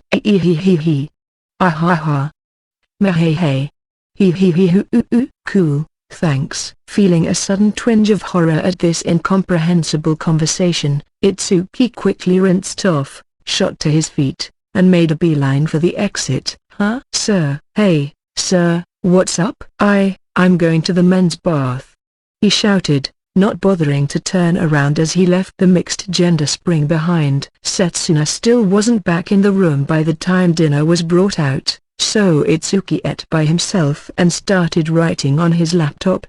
I'm scared. I don't want to die. For the first time since he became a Dark Knight, Sieg felt a true sense of fear. This was the midsection of Volume 5 of Sisterly Combat. Sieg, the lone wolf Dark Knight who was the tale's main hero, had never lost his cool up to this point, no matter how desperate the situation. But now, faced with an enemy more powerful than any he'd stared down before, the fear of death had descended upon him. He would survive, if barely, but it was a major turning point for the story. One of its most important events. Now I know. I really know. Sieg's anxiety, his desperation, his fear, his sense of utter defeat. I know it just as well. Sieg is me. Sieg was a character that Itsuki himself looked up to. That made it hard to convincingly depict him losing heart over his weaknesses or fears. But all Itsuki's struggles with it seemed like a thing of the past as he blazed along with his writing. He reached a good stopping point around 2 in the morning, a sleepy sense of achievement filling him as he slipped into his bed. Just as he did, Setsuna returned. Phew, think I kinda overdid it. Were you alright? Itsuki tentatively asked. Setsuna smiled back at him. Oh, yeah, that was incredibly inspiring. I'm gonna draw some seriously fine ass now. Yeah, I'm sure that was a lot of inspiration to take in. Itsuki hesitated. Before deciding he was too afraid to ask exactly what happened. But, I mean, did looking at a bunch of mature butts give you much to work with? The girls you draw kinda skew a lot younger than that. Well, hell, if I wanted to look at younger asses, I could just walk around the neighborhood and there'd be all kinds of women I could ask, you know? Oh, yeah? Itsuki winced at Setsuna's unhesitant reply. The idea of going up to an unknown woman on the street and striking up a conversation was so alien to him that the idea was hard to comprehend. Will women just show you their ass if you ask nicely? Like, for real? It can't be. But, you know, it's not every day you can look at the asses of those kinds of chicks all at once. Pretty lucky we were here the same night as that big tour group. The smile on Setsuna's face was genuine, unclouded. He was being completely serious. Wow, Mr. Ina? Hey, why so serious, sir? No, I mean, like, wow, you're amazing. Am I? Or, thanks, man. He gave Itsuki a pleasant, if slightly confused, smile, then yawned and flopped into bed. It wasn't long before he was blissfully snoring. Man, Purikitsu's just unbelievable. In terms of the size of his metal, as well as the size of his member, Itsuki was utterly defeated. He resolved to call him by his last name for a little while, out of respect. The sadist returns. It was 3 days after Itsuki and Setsuna's road trip to the hot spring resort. For Itsuki, it was another day at his place, beavering away at Volume 5 of Sisterly Combat. He had overcome one major obstacle, but this volume still had a lot of serious plot events to cover, so now was no time to relax. Haruto was there with him at the kotatsu heated table, drinking beer and reading on his tablet a comedic manga, apparently, judging by the occasional bouts of snickering and laughing. It ruined Itsuki's concentration. Hey, don't you have anything to do? You've been coming here a lot lately, he said, staring pointedly at Haruto. I got stuff, sure, but I'm pretty much past the brunt of it. I guess you could say Volume 13 is done on my end, and I just finished up the novella they're gonna include with the DVD and Blu-ray releases. Damn, moving right along, huh? Tch. Haruto chuckled at Itsuki's clear jealousy. Yeah, I'm just glad I got out of the thick of it pretty early on. Like, seriously. Well, there's 2 weeks till the anime starts running on TV, right? I'm really starting to get nervous about it. Is it that bad? I mean, the anticipation keeps building every day. If I had multiple deadlines to deal with at the same time as this, I'd freak out. Chevalier of the Absolute World, Haruto Fuwa's novel series, would have its anime adaptation air on TV beginning in early April. Haruto had been part of all the script meetings, cast auditions, and recording sessions so far, helping to actively promote the series in anime magazines and internet streams. At this point, though, his anime-related duties as the original creator were done with. He just had to trust in the staff and wait for the broadcast launch. Oh, hey, how about we all watch the Episode 1 TV broadcast in here? Itsuki grimaced at Haruto's suggestion. Huh? Why do I have to watch your anime with you? Or, come on. I'm too nervous to watch it by myself. We're close to the publisher here, so I can invite my editor Kawab, too. Yuge. All right. So it'll be me, you, your editor, Kanaku and Mako. What about Chihiro? I was thinking we could pick up our RPG campaign for a little bit before the broadcast. I dunno, we're talking about a late-night anime broadcast on a weekday, so. Oh, yeah, he's still in high school, huh? He's so much more put together than you. I forgot about that. Yeah, thanks. I'll invite him, anyways. Appreciate it. Oh, man, I'm so nervous. Then the doorbell rang. Itsuki glanced at the clock, and his face stiffened. 3 o'clock. Guess it's time. Did you have a meeting planned with Mr. Toki? You shoulda told me. Haruto assumed it was Toki, given how Itsuki clearly wasn't looking forward to the event. No, Not him. Another pro. Someone you know. Someone I know. Some other writer working under the same publisher. Glancing sidelong at the perplexed Haruto, the extremely nervous-looking Itsuki turned to open the front door. There, he found a blonde-haired girl wearing an extremely frilly red dress. "Hello, tax accountant Ashley." Owner flashed him a sadistic smile. Then she noticed Haruto inside. Her smile deepened. It was a whisper of a scream, as Haruto's eyes blew wide open, fear plainly written across his handsome countenance. Miss Ono, what are you doing here?" "Well, I've finished up Hitsuki's tax return, so I'm giving him his receipts and a copy of the final documents. I didn't think I'd find you here, though." I see." Cold sweat poured down Haruto's face. "So this was the pro you meant?" "A pro tax accountant?" He. Ashley replied as she removed her shoes, clearly savoring Haruto's reaction. "It's been a long time, Haruto. I was expecting to have you as a client this year, too, so it's a pity I haven't gotten to see you." "Oh, no, that." Haruto turned his eyes away from Ashley. "Oh, you didn't hire her?" a surprised Itsuki asked. Haruto was the one who recommended Ashley to him in the first place when he had asked for help with his taxes, so he assumed that he went to her for this year's return as well.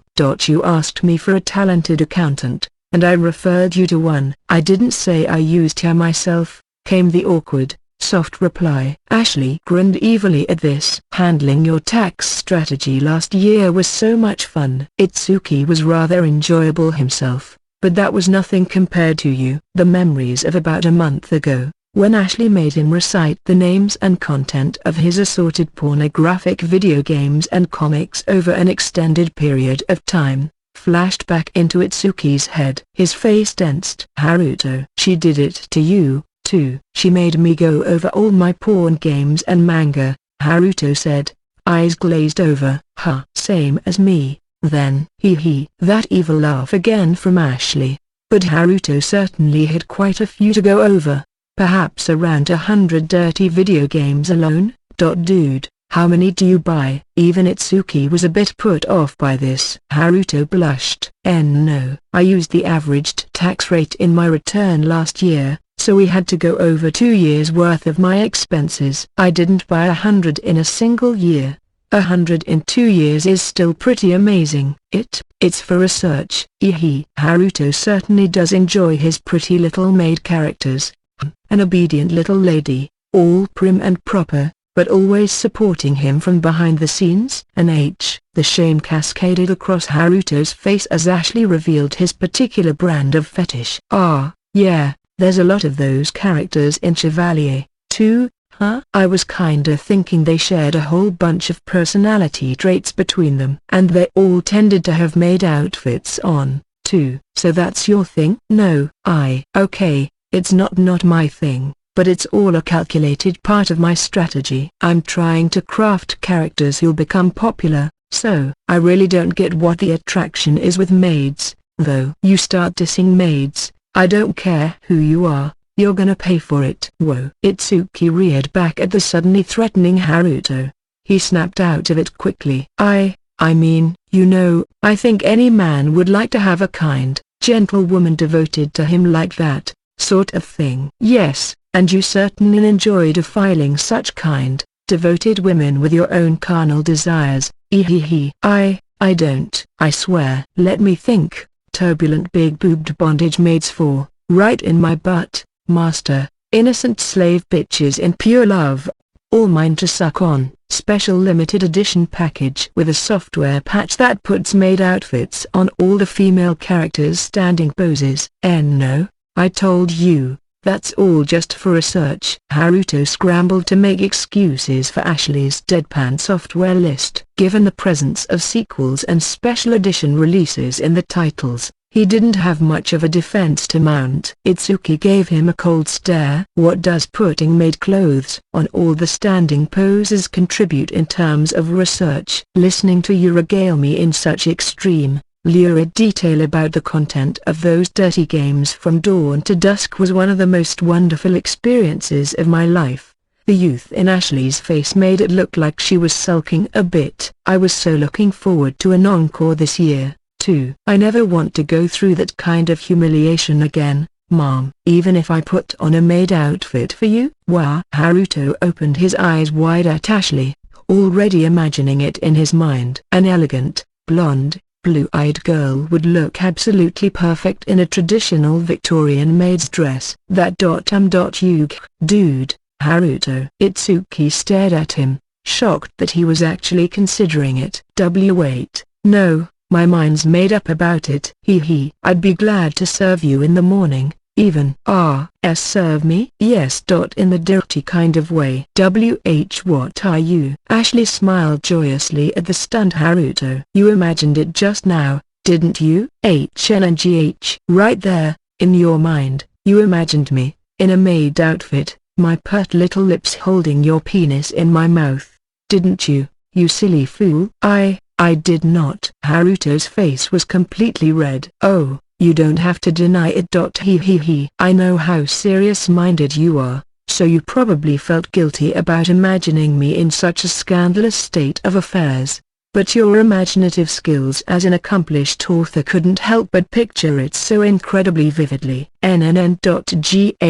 Haruto, his motivations so accurately guessed, groaned in anguish. Ashley's own cheeks reddened a bit. I'm sure you'll be recalling that image of me in your head every morning now. When you wake up, you'll be tormented by the guilt, but, yes, unable to withstand your bodily desires, you'll pleasure yourself with it, no matter how loathsome it makes you feel. Every day, over and over and over again.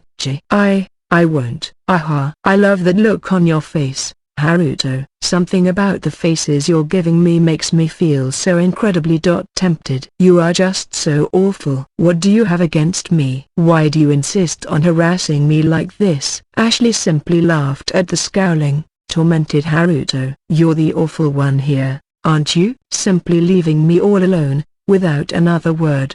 Don't phrase it like I did something bad to you, Mom. All I did was not contact you about this year's tax return. I never turn down anyone who knocks on my door, but if they leave me, I never forgive them. That is the philosophy of the owner tax accounting office. What kind of fantasy land tax office are you running, Mom? Haruto looked ready to burst into tears. Itsuki, meanwhile, was looking on admirably, wondering internally if this was some new kind of foreplay game on Ashley's part. Then Ashley confronted him. You'll come back to me next year, won't you, Itsuki? That's the plan, I mean. Yes, Mom. He nodded. There's a good boy. Just for that, I'll be sure to call you Big Brother next time. For real? Ashley flashed a nefarious smile at Itsuki as he suddenly sat bolt upright in his chair. Even if you're lying, that's just one line I can't let you cross. Damn it. The desperate expression on Itsuki's face only delighted Ashley further. Right. I would love to play with you two a little more, but unfortunately, I have other appointments. So, here's your tax return and your receipts. Be sure to keep them in a safe place. Yeah. Itsuki listlessly accepted the file folder. With that, Ashley went to the front door, put her shoes back on, and then took out another set of papers from her bag. Oh, and I've listed a few of my favorite hometown tax offerings, so take a look when you have a chance. If you think you'll make about as much this year as you did last, it'd be wise to make a donation in the 100,000 yen wise. Oh, sure. Thank you. Itsuki was a bit confused at this service he hadn't asked for. The hometown tax system allows taxpayers in Japan to make donations to individual communities located anywhere in the country as part of their tax returns. The donation can be almost fully deducted from their taxes. It's easy to assume that freelancers can deduct pretty much anything as business expenses, but that doesn't mean the money they spend on those things is refunded to them. It simply deducts the value of those expenses from their income, as reported in the tax forms. If you work for a business and take a trip, the company will cover the cost of that for you, but freelancers don't have that luxury. Thus, for example, if the income tax rate is a flat 10%, and an author makes yen in a year with no extra expenses, they'll have to pay out 100,000 of that yen in taxes. However, if the author can prove that they paid 100,000 yen for research materials or the like, that makes the author's total income 900,000 yen, meaning their tax bill is now just 90,000. In the former case, you're left with a million minus 100k, or 900,000 yen. In the latter, a million minus 100,000 minus 90, or 810,000 yen. This means a lot of people opt for the former, not bothering to report any expenses at all. If you want to have as much cash on hand as possible after taxes, there's no need to make the effort to buy stuff so you can deduct it from your income. It's best to just save or invest the cash instead. For freelancers, the key to saving money on taxes is figuring out innovative ways to make non-business related purchases look like they're business expenses. Spending money in an effort to cut the tax bill would be putting the cart before the horse. You have the choice of either paying a lot of taxes to keep more cash on hand for later, or cutting into your savings a bit to invest more in yourself, and different people make that choice in different ways. With the hometown tax system, meanwhile, making a donation as part of that directly deducts from what you owe in taxes, not from your reported income. If your tax bill is 100,000 yen and you donate 20,000 yen, your tax bill then becomes 80,000 yen. You might ask what the big deal is, if it's all taxes anyway, but the difference is that the community you donate to usually sends you a thank you gift, often some kind of local produce. You don't get anything like this for paying normal taxes, of course, so getting something nice to eat as part of the bargain is a neat little extra. But some of these thank yous can be pretty darn tempting. High-grade organic beef for a 10,000 yen donation, or 3 enormous hairy crabs for 20,000. Some communities even offer travel tickets or free lodging, a great opportunity for writers to save a little money as they journey around for research purposes. So Itsuki leafed through the hometown tax material Ashley gave him.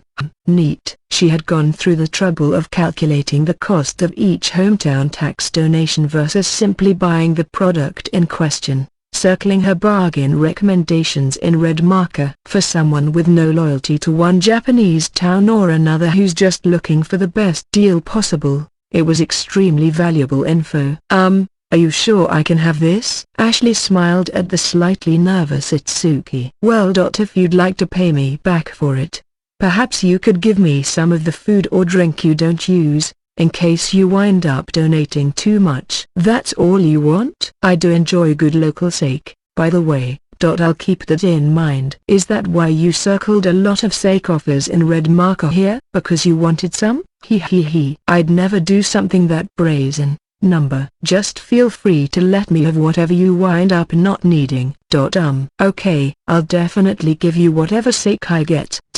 I'm looking forward to it, big brother. Itsuki's face was flushed with excitement after Ashley left. Oh, man. I gotta donate to all the communities offering sake. My little sister deserves the best present I can give her. Whoa, calm down, man. She's not your sister. A quick bop on the head from Haruto restored Itsuki to sanity. He probably would have really done it, too, if his friend wasn't there. All but demanding you shower her with gifts. She's one of the most fearsome women I've ever met. Going crazy the first time someone calls you big brother is pretty screwed up, too, but yeah, she is. Haruto sighed a fatigued sigh. All for the sake of my novels. It was late March, and Itsuki was nude in front of his bathroom mirror. One might expect this to be because he was about to take a shower or soak in the bath for a bit, but this was not the case. Instead, the naked Itsuki had his member tucked between his legs, wriggling his body like Frieza's final form and giving himself bedroom eyes in the mirror as he said, in a wooden falsetto, "Ooh, big brother." "Go right ahead." Then he stared at the mirror for a moment. No.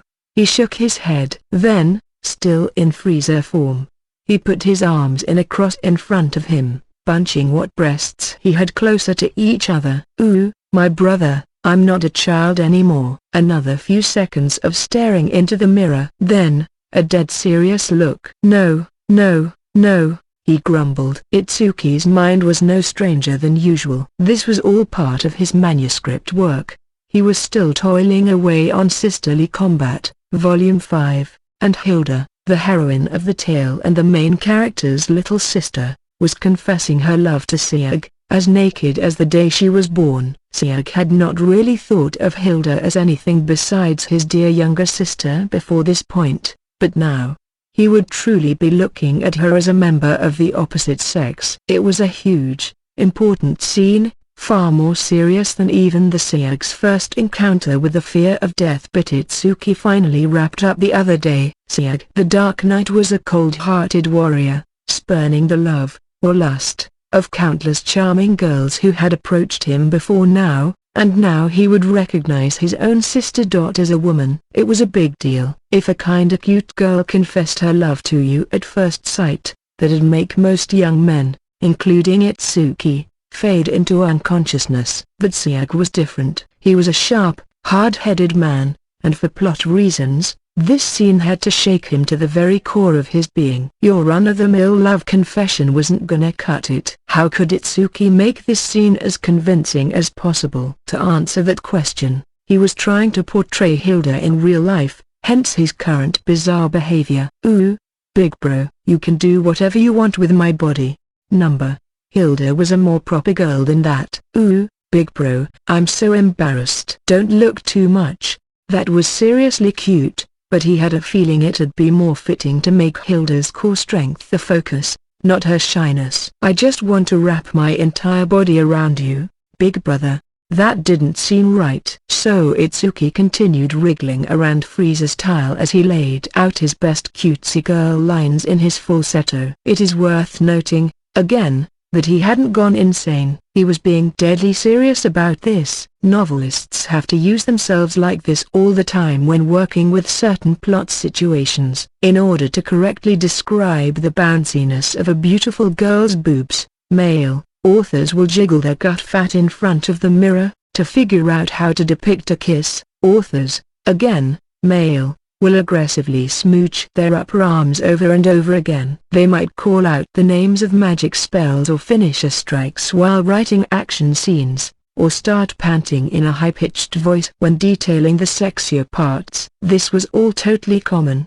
and Itsuki was sure all other novelists across the world did the same thing. The way this or that author described in such vivid, sensual ways what a breast or a rear end looked like, or how seductive someone's nipples were, or how meltingly hot a kiss was, it was all just some dude poking at himself. Thus, nothing about Itsuki in Frieza mode was out of the ordinary. I want you to be my first, big bro. No, my breasts are pretty big. No, big bro. Let's have sex. No, I want to do something for you too, big bro. No, brother. I'm a woman, too, you know. No, maybe I should take a straightforward approach. I love you, big bro. Frieza spread her arms out wide and latched onto her pretend big brother. Smooch. And just when he was about to kiss himself in the mirror, he saw someone who wasn't him in one corner of it. Kaiwa, screaming in a cracking voice, since he was still in Hilda mode.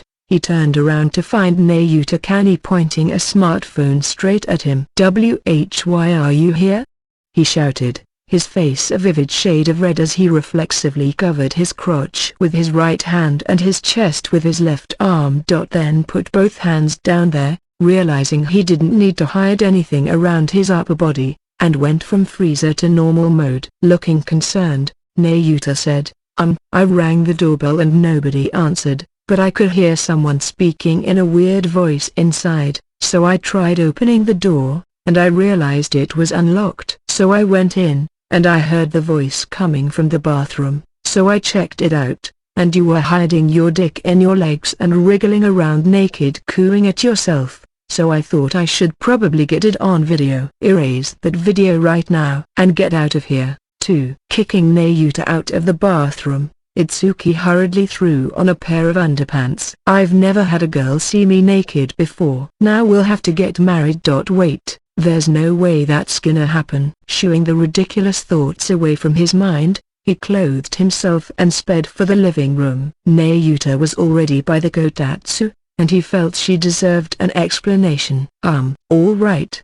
Look, Kaneko, what you saw was... Oh, don't worry. You were just trying to reenact a scene from your novel, right? This was absolutely normal and completely understandable behavior for all writers, so Nayuta, being part of the fold, required no further guidance. Yeah, it was that. Now Itsuki was relieved. Good thing it was Nayuta who spotted him. If it was Mako Chihiro, it would have driven deep cracks into their relationships. He breathed a sigh of relief as he joined her by the table, an action that resulted in a sudden bout of blushing on Nayuta's part. What, Kaneko? The memory of seeing you naked made me kind of excited. Well, forget it right now. And did you delete that video? Nayuta shook her head. I don't want to. Well, do it. If that gets out, I'll be dead to society. Oh, it's all right. I'm just gonna enjoy it all by myself. Don't. I want it off your phone and out of your brain, too, if you can. I can't do that. Well, just erase the video, then. Is that the tone of voice you use when asking a favor of someone? Please erase the file for me. If you could. He sounded near tears as he made the pleading request. Nayuta purred, lips pouting. Well, can you do one favor for me? Yes, anything. She let out a soft sigh. You know, you really shouldn't say yes so readily to questions like that. You'll make me get all carried away. Oh, yeah, I'll bet. Itsuki regretted the error, although he didn't really feel like he deserved the chilly analysis. So what do you want? Please let me stay here for a while.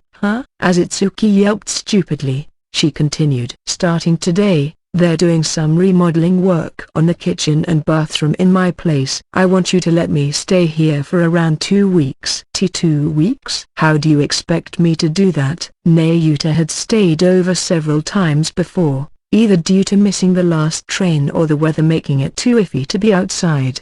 But those were strictly overnighters. You're the only person I can turn to, Nayuta pleaded, eyes turned upward to the flinching Itsuki. Why can't you stay at some friend's house? I don't have many friends, but you have some, then, right? Like, Mako, but my life's with her parents. I'd be such a bother to them if I stuck around that long. And you aren't a bother to me? Well, we're gonna be married soon anyway, so. We are not. Wait. What about your parents? They're staying at a hotel during the remodeling, just the two of them. Looks like I might have a little sister next year.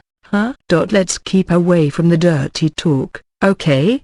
Itsuki winced as he recalled his own family. I mean, are your parents okay with that? Like, their daughter staying in some guy's room for days on end? Oh, yeah. I said I'm staying at my boyfriend's place, and they said okay. So go to your boyfriend's place, or, come on, Itsuki, I'm talking about you. Stop making stuff up. Wait, you're saying that your parents are okay with me?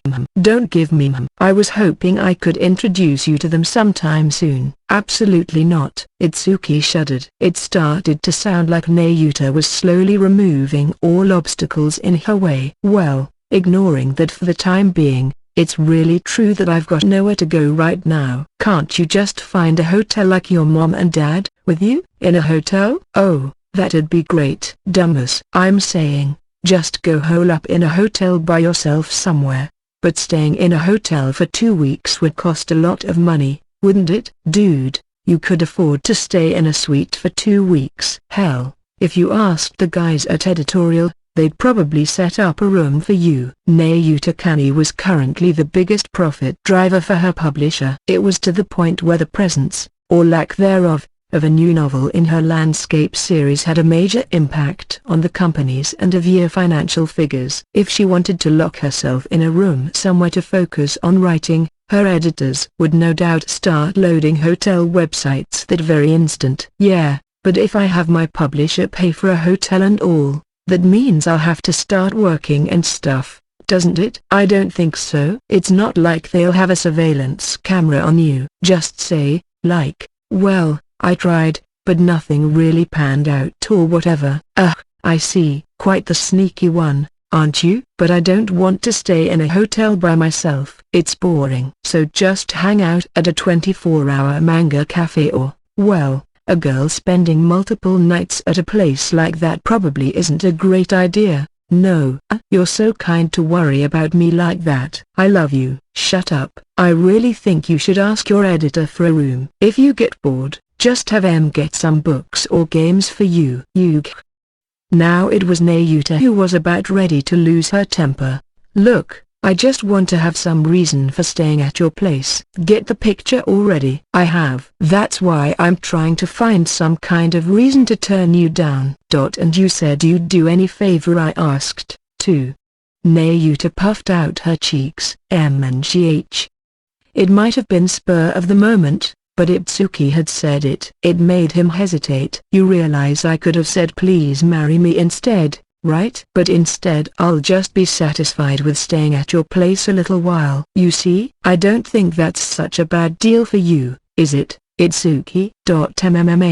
Plus, who said anything about staying for free? What? Nayuta smiled at the dubious-looking Itsuki. If you let me stay here, I'll let you do anything you want with me. You can join me while I'm taking a bath all you like, or come into the bathroom when I'm taking a dump, or do dirty things to me while I'm sleeping, or even when I'm not sleeping. It's all welcome, and I live my life strictly in the unrated director's cut version. I don't care what you do, and I'll follow all of your orders, too. For example, I could take your cock and, all right, just 2 weeks, right? Stay here for free, for all I care. No, not free, I'm staying. You can do dirty things too, for free.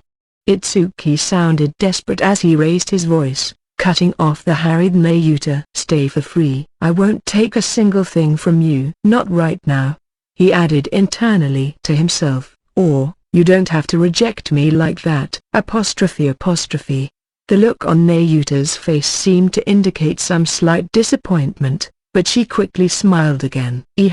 I'm finally moving in with my boyfriend. You're not moving in. You're just staying for a bit. He knew there was no point shooting her down, but he still shouted the reply back, his face bright crimson. Bride versus brother. Thus it came to pass that Nayuta would stay at Itsuki's place for a little bit. She already had a suitcase filled with clothes and toiletries in the room, humming to herself as she put her wardrobe in the closet and placed her toothbrush into the stand by the sink. She grinned, taking a moment to admire the sight of her and Itsuki's toothbrushes lined up next to each other from multiple angles. Then she returned to the living room, smiling warmly as she stared at Itsuki. She was at the kotatsu table. He was by his desk, banging away at his novel, or would be, if he didn't feel her eyes on him. Could you not stare at me so much? You're breaking my focus. Are you working on Sisterly Combat, Volume 5? Yeah. I'd like to read whatever you've done so far. I'll print it out. Woohoo! Itsuki turned on the printer and started the job. Nayuta's eyes sparkled as she hovered over it,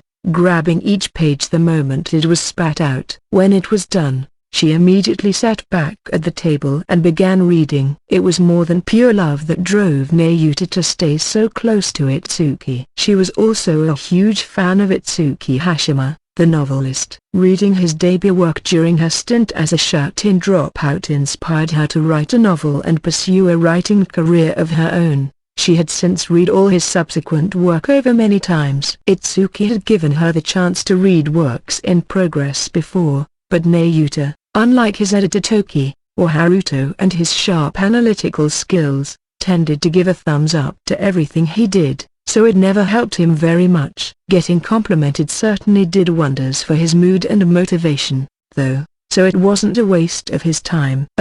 This is really killer stuff, this time. Hurry up and write more. After nearly an hour, Nayuta finished reading and began pumping Itsuki for more, like a dog begging for food. He appreciated the expected praise, but he was still blunt with her. PFFT. This isn't something I can hurry, you know. Just shut up and wait. By the way, Do you have your work stuff with you? The question popped into his mind. Nayuta had yet to do any work inside his place, but if she was going to be here for 2 weeks, he doubted she could get away with zero work progress during that time. Oh, yeah, I do, pretty much. Out from her suitcase came a flat, rectangular device, about the same size as a Nintendo 3DS XL. Opening it up revealed a display and a foldable keyboard, giving the impression of a rather tiny notebook PC. This was a Pomera, a portable device geared specifically for writing text,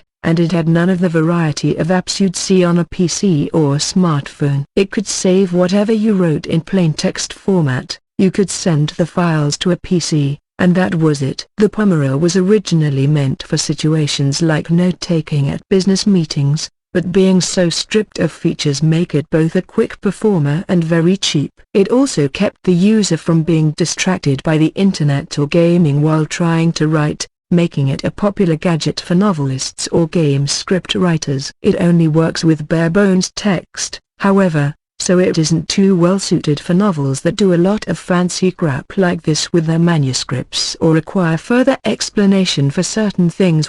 You write with a Pomera? Itsuki asked, a bit surprised. Oh, I don't care that much what I write on. I can write on a PC or a smartphone just fine, and sometimes I even write out longhand in a notebook.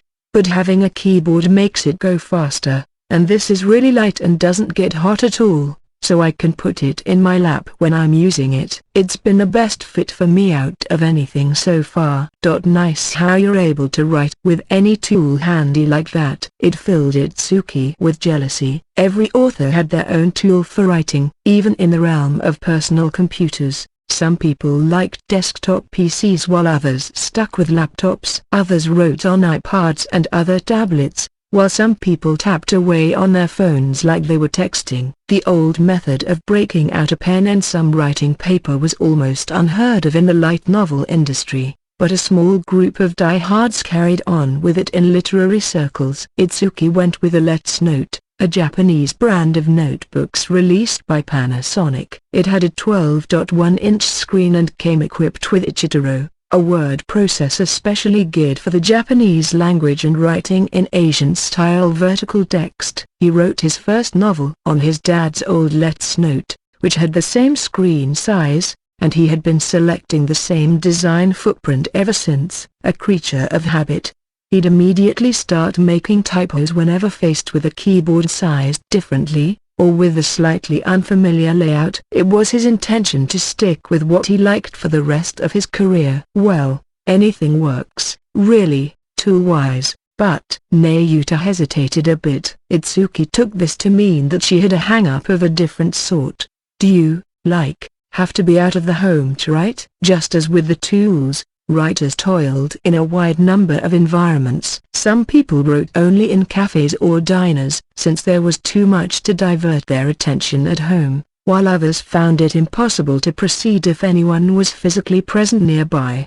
There were writers who couldn't work without music in the background, writers who needed a lit cigarette at the ready, writers who required coffee, writers who needed a chair, writers who needed a floor seat, and writers who needed to stand up. A bit of everything. In contrast to his computer setup, Itsuki didn't care much about the environment around him. Unless there was a sexy girl taking a shower right by him, he could work in his apartment, in a cafe, on the train. No place posed any major challenges. No, I don't care where I am, really. But, well, I guess the location is important.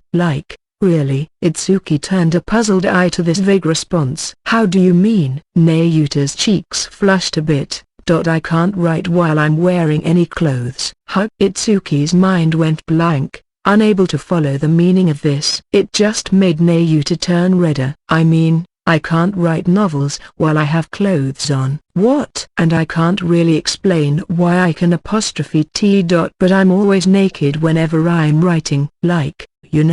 Being in the nude helps you focus more, right? No, I don't know that. Quit acting like that's normal. I've never heard anything like that before, Itsuki retorted, eyeing her with dismay. When I was just sitting in my room all day, mostly I played video games, But for example, I might have a tough game I couldn't beat clothed, but the moment I stripped, I was able to finish it. Usually I'm lucky if I can get through 3 loops of Spelunker, but naked I managed to go on for dozens of loops. And not just games, too. When I read naked, I can grasp the concepts behind what I read so much more easily.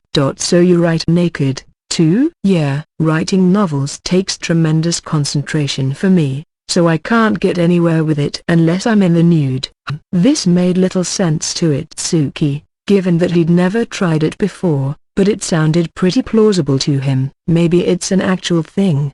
He thought. Everyone had their own writing styles. It wouldn't be weird to find a writer who couldn't work while dressed. I guess the location would be important. Yeah, it would certainly eliminate the cafe and diner options. Anyway, so what are you gonna do about work while you're staying here? Nayuta peered into Itsuki's eyes. Itsuki, what? Is it okay if I work naked in here? Of course not, you asshole.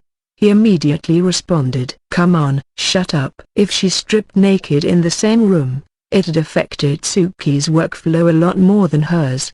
So do you hate naked women or something? Yes, except for little sisters. That's what Itsuki claimed, but as a male, he was generally a fan of any attractive naked woman, sister or not. That applied to both the 2D and 3D world. A big-breasted beauty willing to wear her birthday suit will be an awesome experience. How much is Kaneko going to wear down my defenses before she's satisfied? Itsuki thought, although he didn't dare say it. Well, can I at least go without underwear? Why is that okay? I don't like feeling constrained. It makes me all jumpy. I'll make sure to wear, really baggy stuff. You don't like feeling constrained. The statement reminded Itsuki of a dog or cat struggling to wriggle out of a piece of pet clothing.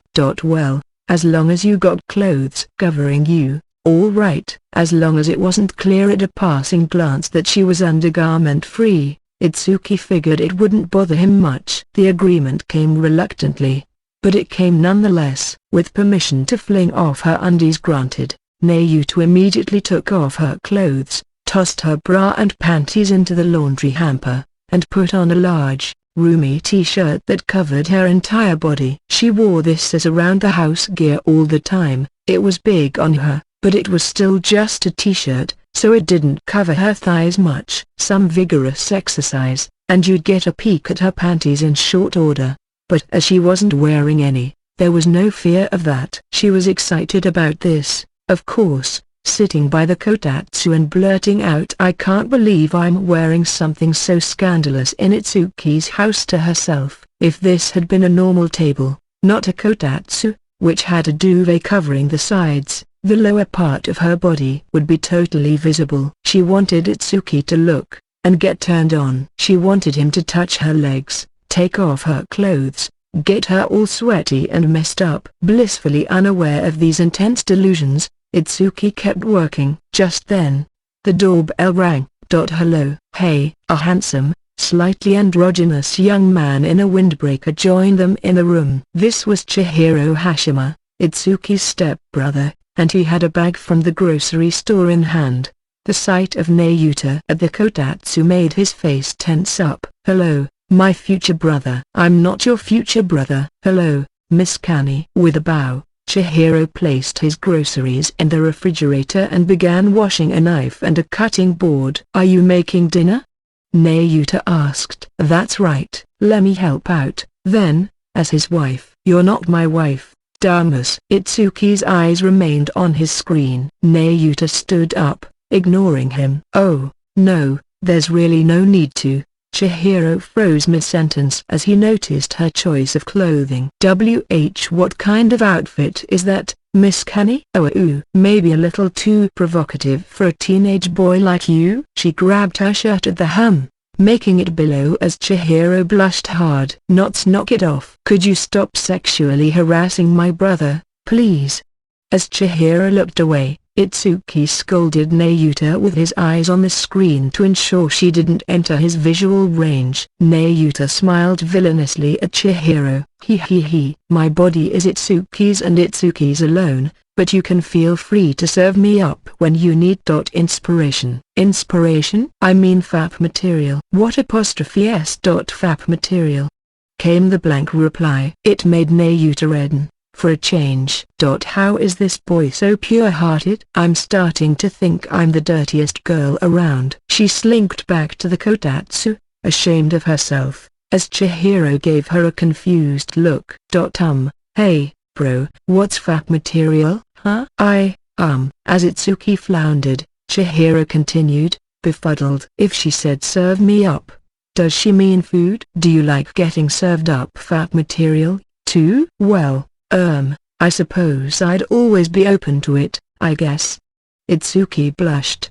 So you like this FAP material? Well, it depends. Oh, so there's different types of it? Yeah, lots. Little sister themed, big breast themed, shrine priestess themed, student council president themed. You name it.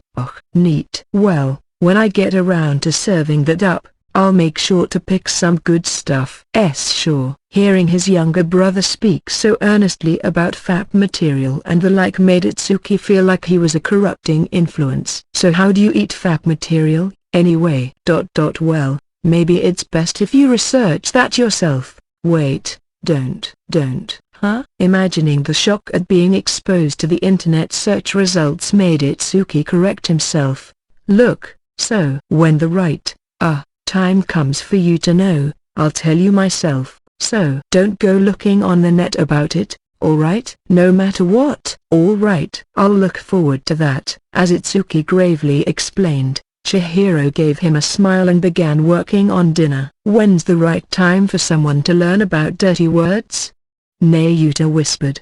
I don't know, Itsuki whispered back. And didn't your family ever give him any sex education? Yeah, I'm a little worried about that, too. When Itsuki was in high school, he was absorbing all kinds of obscene words and concepts. Nobody had to go out of their way to tell him about it all. Maybe all Chihiro knew was the stuff they taught him in health class. Though, given what he knew about Chihiro's mother, that would come as a bit of a surprise. After the three of them finished dinner, Chihiro went to check on the laundry once he finished washing the dishes. Itsuki occasionally did the laundry himself, but he tended to just toss everything in the same load: sweaters, patterned clothes, it didn't matter, dump a random amount of detergent inside, press a bunch of buttons, then leave it in there for days after forgetting about it. Chihiro, as a result, had to check on him regularly and do the wash for him once it piled up. There were several days' worth of clothing in the hamper right now. Man,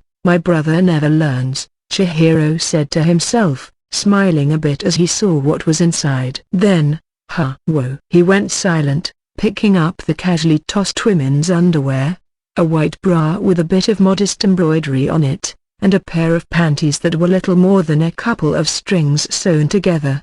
They were both lacy, racy, and see-through. BB bro?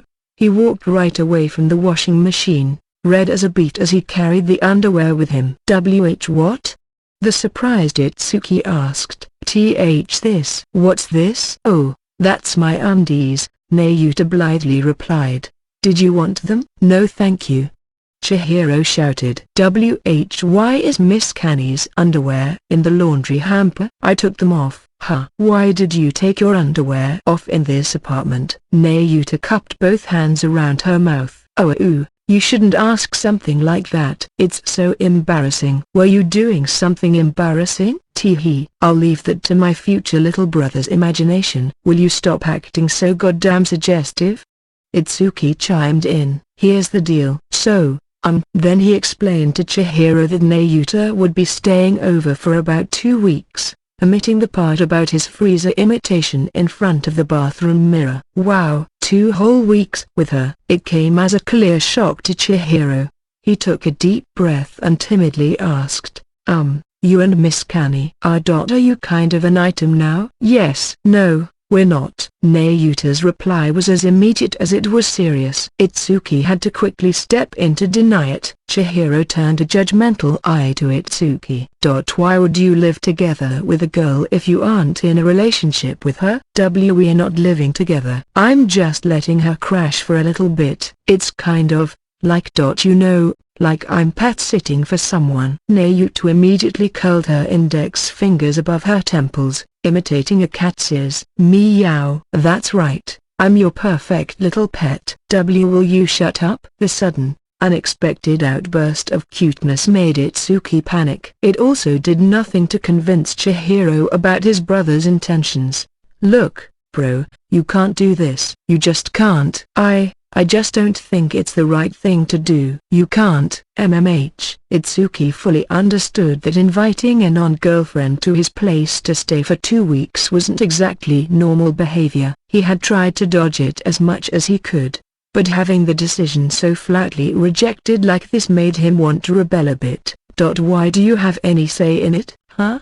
The slightly peeved tone of Itsuki's voice made Chihiro freeze, as if in shock. I'm free to have anyone I want stay here, aren't I? It's not like I'm causing trouble for anyone. But you can't. It might lead to some kind of mistake. It was a concern of Itsuki's. A single night was one thing, but he wasn't too sure having this girl around all hours of the day was something he could withstand. The most wonderful kind of mistake. Nayuta purred. Itsuki ignored her. I'm sure both of our dads would be worried about it, too. Chihiro's sudden protest made Itsuki wince a bit. So what? He said. We can worry about it if it comes up. Yeah? Look, I'm a grown man. I'm doing relatively okay with my career. I'm paying my taxes and everything. I think I can take responsibility for myself, you know? Why yeah, but mwahaha, just give it up, my future in-law. Nayuta interjected. Whatever a grown man and a grown woman get up to, it's not going to be a problem for anyone else. Well, maybe not, but Chihiro. Itsuki was suddenly alarmed by Chihiro, who looked ready to burst into tears. His little brother gave him a long, firm look. But that assumes you two are mentally grown up. Which you aren't, huh? What? I mean, okay. Maybe you've got some money saved up, but you can't cook, you can't clean, you can't do the laundry. You dress like slobs, you spend entire days without leaving the apartment, you go on vacations on a total whim, you're drinking beer in the middle of a weekday afternoon, you can't keep a steady schedule to save your lives, and all you do is screw around until you have to crunch to meet a deadline. I really wouldn't call that grown up, you know. Itsuki had nothing to refute that assessment with. It was absolutely correct. Nayuta, for her part, also hated chores and was even less capable of caring for herself than Itsuki. It made her feel a twinge of regret. I'm just saying, Itsuki, as your younger brother, I can't just sit here and watch you get even worse. So you two can't live together. Itsuki caved under the pressure of Chihiro's final pronouncement. Well, you heard him, Kanaku. I guess I can't have you here. All right, responded a clearly peeved Nayuta. I don't want my future brother-in-law to resent me right from the outset, so I'll just take my leave. Then she took out her phone and called her editor, asking for a hotel room for 2 weeks so she could have a writer's retreat.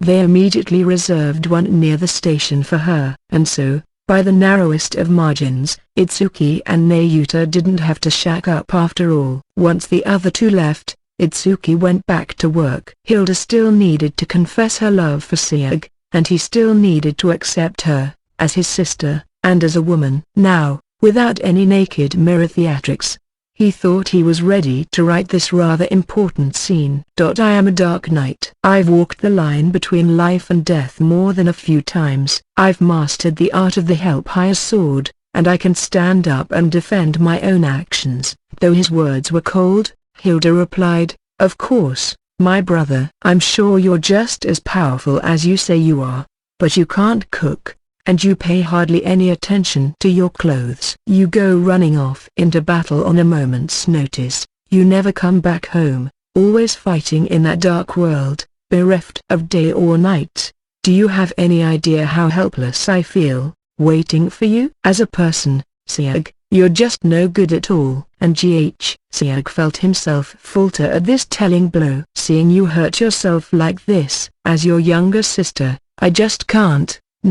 As the girl who loves you, I can't just sit here and watch that happen." With that, Hilda tossed away the milky white dress that covered her. To Hilda, Siag was no noble dark knight, no grand hero who saved the lives of thousands. She saw him for what he was, just a guy, and nothing more. Phew. It was a really nice scene, Itsuki thought. This was one of the biggest climaxes in the whole sisterly combat series, and he thought the writing lived up to it.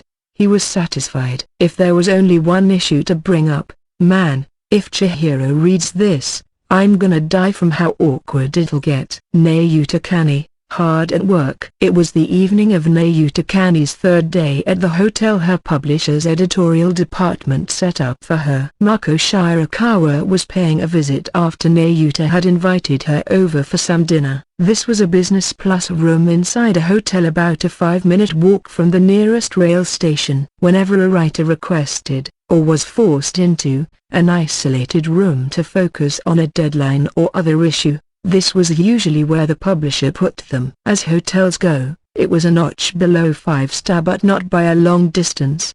The kinds of rooms publishers reserved for such things were said to represent the company's position in the industry. Nayuta's was a solid performer in the light novel market, certainly, and her hotel room reflected that. If she worked for a real first-class industry leader like Shogakukan Gagaga Bunko, she could have expected a swanky penthouse suite. Not true. Editor. This service wasn't provided to just any writer, though. It was reserved for the big guns. The novelists who would impact finances for the whole year depending on whether they produced a new book or not. Writers who didn't fall into that category would be brushed away. Garbage like you should knows that they don't deserve the ritzy hotel life on the publisher's dime. You wanna hole up in a room? We got the perfect spot for you. And tossed into a basement cell under the editorial office, equipped with a desk, a sleeping bag, and a camping toilet. There, they would live out the rest of their natural lives or until they had a manuscript to submit. Mako, wholly ignorant of all this, was impressed. The publisher gives them a hotel to live in, writers sure have it pretty good. She marveled as she walked past the fairly fancy front desk and stepped into the fairly fancy elevator. In another moment, she was down the fairly fancy hallway and knocking on a fairly fancy door. They had stayed in a cramped low-budget hotel during their Okinawa trip a while back, and during her high school class trip they all piled into a bare-bones Japanese-style ryokan. So even less than 5-star was an unfamiliar world to a college student like her. It made her nervous. Several knocks in a row produced no response. Checking the room number one more time, she tried again. Nothing. Nayu? It's me, she called, knocking a bit more loudly. After a while, there was a click and Nayuta popped out from the door, completely naked. Oh, hey, Maya, come on in. Huh? Okay, Mako said as she hurried inside. Nayu. Why aren't you wearing anything? I was in the middle of work, Nayuta reported. Oh, wait, so what does that have to do with it? Why are you naked? Didn't Itsuki tell you? I can't write novels unless I'm in the nude. Huh? Mako's look of horror indicated she had no idea what this was about. Nayuta pouted, frowning at her. It's thanks to this curse that I can't live with Itsuki right now. And there's nothing else to do in here, so I'm working. Oh. Okay. She was aware that Nayuta wasn't exactly normal, and she also knew that Nayuta loved finding any credible excuse to take off her clothes. She didn't comprehend any of it, no. But Mako decided Nayuta probably wasn't making this up. I'll get to the end of this part 1 I'm working on in a moment. So could you give me just a little bit more time? Sure. The naked Nayuta stretched her legs out in the middle of the double bed, placed her palm in the space between her knees, hunched in front of the keyboard, and backed away. Her face was resolute, serious, nothing like the spaced-out look she usually sported. Combined with the lack of clothing on her, it formed the basis for a work of fine art. Now Mako understood why knocking didn't do anything. The level of focus was obvious even to an external observer. So this is how Neiyu works. Mako stood there for a while, taking in the sight. The only sound that echoed in the room was the brisk noise of the keyboard, and then, out of the blue, Nayuta stopped and looked at her friend. Maya. Oh, sorry if I broke your concentration. Huh? No, not really. But I wanted to ask. Sure. What? Let me fondle your boobs for a second. Nayuta stared solemnly at her. What? Why? I'm writing this scene where boobs are being fondled, so I wanted some reference. Mako's face instantly reddened. And no way. Plus, don't you have your own? Like way more impressive than mine. Nayuta took that cue to immediately start rubbing and kneading her own breasts. Mine are too jiggly. It's not the right feel for the character on the receiving end in this. But yours are just right, Maya. Oh. Mako approached Nayuta, still looking incredulous. Well, go ahead. Have at it. Oh, not with your clothes on. Oh natural. Oh natural? That's, like, not allowed, even. Please, Maya. Nayuta never looked more earnestly serious in her life. Those blue eyes, betraying not a grain of ill intent, bored into Mako, making her reconsider. They were both women, they had both gone to the public bathhouse together. Plus, Nayuta was nude already. Maybe a little hands-on wasn't any kind of big deal after all. That, and considering how many readers Nayuta had and how much she had to care for all of them, there were likely hundreds, maybe even thousands of people out there willing to do anything to help Nayuta Kani with her novels. Perhaps Mako had no great talent, but now, she was being asked to help Nayuta with her work over several 100,000 of her readers. And she hated to admit it, but it filled her with a masochistic sense of ecstasy. Face red, she murmured, "Oh okay." "Fondle away, then." "Thank you so much." Nayuta smiled broadly. "Well, let me get this off." Stealing her resolve, she tossed off her top, followed quickly by her bra. "I like how you just whip it off, Maya." Look, just for a little bit, alright? And not too rough, either." Mako straightened up, chest out, hiding the nerves that were making her tremble. "Right. Here we go." She grabbed both of Mako's breasts at the same time, hard, and began violently massaging them this way and that. Greeted by the unfamiliar sensation of having her breasts handled by someone else, Mako kept herself from speaking out loud as she looked at Nayuta. The novelist was experimenting, adjusting her force and prodding from assorted angles, sometimes just pushing down with a flat palm. Then, she nodded to herself. "All right. I think I understand." And then she went back to writing. "You understood what?" The confused Mako, still topless, looked down at Nayuta. She was back in a trance-like state, tapping away at the keyboard, but after a couple of minutes, she stopped. She sighed deeply, her reddened cheeks giving her a bit of a coquettish look. "Nayu, are you done?" Mako timidly asked. Her friend burst into a contented smile. Yeah. I'm finished describing the boobs part of it. It turned out really great, I think, so thanks, Maya." "Yeah. Well, great." But the boobs part? Mako had a bad feeling about what Nayuta would say next. "Next up is your butt." "Why, you are really going too far now." "I'm not going to show that to you. Please." "You're the only one I can turn to for this, Maya." "Please let me fondle your ass." It was hard to resist when Nayuta asked like that. Do you want that au natural, too?" "Would that be bad?" "Can you do au natural?" Nayuta looked at her like an abandoned kitten. Just this once, alright?" And so Mako undid her skirt and shorts. "Alright." "See?" Nayuta stared intently at the lower half of Mako's body, almost wholly naked. "Maya, if we're going this far, we might as well go all the way." "Can you take off your socks?" "What do you mean, might as well?" Mako was greeted with a quizzical look from Nayuta. "No, I mean, being totally naked except for your socks. It just feels like a half-hearted effort." "It's gross." "Oh, right, you were a fan of Itsuki's books, weren't you? Whenever characters in Itsuki's books went naked, they always went 100% of the way. Off went their socks, their gloves, and any other equipment they might have had on. Mako pointed it out to him once, remarking that he could at least leave the socks on, but he had been seriously adamant on this point. No, that'd be superfluous. Actually, it'd be downright barbaric, like drowning a grade A steak in sugary syrup. Occasionally this would earn Itsuki criticism on the net, with reviewers writing things like "this author doesn't understand the concept of fetishism at all." It made him fly into a rage every time. These people don't understand what being fully nude truly means. Being fully nude means being fully nude. The complete picture, with nothing left missing. The concept of fully nude while wearing socks or gloves cannot logically exist. These idiots need go back to kindergarten and figure out how language works. God damn it. So what about nudity except for a hairband? Mako then asked. Oh, that's fine, he replied. How is that different?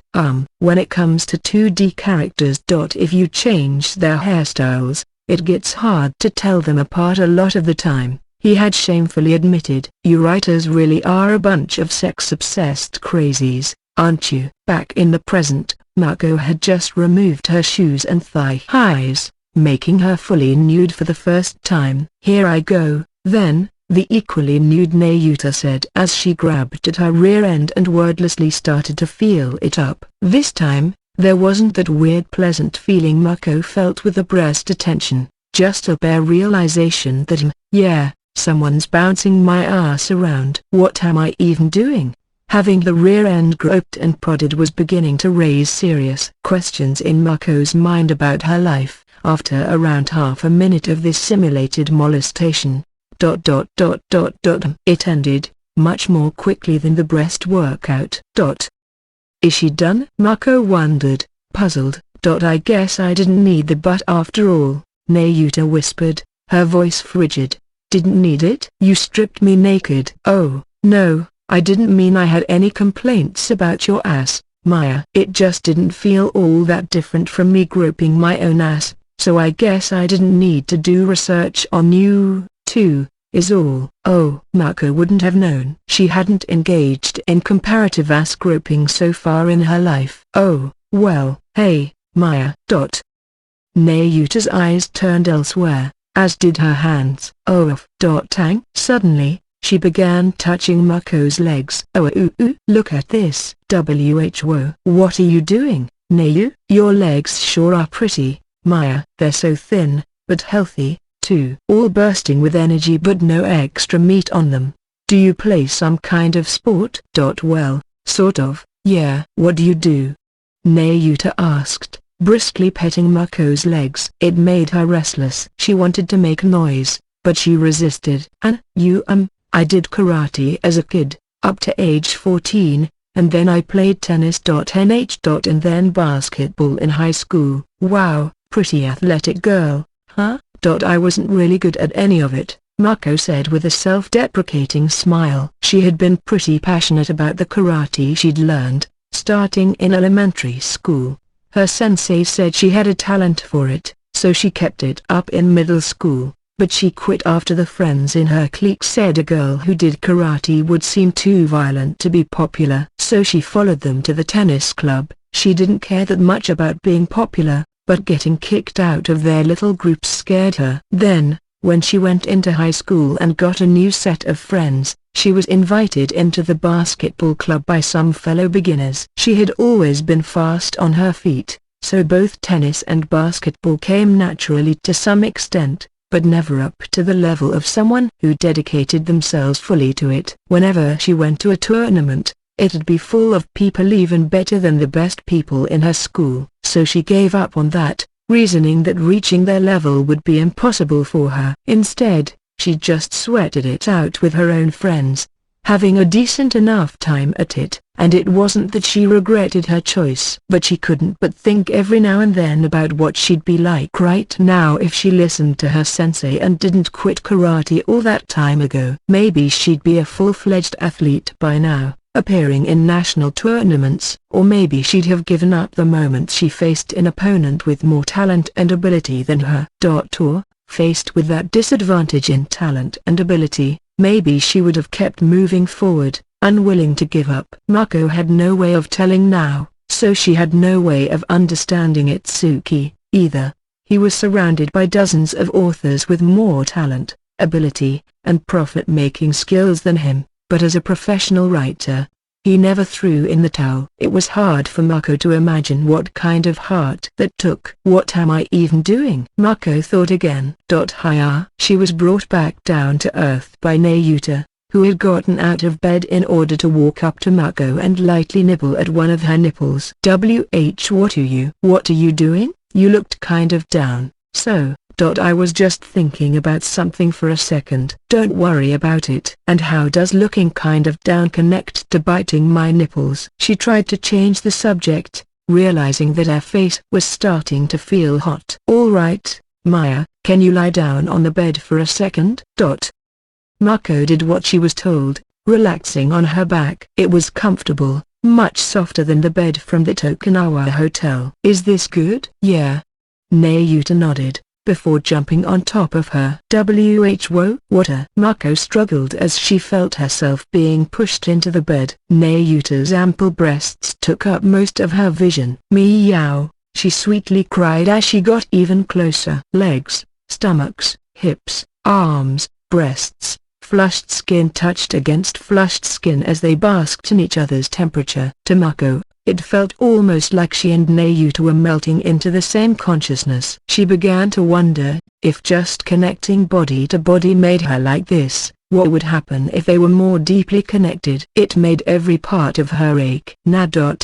Ah, I see, so this is how it feels. Even as Mako started to lose her breath, Nayuta remained perfectly calm, as if on the edge of a great discovery. Okay, could you go on top of me next, Maya? She removed herself from Mako and lay down on her back. Come on, she said, spreading both arms wide to invite her in. Me. She took the invite, willing to do just about anything now as she went on top of Nayuta. Aha! This really does make your heart speed up. Nayuta observed the blushing Mako's body. Being studied like this was embarrassing for Mako, so she brought her face as close to Nayuta's as she could. Her friend's beautiful eyes, pale skin, and moist lips were right before her eyes. Just another couple inches, and their lips would be touching. What did someone else's lips feel like? Maya. Nayuta moved her head back, a bit bashfully. No kissing. It'd be my first, so. I'm not kissing. Mako stammered as pulled her head back. Hey, this is a situation you need for your novel, right? Don't middle schoolers read those? It's kind of too graphic for them, isn't it? This isn't for that, no, huh? Nayuta gave a bashful, but cute smile. This is just a simulation for whenever I get to have sex with Itsuki. Don't use me for that. Mako practically shot out of the bed. Nayuta sat up and started fidgeting with embarrassment. But Maya, you've got so much experience, and I'm still a virgin, so whenever Itsuki decides to push me into bed, I don't know if I could keep from going crazy. I swear. Mako sighed. Here was this girl, bewitching thousands of readers with her overwhelming story talents, stirring up the emotions of Itsuki and so many other, less gifted people around her, Mako and friends included. But she still sometimes acted like a totally sheltered little girl. It was so cute, she could hardly stand it. Maybe, she thought, this was why the little sister trope was so popular. You really wanted to give a girl like this something. Not because Mako felt inferior to Nayuta, but because she had a real, pure fondness for her. Or so she wanted to believe. Maya, how was it when you had sex for the first time? Wait, me? Yeah, the curious Nayuta asked her flustered friend. Well, I mean, the first time, I was really nervous. But, you know, things kept going along, and it turned out okay, I guess. That's how it works out, huh? Yeah, you'll know what I mean when it happens to you, Nayuta. Hey, ha ha ha. I see, fascinating. Nayuta gave the borderline incoherent Mako a look of sincere respect. It only made Mako feel guiltier. The art of emailing excuses. It took about 5 days to finish up the tricky Hilda love confession scene. Overcoming that as well as a few other turning points in the story, Volume 5 of Sisterly Combat was finally approaching the endgame. It was trying for Itsuki, who was breaking into a cold sweat as he all but wrung every word of it out from his brain. He was seated not at his desk, but in a private room in a karaoke place right now, 2 train stops away. He was alone with Mako. She had shown up just when he was leaving his apartment. He'd said he was going to karaoke, and she agreed to come along. Once they were guided to a room, Itsuki took out his notebook PC, plugged it in, set the karaoke sound system's volume to 0, and started to write. Wait, we aren't singing? Itsuki gave his surprised friend a disbelieving look. What do you think I came here for? Not for karaoke. For work. It's got an electrical outlet, I can order food and drinks. It's a private room so I don't have to worry about other people. I can sing something if I need a distraction. It's the perfect workplace.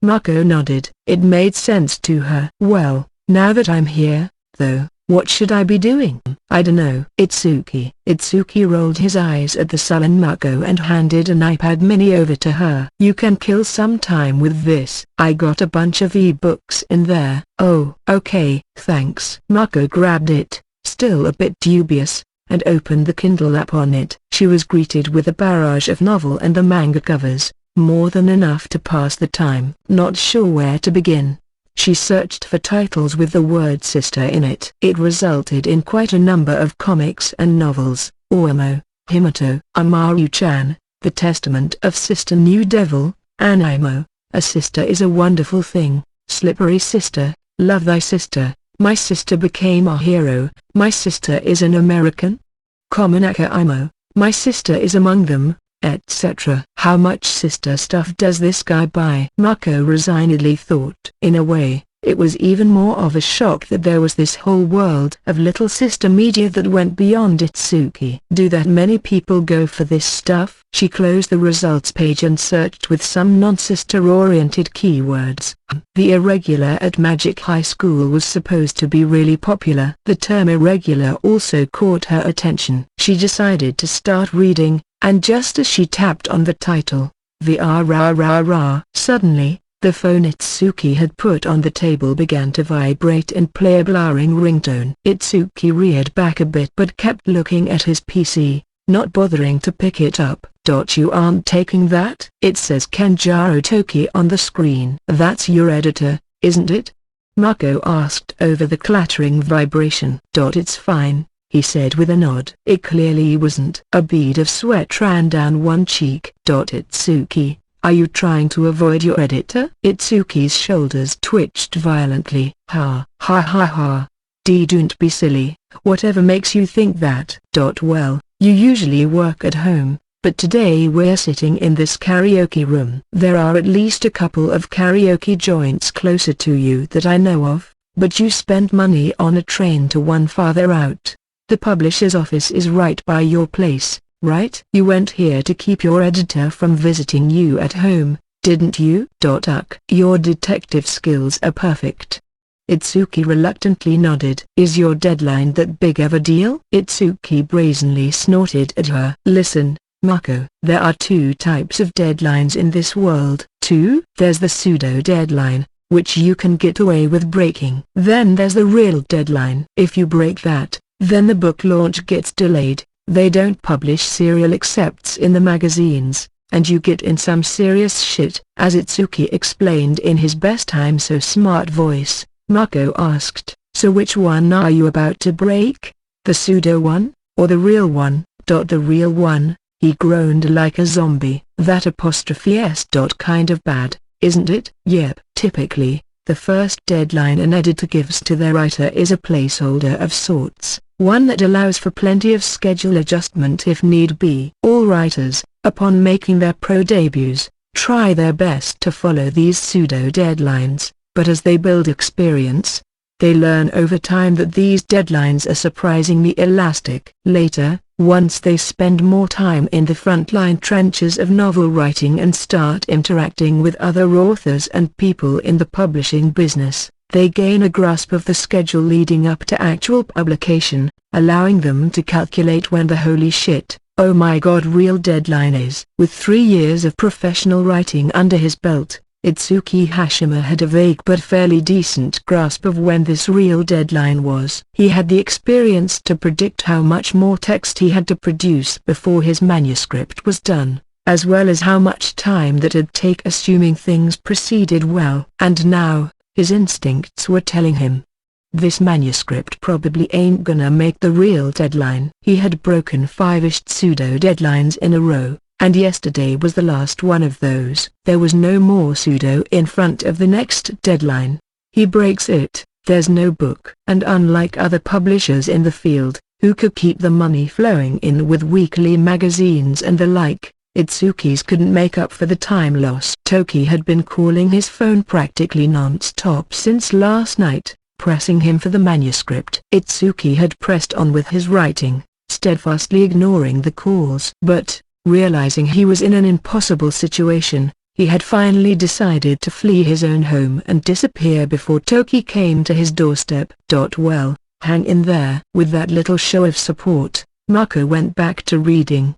The sweat poured down Itsuki's head as his fingers slammed away at the keyboard for an hour or so. Suddenly, all right. He stopped, turned his head upward, and gave Mako a broad, refreshing smile. You're done? Itsuki kept smiling. Time to sing. What? You got time for that? He didn't, but Itsuki sang, to switch gears for bit, and or to escape reality. He went on for about an hour straight, jumping between anime themes and his favorite bands. After he had worked up a good sweat, his face suddenly turned again. Right. Time to start fighting again. Fighting reality, huh? Okay. That'd be good, I think. Mako wasn't exactly being helpful. Delving back into her novel as the solo recital of utter desperation continued. She had her doubts about how irregular the hero of this story was, but she still liked it a lot. Turning back toward his PC, Itsuki opened up a new email window instead of his manuscript. Okay. What kind of excuse will my editor be okay with, huh? You aren't writing the novel. Bahaha. You fool. I would be, if I had any chance of making it in time. But there's just no way, so I'm gonna send an email with an excuse so good, he'll have to accept that I couldn't avoid this. Well, if you think that's your best option, have at it, I guess. Ignoring the bile behind Mako's advice, Itsuki started thinking. The most orthodox approach would be to meekly apologize and beg for some way to make an extension. Hello. This is Hashima. Thanks as always for your support. I regret to inform you that, unfortunately, I am unable to see a way that I will be able to have Volume 5 of Sisterly Combat done by our agreed upon date. Would it be possible for you to give me just 2 more days on this? Again, I'm very sorry about this. That ought to work, no? Said Mako as she looked at the screen. Itsuki shook his head. Not at all. Why not? Because if I fully admit this is my fault, that asshole editor's gonna ream me out for it and I'll have no right to whine about it. I'd feel like crap sending this already, but then he'd just lay it on even more in person and make me feel worse. It'd be stupid. Well, it is kind of your fault, though, isn't it? No. He hit his fist on the table. No how? Listen. The whole reason why I'm in so much trouble with Volume 5 is because it's packed with a bunch of hard-to-write scenes, some of the most important stuff in the entire series, stuff that readers have been salivating for this whole time. Let's say that I skip some of these scenes for the sake of my deadline. You think the readers would accept that once they're done with this volume? Of course not.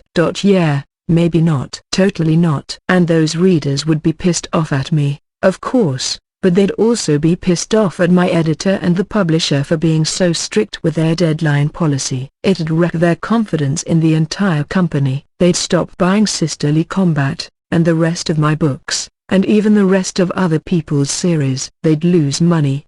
Their stock price would go down. the joint would go out of business, and the editors would be out on the street. Bah ha ha, take that, bastards. Is your publisher listed in the stock market?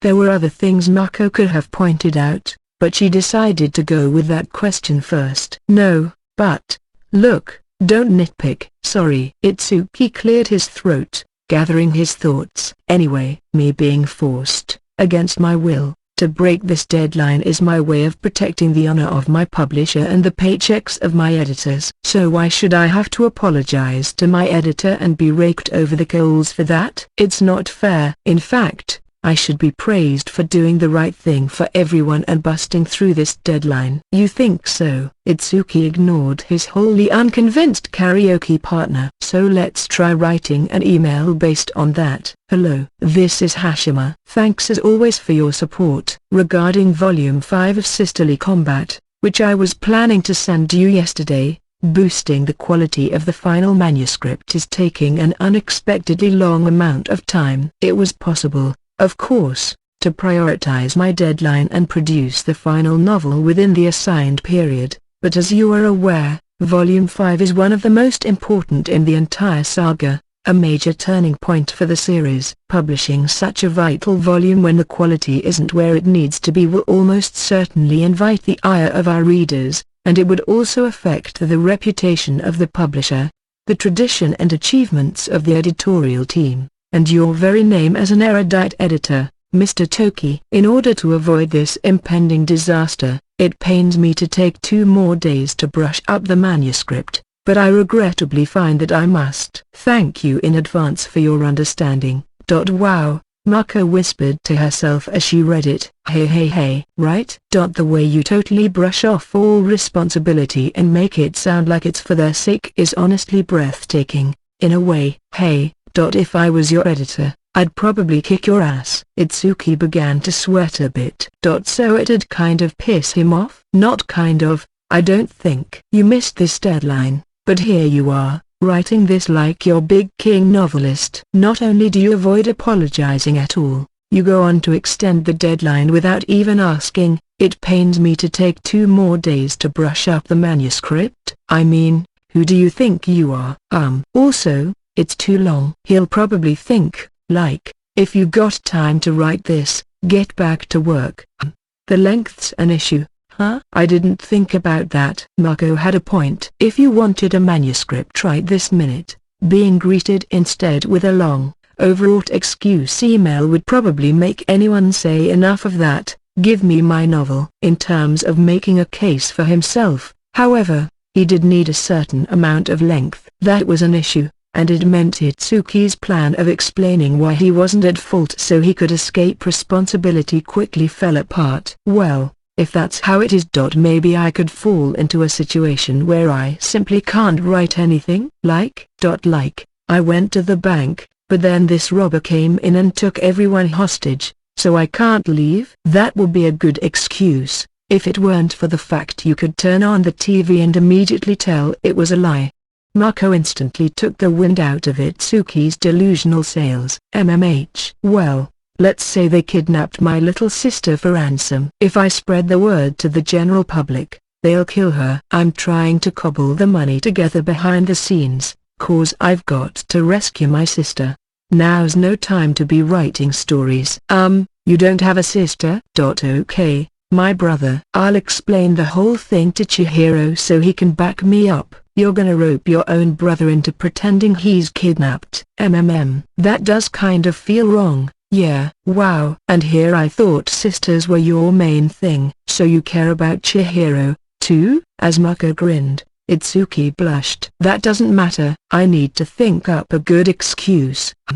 Mako gave it some thought, despite her lack of interest. You know, I took some time off work back in January with the flu. The peak of the season is over, but I think it's still going around. The flu, huh? I'm already writing novels at home and emailing them over. I think that monster editor would just tell me to shut up and get to work.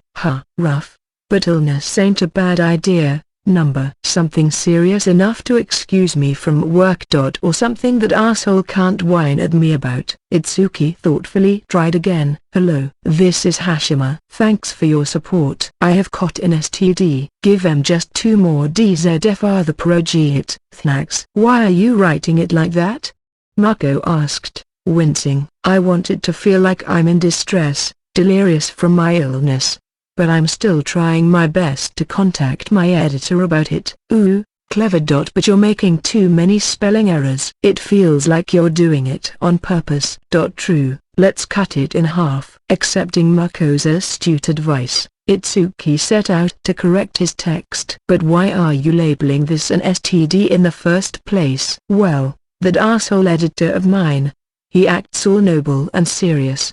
But I know he loves hitting up the sex clubs downtown. Whenever the publisher sends him somewhere on a trip, those are, like, the first places he looks up.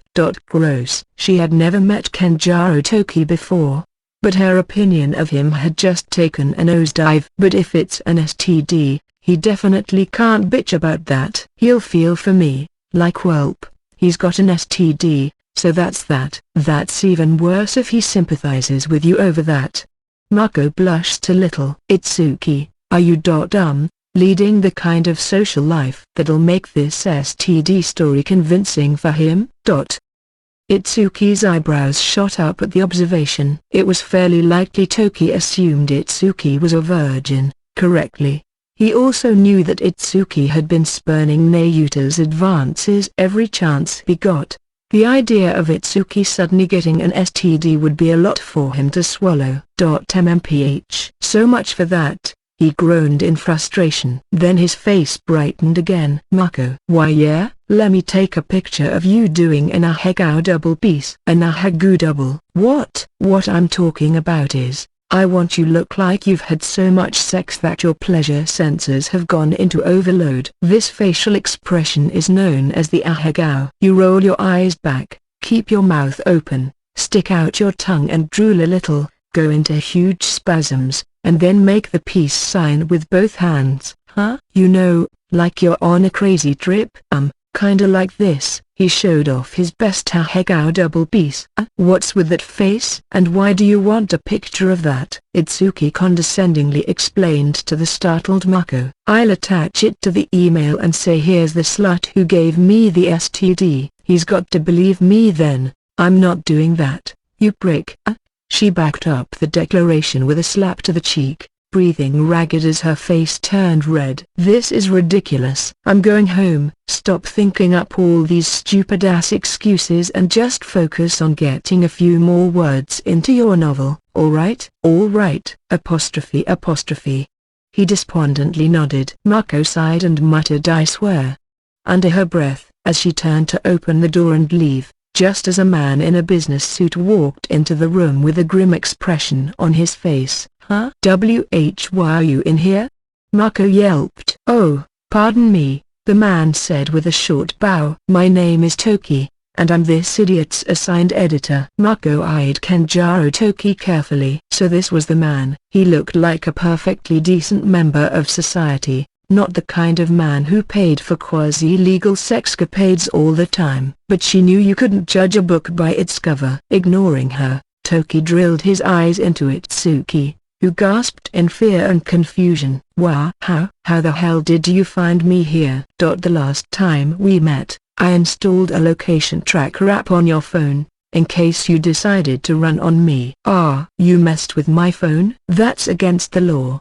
Itsuki protested. Sometimes I have to break the law if I want a book out on time. That's what it means to be an editor. That's really going too far, Mako thought, although she was too polite to say it. This guy really is a weirdo. Or maybe all editors are like this. And well, congratulations on chasing me down this far. But too bad, I haven't written up Volume 5 yet. Don't backsass me, damas. Toki steeled his gaze. If you haven't, then I'll make you write it. Come with me.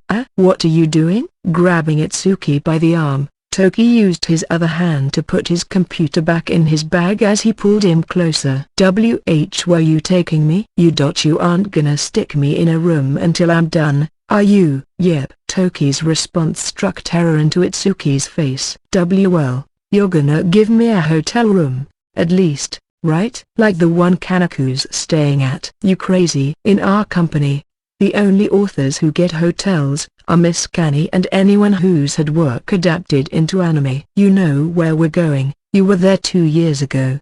The lockdown in the publisher's basement. Ah, and no, you can't lock me up in that dark room again. No, Itsuki screamed like a nefarious abomination being sealed back into another dimension as Toki ruthlessly dragged him off. Let me go, you vicious monster. You can take away my physical freedom, but you can't take away my mind. Stop. Quit dragging me around. Despite being of medium build at best, Toki was pretty muscular, enough to easily keep Itsuki and his beanpole frame from mounting any resistance. Just as they were about to struggle out of the room, Toki stopped and turned toward Mako. Sorry, are you Itsuki's girlfriend? No, just a friend from college. Toki gave the red-faced Mako a thoughtful look as she corrected him.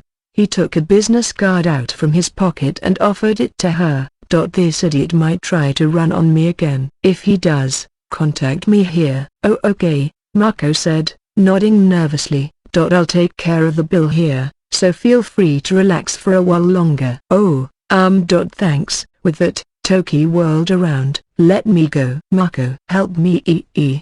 Itsuki shouted as he was dragged off. Left to herself, Mako glanced at Toki's card. Editor. She didn't know exactly what that entailed, but now she had the impression that it wasn't too easy on a man. No wonder he was into the sex clubs. Now it made sense, sort of. The usual sort of ending. It took a grand total of 3 days for Itsuki to finish up the full manuscript and be freed from the lockdown. What a wonderful world it was. What a wonderful life. Everything seemed to shine and sparkle along the well-trodden 5-minute walking path Itsuki took back to his apartment. The final part of Sisterly Combat, Volume 5 involved the protagonist Siag taking on a powerful foe, the one he fled from earlier, out of fear for his life, and defeating it. Siag was going into a battle he knew he had little chance of winning, even with every iota of strength he had. His mental state linked up rather well with Itsuki's, as he fought his own powerful foe, his deadline, in the dark and cramped chamber. It resulted in a tremendous other feeling to the battle scene in the novel. Dealing with an enemy that he couldn't even scratch, no matter how much he attacked, Siag, Itsuki, almost found himself falling into a pit of despair. But the thing that helped both of them rise up and grow stronger was a nice little memory from their everyday lives. I want to see Hilda's smile again. I want to eat Chihiro's cooking again. I want to drink beer and screw around with Haruto and Mako again. I want to play games and go traveling with Setsuno again. I want Ashley to call me Big Brother again. I want to see Naruto again. I want Kanjaro Toki's dick to fall off from an STD. I swear to all that is holy, I will return to Hilda. I can't afford to die, not here, of all places. I wanna go home, drink, and go to bed. I can't let this deadline kill me. Toward the end of his tale, Itsuki shouted that aloud, just as he was depicting Siag doing the same, bearing his soul. It was the clarion call for Siag and Itsuki's smashing counterattack, and before long, Siag had successfully smote the foe nobody believed he could conquer. And once he did, Itsuki had successfully completed his manuscript, before the real deadline, even, something nobody believed he could make. Back in his room for the first time in 3 days, Itsuki heaved a mighty sigh. The sense of relief, exhilaration, and near omnipotence that came after completing a volume was always a wonderful thing, no matter how often he tasted it. But this time was special. Right now, he was the most formidable warrior in the world, one who took on a deadly trial and lived to tell the tale. I am the strongest, he unironically shouted the moment the front door was locked behind him, still not quite fully disengaged from Siag mode yet. In reality, he was stinking of sweat from not bathing or changing clothes for 3 days.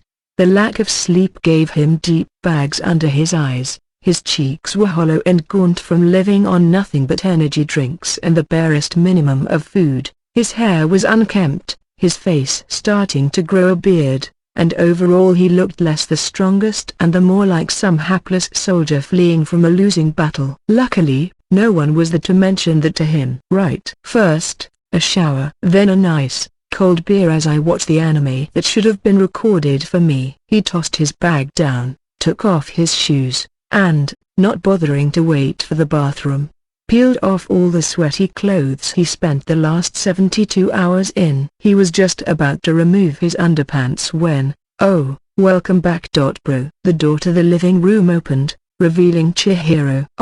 Itsuki froze, hands ready to lower his undies. Chihiro had a key to the place, and he'd occasionally come over when Itsuki was gone for extended periods to handle the laundry and cleaning. His presence here was thus not unusual at all. Sorry, Chihiro said, blushing and turning his back. No, were you cleaning? Why yeah. Mr. Toki said you'd probably be able to come home this evening, so he wanted me to get dinner ready and wait for you. So something did smell good. Over in the kitchen, a covered frying pan was on one stove burner, and Itsuki could see several dishes lined up on the kotatsu table in the living room. Asshole didn't have to do that, Itsuki muttered. Chihiro's disappointment was clear in his voice. I'm sorry, was this going too far? No, he stammered, I didn't mean it like that. It's just a figure of speech. I just mean, like, first he throws me in that jail cell, then he arranges this so I'll like him again. He's such a conniving bastard like that. But you're fine. I really appreciate it when you cook for me. Oh, good, Chihiro replied with a smile as he turned back around, only to blush all over again.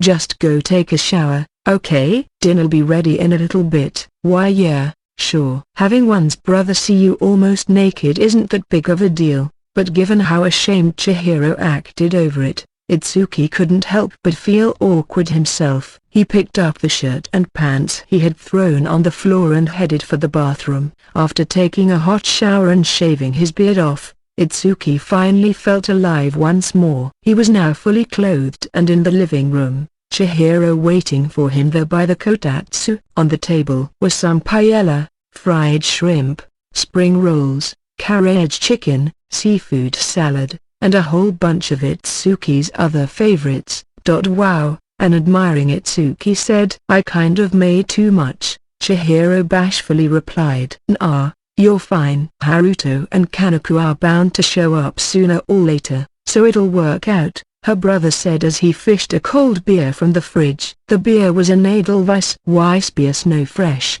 a clean-tasting light beer from Austria that wasn't too bitter. Right now, he wanted something refreshing he could chug, not a deep, higher BV beer that was better off being savored longer. Opening the cap and pouring the hazy, slightly wheat-colored beer into a glass, he could smell the alpine herbs waft up in glorious fashion. Ooh, that smells good, Chihiro commented. Yeah, right? Itsuki replied, a flood of emotions erupting as the glass filled up. Great job, me. Yeah, great job, came Chihiro's follow-up. Itsuki took in a mouthful. The invigorating taste and refreshing aroma were perfect after climbing out of hell the way he did, and now it spread across his entire mouth, filling him with an indescribable sort of happiness. The herbs were still on his tongue as he jabbed a fork into a shrimp in the salad, lettuce and all. The seasoned, savory shrimp matched perfectly with the acidity of the Aurora sauce, working well with the beer to boot. This was followed by the fried shrimp and paella, packed with the salt and oil his body was craving, and fulfilling those needs from the bottom of his heart. This is great. The shrimp's so good. It was the first decent human meal in 3 days, and it was shrimp, his favorite. The sheer overwhelming emotion almost brought him to tears. And the sight of him so intently eating all of this made Chihiro watch happily as well. After stuffing himself, Itsuki went right off to sleep, his 3-day encounter with hell finally taking its toll on him. He slept straight until well into the next afternoon, before a call from Haruto finally woke him up. Hey, good work. Now that you're out of hell, let's go have a cherry blossom viewing party today. Phew, cherry blossoms, Man, we'll go out and hang out under the trees and eat and drink and stuff. I wanna do that, he groggily replied. Yeah, I'll head over there around 3. I already reached out to Nayu and Mako and Chihiro about it. See you then. MMH. After he spent the next hour or so lying spaced out in bed, Chihiro showed up to put last night's leftovers in boxes and make some rice balls and sandwiches. Hey, bro, you better get ready to go soon, alright? Why don't you go take a shower? HRMHHH. Nah. Just as his consciousness was starting to get it together, the doorbell rang, not Haruto and the gang, but a package deliveryman. Inside were several bottles of Japanese sake. Why sake? Itsuki thought as he checked the sender. It was a name he sort of, but kind of not really, remembered. It was only when he traced his memory back to Ashley's visit 10 or so days ago that he realized it was from the town he volunteered to pay part of his taxes to, as part of the hometown tax system. They had already sent his thank you sake. Well, a promise is a promise. Itsuki sighed. Chihiro? Yeah? Could you make something that'll work well with sake, too? Like? He tried to come up with an example, but he drank beer so much more often than sake that he didn't really know what foods were best for it. But Chihiro apparently did. Oh, sure. Let's see what I've got here. Well, I know squid, octopus, and clams go well with sake. Eggs and manteico roe do nicely, I think. Oh, and I think cream cheese does, too. Wow, you know a lot, a surprised Itsuki noted. Yeah, well, my dad likes sake a lot, so sometimes I whip up stuff for him. Oh yeah.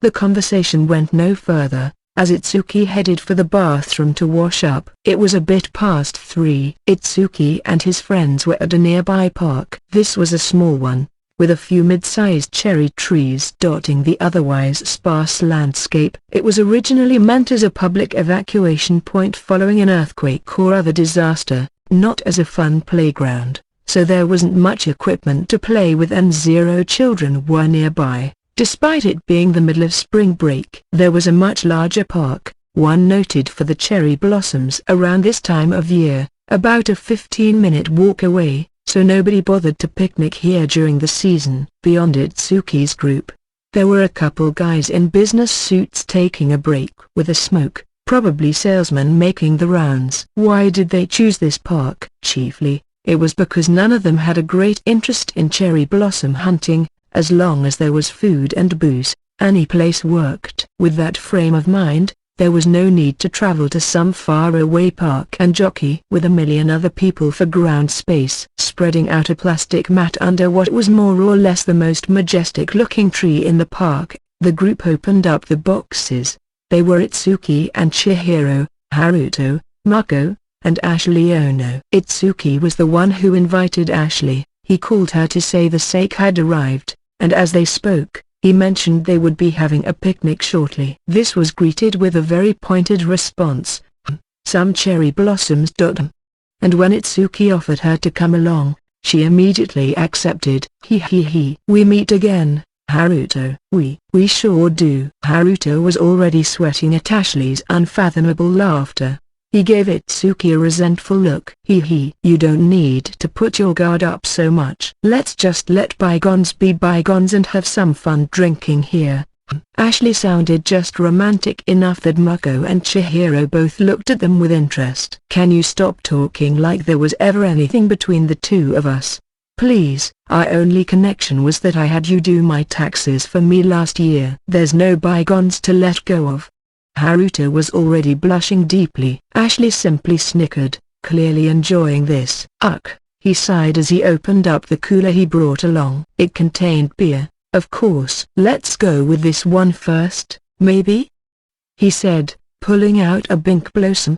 The label had some cherry blossoms on it, along with a cartoon honeybee carrying a pear, and indeed, it used both honey and pear syrup for a luxurious, spring-like taste. It featured a nice balance between the touch of sweetness and the refreshing bitterness, and at around 7% alcohol by volume, it packed a decent punch as well.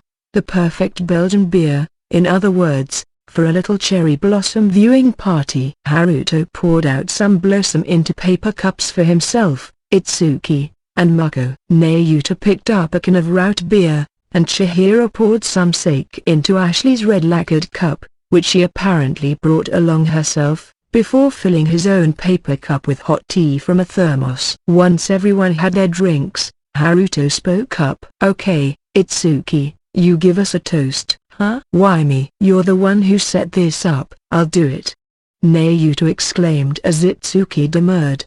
"Sure, whatever." "All right." "Well, here's to me and Itsuki's upcoming marriage." "Shut up." Itsuki cut her off, face red. All right, here's to me finally getting that stupid manuscript done." "Cheers." "Cheers." They all shouted in unison, taking at least a few glances at the cherry blossoms they were supposedly there for as they partook in the food and drink to their heart's content. "Itsuki," Nayuta said, "do you want to come to my place after this?" "No, but it was a lot nicer than I thought, though, living within walking distance of you." "Maybe I should keep living in that hotel after they're done renovating my place." "And you're invited to stay over again too, Maya." Forget it. You'll just do something weird to me again." "Something weird?" It's none of your business, Itsuki." "Well, me and Maya got totally naked and, no way." "What do you people even doing?"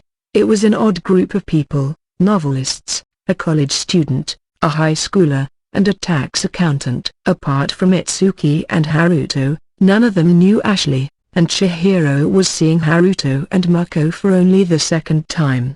But the scene was still oddly friendly. "And what's more, looks like you're having fun." Itsuki's editor, Kenjiro Toki, had just strolled into the park.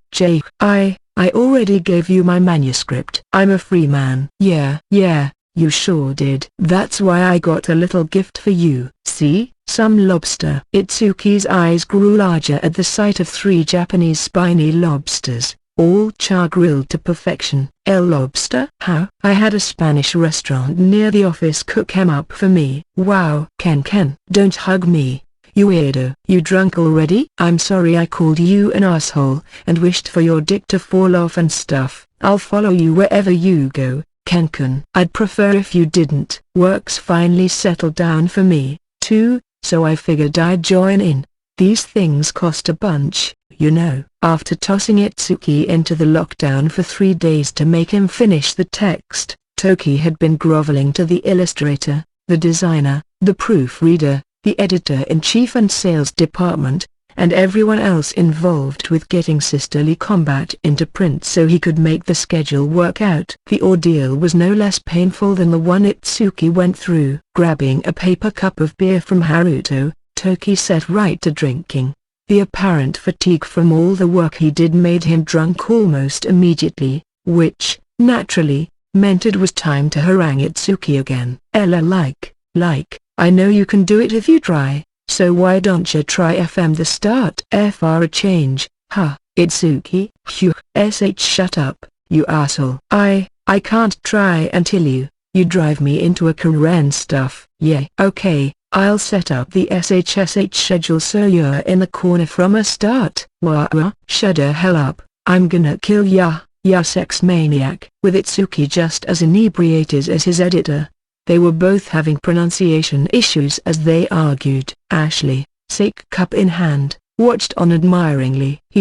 Being an editor certainly seems like a tough job." "I hope she's fine," Chihiro thought as he poured Ashley another cup. The sight of someone as young-looking as her drinking was a tad alarming. "I really like these snacks you made, too. These are thingies with the cream cheese inside the squid, especially." "Magnificent." "Oh, thank you. Did you make these, by the way?" "The snacks and this other food?" Yeah, pretty much." Ashley gave the nodding Chihiro an admiring look. "Impressive, given how young you are." "Do you think you'd like to work part-time for me?" "Maybe." "My door's always open for youngsters good in the kitchen." "Huh? But I can't really do anything besides cook." "That's good enough for me, truly." "If you want, though, I could help you study bookkeeping." Oh. The most Chihiro could do now was organize Itsuki's receipts by month. but with a professional accountant providing instruction, maybe there were ways to help Itsuki more than ever before. I'll have to think about it. Chihiro gave an earnest reply. As Itsuki and the gang were enjoying themselves at the park, ace illustrator Setsuna Ina was paying a visit to Itsuki's apartment. Nobody answered the door. Is he out? Well, so be it. Without a cell phone, Setsuna had no way of contacting someone before he stopped by. If the other people were out or busy, there wasn't much to do but give up. Well, he indifferently muttered as he left the apartment building. Toki was swimming in a river of alcohol, and given the tension surrounding the springtime event, Itsuki, Mako, and Haruto were all going at a pretty fast clip themselves. It wasn't too long before the beer cooler was almost completely exhausted. I'm gonna go to my brother's place to pick up some beer and Pocari. Chihiro stood up. I'll join you. Nayuta volunteered, but Chihiro shook his head. No, I'll be fine by myself. Really? Well, it's getting dark, so watch out for molesters. I'll be fine. I'm a guy, so. Chihiro seemed a bit unnerved.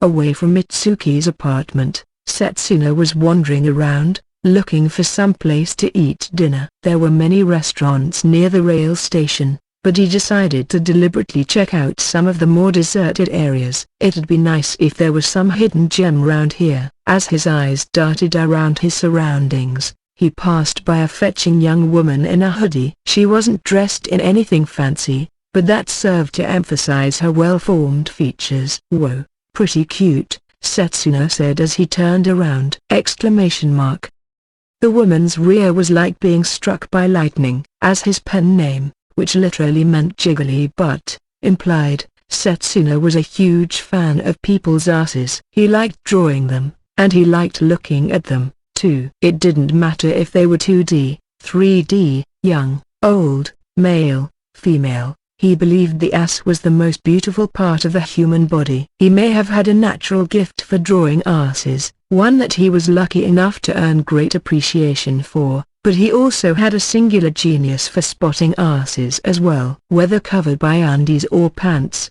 Setsuna could feel the inner beauty of the ass that lay beneath. The sheer power of the ass, beautiful heart was his motto. That was part of the reason he liked Itsuki, even. The power of his ass was fantastic. As such an uncommonly talented ass artist, Setsuna Ina's supernatural ass scouter was sounding the alarm. This girl's ass was a once per century, maybe once per millennium level of beauty.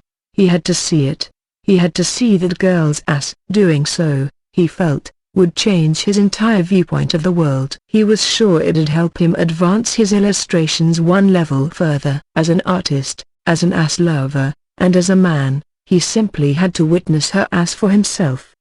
Hey, wait a second. The woman turned around, eyebrows raised in suspicion. Do you mean me? Yeah, you. What is it? The girl asked, staring at Setsuna as his breathing turned ragged. No, he thought. Don't look at me, turn around. He stared at her intently, his ass-gazing eyes yearning to be quenched. Could I look at your ass for a second? The girl stared blankly at him. Your ass? Your butt? I want you to show me your rear end. What are you talking about? Please, this is all I want in life. Please show me your ass. And no thank you. Stop acting so weird. I'm not acting weird. I'm being totally serious. Well, I'm not gonna show you, alright? The girl ran off, terror in her face. Wait a second. I'll do anything for you. Stay away from me, you pervert. But your ass. Setsuna's hands, stretched out to their far limits, grabbed the woman around her pants. Zip. Down came the pants, revealing a pair of simple white undergarments. No, this cloth doesn't matter. Oh, one more. Turning toward the pleading Setsuna, the woman stared him down. Her expression was bright red now, racked with shame and anger. Knock it the hell off. The high kick unleashed by the supple legs attached to the once-in-a-millennium ass landed a clean hit on Setsuna's face, sending his body flying as it knocked him out. Oh, man, I swear, Chihiro mumbled, voice almost breaking into tears. So it happened after all. A weird criminal, on the way to Itsuki's house. His hair was dyed in a pretty standout color, and he was around the same age as Chihiro. He strode right up, demanded to see some ass pronto, and even got all physically grabby. Lucky thing the full strength kick landed where it did. But is he all right? Chihiro tapped at the man, lying prone against the wall. He groaned a little bit in response. At least he wasn't dead. Then, was that him flirting with me? Or flirting didn't quite sound like the right word for it, but whatever. Leaving the man behind, Chihiro hurried over to Itsuki's apartment, grabbing some beer and sports drinks and stuffing them into a recyclable shopping bag. The beer was soon back at the park, delivered via a longer, roundabout path, so there was no chance of running into that weirdo again. Itsuki said hello first, looking a bit worried, as Toki sprawled out next to him. Hey, did something happen? No, nothing. Just kind of took the long way. There was no way Chihiro could tell the truth. The picnic continued for the rest of the afternoon, until the sun finally said its final goodbye. The beer reinforcements were fully drunk, and the mountains of food had been eaten up. The cherry blossoms, lit up dimly by the nearby street lights, were fairly elegant, and Ashley was nursing her final cup. I hope we can all do this again next year, she said, sighing her captivating little sigh. Yeah, Itsuki vaguely replied, his voice heavy as he reflected over the words. Mako, Nayuta, and Chihiro eyed him with confusion. Haha, you're making this sound like a conversation branch in a video game. Haruto intervened, laughing even as there was a bit of gloom to his face. Ashley gave him a lonely smile. Well, who can say how a writer's life will turn out? Yeah, true. She had provided tax services for a large number of writers up to now, getting to gauge each of their financial situations. She knew full well how unstable a novelist's life could be. Nayuta and Haruto hit it big with their respective debut titles. Itsuki was lucky enough to build a decent fan base and decent earnings not too long after he started, but they were by far the happiest examples. 3 other authors had made their debut alongside Itsuki and Haruto in a new writers contest they placed in. 2 of them had had their debut novel, their follow-up, and their third novel sell below expectations, driving them into frustration and retirement. The other one had a debut series that sold fairly decently, but fell into a slump once the second title launched. Currently, that particular writer was working part-time while polishing up an outline for a new series with his editor. It was a pretty common thing to see with any publisher, new authors talking about how they'll all work hard to succeed together at one award ceremony, only to be completely absent at next year's event. And it didn't just happen to rookies, either. Authors could suddenly lose all ability to write, they could fall into despair after having one too many series cancelled, the stress could break them down, or physical illness or injury could affect their lives. There were lots of ways they could fall out of the business. Even with the 3 success stories here, they could likely keep up the current status quo for maybe a few years. Beyond that, no one could say. An author's shelf life could often be just as fleeting as the blossoms that fly away, only to bloom again next year. Yeah, well, I know I'm all right. Itsuki flashed a brazen smile as he tried to break the solemn tone the conversation took. The new Sisterly Combat volume coming out next month is my greatest masterpiece yet. And if I'm capable of writing a masterpiece like that, I just know the future's coming up roses for me. Haruto and Ashley smiled at the sentiment. It better be, for my sake. If I lose a customer, that's a little bit less money I'm making, after all. So hang in the dot, big brother. Yes, Mom. I'll work myself to the bone for my little sister.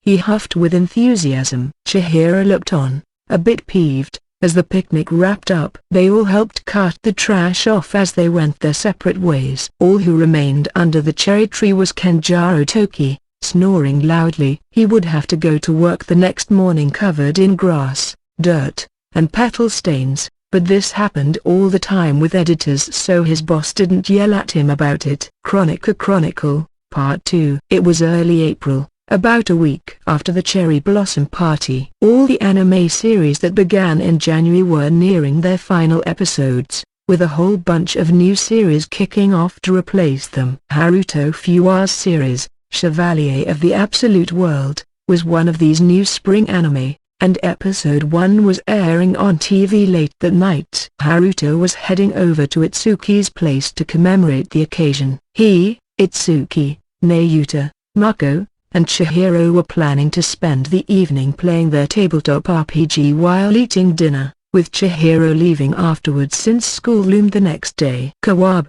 Haruto's editor, had been set to take Chihiro's place, but a sudden business trip prevented him from attending, so the remaining 4 decided to spend the night drinking beer, or root beer, in Nayuta's case, wait for the anime to air, watch it, then drink until morning. That was later, though. It was still 5 in the afternoon, and Haruto took the seat of honor at the kotatsu lower table, joined by Itsuki, Nayuta, Mako, and Chihiro. Before them was a spread of light snacks to game with, from crackers topped with cheese and ham to veggie sticks and small sandwiches. How about we get started? He passed out character sheets for the 4 players, acting oddly fidgety about beginning the game. They would be continuing where they left off with their RPG session last month, which ended rather abruptly when Haruto had some sudden business to attend to, so everyone was looking forward to starting it up again. The adventure was set in the land of Gagagia, a small kingdom in what seemed like a generic fantasy world, no special twists to it. The party was a group of 4 adventurers, all sisters and former heiresses to a noted noble family in another nation. They had grown weary of the aristocratic power struggles that came with life in nobility, so they ran away from home and became adventurers instead. The eldest sister, Mako Midfield, played by Mako Shirakawa, gifted in long-range attack magic. Her Thor's bullet skill let her shoot out mithril bullets with an electric burst. The second sister, Tsukiko Midfield, played by Itsuki Hashima, a frontline fighter wielding sword and shield. Her unique Phantom Smith skill let her copy any weapon that appeared in the game and perform that weapon's intrinsic action. The third sister, Sen Midfield, played by Chihiro Hashima, a thief type who had mastered bow and dagger-driven attacks. Her Joldabath skill let her nullify any magic with a single touch, as well as destroy potions and other magic items. The fourth and youngest sister, Death Mask Midfield, played by Nayuta Kani, a monk type who had mastered healing magic and melee attacks with blunt weapons. Her Lilim's Kiss skill let her vastly boost the stats of anyone she kissed or otherwise made skin-to-skin contact with. GM, Haruto, okay. Let's recap the story so far. We're in the town of Aegis, in a remote part of the kingdom of Gagagia. The 4 of you have arrived here, only to get caught in a fight with some local adventurers. You made it through the battle, but after Death Mask used Lilim's Kiss on Mako, you both wound up naked and caused such a huge furor that the local constables arrested you for public indecency and placed all of you in jail. Mako, yeah. That did happen, didn't it? I wish I didn't have to recall that. Death Mask, Nayuta, honestly, I can't believe how shameless a woman my big sister Mayo is. Mako, you're the one who stripped me down to nothing. GM, alright, no infighting, guys. As the 4 of you discussed what you'll do next, here in this dungeon on the edge of town, you were approached by an elegant and beautiful blonde-haired woman, one who looked quite out of place in this prison. She introduced herself as Sylvia, daughter of the Lord of Town, and she apparently had a favor to ask you. Sen, Chihiro, yeah, and I think we had just agreed to hear her out when we got interrupted. Tsukiko, Itsuki, right, yeah. Alright, Sylvia, or whatever you call yourself, go ahead and say your piece. GM, you geese sure like acting cocky, considering you're locked in a prison cell.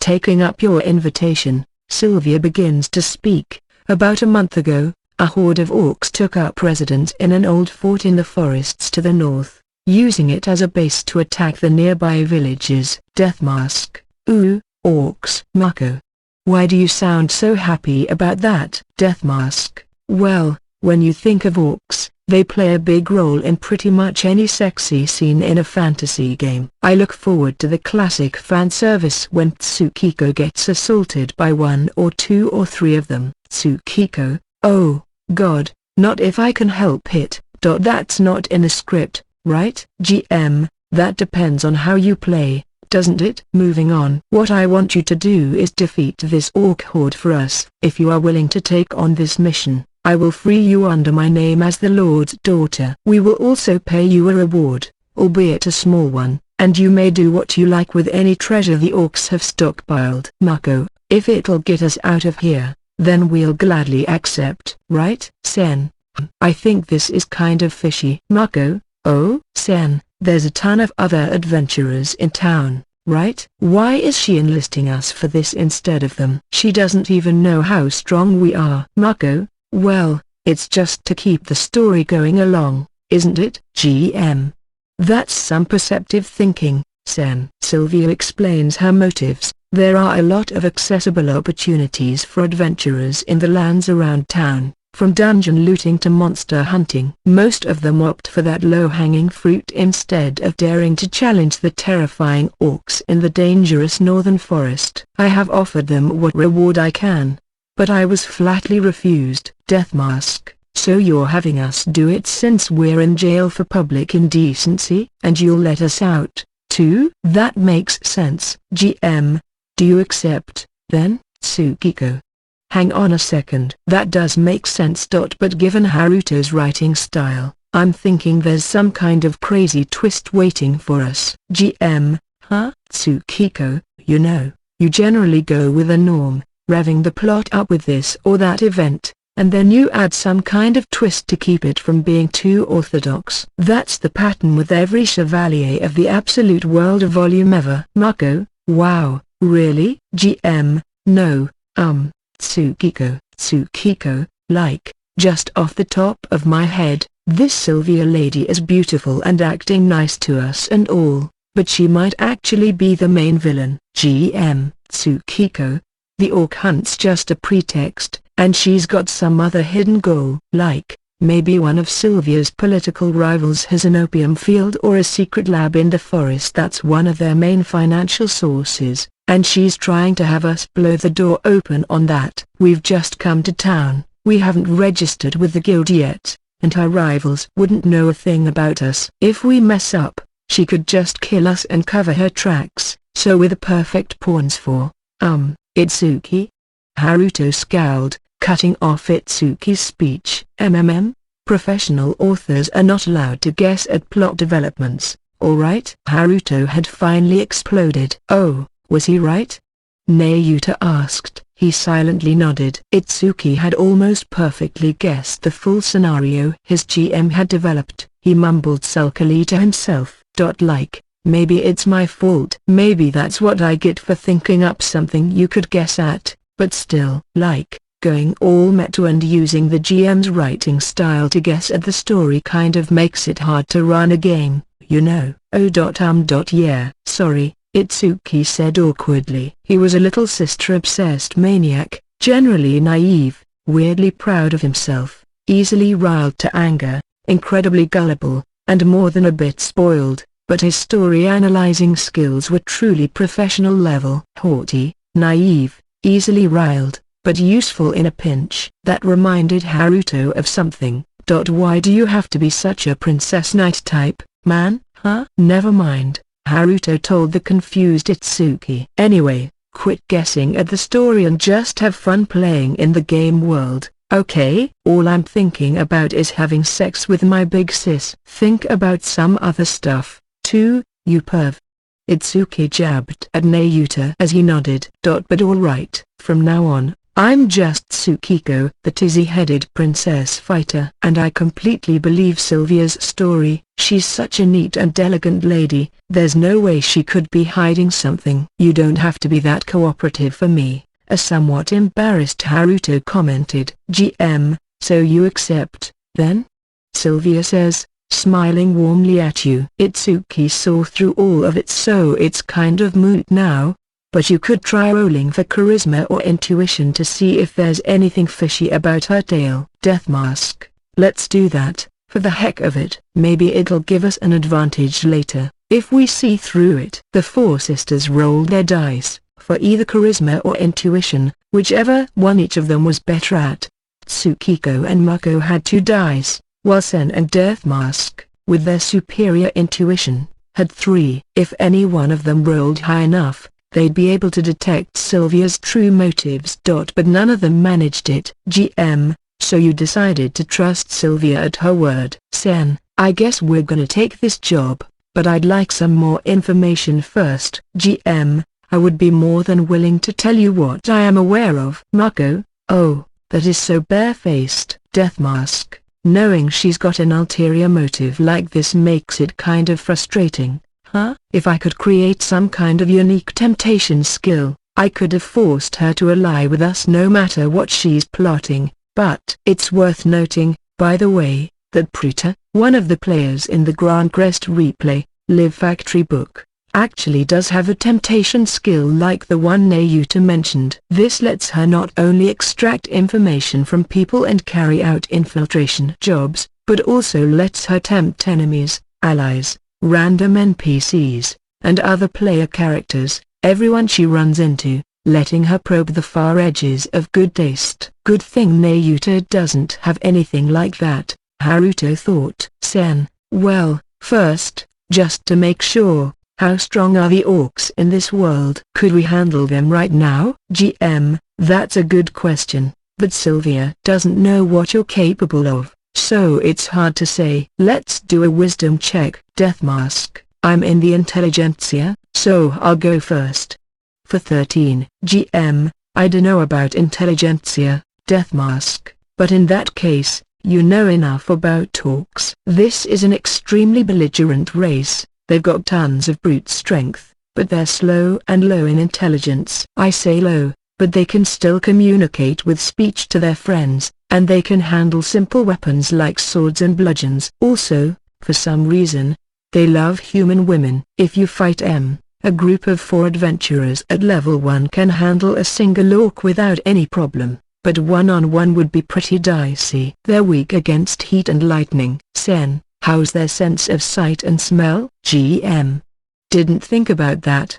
Let's say their sight, hearing, and smell are around the same range as humans. Sen, how tough is their skin? GM, about as tough as a real macho human being. A blade could pierce it. Okay. Sen, alright. So how many of these orcs are there in the forest? GM, I've received a report that there's at least 10 of them. Death Mask, so a frontal assault probably wouldn't work. Mako, if they're weak against heat and lightning, my magic would probably help a lot. Tsukiko, PFFT, bring M on. I don't care how many there are, it'll just be more blood for my sword to taste. Sen, we just said, bro. I mean, sis, a frontal attack isn't gonna work. GM, are there any other questions? Sen, how far is it to the northern forest, and is there anything dangerous on the way? Like, any monsters besides the orcs there, or animals or plants? Any edible plants, for example, and maybe if there's any fresh water. And what's the climate like in the region? If it tends to rain a lot,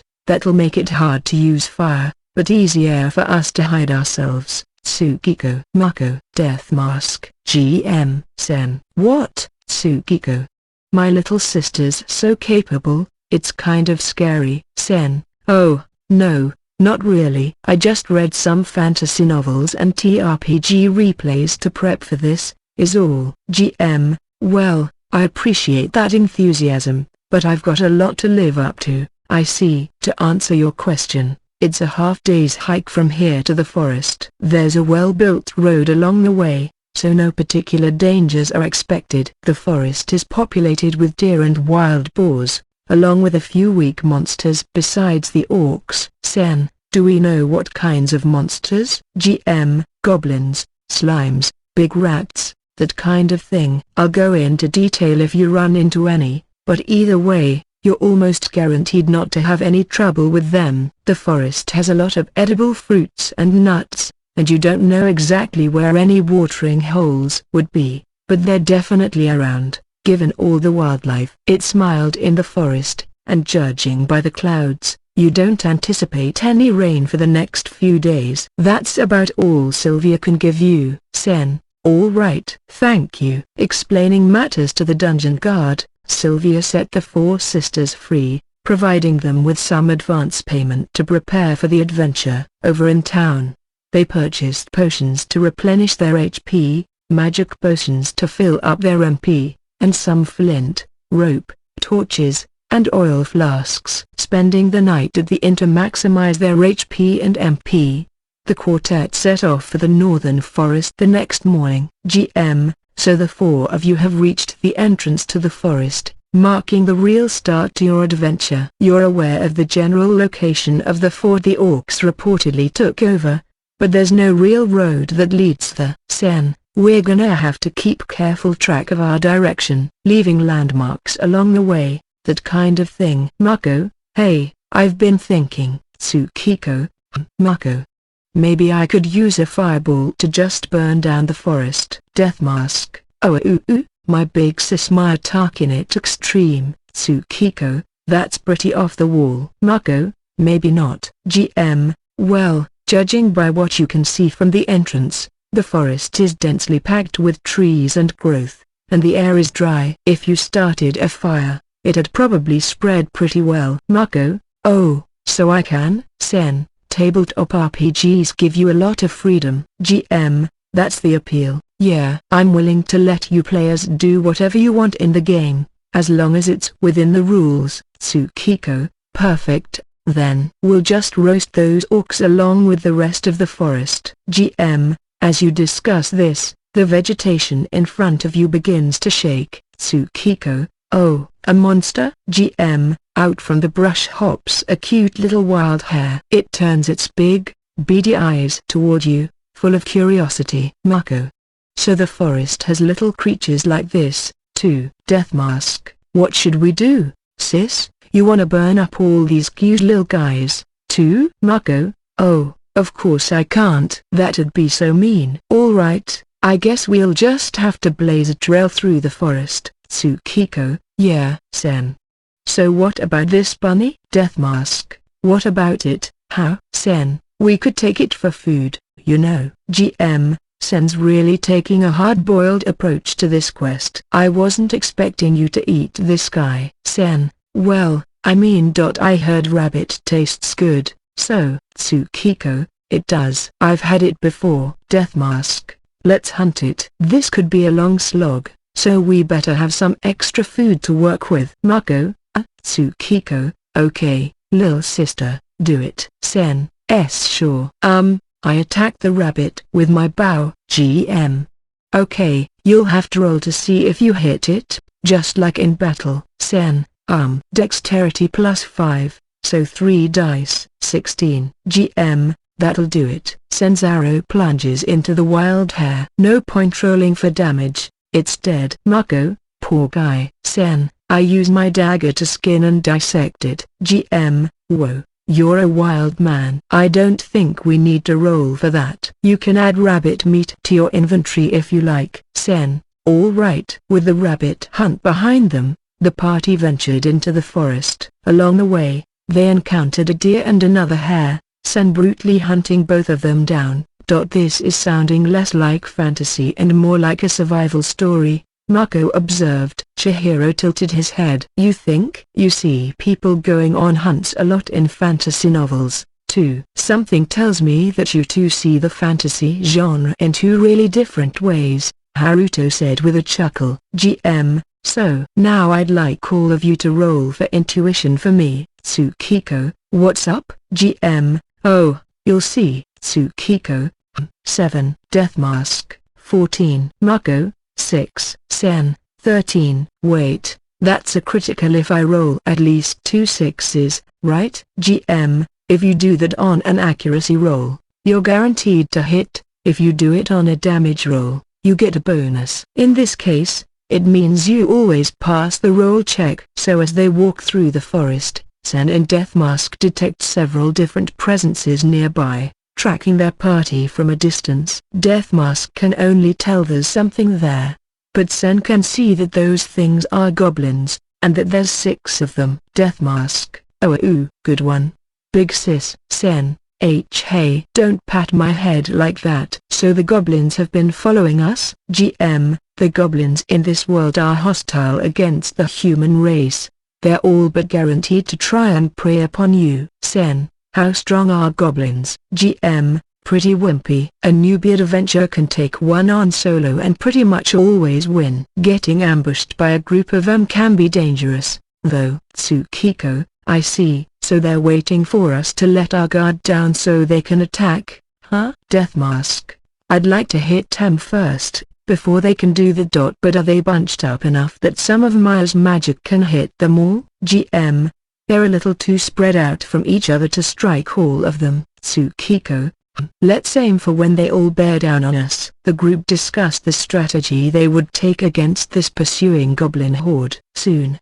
Tsukiko: oops, one of my shoelaces is untied. You go on ahead while I tie it again. Mako: all right. GM: as Tsukiko takes a knee, the rest of the party advances about 30 feet ahead. Just then, gob gob gob gob.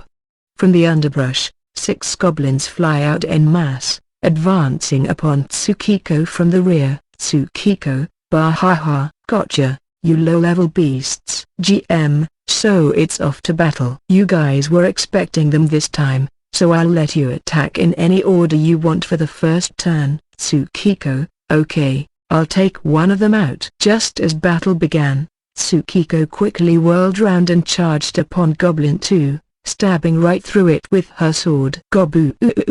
With a final scream, the goblin fell, just as Mako traveled to Tsukiko's position. Energy bolt. Lightning cracked from her staff, whipping through 3 of the goblins in a straight line. They collapsed, smoldering with black smoke. Sen followed this up by taking out Goblin 3 with an arrow. GW. The rest of its friends decimated in an instant. Goblin 5 emitted a low, guttural scream and tried to run. Just then, BSSH, an arrow from Sen's bow thudded into the back of his skull, ending his life. Death Mask: wow, Sen, no mercy, huh? Sen: I thought he might call for help if we let him go. GM: totally hard-boiled. But anyway, you defeated the goblins without taking any damage at all, and so you delve deeper into the forest. After about an hour's hike, the way ahead becomes brighter as the forest opens up. Mako: are we at the fort? GM: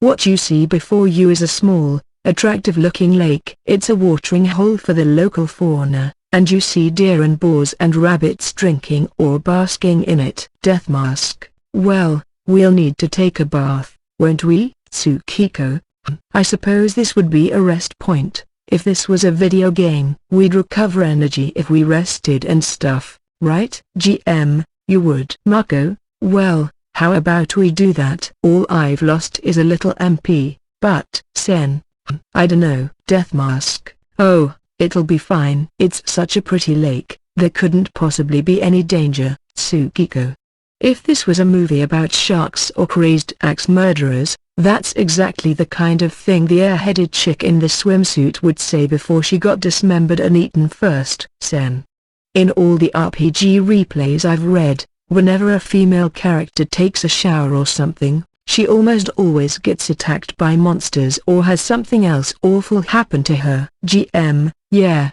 probably one of the Cthulhu RPGs, huh? Fanservice and gory horror scenes seem to go hand in hand with those books. Tsukiko: what a crappy world. GM: that's what's good about it, though. We could play one of those sometime. But for now, we're in a peaceful fantasy world, so you really don't have to worry about dangers like that cropping up. Tsukiko: really? GM: well, if you're that worried, you could always do an intuition check. If there's any danger around, you could probably pick up on it. Following the GM's suggestion, the players all rolled against their intuition stat. None of them rolled well enough to detect anything. Death Mask: see, it's totally safe. So it's time for some bathing action, guys. Everybody, clothes off. Mako: well, alright, if it's safe. Sen: do I have to disrobe, too? Death Mask: What are you acting so bashful for? Big sis, it's just us family here, nobody to bother us as we frolic in the water. There's nothing to be ashamed of. Come on, Tsukiko, you too. Sen, okay, Tsukiko. Just don't do anything weird, alright? Promise? Despite their hesitation, Sen and Tsukiko joined the other two in disrobing, and the four sisters began bathing in the lake. GM, just then. Mako, huh? GM, out of nowhere, an innumerable number of tentacles float up from the water's surface, wrapping themselves around the party's bodies. Sen, see, I told you. Tsukiko and GH. Attacked by tentacles while we bathe. Talk about cliched. You put a lot of tentacles in your books, too, don't you? I should have expected this. Death Mask, what's so wrong with that? Let's enjoy the opportunity for some tentacle play while we can, my sisters. GM, with a giant plume of water, a large, cylindrical body shoots out of the water, bristling with tentacles. It's a roper, and there's a gigantic mouth in the center of its torso that it uses to consume whatever is caught in its tendrils. Tsukiko, it's gonna eat us, guys. Now's no time for talk about tentacle play. Death Mask, I'm not gonna let any tentacles do me in. I let out a moan as the tentacles grope around my body. Oh no, don't go in there. Tsukiko, she's succumbed to them. Sen, can we cut through the tentacles with a knife? GM, sadly, all your equipment's left on the shore. Mako, what about attack magic? I can fire that off, right? GM, sure. It won't be as strong without your staff, but it's doable. Mako, okay. I throw an energy bolt at the tentacle that's curled around me. GM, got it. It's point-blank range, so no need for an accuracy check. Roll for damage. One less die than usual. Without the staff. Mako, 2d plus 5. 13. The bolt of lightning frizzled the tentacle, freeing Mako's body from its grasp. Scrambling to shore, she picked her staff back up. It wasn't clear whether the roper had any sense of pain or not, but following the attack, it grew more frantic, its tentacles pursuing Mako up to land. Okay, one more energy bolt. Mako fired off another bolt at the tentacle that grabbed at her hand. The roper sacrificed another feeler to protect it. A third bolt met the same fate, and even worse, new tentacles began to grow from the burnt stumps left by the ones she struck. Mako, I can't handle it by myself. Tsukiko, hey. Looks like it's time to bust out my trump card. Mako, huh? Tsukiko, I use unlimited blade whir. Wait, no, Phantom Smith. To copy a longsword. Focusing, Tsukiko summoned a longsword out of nowhere in her hand, surrounded by a swarm of glowing particles. Hi-ah! Instead of swiping at the tentacle holding her down, she slashed the one holding the nearby Sen instead. The longsword she summoned performed just as well as a real one, slicing right through the appendage and freeing Sen from the scourge. Immediately afterward, it faded into a mass of light and disappeared. Thanks, sister. But why me first? Tsukiko, still restrained, flashed a cheerful smile at Sen's confused question. Hey, it's my job as an elder sister to help out my younger ones first. Tsukiko. Hey, I'm your sister, too?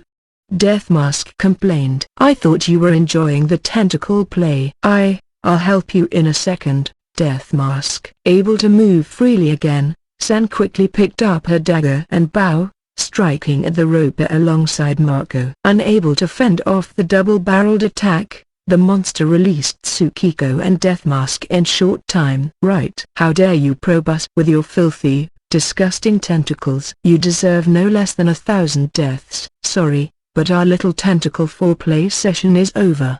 The roper was not that gifted of a fighter, and with 4 against 1, it was dispatched quickly. GM, so despite the unwanted company, you can rest for real now. Good job, Tsukiko. Ha! You shameless, tentacle-obsessed Death Mask. I'm gonna have to call him Prince Tentacle Whore from now on. GM, please don't, thanks. Their HP and MP healed from the roper encounter. The 4 sisters plunged back into the forest.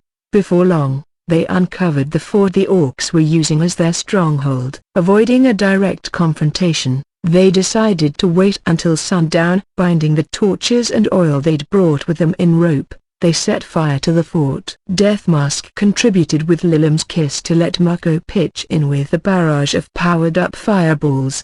The orcs were fried before they ever got to fight. The strategy made Haruto sweat bullets. I never expected that from the player side, he griped, after wiping up the straggling orcs who managed to escape the flames. The four sisters explored the burnt-out fort. In its basement, they discovered evidence of some terrifying research that took place here, forbidden experiments into controlling monsters like soldiers, with the orcs serving as their test subjects. According to the orders they found in the same room, this was all masterminded by Lloyd, son of the town's lord and Sylvia's elder brother. Tsukiko, whoa, what a shocking revelation. Death Mask, yeah.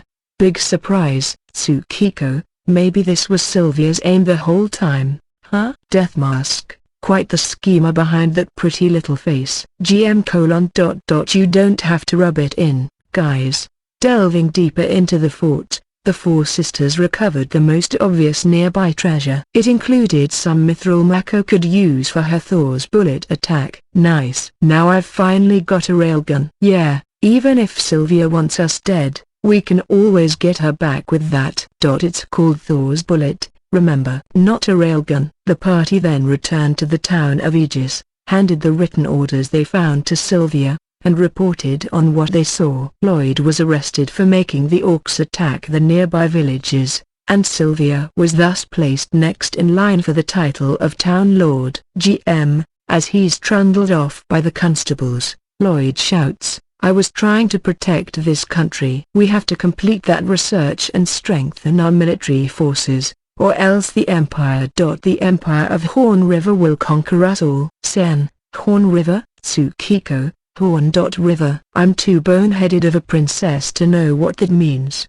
but I never knew there was an empire named that. Certainly not an empire associated with any real-life groups or publishers. GM, the Empire of Horn River. A fairly pat name for a country, perhaps, but it's actually one of the largest nations on the continent, boasting what's easily its most powerful military. It is served by several well-trained army corps, allowing it to steamroll over any neighboring countries with awe-inspiring force. The Principality of Midfield that the four of you ran away from was annexed by Horn River several years ago. 1 year back, it forged an alliance with the Kingdom of Vol.1, essentially absorbing the kingdom into its own empire. Using Godwin's unique technology, it has grown into an even more formidable force. Some say it could conquer the entire land sooner or later. Death Mask, wow. That has nothing at all to do with reality, I'm sure, but it definitely sounds scary. GM, anyway,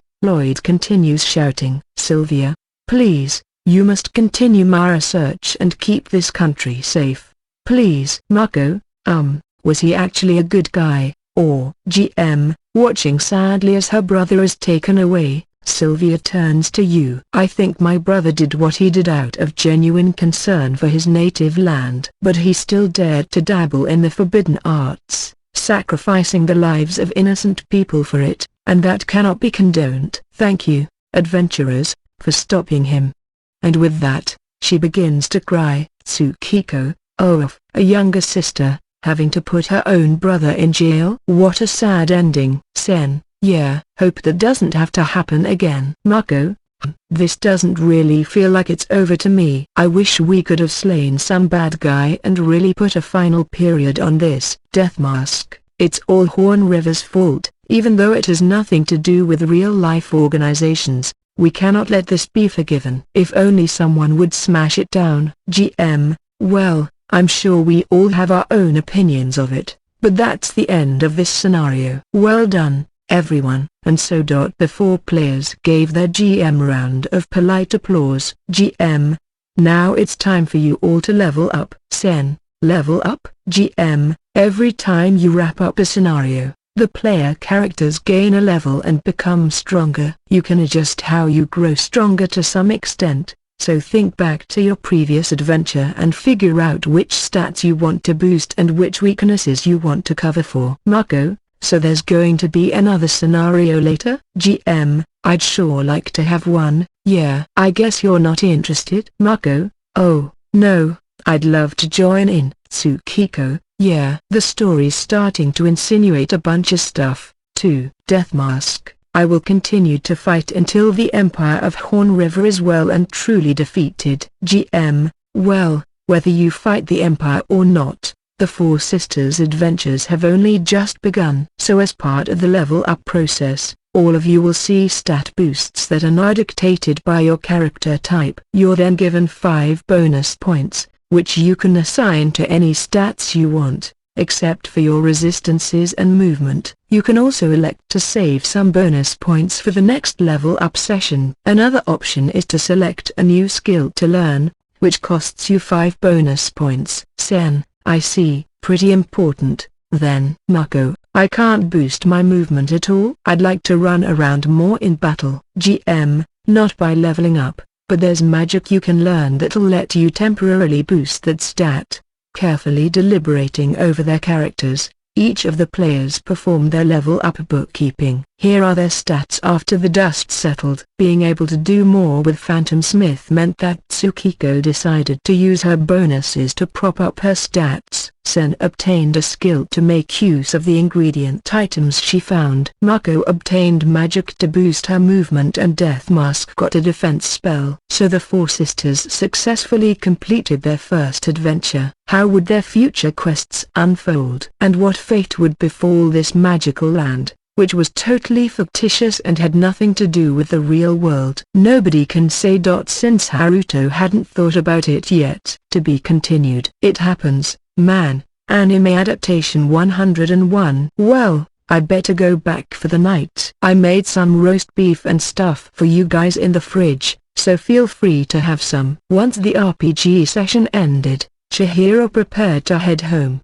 He had just begun his second year of high school, and tomorrow was a school day. It was already late, and while their parents knew not to expect their child back early, coming home after the late-night anime block ended was out of the question. The buses have probably stopped running by now. You should take a taxi back, Itsuki said, giving him a 5,000 yen bill. Oh, that's fine. There's still the train. Yeah, but it's a long walk between the station and home. No need to make people worry about you. Yeah. All right, Chihiro said, blushing a little and accepting the bill. I'll give you the change back next time. Don't worry about it. Think of it as an allowance. Oh, I can't do that. I'll pay you back later on. Itsuki was already funding the food for Chihiro's cooking, of course, but no matter how much he insisted on his brother keeping the change, Chihiro always stubbornly gave back the exact amount on the receipt. You couldn't get that level of cooking at a restaurant even if you paid 3 times as much,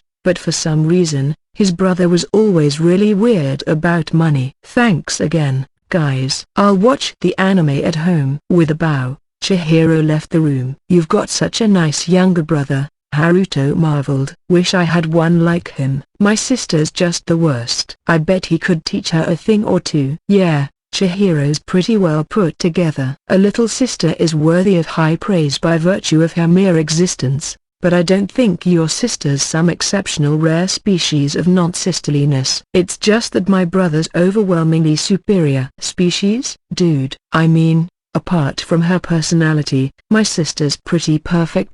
But yeah, personality's probably the most important part. Sorry. He recalled how, when he mentioned this morning to his sister that he was going to watch episode 1 at Itsuki's place, she flew into a sudden rage and verbally beat him to a pulp. It made him visibly wince. There really was nothing good about having a little sister. Well, you all hungry? He said, trying to rally himself as he got the drinks and cooking ready. There were roughly 3 hours left before the premiere of Chevalier of the Absolute World. It put Haruto on pins and needles, but the 4 of them would have to chill for just a bit longer, eating and drinking to pass the time. You never watched your white box version? Nayuta asked Haruto. It came in the mail yesterday, but but I wanted to watch it live on TV and let the emotions move me in real time, you know. The white box version was a DVD with the completed episodes written on them, passed out as samples to related parties. Despite being plain discs in jewel cases, they were still called white boxes in Japanese for historical reasons, dating back to when they were videocassettes in plain white cases. These press discs were lower quality and usually had issues that were fixed for the broadcast version, but generally featured the same content as what was shown on TV. Voice recording was generally done before actual animation, leaving actors to work with storyboards instead, so the only part of the Chevalier anime Haruto had seen so far was the tiny snippets from the preview videos. Wait a second, Itsuki said, looking confused. I thought you said in the interviews that the battle scenes had tons of impact and I should look forward to them and stuff. Well, that's how interviews are. Mako's face stiffened. She had the feeling she had learned something she shouldn't have. As they chatted, Haruto laid the spread out on the kotatsu table. There was roast beef, boiled mussels, clams steamed in wine, sauerkraut, marinated salmon, chicken rolls, a huge omelette stuffed with seasoned rice. We're meant to eat that big ass omelette today, right? Haruto thought it best to confirm. It was easily hefty enough to feed 3 people on its own, so it certainly wasn't meant for Itsuki's lunch tomorrow. Yeah, he whipped that up specially for you. Oh, it looks good. But why a rice omelette? Chihiro asked me what you liked. I said you like maids, and he said he meant what kind of food you liked. So I said I don't know, whatever kind of food maids cook. So there you go. Maids make rice omelettes, everyone knows that. Yeah, I know that's the typical offering at a maid cafe, but... Exactly. But I never said anything about enjoying maid cafes. No, I like maids in part because of the spirit they bring into their position, so I'm not attracted to some lady working part-time, dressing up as a maid and calling everyone who walks in the door master. I want my maid to serve me, and me alone, I guess. The other 3 stared at Haruto as he laid out the details. Wow, phew, you're really dumb. You're a plain old otaku on the inside, aren't you? Nayuta said, putting into words what Mako couldn't. No, not really. I'm just, given that you bought 100 porn games in 2 years, I don't think you got much room for excuses, Itsuki mercilessly pointed out. Oh, alright. I'm a total otaku at the core. You guys win. I got this look going just so I could look cool in college, too. Nayuta's eyes opened wide as Haruto turned defiant. Wow, Prince Man-whore, you mean you really aren't a man-whore? That's what I've always told you. So wait, are you, perhaps, Prince Chastity? Like, a total stop. End of conversation. We got this huge omelette Chihiro made for us. Let's write something on it with ketchup. Haruto grabbed a ketchup bottle, putting a forceful end to Nayuta's accusation. Itsuki mused. How about congrats on the anime launch? Or something? It'd be lame if I wrote that on myself. Someone else wanna do it? Me and Maya can. Give us a second to get ready, okay? Nayuta and Mako left the living room. Get ready? A puzzled Haruto asked. Just wait for Itsuki advised. After a moment, the 2 girls returned. They were dressed in maid outfits. Wow! Haruto's eyes burst wide. Tee-hee-hee. What do you think, Itsuki? I think I don't give a crap about maids, just like I told you. Your master for today's over there. Itsuki coldly ignored Nayuta and her smile.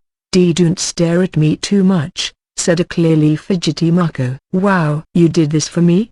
Haruto's mouth hung open. Sorry, this is just cosplay instead of the real thing. This was Itsuki's idea, by the way. Itsuki turned away, a little embarrassed. Yeah, well, it's your special day, so. Itsuki. Haruto's eyes were dewy with pure emotion. The 2 girls were wearing stereotypical French maid outfits, definitely costumes, made from cheap fabric, but simply dressing up for his sake was enough to make him overjoyed. Hey, you happy? Don't say I never do anything for ya. Yeah. Thanks, Itsuki. As smug as Itsuki was acting, Haruto's thanks were genuine. Until. What's that all about, Itsuki? You dress us up as maids, and then you try to take all the credit. Talk about selfish, huh? Was all a confused Itsuki could manage to Naruto and Mako's protests. We actually purchased one more maid outfit, you know. Wait, Kaneko, you didn't. Come this way, if you could, Itsuki. Itsuki broke into a cold sweat as Naruto and Mako grinned at him. And several minutes later, why do I have to dress up like this? Three maids appeared in the living room. Ha ha ha ha ha ha ha. But that actually looks good on you, Itsuki. Ha ha ha ha ha. I don't care. Itsuki blushed in shame at Haruto's uproarious laughter. It really does look nice on you, the mischievous Naruto commented. Yeah, it does, Mako added, judging the look with nothing but complete seriousness. That doesn't make me happy, you know. Maid outfits like this give me nothing but bad memories. Wait, never mind. Itsuki grabbed at the ketchup bottle, his face largely the same color as its contents. Let's get this thing written. Oh, shit, I'm running out of space. He made the classic rookie mistake of drawing the text too big to start. What was meant to be congrats on the anime launch sputtered out at congrats on there. Wow, Itsuki, you're more of the bumbling maid character. What a klutz. Are you even literate? Itsuki gritted his teeth in frustration as the nearby veteran maids teased the new girl. Haruto, for his part, was actually digging the whole scene. Don't worry. I appreciate the thought a whole lot. Wanna crack open a beer? His first selection from the fridge was Gouden Carolus Cuvée Vanda Keizer Red. Gouden Carolus is the headline brand from brewery Het Anker in Belgium, so named out of the brewery's respect for the Holy Roman Emperor Charles V, who was raised nearby their headquarters. Keizer is their top-of-the-line beer label, a limited edition bottle released on Charles V's birthday. The taste is, in a word, delicious, enough to completely change the way one thinks about beer in a single mouthful. Super good. The high-quality hops bitterness works together with the refreshing, citrus-like sweetness to make it hardly feel like you're drinking a 10% beer at all, but slosh it around the tongue a bit, and you can feel all the complex herbs and spices in the flavor as well. It's easy to drink, but more than stands up to deep taste analysis, making it hard to turn one's head away from. It does for the drinker, in other words, what the ideal light novel should do for its readers. Unlike light novels, however, this beer was a limited edition and had a price to match. It wasn't a session beer, but it was perfect for special occasions such as these. Here, I'll pour it. Still blushing a bit, Itsuki the maid took the bottle from Haruto's hands and poured out a glass for him. The beer, an elegant shade of gold, filled the glass and developed a fine head that covered the surface. He then poured glasses for Mako and himself, providing some ginger ale for Naruto. My writing idol, dressed up as a maid, serving me. Shut up, Naruto. You're just along for the ride. You may offer a toast, master. Sure. Well, cheers. Cheers. Ting. Everyone's glasses clinked as they took a gulp. Whoa, this is really good, Mako exclaimed, it being her first time trying it. Isn't it? Haruto boasted. Oh, wish I could drink it, Naruto grumbled. Go have a juice box or something, kid, Itsuki replied.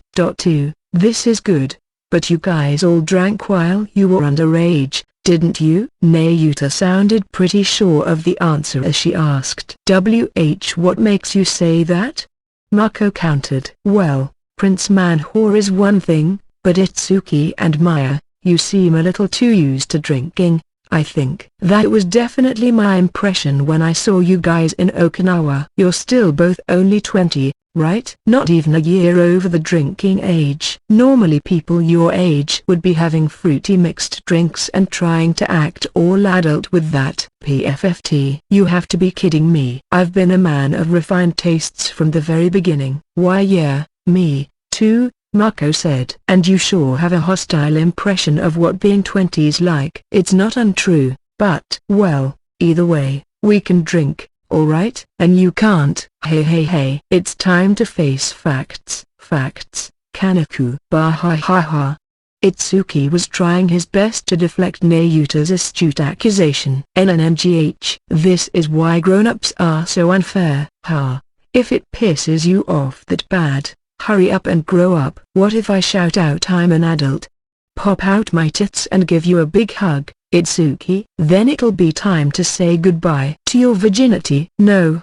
To you. From the window. From the window? That's so mean. Nayuta pouted, then focused her attention on devouring the roast beef in revenge. Huh? Hey, there's only 12 slices of roast beef, 3 for each of us. Ooh, I'm such a child, I don't know how to do arithmetic too well.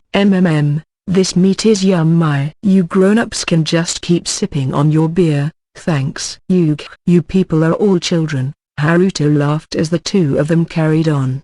He did indeed keep sipping on his beer, pausing for just a moment to fire off a tweet. Only 2 hours until the big anime launch. My heart's starting to race. Have fun watching it, guys. I'm watching with Itsuki at his place. Degrees. The alcohol addling everyone's brains only added to the excitement, and the room was soon filled with laughter. Wonderful food, wonderful beer, and wonderful friends. Time flew by, and by the time Chevalier of the Absolute World's hour creeped up, Haruto couldn't have felt better about himself. Here we go, guys. // he tweeted as the 4 of them gathered around the TV. There, Haruto's happiness met its end. It was 30 minutes after the episode began. The end credits were over. The next episode blurb was over, and the subsequent program was already running, but Haruto still sat glassy-eyed in front of the TV, not moving a muscle. The cause of this was clear enough that Itsuki, Mako, and Nayuta didn't say anything. They couldn't. So they watched Haruto nervously. The TV was playing a romantic comedy anime, another episode 1 premiere, just like Chevalier of the Absolute World. There was a girl, looking perfectly normal, in front of a perfectly normal background, moving around perfectly normally, speaking perfectly normal lines. Sure must be nice, Haruto muttered as he watched. Unable to endure any more, Itsuki shut off the TV with the remote. To be totally blunt, Episode 1 of the Chevalier of the Absolute World anime was trash. First, the animation work was terrible, something even an amateur could see. The characters were all bungled, and sometimes the same character would look completely different in another scene. Even Itsuki, who had read the entire series, wasn't totally sure who was whom at times. If you came in with no knowledge of the original, it would have been utter confusion. And it wasn't just the characters. The Caliber robots that were supposed to sell the show, and the dragon foes they fought, were just as awful. Their designs had been simplified to some extent out of necessity, the original illustrations being too intricately detailed to animate, but they had failed to execute even on those simplified looks. Haruto had been promised that these new designs would result in much more fluid animation, but the episode was filled to the brim with still shots, making it hard to figure out how the battle was unfolding at all. Even the climax of Episode 1, with the protagonist using a finisher skill to mow down a horde of foes, was brushed off with a single still piece of art. It truly stumped the audience in Itsuki's room. Next, the main cast. Simply put, their acting skills weren't there. The fetching heroines were played by rookie voice actresses, all of them nearly brand new to the industry, and while some of them had voices to match their characters, and some absolutely didn't, they were all poor at their roles, across the board, to one extent or another. The protagonist was played by a more well-known actor, one who had multiple hero roles under his belt, and a lot of the supporting cast was just as experienced, which made the heroines' subpar performances stand out even more. The women all sang together as a group for the ending theme, and that wasn't too great, either. Plus, the song itself was a frenetic, high-tempo dance piece that was a complete mismatch for the story setting. The auditions held for the main cast had featured a plethora of more talented veterans and popular voice actresses. Haruto had naturally submitted a few names he'd like to see in the recording booth, but he got shut down. As a producer or some other TV bigwig had told him, "We want a fresh feel with some new people. It'll be harder to organize public events with voice talent who are already well known, but with rookies, we can organize a music group with them and hold live concerts." Also, the story was shit. The books went through the trouble of describing the protagonist's life and troubles before being selected by his caliber and fighting as a royal knight. But in order to compress the story enough to keep the aforementioned climax scene in episode 1, the hero's motivations were completely glossed over. The heroine's motives for caring about the hero more or less pushed upon the viewer, and almost no time was given to describe the setting. Haruto had heard all about how the anime format allowed the setting to be described visually, not just with words, but the backdrops and buildings were just as humdrum as the characters, so it gave hardly any information. Thanks to all the nonsensical cuts made to the original book's dialogue, there were a lot of scenes where conversational lines didn't even correctly connect with each other. Haruto had gone over all the scripts, making sure everything made sense while being cut down to the needed length. He had no idea how it wound up like this. I had kind of a bad feeling when the white box version came to me just a day before the premiere. Really? Hey, I guess I didn't watch it because I was too scared to. Haruto chuckled dryly to himself, then sighed, as if his very soul were escaping his lips. I worked hard on it, too. It was so pathetic to watch that nobody else in the room could say anything. Realizing that he was harshing the buzz, Haruto tried his best to brighten up. "Well, that's over. Time to drink some more. I brought a bunch of other beer over today, so let's keep it flowing." He whisked himself over to the fridge, grabbed a bottle at random, sloshed it into a glass, and took a long gulp. This beer is good." It really is. The alcohol that made everything seem happier a mere 30 minutes ago now amplified all his negative emotions. He was almost in tears. Itsuki reluctantly spoke up. Well, I dunno what I should say, but yeah, but we're not here writing anime pitches. We're writing novels. So even if the animes, like don't worry about it. If you can." Haruto snorted at Itsuki's feeble attempt to cheer him up. "Yeah, well, guess I'll just forget about the anime and work hard to make my manuscripts more interesting. I guess that's the best way to deal with this, huh?"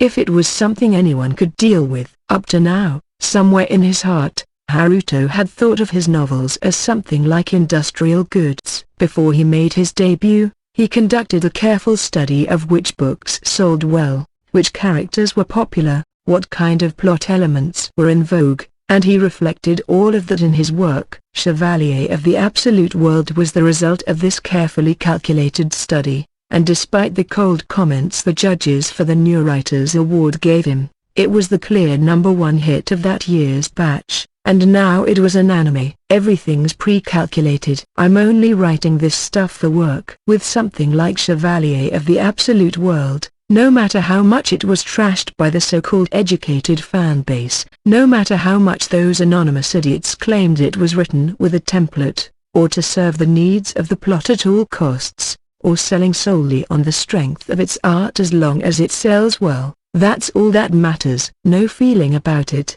Is that really the case? It can't be. Even if he had carefully analyzed the marketplace to craft his story and characters, he was the one who stepped up to write the damn thing. I like it. I like how cool the hero is, and how all these cute girls are crazy about fawning over him. I like how he gets mega strong, beats this mega evil dude, and neatly saves the day. I like how people are rewarded for their efforts. I like how kind, gentle people wind up happy. I like dudes cutting loose and beating the crap out of other dudes. I like harems. I like panty shots. I like dudes getting said panty shots through sheer luck. I like maids. I like heroines who fall head over heels for people at first sight. I like kind-hearted big sister types who'll unconditionally do anything to care for you. That's what I'm writing for. I want to get summoned to this world of swords and sorcery. I want to go on a big adventure. I like the idea of someone being the only one, the #1, the single golden child out of the entire world. I look up to that, I really do. The sight of a courageous protagonist stepping up before thousands of foes, just when he's about to falter, makes me want to take heart, too. I shed tears when I wrote my guest heroine sacrificing herself to save the hero's life. I was the one who created that situation, but it still hurt me so much that I cried. I can say this with absolute certainty now. I love Chevalier of the Absolute World. If I didn't, how could I have written 13 whole volumes, a good 1.5 million Japanese characters worth, strictly because it was my job? This isn't some mass-manufactured product. It's sad and frustrating whenever someone makes fun of me. It pisses me off so much, I want to kill them. Getting praise from my readers makes me happy. I put all my fan letters in a safe and read them over and over again. When the manga version came out really great, I was so happy to read each chapter that I wanted to literally jump for joy. And the anime version was just that shitty, and that's why I'm sobbing. I love this thing, man. I really love it. Maybe you guys think of it as just another title in the catalog, but to me, this was like nothing else in the world. I loved this thing, for fuck's sake. Why don't these bastards understand that? Fuck em. Fuck each and every one of em. Haruto stared at the tabletop as he shed his tears. Then he heard someone else sniffling. He looked up, puzzled, only to find Mako, her face a wet, hot mess as she sobbed. Whoa. Wait, why are you crying, Mako? Cause she's Maya, that's why, Naruto explained, looking at her fondly. No, really, why? You didn't even write it, asked a concerned Itsuki. Muki wiped off her face with one corner of the duvet running along the side of the table. Well, I'm not a writer, and I don't know how it feels to have your book made into an anime. But she looked toward Haruto with her reddened eyes. But even I know it's sad when you try really hard at something, and it blows up on you. Then she went back to sobbing. Haruto staring on dumbfounded. He wasn't sure when, but he had stopped crying. Politely waiting for Mako to regain her composure, Haruto stood up. Right, sorry, but I'm gonna head out. I'm probably gonna start acting like a dick again if I keep drinking. He chuckled to himself. The trains haven't started running yet. I'll take a taxi. It'll cost a bit, but screw it. I am successful enough to have my work made into anime, remember. With that last bit of self-deprecating humor, Haruto packed up his things and left. You think Fuwa will be okay? A concerned Mako asked. Itsuki and Naruto didn't have an answer. Barmung and Excalibur. Back home from Itsuki's apartment, Haruto turned on his computer and checked out the initial episode 1 feedback on the net. It wasn't great. In fact, between shitty this and it makes no sense that and totally worthless and I'm one and done on this one and is this like a practice anime for new voice talent and over practically before it began, it was downright depressing. A lot of people bashed the director, the scriptwriter, and the production company. Fans of the original books were particularly virulent in their hate for the anime staff, going all the way up to threatening violence. I wish I had someone to hate for this, too. He thought. It'd be nice if I could innocently paint the anime staff as the bad guys and come to terms with my own feelings. Between signing on for the anime and this moment, he had met with and spoken to the director, the scriptwriter, the producer, the cast, and many other people involved with the show. He went out for drinks with some of them. He didn't dislike any of them at all. It's hard to really hate someone once you know their face. Plus, even if he hadn't met anyone at all, it's not like anyone on the team was thinking let's make this anime as shitty as possible. That much was easy to understand. He knew nobody had evil intentions, so he couldn't hate anyone for it. Even the main voice talent, cast due to motives almost wholly unrelated to their talent, had worked hard to exploit the opportunity they'd been given. He knew that, when the very worst rookie member of the cast came up to him during the episode 1 recording sessions and said, "Thanks for giving me this chance, Mr. Fuwa," he could feel the appreciation, the passion, the fretfulness. It was undoubtedly the real thing. And even the producer who forced this cast on him did so because he thought it'd spice up the live events. That wasn't a lie. Nobody in this industry didn't give 100%. Nobody didn't struggle with everything they had. They were shedding their blood, sweat, and tears out there, constantly being afraid of getting run over, consumed, and stepped on without any mercy. So why doesn't it turn out well sometimes? Before going to bed, Haruto decided to call his editor, Kawab. It was the middle of the night, but he answered. Kawab had needed to duck out of today's anime viewing party at the last minute because he was off to Kyoto, where Okina, illustrator for the book series, lived. As he put it, when Okina watched the white box disc, he shouted, "I didn't work so hard on these books for this piece of shit anime." So Kawab had felt obligated to travel to Kyoto to soothe his damaged ego. It was funny, but hearing that made Haruto happy. Okina really cared about this thing, too. He was a veteran, having handled meshed designs on a number of robot anime. Haruto heard that he was reluctant to take on book illustration work for a brand new author. He could be moody and hard to please. Haruto had only met him once, at a book signing when the anime was first announced. Hearing how angry he was about all this oddly reassured him. "Mr. Kawab, why did the anime wind up like that?" "Well," Kawab replied, "this isn't 100% confirmed information." Then he let him in on what he knew. It turned out that the production company animating Chevalier of the Absolute World was producing 2 other shows for this TV season at the same time. One of them was based on a big-name light novel series from a large publisher, and apparently it had been pretty tough progress on that one. Screwing that project up would have put the company's future in serious jeopardy, but none of their production lines really had the free time to help out with other people's projects. If someone had to jump to another series, the series that lost that personnel paid for it in quality. With Chevalier in particular, the art director, more familiar with the books than the director himself, wound up leaving midway, leading to things like dialogue getting cut which absolutely shouldn't have been, that kind of thing. Again, Haruto found himself wondering what went wrong. Was it that large rival publisher? Was it the big-name title they were pushing? Was it the staff on that project, unable to take the heat by themselves? Was it the board of directors on the production company, willing to abandon their other projects for the sake of one big one? Or was it the whole company's fault for taking on 3 anime series at once, something they clearly weren't capable of handling? Or is it my fault for writing a series that couldn't take priority above that big title? No answer immediately came. It was about 10 days since the episode 1 broadcast. Haruto still hadn't fully recovered.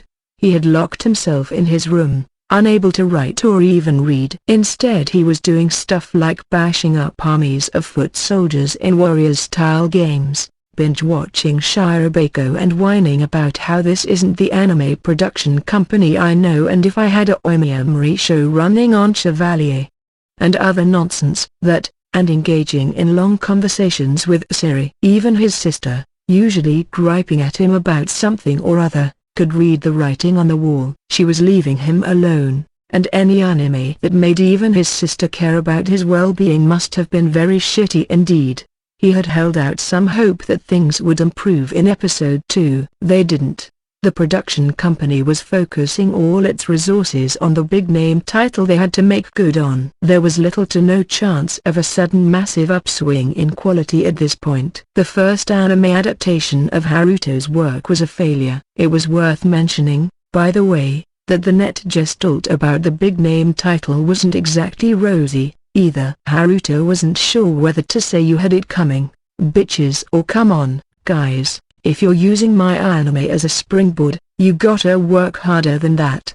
It was tough. So as Haruto sat there agonizing in bed, he received a sudden call on his smartphone. It was from Mitsuki. They hadn't spoken for the past 10 days, where before they'd usually hang out once every 3. It felt like forever. "Hey, Haruto." "Yeah." "Come with me to Akihabara today." "Huh?" "I'll meet you by the Electric Town Gate at 2. Got it?" "Hey, wait Then Itsuki hung up on him. "What the hell's that about?"